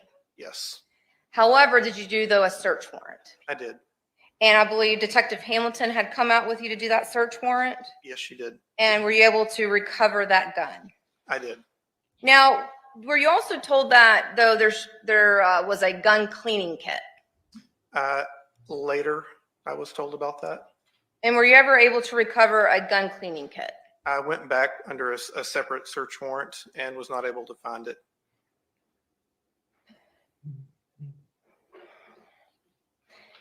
Now, did you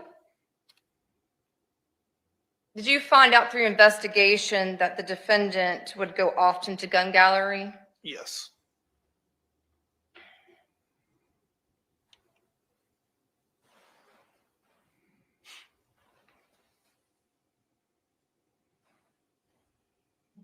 Now, were you made on this February 25th, 2019, were you contacted by Naomi Mobley? I was. And was that in regard to some items that were of defendants? Yes. What were those items? It was a rain suit and a saw. However, did you learn that someone else wore that rain suit more recently than the defendant? Yes, her sister.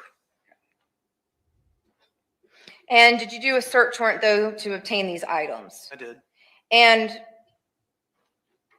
was that rain suit then also associated with the Ace video pick-apart? Yes. And is that what the defendant is wearing on December 20th, 2018? Yes. Now, at some point, based upon the items found at the landfill, was there a discussion with Miss Kimberly Mobley? Yes. And did you, before telling Miss Mobley about items you found, did you ask her to describe items to you? I did. And was there a particular item that she had described to you? Yes. And what was the description of that item? It was a pair of underwear, Victoria's Secret. It was black, white, and pink, and had pink mouths or kisses all over it. Now, did Miss Mobley, when you were talking with her, know that you had found a pair of underwear that matched that description? No. Now, were you also doing some other search warrants that involved Google location data? Yes. And then cell phone data? Yes. Now, we had talked about obtaining defendant's phone. Were you ever able to recover IS's phone? No, I was not. And so you were never able to do what's considered a cell dump of IS's phone? No, I was not. And what about social media? Yes, I did multiple social media accounts. Would that have involved Facebook? Yes. Would that have involved Instagram? Yes. And what about Snapchat? Yes. And whose documents were you doing search warrants for? IS's documents, as well as Johnathan Quiles' documents.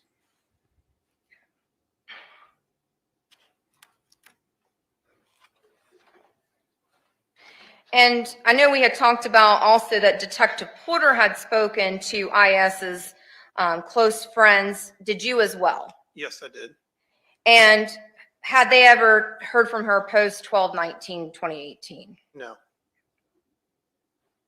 Now, though, in specifically in regards to some conversations with AV, were you told about an individual that was unknown with a number? Yes, I was. And that would be defense one. Do you recognize it? Yes, I do. And did Miss Bay inform you about that information? Yes. And did you look into it? I did. And was there anything involved with that potential unknown individual in this case that you're aware of? No.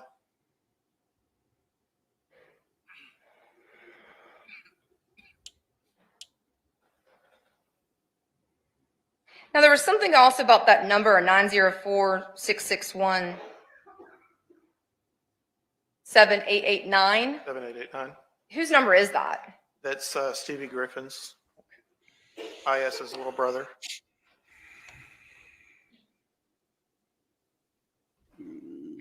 Now, were you contacted by Miss Kimberly Mobley on April 2nd, 2019? Yes, And based upon that phone conversation, did you go out to her residence? I did.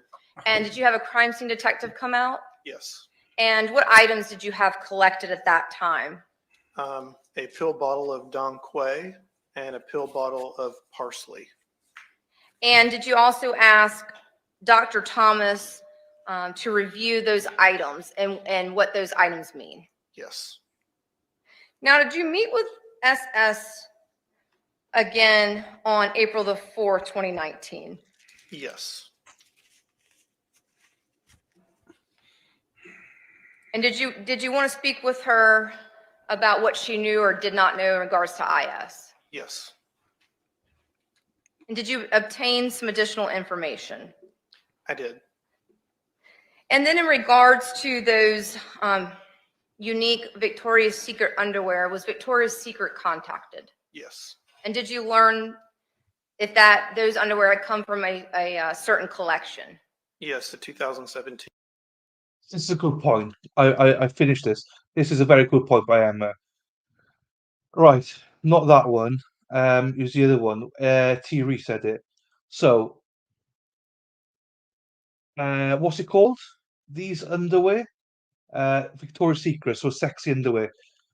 Why would a 15-year-old need sexy underwear? That's a bit, I think that's a good question. Um, I don't know. I wouldn't be comfortable getting my 16-year-old niece because it's her auntie who bought it for them. And I think the other sister as well, who's 14, got a pair as well, sexy underwear and stuff. So That is actually an interesting question as well, because now I'm wondering, like, yeah, should there actually be an age, verification before you buy it? Because it's kind of yeah. like, yeah, like, why would a 15-year-old need it? Like, that's mad. And I think we're talking from a male perspective. Maybe, Oh, it maybe could be. women are like, no, it's natural. It's you're growing up, but you're getting used to it. Maybe that's the case. I don't know, but I don't Or have it's to tell comfortable. us Who knows? I actually don't know either. Or all maybe it's comfortable. No, very comfortable. Yeah. yeah, that's why I No, wanted we to need a ask. woman up here. Where's Lady V? Was I it? know No, that's not her name. Ladies, I forgot her name. Damn it, Victoria, Lady isn't it? Law. Lady Law, that's it. Lady Law, Field Trip Victoria's Secret. Not all VS underwear is sexy though. They have normal stuff too. I think though these ones were sexy one day. I believe they were like Valentine's or something. Um, it's like going to Ann Summers. Well, okay. Or Jonathan just says whatever he wants. Some people think nothing of it. Should like it. Get it for it. Okay. Wrong for minors. Fine. They said they were VS pink line. Those are not sexy. They are geared towards younger people. Cool. Okay. Okay. Hey, we're educated. Mm. Right, Josie. Different opinions of what is normal. Or yeah, they have some that aren't sexy ones. They were the other line of underwear. Fine. Unless this Jonathan. They need to brand better then. They need to brand better, Yeah, they because do. we're all thinking we know what we're thinking. But if they have Yeah, if they have a children's line, maybe advertise that. I don't know. yeah, yeah. And fine. It's a granny panties. Fine. I, as a male, did not know that. Do you know what I mean? It was just a bit like Victoria's Secret. It's a bit like, ooh, you know. Yeah, you Um, kind of buy it for kindling moments. so if you ever see Jonathan in your chat, right? Yeah, Jonathan is doesn't matter what's going on around him, he will just chat about his life and everything. I love him. He brings so much light to any trial because he'll just give it to you straight. He lives on a farm, so he gives us Oh. farm stories and everything. And he'll come in over to your chat. He will be over in your chat whenever you stream. He just goes off on it. I love it. You know, it's just like total random stuff. So yeah, that's too sexy. Yes. So we love you, Jonathan. Right, let's get back to this. So it's hard. I want to try and cut this up because this is a lead detective. So this guy is obviously boring. We have found out that the wiretap is with 2 inmates. So I want to listen to it. It'll probably be tomorrow now because the defendant, is in for double homicide and uh, obviously something a sexual assault of a minor. Yeah. So I don't know what he says on the actual wire because he does not want them to find out about that sexual assault of a minor Yeah. Oh because my he's God. gone, he's dead. Do you know what I mean? So Yeah. I imagine, is he bragging about this murder just to try and get away from the whole minor stuff? So that's my only question. So that's why it's important, I think, to read it. Oh, so it could be like admitting to something he didn't do just to cover Yeah, up yeah, an embarrassing. Oh, yeah. it's Because crazy. but Damn. people die. People die because of it. You know, Jonathan said we watch YouTube videos, people dying because people are fine with murderers. Like any kid he fits Yeah. does, done. Yeah. They're done. You know, so Yeah. that's what, you know. I don't Yeah. know. And I'm not saying that's what's on there or what he's doing, but that's why I want to listen to it to see. Um, Erin Hack, I feel like the defense needs to keep bringing up that the underwears in the dump was a large. She wore small, make the state proof she bought large underwear since being pregnant. Yeah, good point. Oops. Jonathan, you're funny. He is hilarious. Here he is again. I just can't. Why would he see them normally? Who would see them normally? Not usually an adult male family member. Yeah, agree, Erin. Snitches get stitches. Yes. And here it comes again. Mowing business.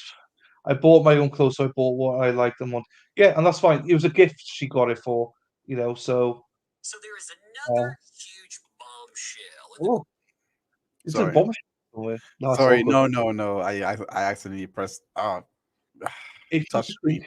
think, if you think I give a shit, then you're in the wrong. It's absolutely fine. Jerry, we're not professionals here. If I was pregnant, was she big enough to go from small to that? But also, when were they bought as well? When were they bought? Right, let's get back into it and see what else this guy's got to say. Teen collection. And then also, did you inquire with Naomi Mobley about the Donquay and Parsley? I did. And did she provide you some information about the Donquay and Parsley? She did. Based upon speaking with her, did you then do some further either search warrants or subpoenas for information? I did. Did that involve Amazon?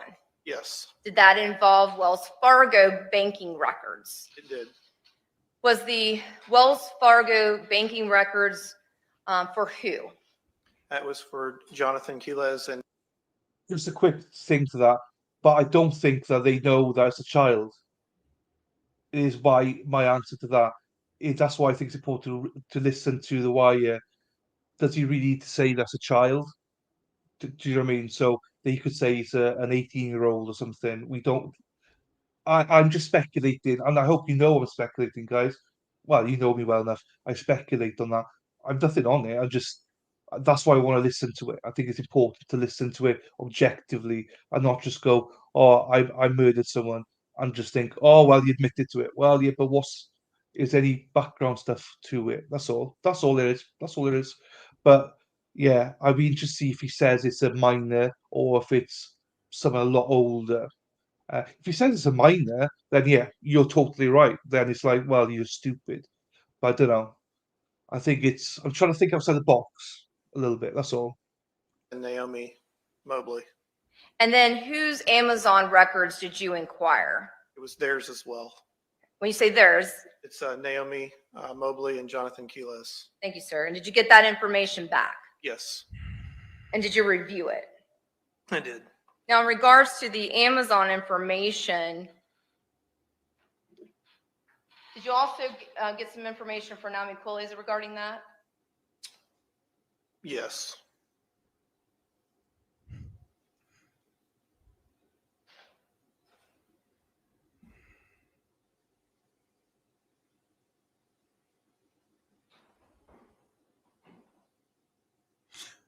By the way, I love your background. By the way, where did you get that signature code? No, you keep I know playing. this Where did you get the print is signature? a little bit I'm done. small, but in states 58. It's fine. I don't mind chatting about stuff like that. I'll send you a link. It's from the US. It is. I thought it was from somewhere in England, but actually it was from United States. I got it because it's 50% off. And it was like 70 or 75 quid or something. Normally it's 150. So I got that, which is happy days. Then I got these. So basically, my stream I set up was the other side, me on a couch. I got the piss taken out of me every single stream out of these chatters. They're like, you gotta move, you need something in the background, you gotta do this, you gotta do that. I was like, motherfuckers, right. So I changed the whole thing and faced this way. Um, and then I put these things up. Happy days is there because that's my main saying. That's what I always say is happy days. And then the flowers were just like people said, oh, you need flowers. So I got flowers. The So middle part, middle, yeah, the alternate corner. this. So yeah, Yeah, this obviously established in 2023, all the way from New Jersey, I believe. I think, or Ireland, I'm not sure. But yeah, they made a smashing job of it. This is the largest one they got. And it's actually really solid. It's actually really good.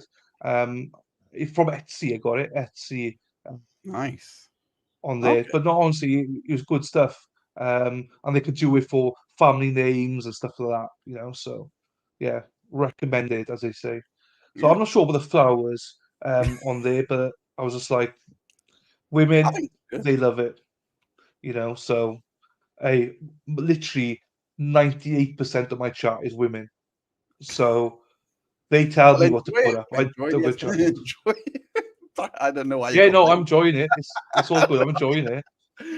And so I get a lot of that. I get a lot of back chat. What I'll say. Um, right, I'll go through it. It's a blow up, but do I'll you find the link. recognize it? Yes, I do. And what are you looking at? These are the computer screenshots that she took of their Amazon list. What are the dates? October 7th, 2017 and October 4th, 2017. Was there something in particular that was ordered on October the 4th, 2017 on the defendant and his wife's Amazon account? Yes. And what was that? Donquay and parsley. I think it's Don Quay. Yes. And then on the other date, It's the parsley. okay, you want to make sure it's accurate. Yes. It's so small. That's what you said. That's what you said. Yeah, the parsley was on I get that October all the 4th, time. I get it all the 2017. time. And on October 7th, it was Nature's Way, Donquay. You gotta love it. I hate Michael. I hate Michael Scott. Man. Your permission to pass around due to the font. Sure.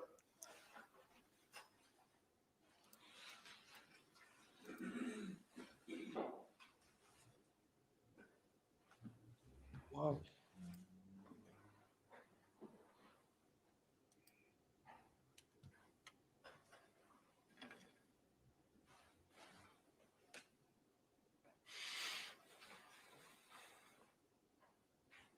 Right, I'll send you the link in the private chat. Yeah, it's actually only 30 odd quid at the minute.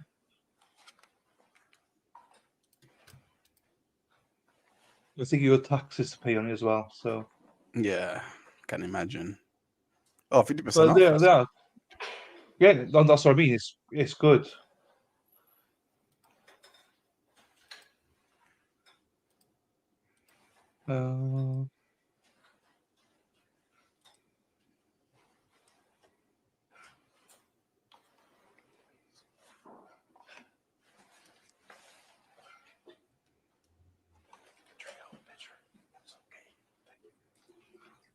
Whispering, but we can hear them. Hello. Ba-da-ba-ba.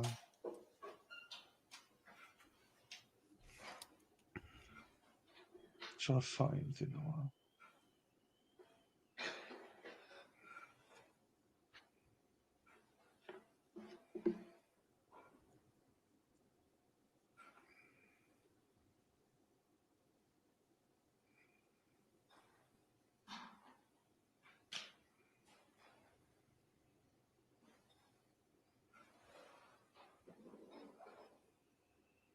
I'm not sure what they're doing right now, but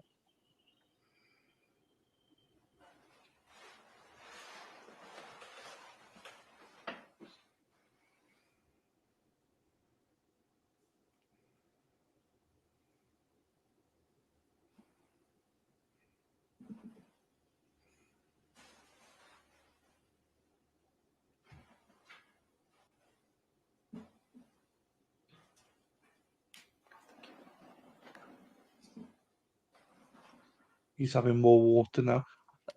I don't even. I'm so busy shopping that I forgot what's happening here. Oh, she's back. That's fine. Let's go.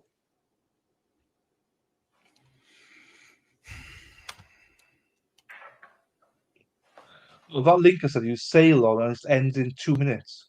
Oh, two. That's Oh, great. fuck's sake. No, ends in 4 hours. 4 hours now. 4 hours.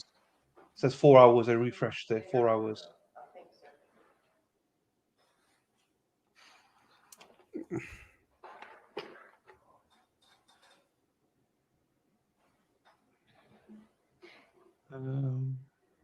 Then upon review of the Wells Fargo records and states 59, were you able to ascertain whether or not these purchases were made from the defendant and his wife's, Naomi Mobley's, Wells Fargo account? Yes, I was.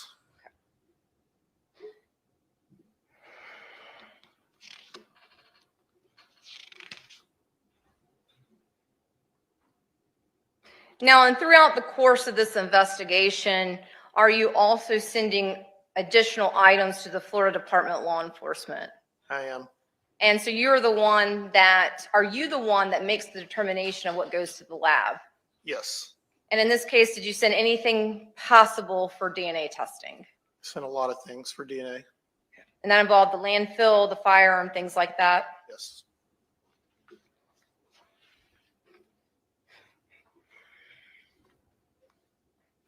Now, I had mentioned him earlier. Were you provided information about a Kamar Humphrey? We had talked about that sexual assault kit. Yes. And did you look into him as a potential suspect? I did. Yes. And however, did you find any information in regards to him and the disappearance, ultimate murder of IS? No. And when you took over the case December 30th of 2019, had Kamar Humphrey's DNA been provided? I think provided, but had there been any resolution of the results of the sexual assault examination? No, not at that time. Is it fair to say the results did not come out of the sexual assault examination until January 7th, 2019? Correct.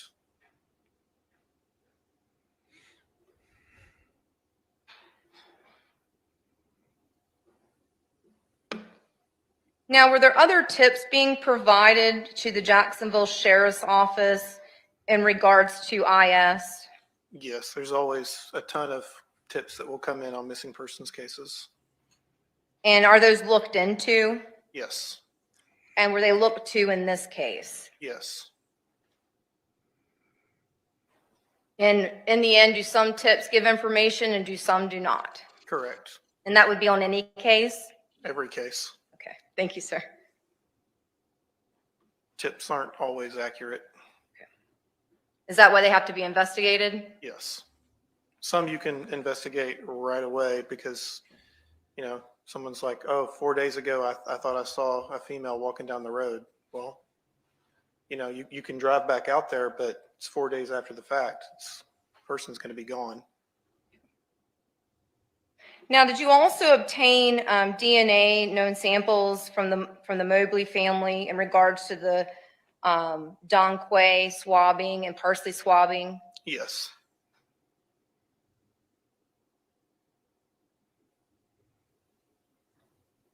Now, you had stated that you See Millie, see you on Twitter, see you later. And I agree, Nunia, if the brother's on the recording, he's done. That's a different story. I was just talking about the inmate. had obtained a cell dump and cell records. Is that fair to say? Yes. So I'm going to show you first State's 33 composite. It's one disc, but there's multiple items on it.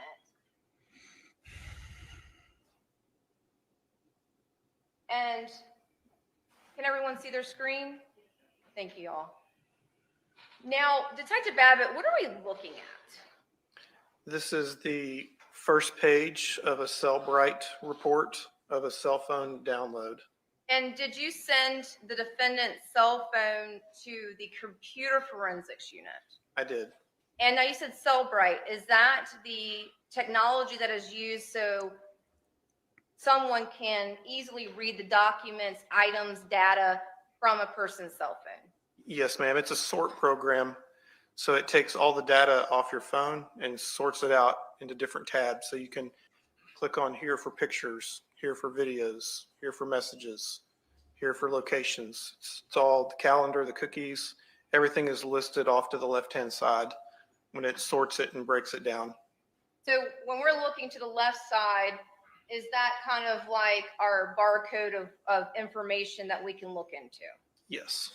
So if it says call log, we can actually go and click on the call log. Is that fair to say? Yes. And in fact, even like in the table search, can we put in some numbers and will it do a search for us? It will. So if we put in beginning numbers of 347, is that a New York area code? Yes. And in fact, I haven't asked you yet, sir, and I apologize. And when we're seeing the number 347-652-2394, were you able to determine whose phone number that was? Yes. And whose number? Joseph Quiles. David. So when we're looking here at under the call Oh, is that log, MLS? and I put Hey. in 347, does it then bring up every individual that has the beginning of 347? Yes, it does. Now, Detective Abbott, if I wanted to go and look at the dates of this call log, where would I go? Scroll to the right. Okay.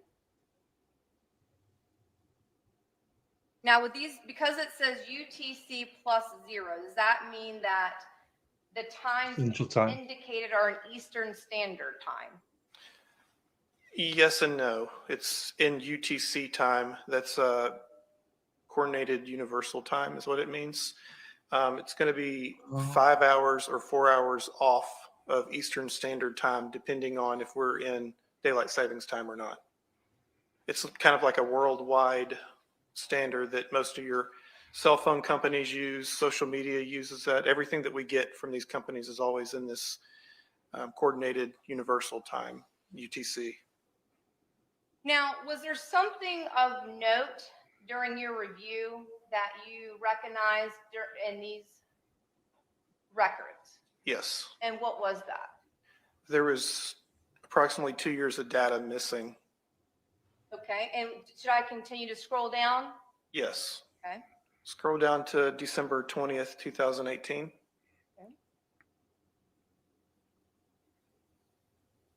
Fucking hell. I'd just rather they just show it. I mean, I don't give a shit about this. So I've gone where we said December 20th, 2018, 8/28/09. And then what's the entry before that, Detective Abbott? 12/8/2016. So is that where you were stating that the year 2017 and then the year 28 going up to 12/20 is not in these records? Correct. And these are the records, again, taken directly from the cell phone? Correct. Oh, so he's deleted If you it. scroll all the way to the bottom, you'll see that Yeah. 2016 appears to be somewhat Looks like it. intact. I mean, it starts on 12/6, but it's the end of 2016 and then skips straight to December 20th, 2018 from the 8th of Wow. December. Wow. It's a big gap. Yeah. I like that too Now, because in it's like, regards to I hope you lost your phone at that period. did you look Yeah. to see if there was any Yeah. communication with anyone regarding the December 19th, December 20th target time? Yes, ma'am. I looked at every tab in this phone. Wow. Now, would I go under the MMS or the SMS? SMS.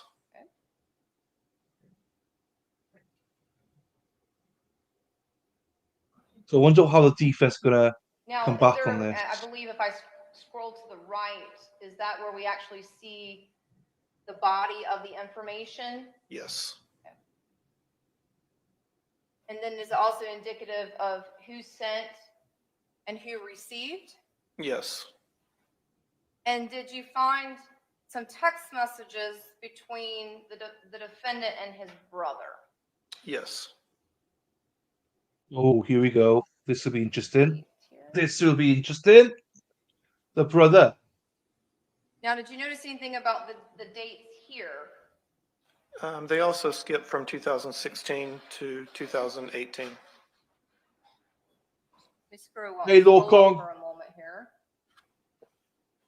So is it fair to say that we Welcome go back. from December 22nd, 2016, 9:57:09 to 12/20/2018, 8:28:40? Yes. Were you able to find any information in regards to 12/19/2018 in the cell dump? No. Maybe, Thierry, maybe. This is what the defense gonna I say, believe though, we're isn't it? also able to do a search as well.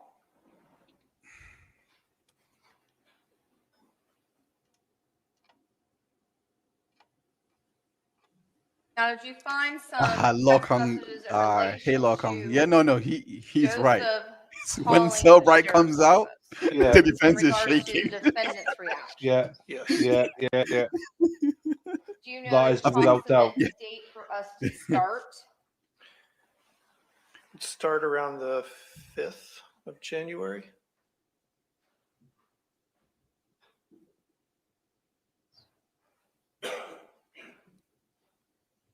And I think, is there another way that we can view these messages? If you want to completely type in his full number of 347-652-3294, it'll just be his stuff and it'll kind of separate it out that way. Okay. There's a way, no way to So off to the side, on the far right side where it says SMS, yes. you can see the message within there as well. Yeah, just like that. Just like that. Okay. All right. Let's go. And you said around. Okay. Did you say start about the January 5th? I don't see anything from January 5th. So would that be January 6th? Yes. Okay. And who is this message from? This is from Joe. I'm sorry? From Joseph Quiles. Okay. And what does it say? Yo, you good? Okay. And next? Yeah, I'm good. How are you? Said, I'm good, just chilling. And do you mind just saying the date and time that's indicated on the record, please, sir? Oh And I my apologize. That's God. my fault for not asking you to do that. Yeah, this one, I'm good, just chilling, is January 6, 2019, 1:15. Yeah, I January agree, Aaron. 6, Can they even call 2019. hearsay on this? Cool. They can't call hearsay, To can Joe. they? No, they can't, no. I mean, I'm fine with it. It's just The 7th. long-winded. I mean, like, fucking hell. Just print January it out. 7th, 2019. Come on. To Joe. Yo, you okay, bro? Yeah, The that's not 8th. hearsay. Yeah, that's On not the hearsay. 8th of 2019. From Joe. Yeah, I'm No. okay. None Okay, of this Craig. is hearsay. And It's on just the incredibly date, damning that that is in you have 7:30, messages around the time. Yeah. Yes. And that's the Unbelievable. same day that you spoke with Joseph Quiles. Is that fair to say? Oh Correct. my God. Nah, this is open and sharp. So this is It's done. January 8, Yeah, I 2019, think he's not 12:45. looking good, is it? To Joe. Okay, good man. You got me beyond stressed over here. Even my laptop wants to die. Emma. on January 8th, 2019, to Oh Joe. Lord. Look at what I found. Oh. No.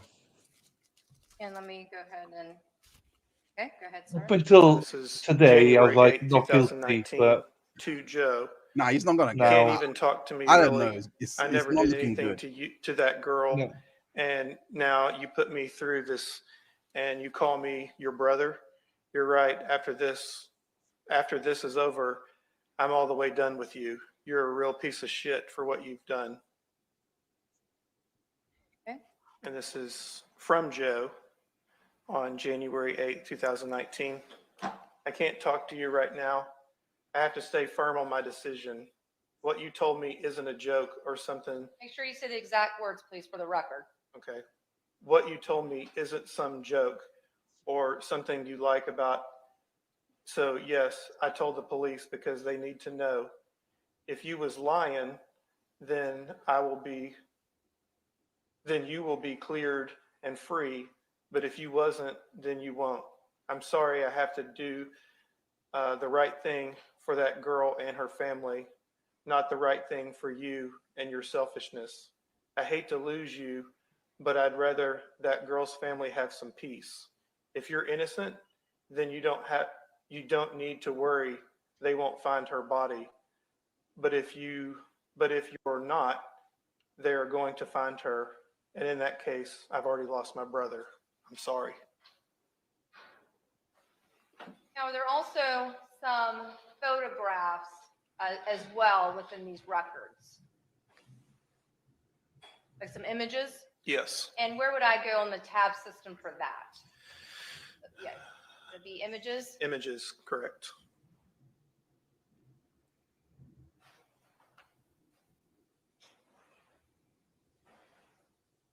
Now, was there some images of IS and SS and NQ at the beach? Yes. And I think here, is this some images of the defendant, and they don't come out, and then the resolution of the defendant and IS? Yes. And just for record purposes, did I blow up an image where the defendant is touching head to head with IS? Yes, you did.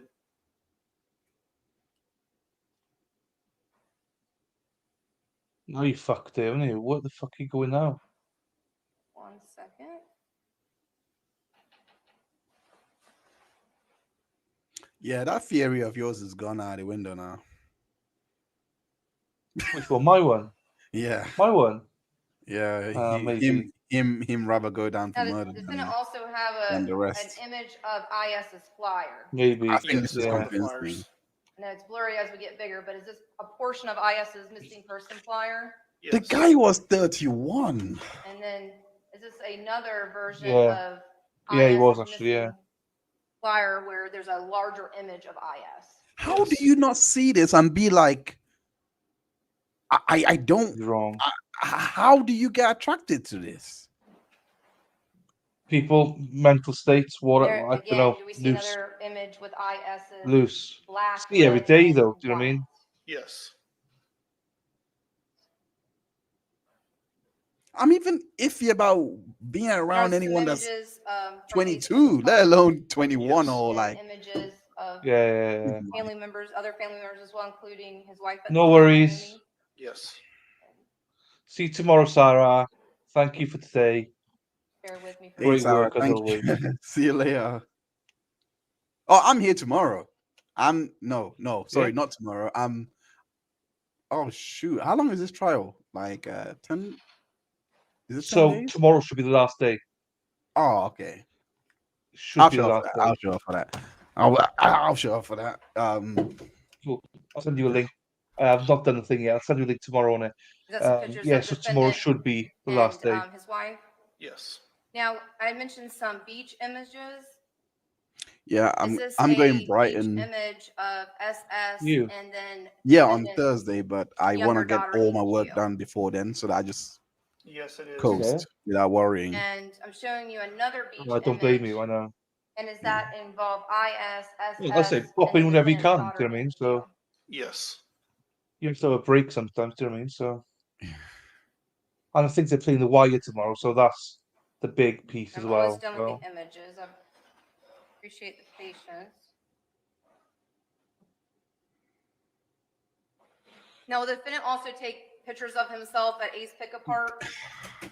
Surely, And in this, and I guess surely it's the judge must 115448, at there's a least picture of the object to defendant showing the wearing images his like that. Like, it's very clothes Yeah. prejudicial. wear at Ace Pickup It's Park. very prejudicial. Yes. Like, how does the defense not object to this? Yeah.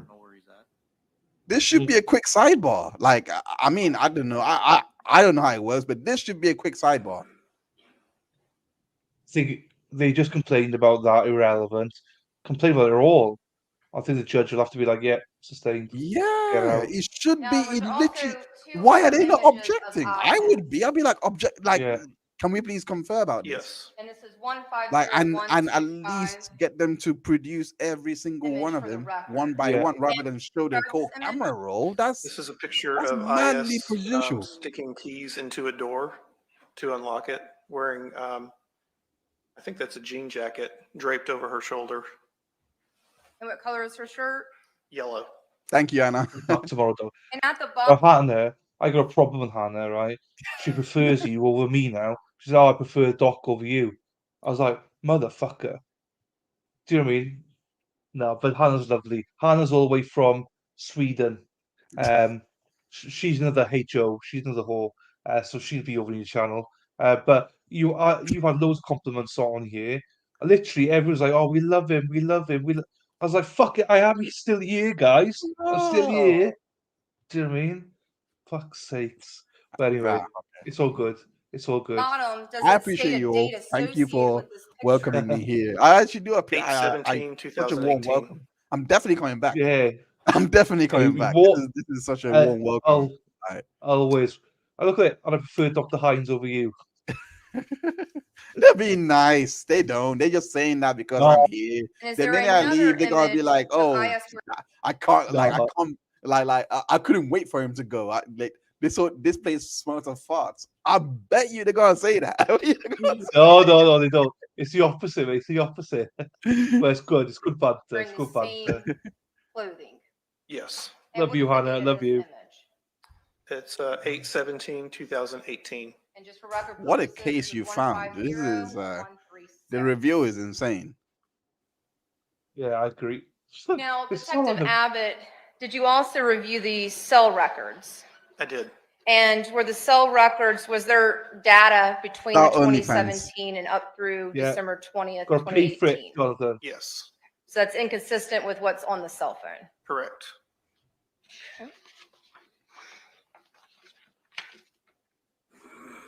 I actually can't believe. There's one I more still thing. I'm can't sorry. I believe wanted to that blunder. I apologize. I don't know Earlier why on, the yeah. defense did not object. That is really bad form.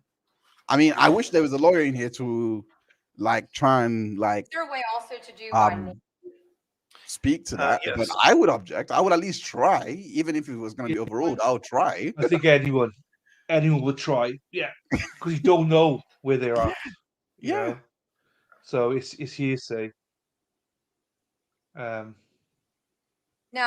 Jonathan A. No, I mean not hearsay because it's pictures, but found an image just But you don't know where to you Yeah, don't know where just- they are. yeah. That's what I meant. Like just based on prejudice alone. Like Yeah, you can call that. Yeah. yeah. No, definitely. You're 100% right. I just said hearsay because he hasn't got a fucking clue where any of these stuff are. You know what I mean? Do you know what I mean? Look, I'll be calling foundation as well. I'll be like, foundation, can you please me? I don't Yes. know. Anything Yeah, just no. to go there, just to go there and just I do not recall the date, but it was on the phone. Is there a way to see if there's an image associated with the message?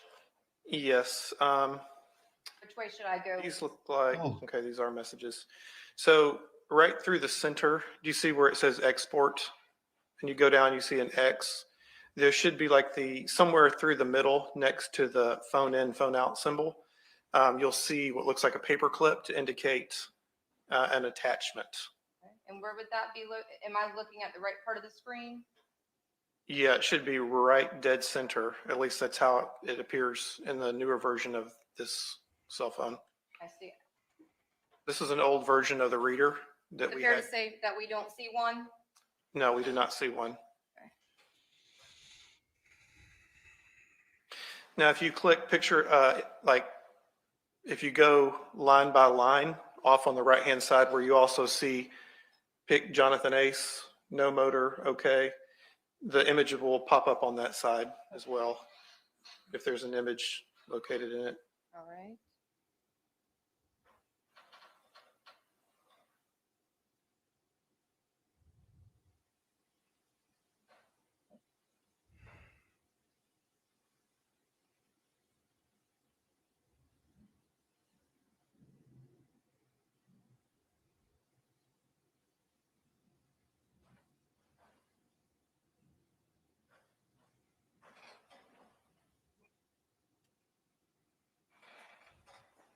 And let me know, detective, if you see it. Okay.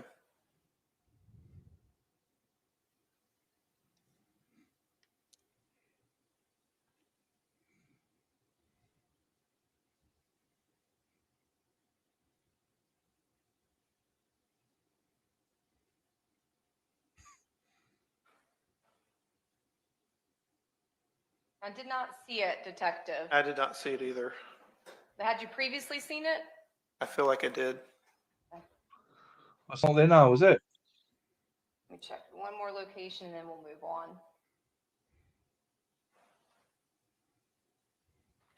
For record purposes, I've gone on under the MMS. We'll just go through each one and then we'll move on. I do see attachments on the far right under these. There it is. All right. Is there a way to make this bigger? Scroll down and just click on the image itself. Okay. Yep. All right. Is this what you were referring to? Yes. And this looks like it's 154585922268880 picture. And let's look at, can you tell us what date and time? That's 12/26/2018, Would that be 9/21. would that be approximately 3:21 in the afternoon? Yes. All right. So moving on past those. Just sent the link for tomorrow as well, mate. I just set it all up now. Black belt. We've heard of black belt, yes. Yeah. English trial lawyer, yes. I've never seen him in action. I'm trying to get to see a lot of these guys because I know Alan. Is it Alan? I forgot his name. Alan Robert Shaw is House Chambers. I'm not sure if you heard of him. I No. speak to him more. I'm trying to go to their trials, like if they get one, but yeah, I love his channel. I love his channel. I need to find that. I don't know any channels. I'm crap. Hang on. I know CNR. Lol. Who's CNR? Who I is don't my know. oldest? She got a black belt. She's sick. I don't know what the chats are talking about. I don't know what anyone's talking about. I don't know any YouTubers. So I'm like, I'm rubbish and stuff like this. Records. Did you also then receive some Snapchat messages back? I did. Okay. And before we get to those, when you arrested the defendant, part of that information is the defendant's date of birth. Yes. And what is the defendant's date of birth? April 18th, 1985.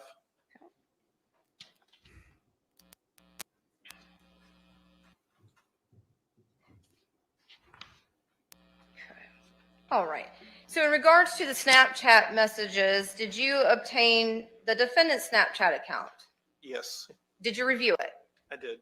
And was there anything of concern from those messages? Not really. Did you obtain the Snapchat account of Samaya Sawyer? No, And let me ask, but did another detective?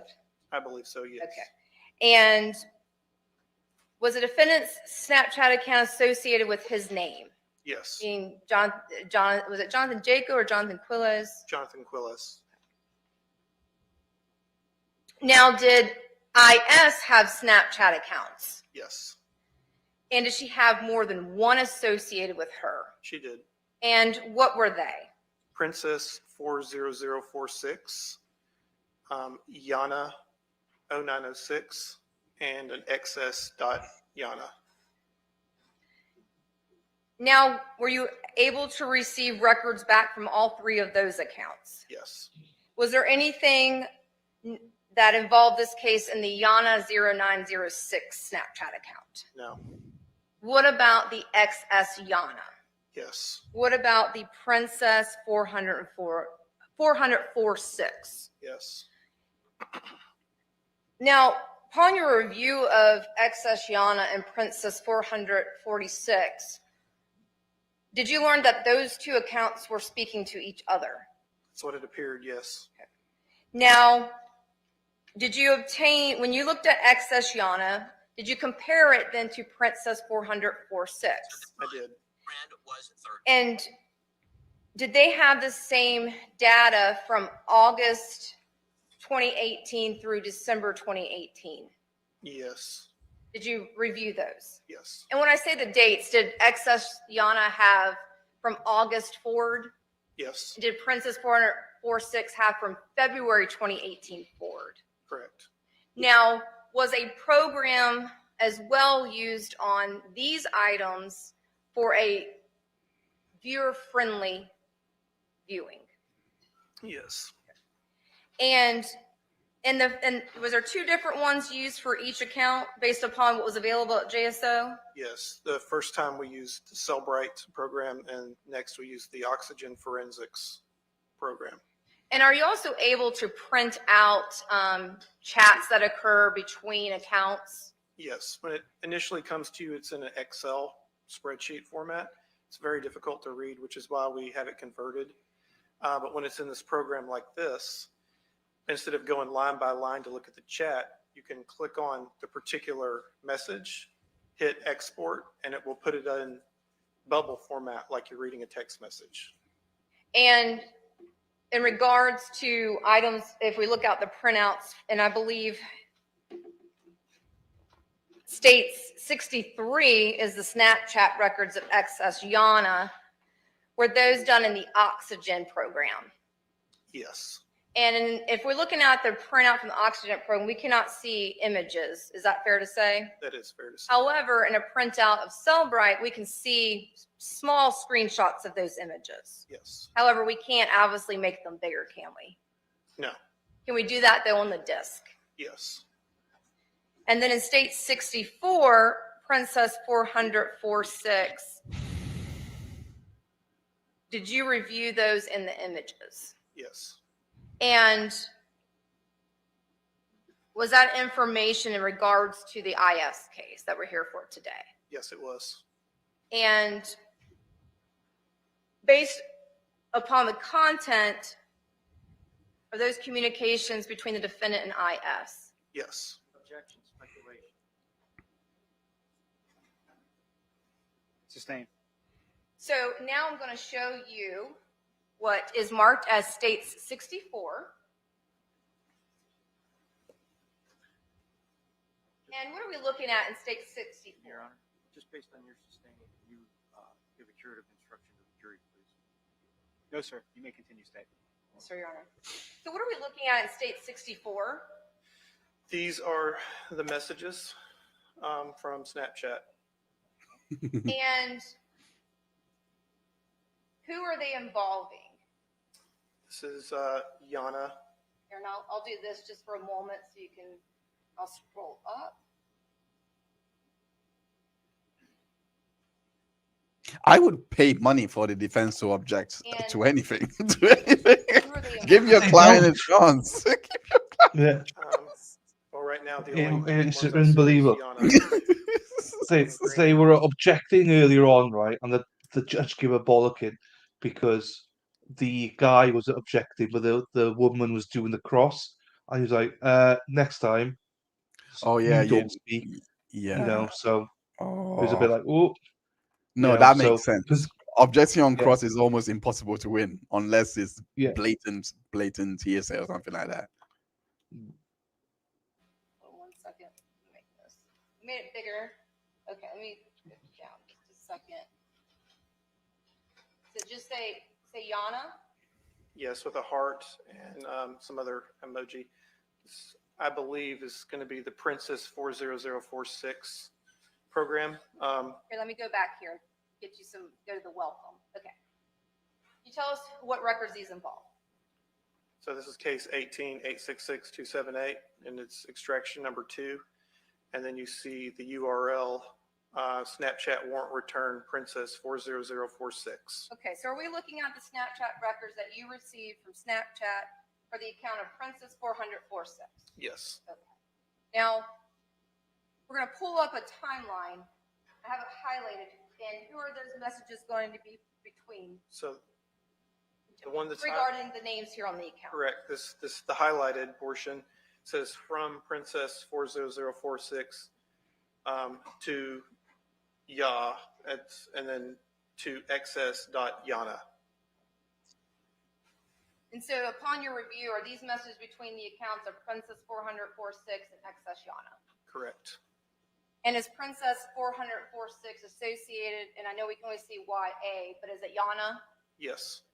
So then when we go to the actual chat between these two messages, is that why we are then seeing Yana? Correct. And I've obviously highlighted the full name. Did you read that for the record? Princess 40046.yana heart, and it's a face emoji.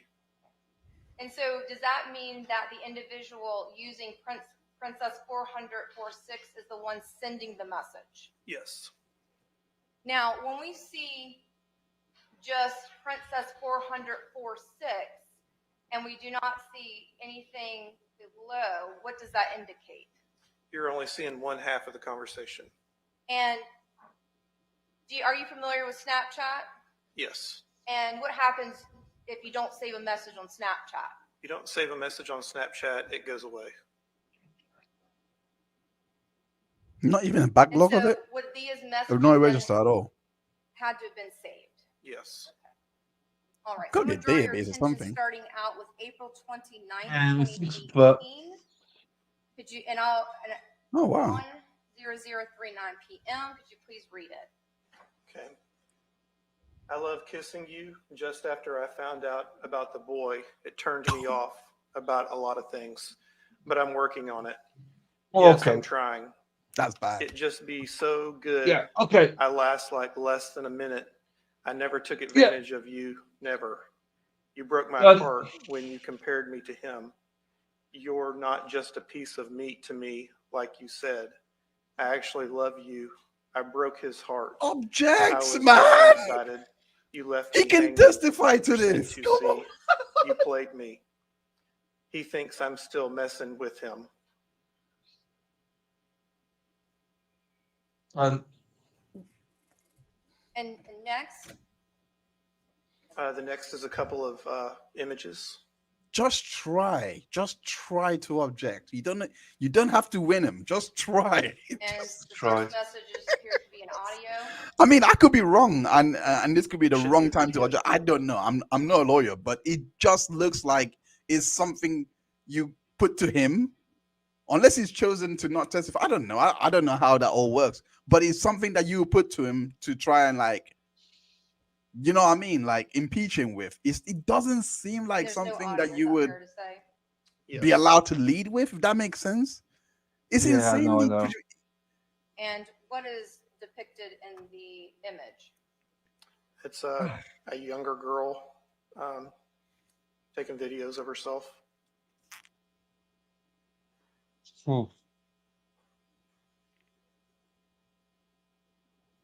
Did they say who this is between? This conversation was between them? So I might have missed that. Chat, do you know who this conversation is between? And you said there was a second image. Is that just an image then of I think it's between. It's yes. screen recorded. This is how It's it either starts off. between the When you- on an sister. iPhone, you Yeah. drop it I don't know. down. I don't These know. are I don't different know. options that you can quickly No, that's why I wanted access. to double check. Lower left side, you see the red circle Direct. with the red dot next to the Direct, battery Anna. symbol. That's where you click to turn your screen records off and on. And were this video and this image associated with May 4, 2018, 12:43:19 a.m.? Yes. The name is Tanya. From what I see there, Yeah, I can't make it out. Okay. Can you Who's the name and of the next, can you alleged please victim? tell us the Sorry, not date alleged and victim. time? Actual victim. She's dead. Who's the name of what's her name? 5/29/2018, I starts 9/17. with Show love to I. my Oh, it's V not her then. percent to C Probably not her then. Spanish If it's I, it's speaking probably not her. percent No, to make sure you No. read accurately. If it's not her, then this is Okay. insanely show prejudicial. love to my If this is not V her, percent it's to bad. C Spanish spanking percent to C. Ayana. He's going to do candles for Ayana. me. Yeah. Oh, it's probably her then. Yeah, it's probably her. I can see the why. And the next message, please. Oh yeah, It's you're right. 7/7/2018, 429. It's a couple of different images. Are you sure it says 429? 427. Thank you, sir. Click on the top image. Are you sure it says And is this 429? an image or a video? It's a video Get out. with sound. So sorry. That went straight to my ear. Well, he did say sorry, so gotta forgive him. Oh my gosh. I used to play that in clubs. I used to play that in clubs. I know. I know. Oh, Are these supposed to be Ayana and Jonathan then? This is what confusing me now. Yeah, we don't know if she's dead. You're right, Dirk. You're 100% right there. This is why I still can't convict him on murder. I Did can't. that video involve appear to be a couple? Yes, different couples of different races. And is yeah, this- he does and the seem more second like one, a could you sexual describe it? predator Is this than an image or a an video? actual murderer. It This does is an seem. image. I I agree. can't believe I'm saying that, but Describe. No, It's but a I agree. white female with her tongue sticking out, holding on I to, can't see the jury a man's accepting face that who's and kissing letting her him. cheek. Yeah, They'll I convict think him. they're gonna convict him. Yeah, I agree. I agree. This is I through agree. this, Your Honor, and that we have to just, well, it's July and we've got to get through to December. Give me a time. I would say 15 minutes because I'm going obviously pretty fast here. And then I'll be done. Yes, sir, Your Honor. Is that okay? Yes, sir. If you could please tell us the next date and time. 7/7 I don't know, 2018, Fury. 427. If you could please read it. Maya told Uncle John one of your gay friends tried to get fresh with her. Maya tried to give Rodrika your perfume for her birthday.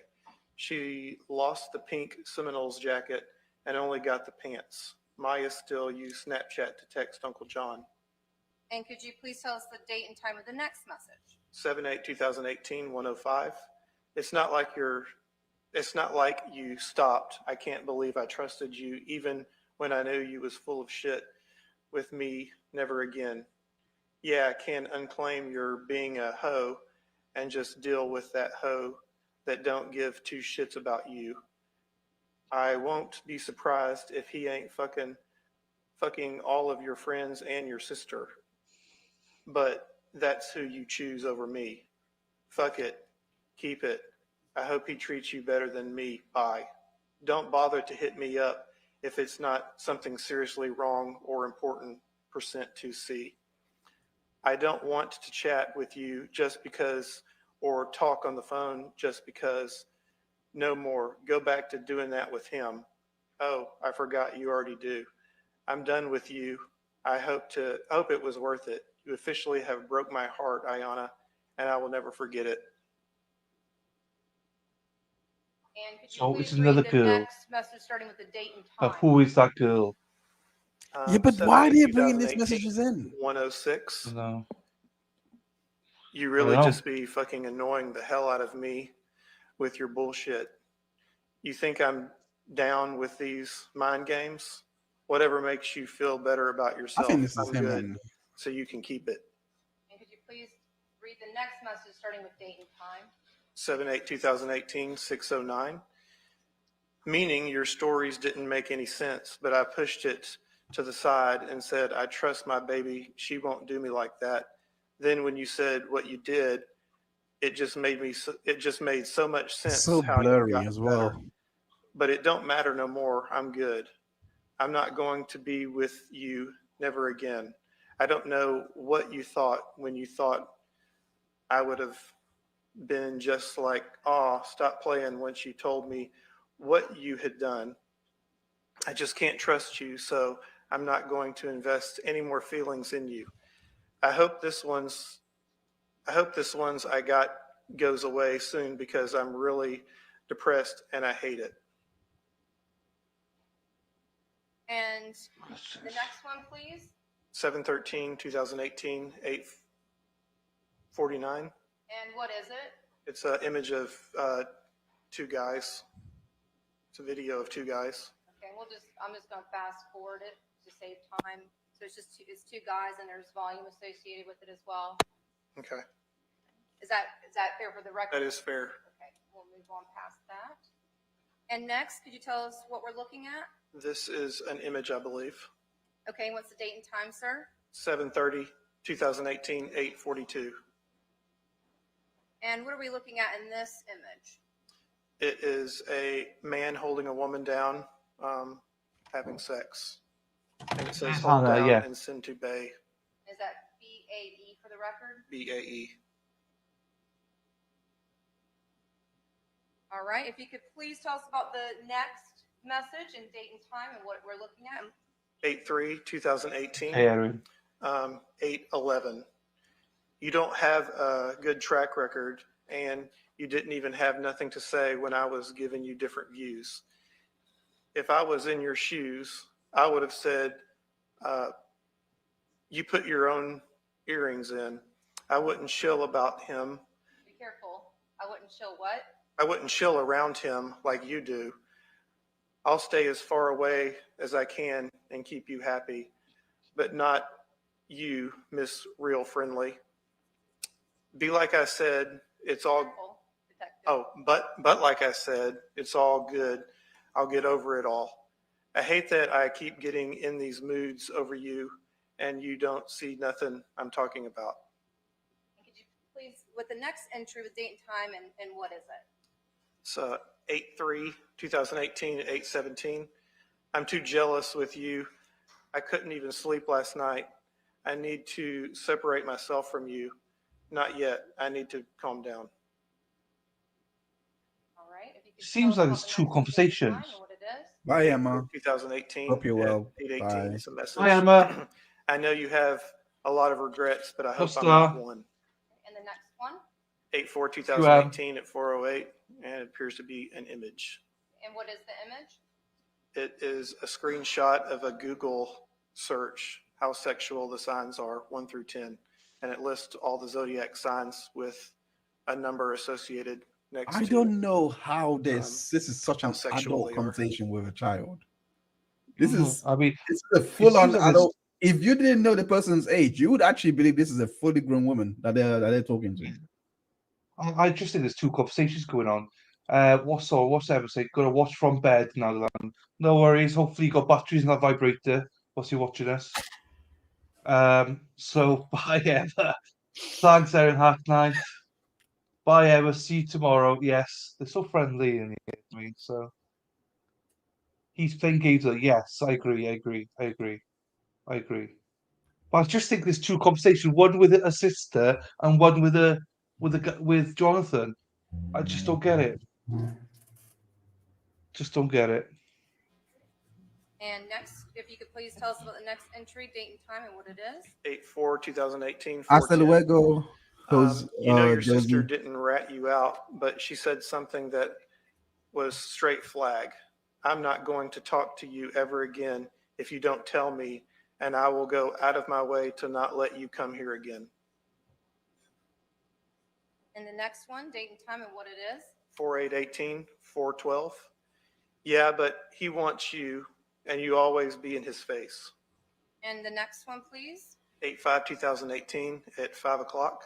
And what is it? An image. And can you please describe? And don't say certain words, obviously. Okay.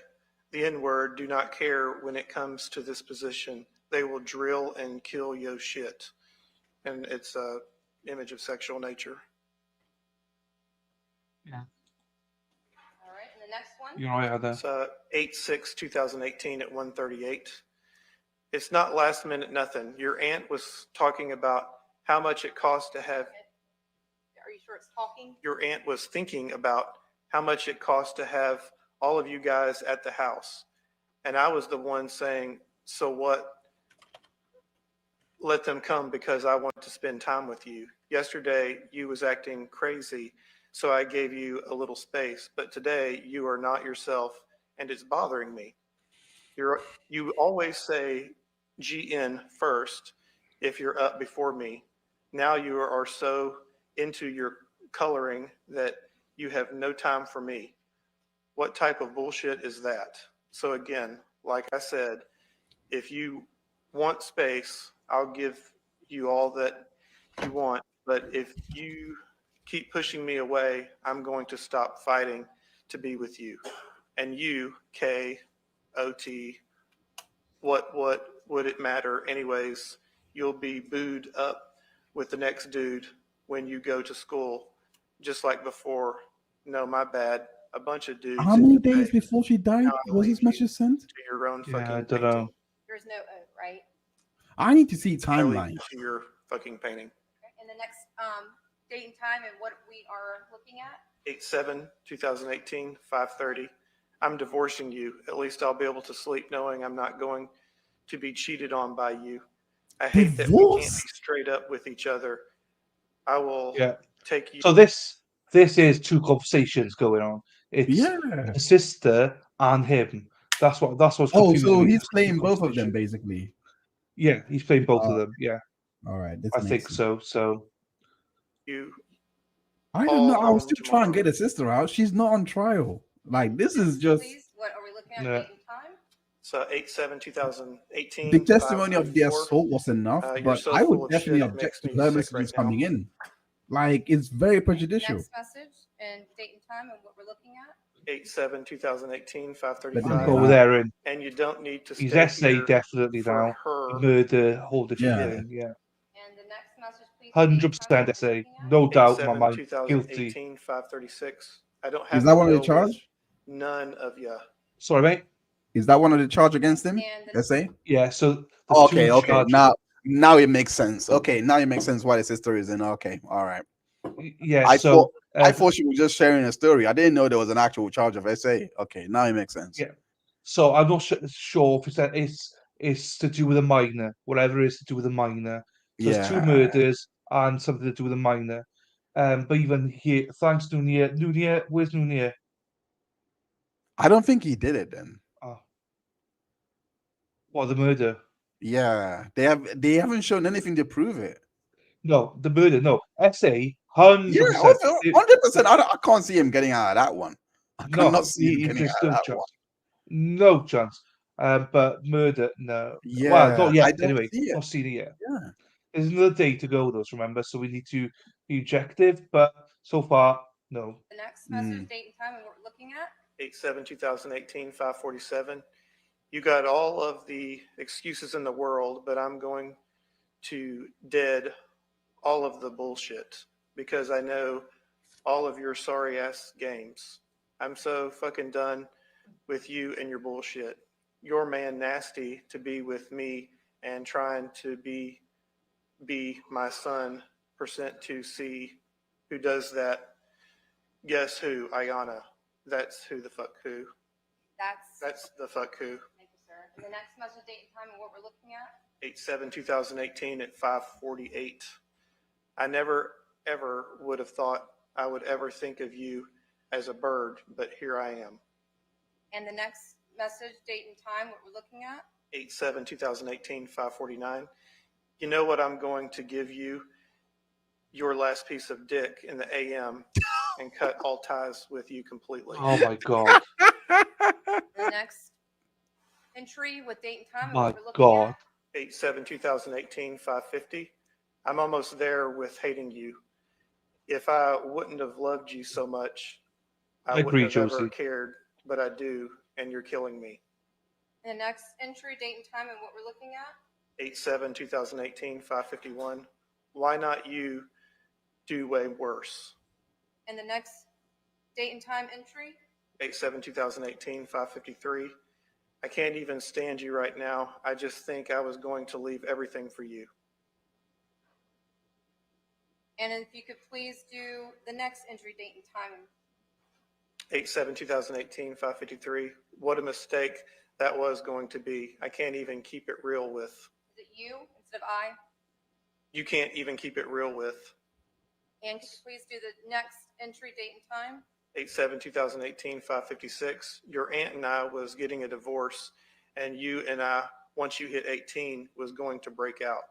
And could you please read the next date and time entry? 8/7/2018, 5:57. You officially have broke my heart for the very last time. I really feel all types of anger.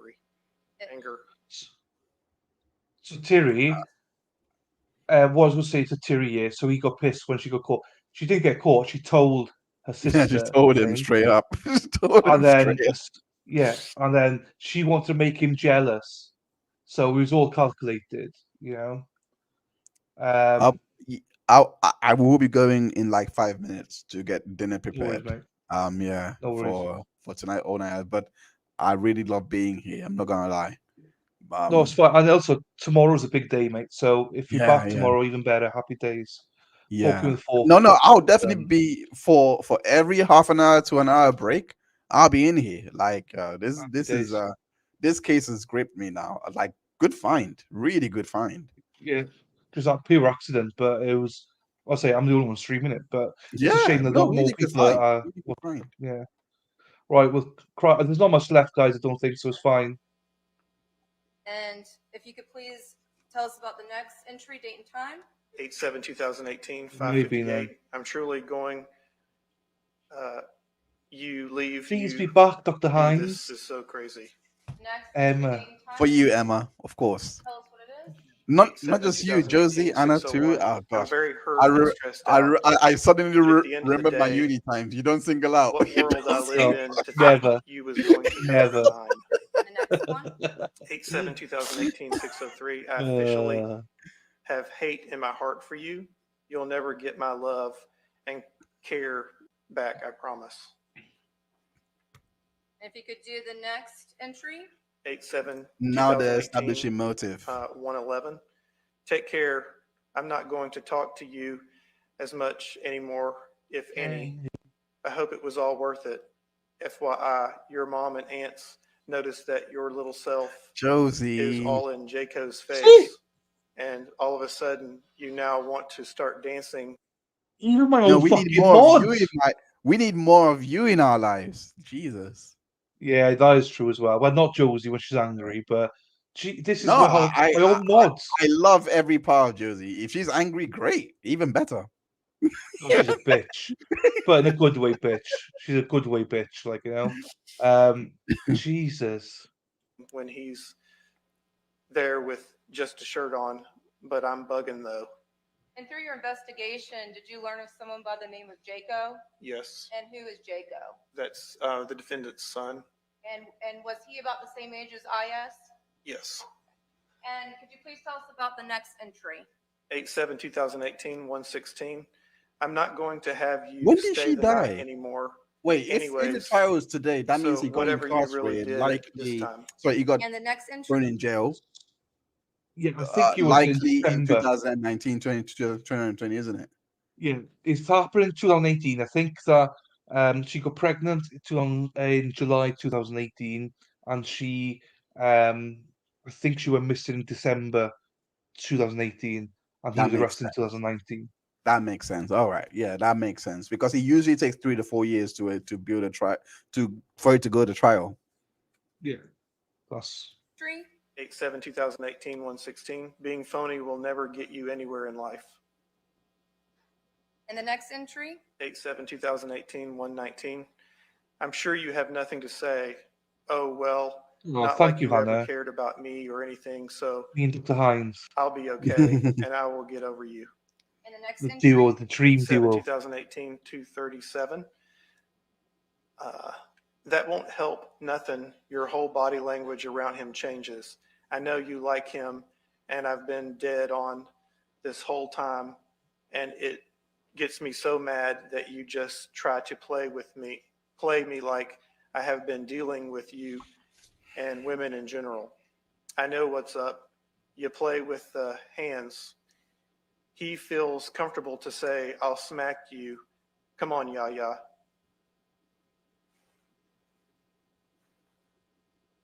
Now, may I stop you? When you reviewed, did you review the defendant's contact names in his cell phone dump? Yes. And was there any contact associated with the name Yaya? Yes. And who was that associated with? IS. And if you could please tell us about the next entry? Night, Hannah. 7, Good night. 2018, 647. Why you had in your story work on handwriting. And the next message? 8/7, 2018, 648. Am I touching you, trick? And the next message? 8/7, 2018, 651. Eva, what else she posts to do when she get to calling me? I come though. All I know is money. She might need a bill paid. And the next entry? 8/7, 2018, 736. It's, I believe, an image. Yes. Could you describe it? It's a woman in pink night clothes. And the next entry? 8/7, 2018, 739. Could you describe it, please? This is a sequenced, I believe, bathing suit on top of a slab. I apologize. No, it's okay. You said on top of a slab? Yeah, like a marble countertop or something. Appears to be marble. And the next entry? It's 8/7, 2018, 739. And what is it? It's a screenshot of different women in clothing, watches. And the next entry? 8/7, 2018, 747. All right. And I'm not going to read it, but is it just a screenshot of some language? Yes. And the next entry? Sorry. 8/7, 2018, 831. And is it just a screenshot of various things? Yes, about relationships. And the second screenshot, is that the same? Yes, ma'am. We'll move on.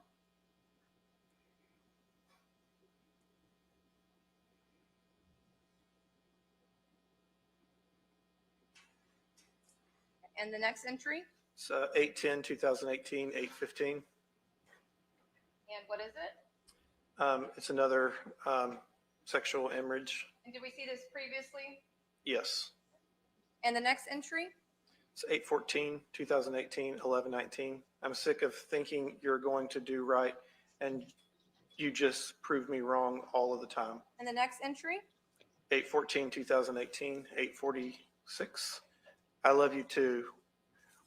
We can't risk your future. I promise I'll give you 2 kids, but you need to finish up college so you can be very successful in life.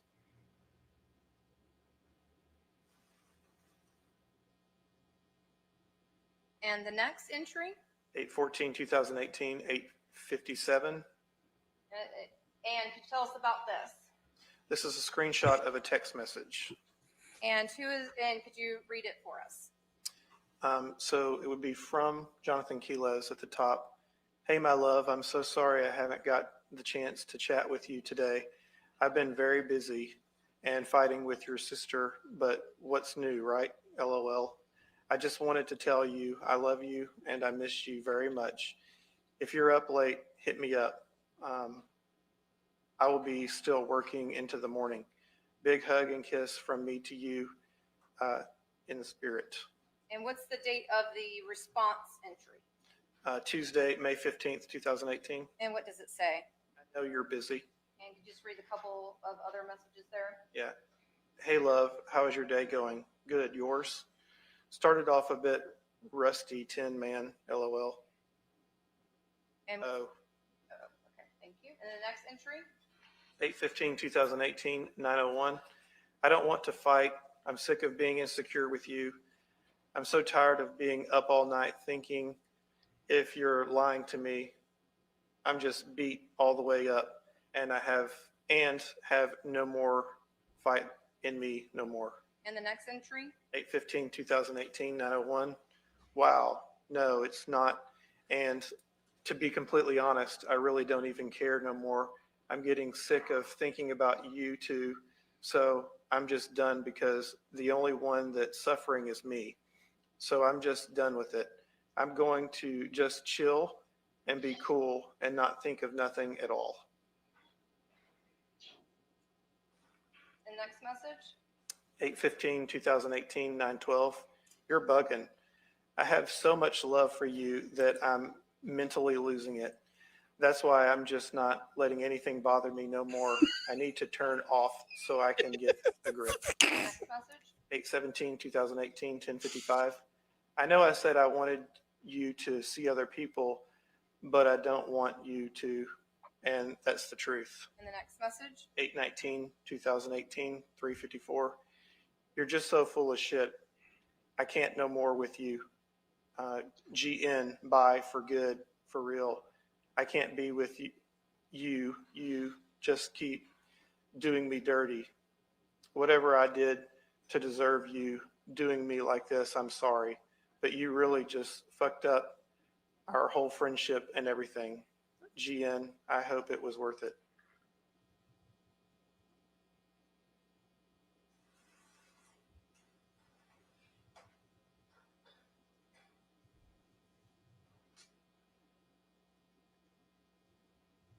All right, and the next message? Would be 8/19/2018, 1:48. Oh, I forgot to tell you, I have a camera in the garage and laundry room too. Fucking hell, this guy's sicko. We can stop now. If we can pick up tomorrow because of the time. I understand. Yes, sir. Members of the jury, it's 5:45. Okay, I'm gonna call it. I'm gonna call it. But yeah, no, thanks for having me. I'm definitely coming back tomorrow. In between my breaks. Yeah, I sent you the link, so I you appreciate got everything. Yeah. All right. But yeah, have a good night, everyone. Have a good night, chat. Josie, Jonathan. We didn't speak much, but great to meet you. And none your business. Okay. Emma as well. Thank you so much. Heinz is great to help us catch up. Yeah, no, we're grateful to have you all, man. I do have a show coming called The Catch Up as well. So it's like a segment within the show. So I guess it works. Hi, Catcher. Bye, Aaron. Bye, Lou. I appreciate all of you. Thank you so much for a first stream. This is the next to Nicholas stream. This is on par actually. Like this is on par. Like the welcome here has been heartwarming. Yeah, thank you for that. I know. Thank you. No, thank you for creating such a great environment. I appreciate it. I appreciate No it. worries, Thank my you. man. All right. No worries. Well, we'll see you tomorrow, buddy. Right? Have a good night tonight. Enjoy your Yeah. editing. Thank you so Thanks, much. mate. Ta-ra, buddy. No worries, man. Ta-ra, bud. All right. Right, we'll just watch the judge now. A little bit left, and we'll spin the wheel, guys, to end it. Just watch him here. See what the judge's going to say about timings now for tomorrow.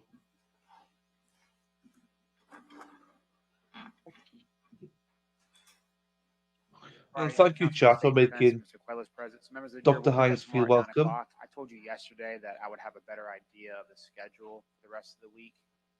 I think it's going to be a full week, plus Monday and Tuesday next week, if you return a verdict guilty on counts 1 and 2 of the first-degree murder charges.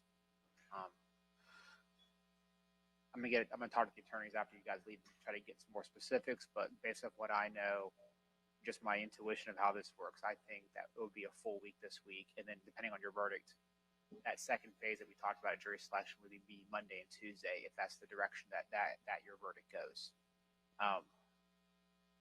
But we'll pick up tomorrow morning at 9 a.m. We'll keep plowing through the evidence. The attorneys are doing a great job, being as efficient as they can. Please remember, don't discuss the case among yourselves or each other. Don't do any independent research. And sorry for the late night, but I look forward to seeing you guys tomorrow morning. Do you know what? It's a reflection on the streamer. So, but generally, you guys are the best. Honestly, the best.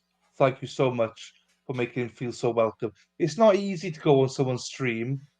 I've done it myself. It's never easy to go in. You don't know anybody, and it's like, oh my god, I didn't even know him.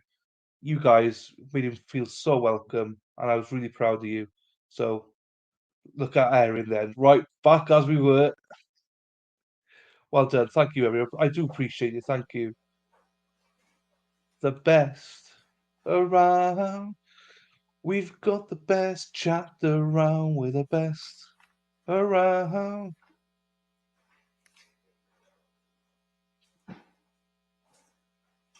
That's why I'm picky about who we have on. I'm glad it worked. All right, the jury's outside our presence. I still have counsel for the state defense and Mr. Quiles present. You guys may have a seat. Ms. French, I didn't want to interrupt you, but given the hour, I'm not sure I had a choice. No, and I'm sorry, Your Honor, it was not going as fast as anticipated, and I apologize. I should have stopped earlier, so I apologize on that. It's understandable.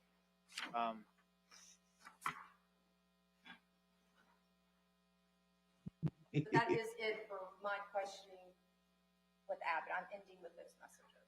Okay. And to the defense, I'm assuming your cross is going to be just as lengthy. I would expect, Your Honor. Okay. I hope not, but Understood. Say what's on tap for tomorrow after Detective Abbott. Judge, we, at this point, once we finish with Detective Abbott, I know we would, tomorrow, we would have Naomi Oakley, and then we have the 3 confession witnesses, Damian Hatch, Jordan Jackson, Joseph Quiles. Have one detective delay the predicate of just with respect to the entry of the wire. We should be bringing 5 witnesses after the detective. Here's the thing. It's not a problem. It's just from a scheduling standpoint. Here's where we're going to run into. I can't see how you rest tomorrow, given the length of the audio in and of itself, and then the cross of the detective that's left. So let's say you rest Thursday, sometime maybe mid-morning Thursday. That may be realistic. I'm not sure how long the cross of a couple of the witnesses may be, Mr. Hatch and Mr. Jackson, or the brother. I don't know that, or the ex-wife. The defense sounds like they have a case in chief, at least one witness potentially. I'm not sure there's more than that. We start closings Friday morning. I'm not charging them until middle of the afternoon of Friday. I think you guys can assume issues that may arise with that.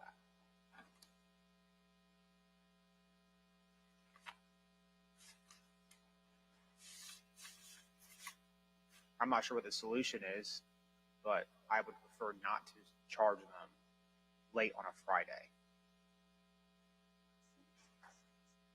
I'm sure I can get people here on a courthouse on a Saturday, but that's not a position I want to be in on a weekend. I'm sure I can make it happen. I haven't done it before, but that's the situation I'm seeing ourselves run into. Now, what I could do is tell them to get here at 8 o'clock or 8:30 on a Friday. We're out the course direction. We'll do whatever the court directs. Yeah, I get that, but I think we need to have a sense of urgency when we talk to some of these witnesses. You guys have to do your jobs. Everybody does have to. I get that, but we have to have a sense of urgency in how we move about this trial with certain witnesses to get the case to the jury. Because I got 16 people over here who have been here from before 9 o'clock to at least 5:30 every single day the past week and a half. I know you guys have been as well, but I got to look out for those guys as well. I know you guys do it too, but I hate to charge them late on a Friday, and I'm not sure how I can avoid that at this point. Because the other alternative is give them Friday off and you close on Monday, which that doesn't seem ideal either. That's a 3-day break between testimony, and then that elongates next week. That doesn't seem ideal either. Anybody have any ideas? But if we started a little early Thursday and Friday, The problem is you've got stuff on Thursday. I have another judge covering my calendar on Thursday, but I have other trials set next week, thinking this was a 2-week trial that I have to deal with. And it's not fair to a judge covering to have to deal with something that they have no knowledge of. Now, I've tried to communicate with his attorneys via email, let them know what's going on. Of course, everyone's understanding of that. There are a couple pro se defendants set for trial next week in my division that I can't communicate with anybody because they're not represented. I can go through standby counsel, but they're not counsel. So I have to handle that for at least 20 minutes on Thursday. So getting here early on Thursday doesn't really move the needle that much. I'm just thinking if we could wrap up with everything. I don't think that the defense's case in chief is going to be a full day. Well, let's play it out. Let's say they do rest tomorrow. You take a half day Thursday. You want to do closings Thursday afternoon and charge them Friday? They would say yes as well. I don't think that you can rest tomorrow though. Where we stand right this minute, I agree with the court. And that's the sticking point I'm with, is that I think that's a viable solution. That gives them all day Friday potentially. I can tell them to brown bag their lunch and they can just have the jury room to themselves all day Friday. That'd be ideal. And not that I want to do this in a case of this nature. I can certainly time closings and say stick to your time limit. But I understand that's difficult in a case A of this consequence and B, the number of witnesses and evidence. I'm aware of that as well.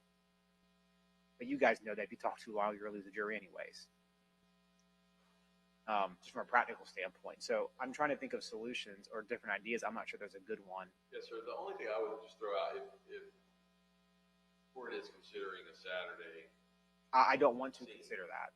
Yes, sir. I don't want to. The only thing I would say, I would ask the jury to be checking their schedules if the court's going to think about that. Ask all 16 of them if they have a Saturday available. Then I would ask them and let them respond to the court and tell them the options are we're going to keep going. If that means Friday to Monday, and your verdict dictates we need phase 2. That's going to be Tuesday. So you mean that? So you're saying if they don't reach a verdict, if they deliberate Friday, don't reach a verdict, they need to come back to deliberate more, bring them back Monday, and how that delays things. If it's just deliberation, Judge, I would ask them to come back the next day, Saturday, if they're all able. Well, that's where we'll be at. We're not going to be in the evidence portion by Friday. I just can't imagine that's the case. If anything, I think the defense may be able to rest early or Thursday with their case, given what they have said confidently.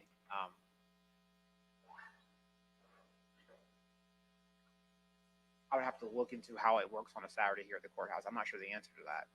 Staff's not going to be doing so. I just don't know if I have a choice. We stand ready on the court's direction. This is assuming that they get the case by 2:30. I can have them get here early on like 8:30. 8 o'clock's even early for anybody on a Friday, I think.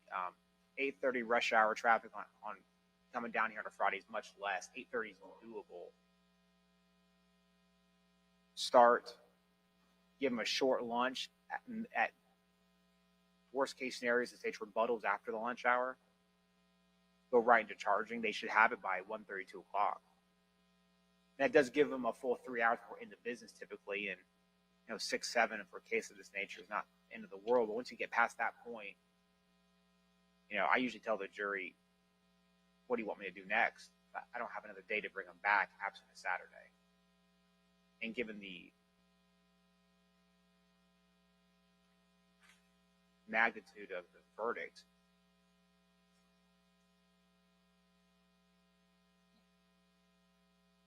I would just suggest to the court that if you are considering Saturday, just inquire them in the morning about their schedules and then give them until maybe the end of the day to either check the calendars or move things. And if they're all available moving forward and we're not ready to be completed by Friday afternoon, we come back Saturday.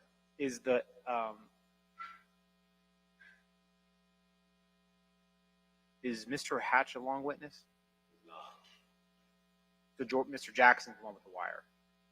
Yes, sir. Is the ex-wife a long witness? I believe the fence will probably cross rather lengthy. And I would think 30 minutes on direct. 30 minutes on direct? That's an hour. Yes, sir. That's your morning with the detective now tomorrow. Think about it in that way. Now you have the afternoon for, I'm not saying you're going to call her that order. I'm just saying from a scheduling standpoint, that leaves you with the wire, the brother, the detective who set it up, who's short, obviously, and then Mr. Hatch. That's pushing it in the afternoon. Now I can keep him here till 5:45 again. And Judge, I would say the brother, what he is going to say will not take long on direct. I don't know where they're going to explore that across. I don't anticipate a long direct. A short witness in this case is 30 to 35 minutes. So he's not a Billy Brown, but he's not a lengthy witness from a direct. Obviously, we'll speak for the defense, but I'll look into Saturday, see what that means, just as a backstop. What I don't want to do, I think it's a good idea to have a plan B in case the jury does need time, because maybe the court just asks them in the morning, if we're pushed for time, can you do it on Saturday? If not, we need to make sure that Monday and Tuesday are very viable options. Well, that means that I would. The court asked the jury selection. There is a chance the case would lead into a third week. No, I'm not doubting that, but if that's the case, then you're saying if Saturday is not viable, do I just do closings on Monday? Yes, sir. I mean, I don't. The judge doesn't care about when they finish. The judge, we talk about, he doesn't care. He just doesn't want them to be fatigued, essentially. So he doesn't want to give it to them on a Friday afternoon, and then, or for them to not to have it on Friday and go through. If they deliberate till next Thursday, he's fine with that.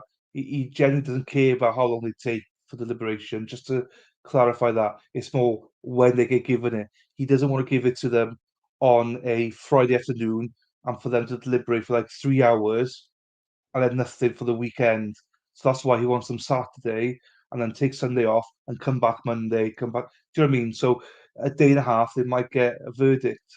That's what he's trying to get into. Or like he just said, do we delay everything until Monday and then carry on? So he's not trying to avoid it or anything like that. He's an excellent judge. It's more of a case of what's fair for the jury, essentially. He doesn't want to just cram it all in. So he said that from day one.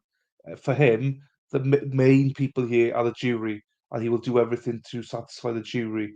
The jury can deliberate all night if they want. That'll be up to them, he said. So, hi, Luna. Hope you're well. Hope you're well, Loons. You weirdo. I don't know if we would have an option. I think it's either Saturday or Monday. So if Saturday's not an option, you're saying Monday close. If the defense is in agreement with that, the state. Here we are. That means we're going into at least one on Wednesday of next week.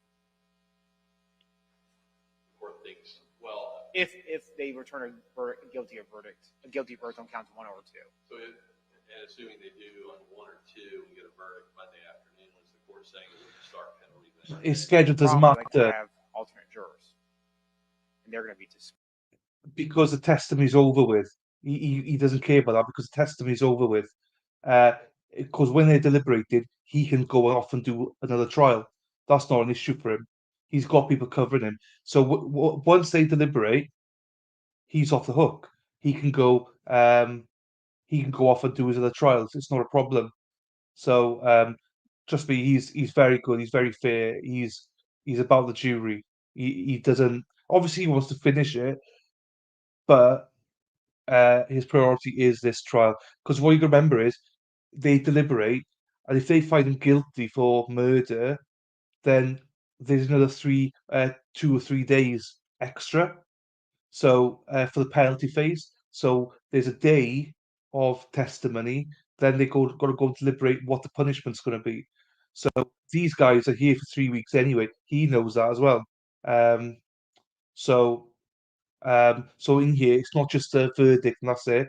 It's a verdict, and if it's guilty, then I think there's a day off, and then they got to come back, everyone again, and there's testimony about from both sides about the penalty that he receives, and then the jury have to go off and decide that as well. So it doesn't finish on Monday or whenever they do it. It still carries on for the third week anyway. So and that's what he's saying. If we come to deliberate, it'll probably go on till Wednesday anyway. So makes no difference. They're going to be temporarily dismissed, still under order of the court to report back at a time and date later. That's unknown to me at this point. We get the penalty. But he doesn't do the sentencing. But he will be there for sentence. He is clear for the next 3 weeks. He himself, he's clear next week. He's absolutely clear because the sentencing was supposed to be between Monday and Wednesday. So that's already planned in. This just means he knocks it on to Wednesday to Friday. So it doesn't make a difference to him. He's already got a week off for that. But once they're deliberating, he can go off and do his own thing anyway. So the sentencing is the jury that decide the sentencing. So he knows he's got 2 full days of that anyway, on top of all this. Phase. So it's difficult for me to go straight into it, not knowing what their availability is. Right. Does that make sense? Yes, sir. But then assuming a verdict Monday afternoon with the court, say penalty phase on Wednesday if needed. No, what I would tell the jury is stand by your phone. You'll get a phone call, let you know your next orders. It could be the next morning. It could be the day after. I don't know how long the jury's going to be out for the guilt phase. Yeah, there you go. I don't know how else to handle that. So you just said there. Plan on being here tomorrow morning, absent you hear from us otherwise. But I think I think they deserve a phone call from my office to let them know you're needed or you're not needed, and if you are needed, here's where you need to be, and they can plan accordingly. I'll let them know to plan accordingly. And they don't know their alternates right now, so that's not an issue. So the court wants to hold those 4. I think I have to. I'm not sure what choice I have. Now, the odds of us needing them are probably slim at that point, all 4 especially, but I don't think I can dismiss them because, well, I mean, I guess that's up to the state. You need 8 votes at minimum. That's We're aware. Yes, sir. Well, that's why the state's position would be if we're closing Monday and we get a verdict Monday afternoon and it requires a penalty phase, we would ask to keep proceeding directly Tuesday morning. without the alternates. Yes, sir. It's 190, and I think the state will be ready. When the court says, as quickly as the court can give us the time, the state will be ready. And the problem is it depends on what the jury does. It's an unknown, it's an X factor. That's why I was asking them now in the morning. About Saturday? Collectively about that option of Saturday. So if Saturday's verdict requires us to return, then we have till Monday to start penalty phase. So you think it's difficult, knowing your case, to get, with the crosses involved, to get Mr. Jackson and the audio, Mr. Hatch, the brother, and the detectives to set up the wire in one afternoon. That's pushing it. Yes, sir. The biggest portion of ours is the wire. So. And you're just playing it in full when they get run. You have to watch how that conversation. Understood. I mean, I'm not questioning that. I'm just trying to understand. But I do say for the Damien Hatch, there's no wire. It's just testimony. Joseph Quiles, largely testimony. Now, we will have this, Naomi Mobley, she'll be looking at some evidence again. I did tell one of the jurors that asked us when we finished picking that Wednesday afternoon if they'll be here on the weekends, and I said no. I believe you did. What I'm concerned is that they took that and made plans accordingly. And that's why I would say to them tomorrow morning, Wednesday, ask them if there was a need and it prevented you from going further in the next week, would you prefer to go Saturday versus Monday proceeding into Tuesday? I know the court asked them also about bleeding the third week, and we're ready for that. If that's what we need to do, we'll go Monday, Tuesday. Yeah, but bleeding into the third week now be the majority of that third week. I'm not sure that was the expectation of anybody. I agree with the court. But we're in agreement with asking about Saturday. We do think that that's probably the best way to handle it. I understand that goes against what you said previously, but I think that would be the way to eliminate any further bleed beyond Monday. As long as we got a verdict back on Saturday, in that assumption. Okay, let me do some work on my end today at some point and see about Saturday for the courthouse staffing wise, because it's not just me or the 16 of them, but I mean that it requires more than just that from a courthouse administrator perspective, and I don't know what that looks like. I need to talk to the proper people to see what that looks like.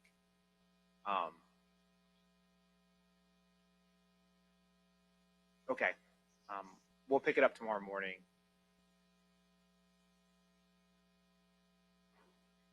And I'll have some more. It's basically done there. So I love this judge. I love the judge. I won't. I wish all judges were like this judge. So the defense thinks that they need half a day, is what they're going for. Half a day they're going for. They need. The judge also knows that I'd probably go over that, so he's trying contingencies. The sticking point is not how long they deliberate for. It is 100% about the penalty phase and stuff afterwards, like that as well, because they might need a break in between, because there's a lot to deliberate, come back, and go straight into penalty phase. That's a lot. Do you know what I mean? So, logistically, is it possible? Because I think the state said they got 15 witnesses to come in if he's found guilty for murder. So they estimated that they were going to finish by Wednesday, next Wednesday. So that's why it's a bit of a hurry. But so, like, I know that some of you have been new coming in here and think the judge is trying to pull the eyes over the defense. He's not. He's not. He's actually trying to help the jury. He's not rushing anybody. If anything, he's trying to rush the state by saying you need to be a little bit quicker. But he wouldn't do that to the defense. I watched him enough now to know that he's actually very fair. In my opinion, you might think differently, but in my opinion, um, I don't know. No, it depends, doesn't it? I think it's instant for the sexual assault thing. Instant guilty. It's just the murder now. What's on the wire and stuff, you know. That's a sticking point because you only need somebody like me in there. And unless the wire brings something out, I would be no for not murder.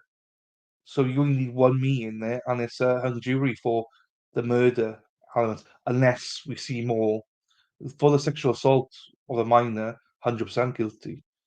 Right, let's spin this for a second then to see what's happening. We were airing hack +1. We want.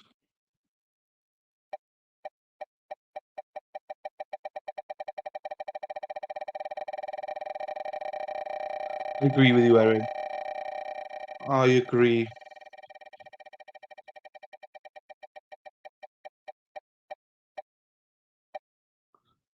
Fucking hell.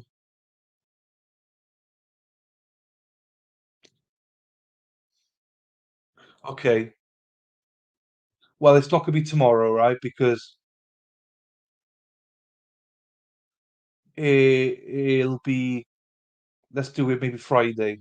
Dennis is here. Hey, Den. Hey, you got a free membership from me, sir. That's pay you back to the PayPal. Thank you, Den. I won't do it because obviously, um, well, I might do it tomorrow. It's obviously Dr. Hines said that he doesn't really like naked people because of religion and stuff, so I'm not going to do it. I'm not going to do it, topless stream for him. If as in, I'm not going to do topless stream with him on here if he, is against his religion and stuff like that. So, Rig Wheel, I know. Tell me about it. Tell me about it. I've got to do another top of stream. Dennis is down for it though. If Dr. Hines comes tomorrow, yeah, Thierry's got a bit of a crush on Dr. Hines. I will do it. I got to do two. This is not fair. How the hell is that still on there? No, it's not. It can't be on there because it landed on there on membership only, on the members only. It's gone in. It shouldn't be there because I've got a members only one. I could spin again. I'm going to spin again. No, I will. I know people don't like me topless for whatever reason. I'm going to spin again. I'm not going to do it. Why do these ladies like me topless then? Is it because of my man boobs or something? I don't know.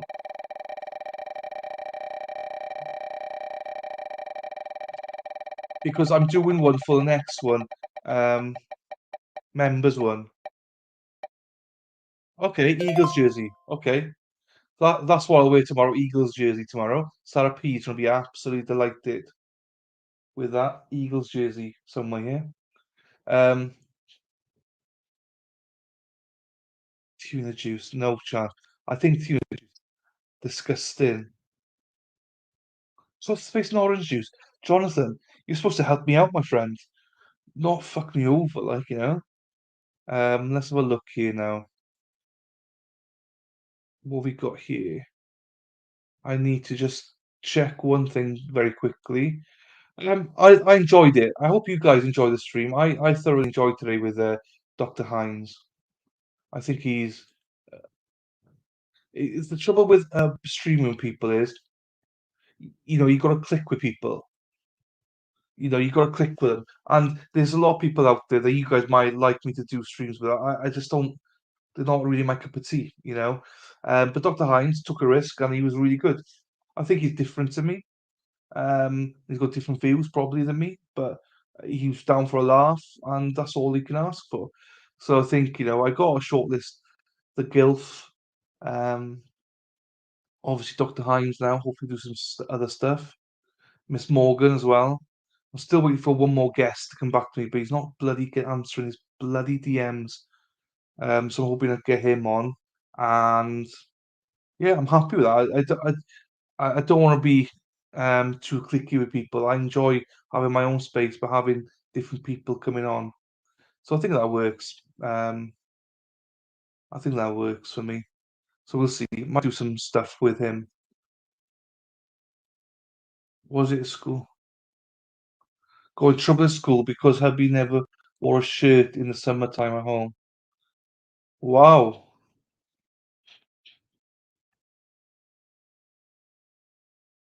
Toothpaste knowledge. Ah, that's why he is. Jonathan, sly bugger you. Sly bugger. Dennis, welcome back to you as well, sir. Love having Dennis in here when he's all quiet. So I don't know. I think today went well. I enjoyed it. Chat, you were brilliant as always. This case though is intriguing. I so wish that we had so many more people here to watch it. It's up there with one of the most intriguing trials in a long time, I think. Because it's got so many phases to it. Whenever you think, oh, we got it, it's like takes a massive right hand turn. Like, where the hell are we going now? What's this new journey we're going to? It's juicy, yeah. It is. I enjoy it. It's a shame that other people haven't been here. I think they missed out, but they will not think they've missed out. But I'm glad we did this, guys. I'm genuinely glad we found this by pure. Well, I found it by pure accident. The girl's school to take her shirt off. I can imagine. Uh, yeah, I'm so glad that because we were going to do that fourth trial thing. So glad that that got delayed and we found this. Genuinely, I'm so chuffed.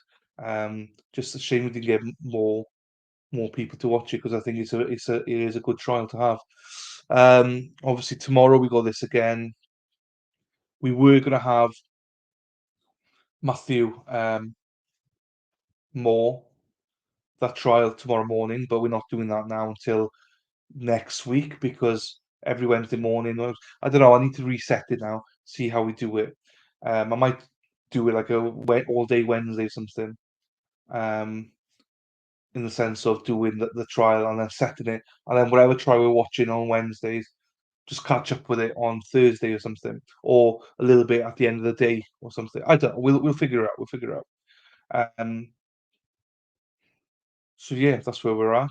I also might have another surprise guest on Thursday, maybe not confirmed. They're looking at scheduling at the minute. But if they do come on, that'd be great. So they'll join me and Matt. But you know, we'll see. They're looking at scheduling so far. Fingers crossed they are able to come because I think they'd add a lot to the trial, and I think they'll bring more eyes to it. To the stream, sorry. So we shall see. And also, we need a big push on it because I hope that loads of people come here. At two point, no worries. No, it's fine. You catch up whenever, Thierry. Do you know what I mean? Catch up whenever. It's all good. No, not a lawyer. No, not a lawyer. It's not a lawyer, guys. My other guest I want to get in is a lawyer, yes, but this guest is not a lawyer. But you'd all like this person if they're able to do it on Thursday. I don't want to name the person because it's not fair on them. I literally asked them today if they wanted to come on. So and they got stuff on. So if they're not able to come, then no harm, no foul. But if they are able to come on, you guys are gonna love them. You're gonna love them. But my other guest I'm asking to come on, who's agreed to come on, but we haven't sorted a date, is a lawyer. So and with that, I'll be doing something related to Zachariah with that lawyer. The same school give. Oh Jesus, Julius. Yeah, yeah, yeah, definitely you will know. You're a hoe. You're a hoe. So yeah, you just seen this person.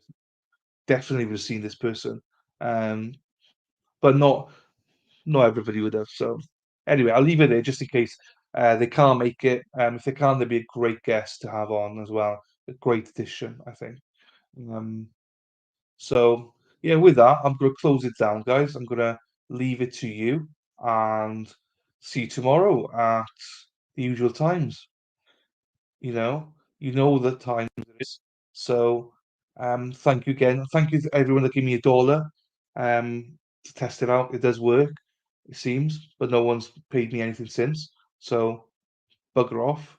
We need to test membership out once we once people run out of membership, hopefully that will come up. Or if you just I should have said to Sarah P, if you renewed your membership, press it so that it comes up. You know how it comes up? Um, it should come up on screen then to say that you've renewed your membership. By Paddington. Such a bitch. Such a bitch. Right, Nunia, everyone. Love you all. Thank you very much. See you later. See you tomorrow morning or early afternoon for us. Enjoy yourselves. Take care. Good night. God bless, as they say. Free Zachariah Anderson.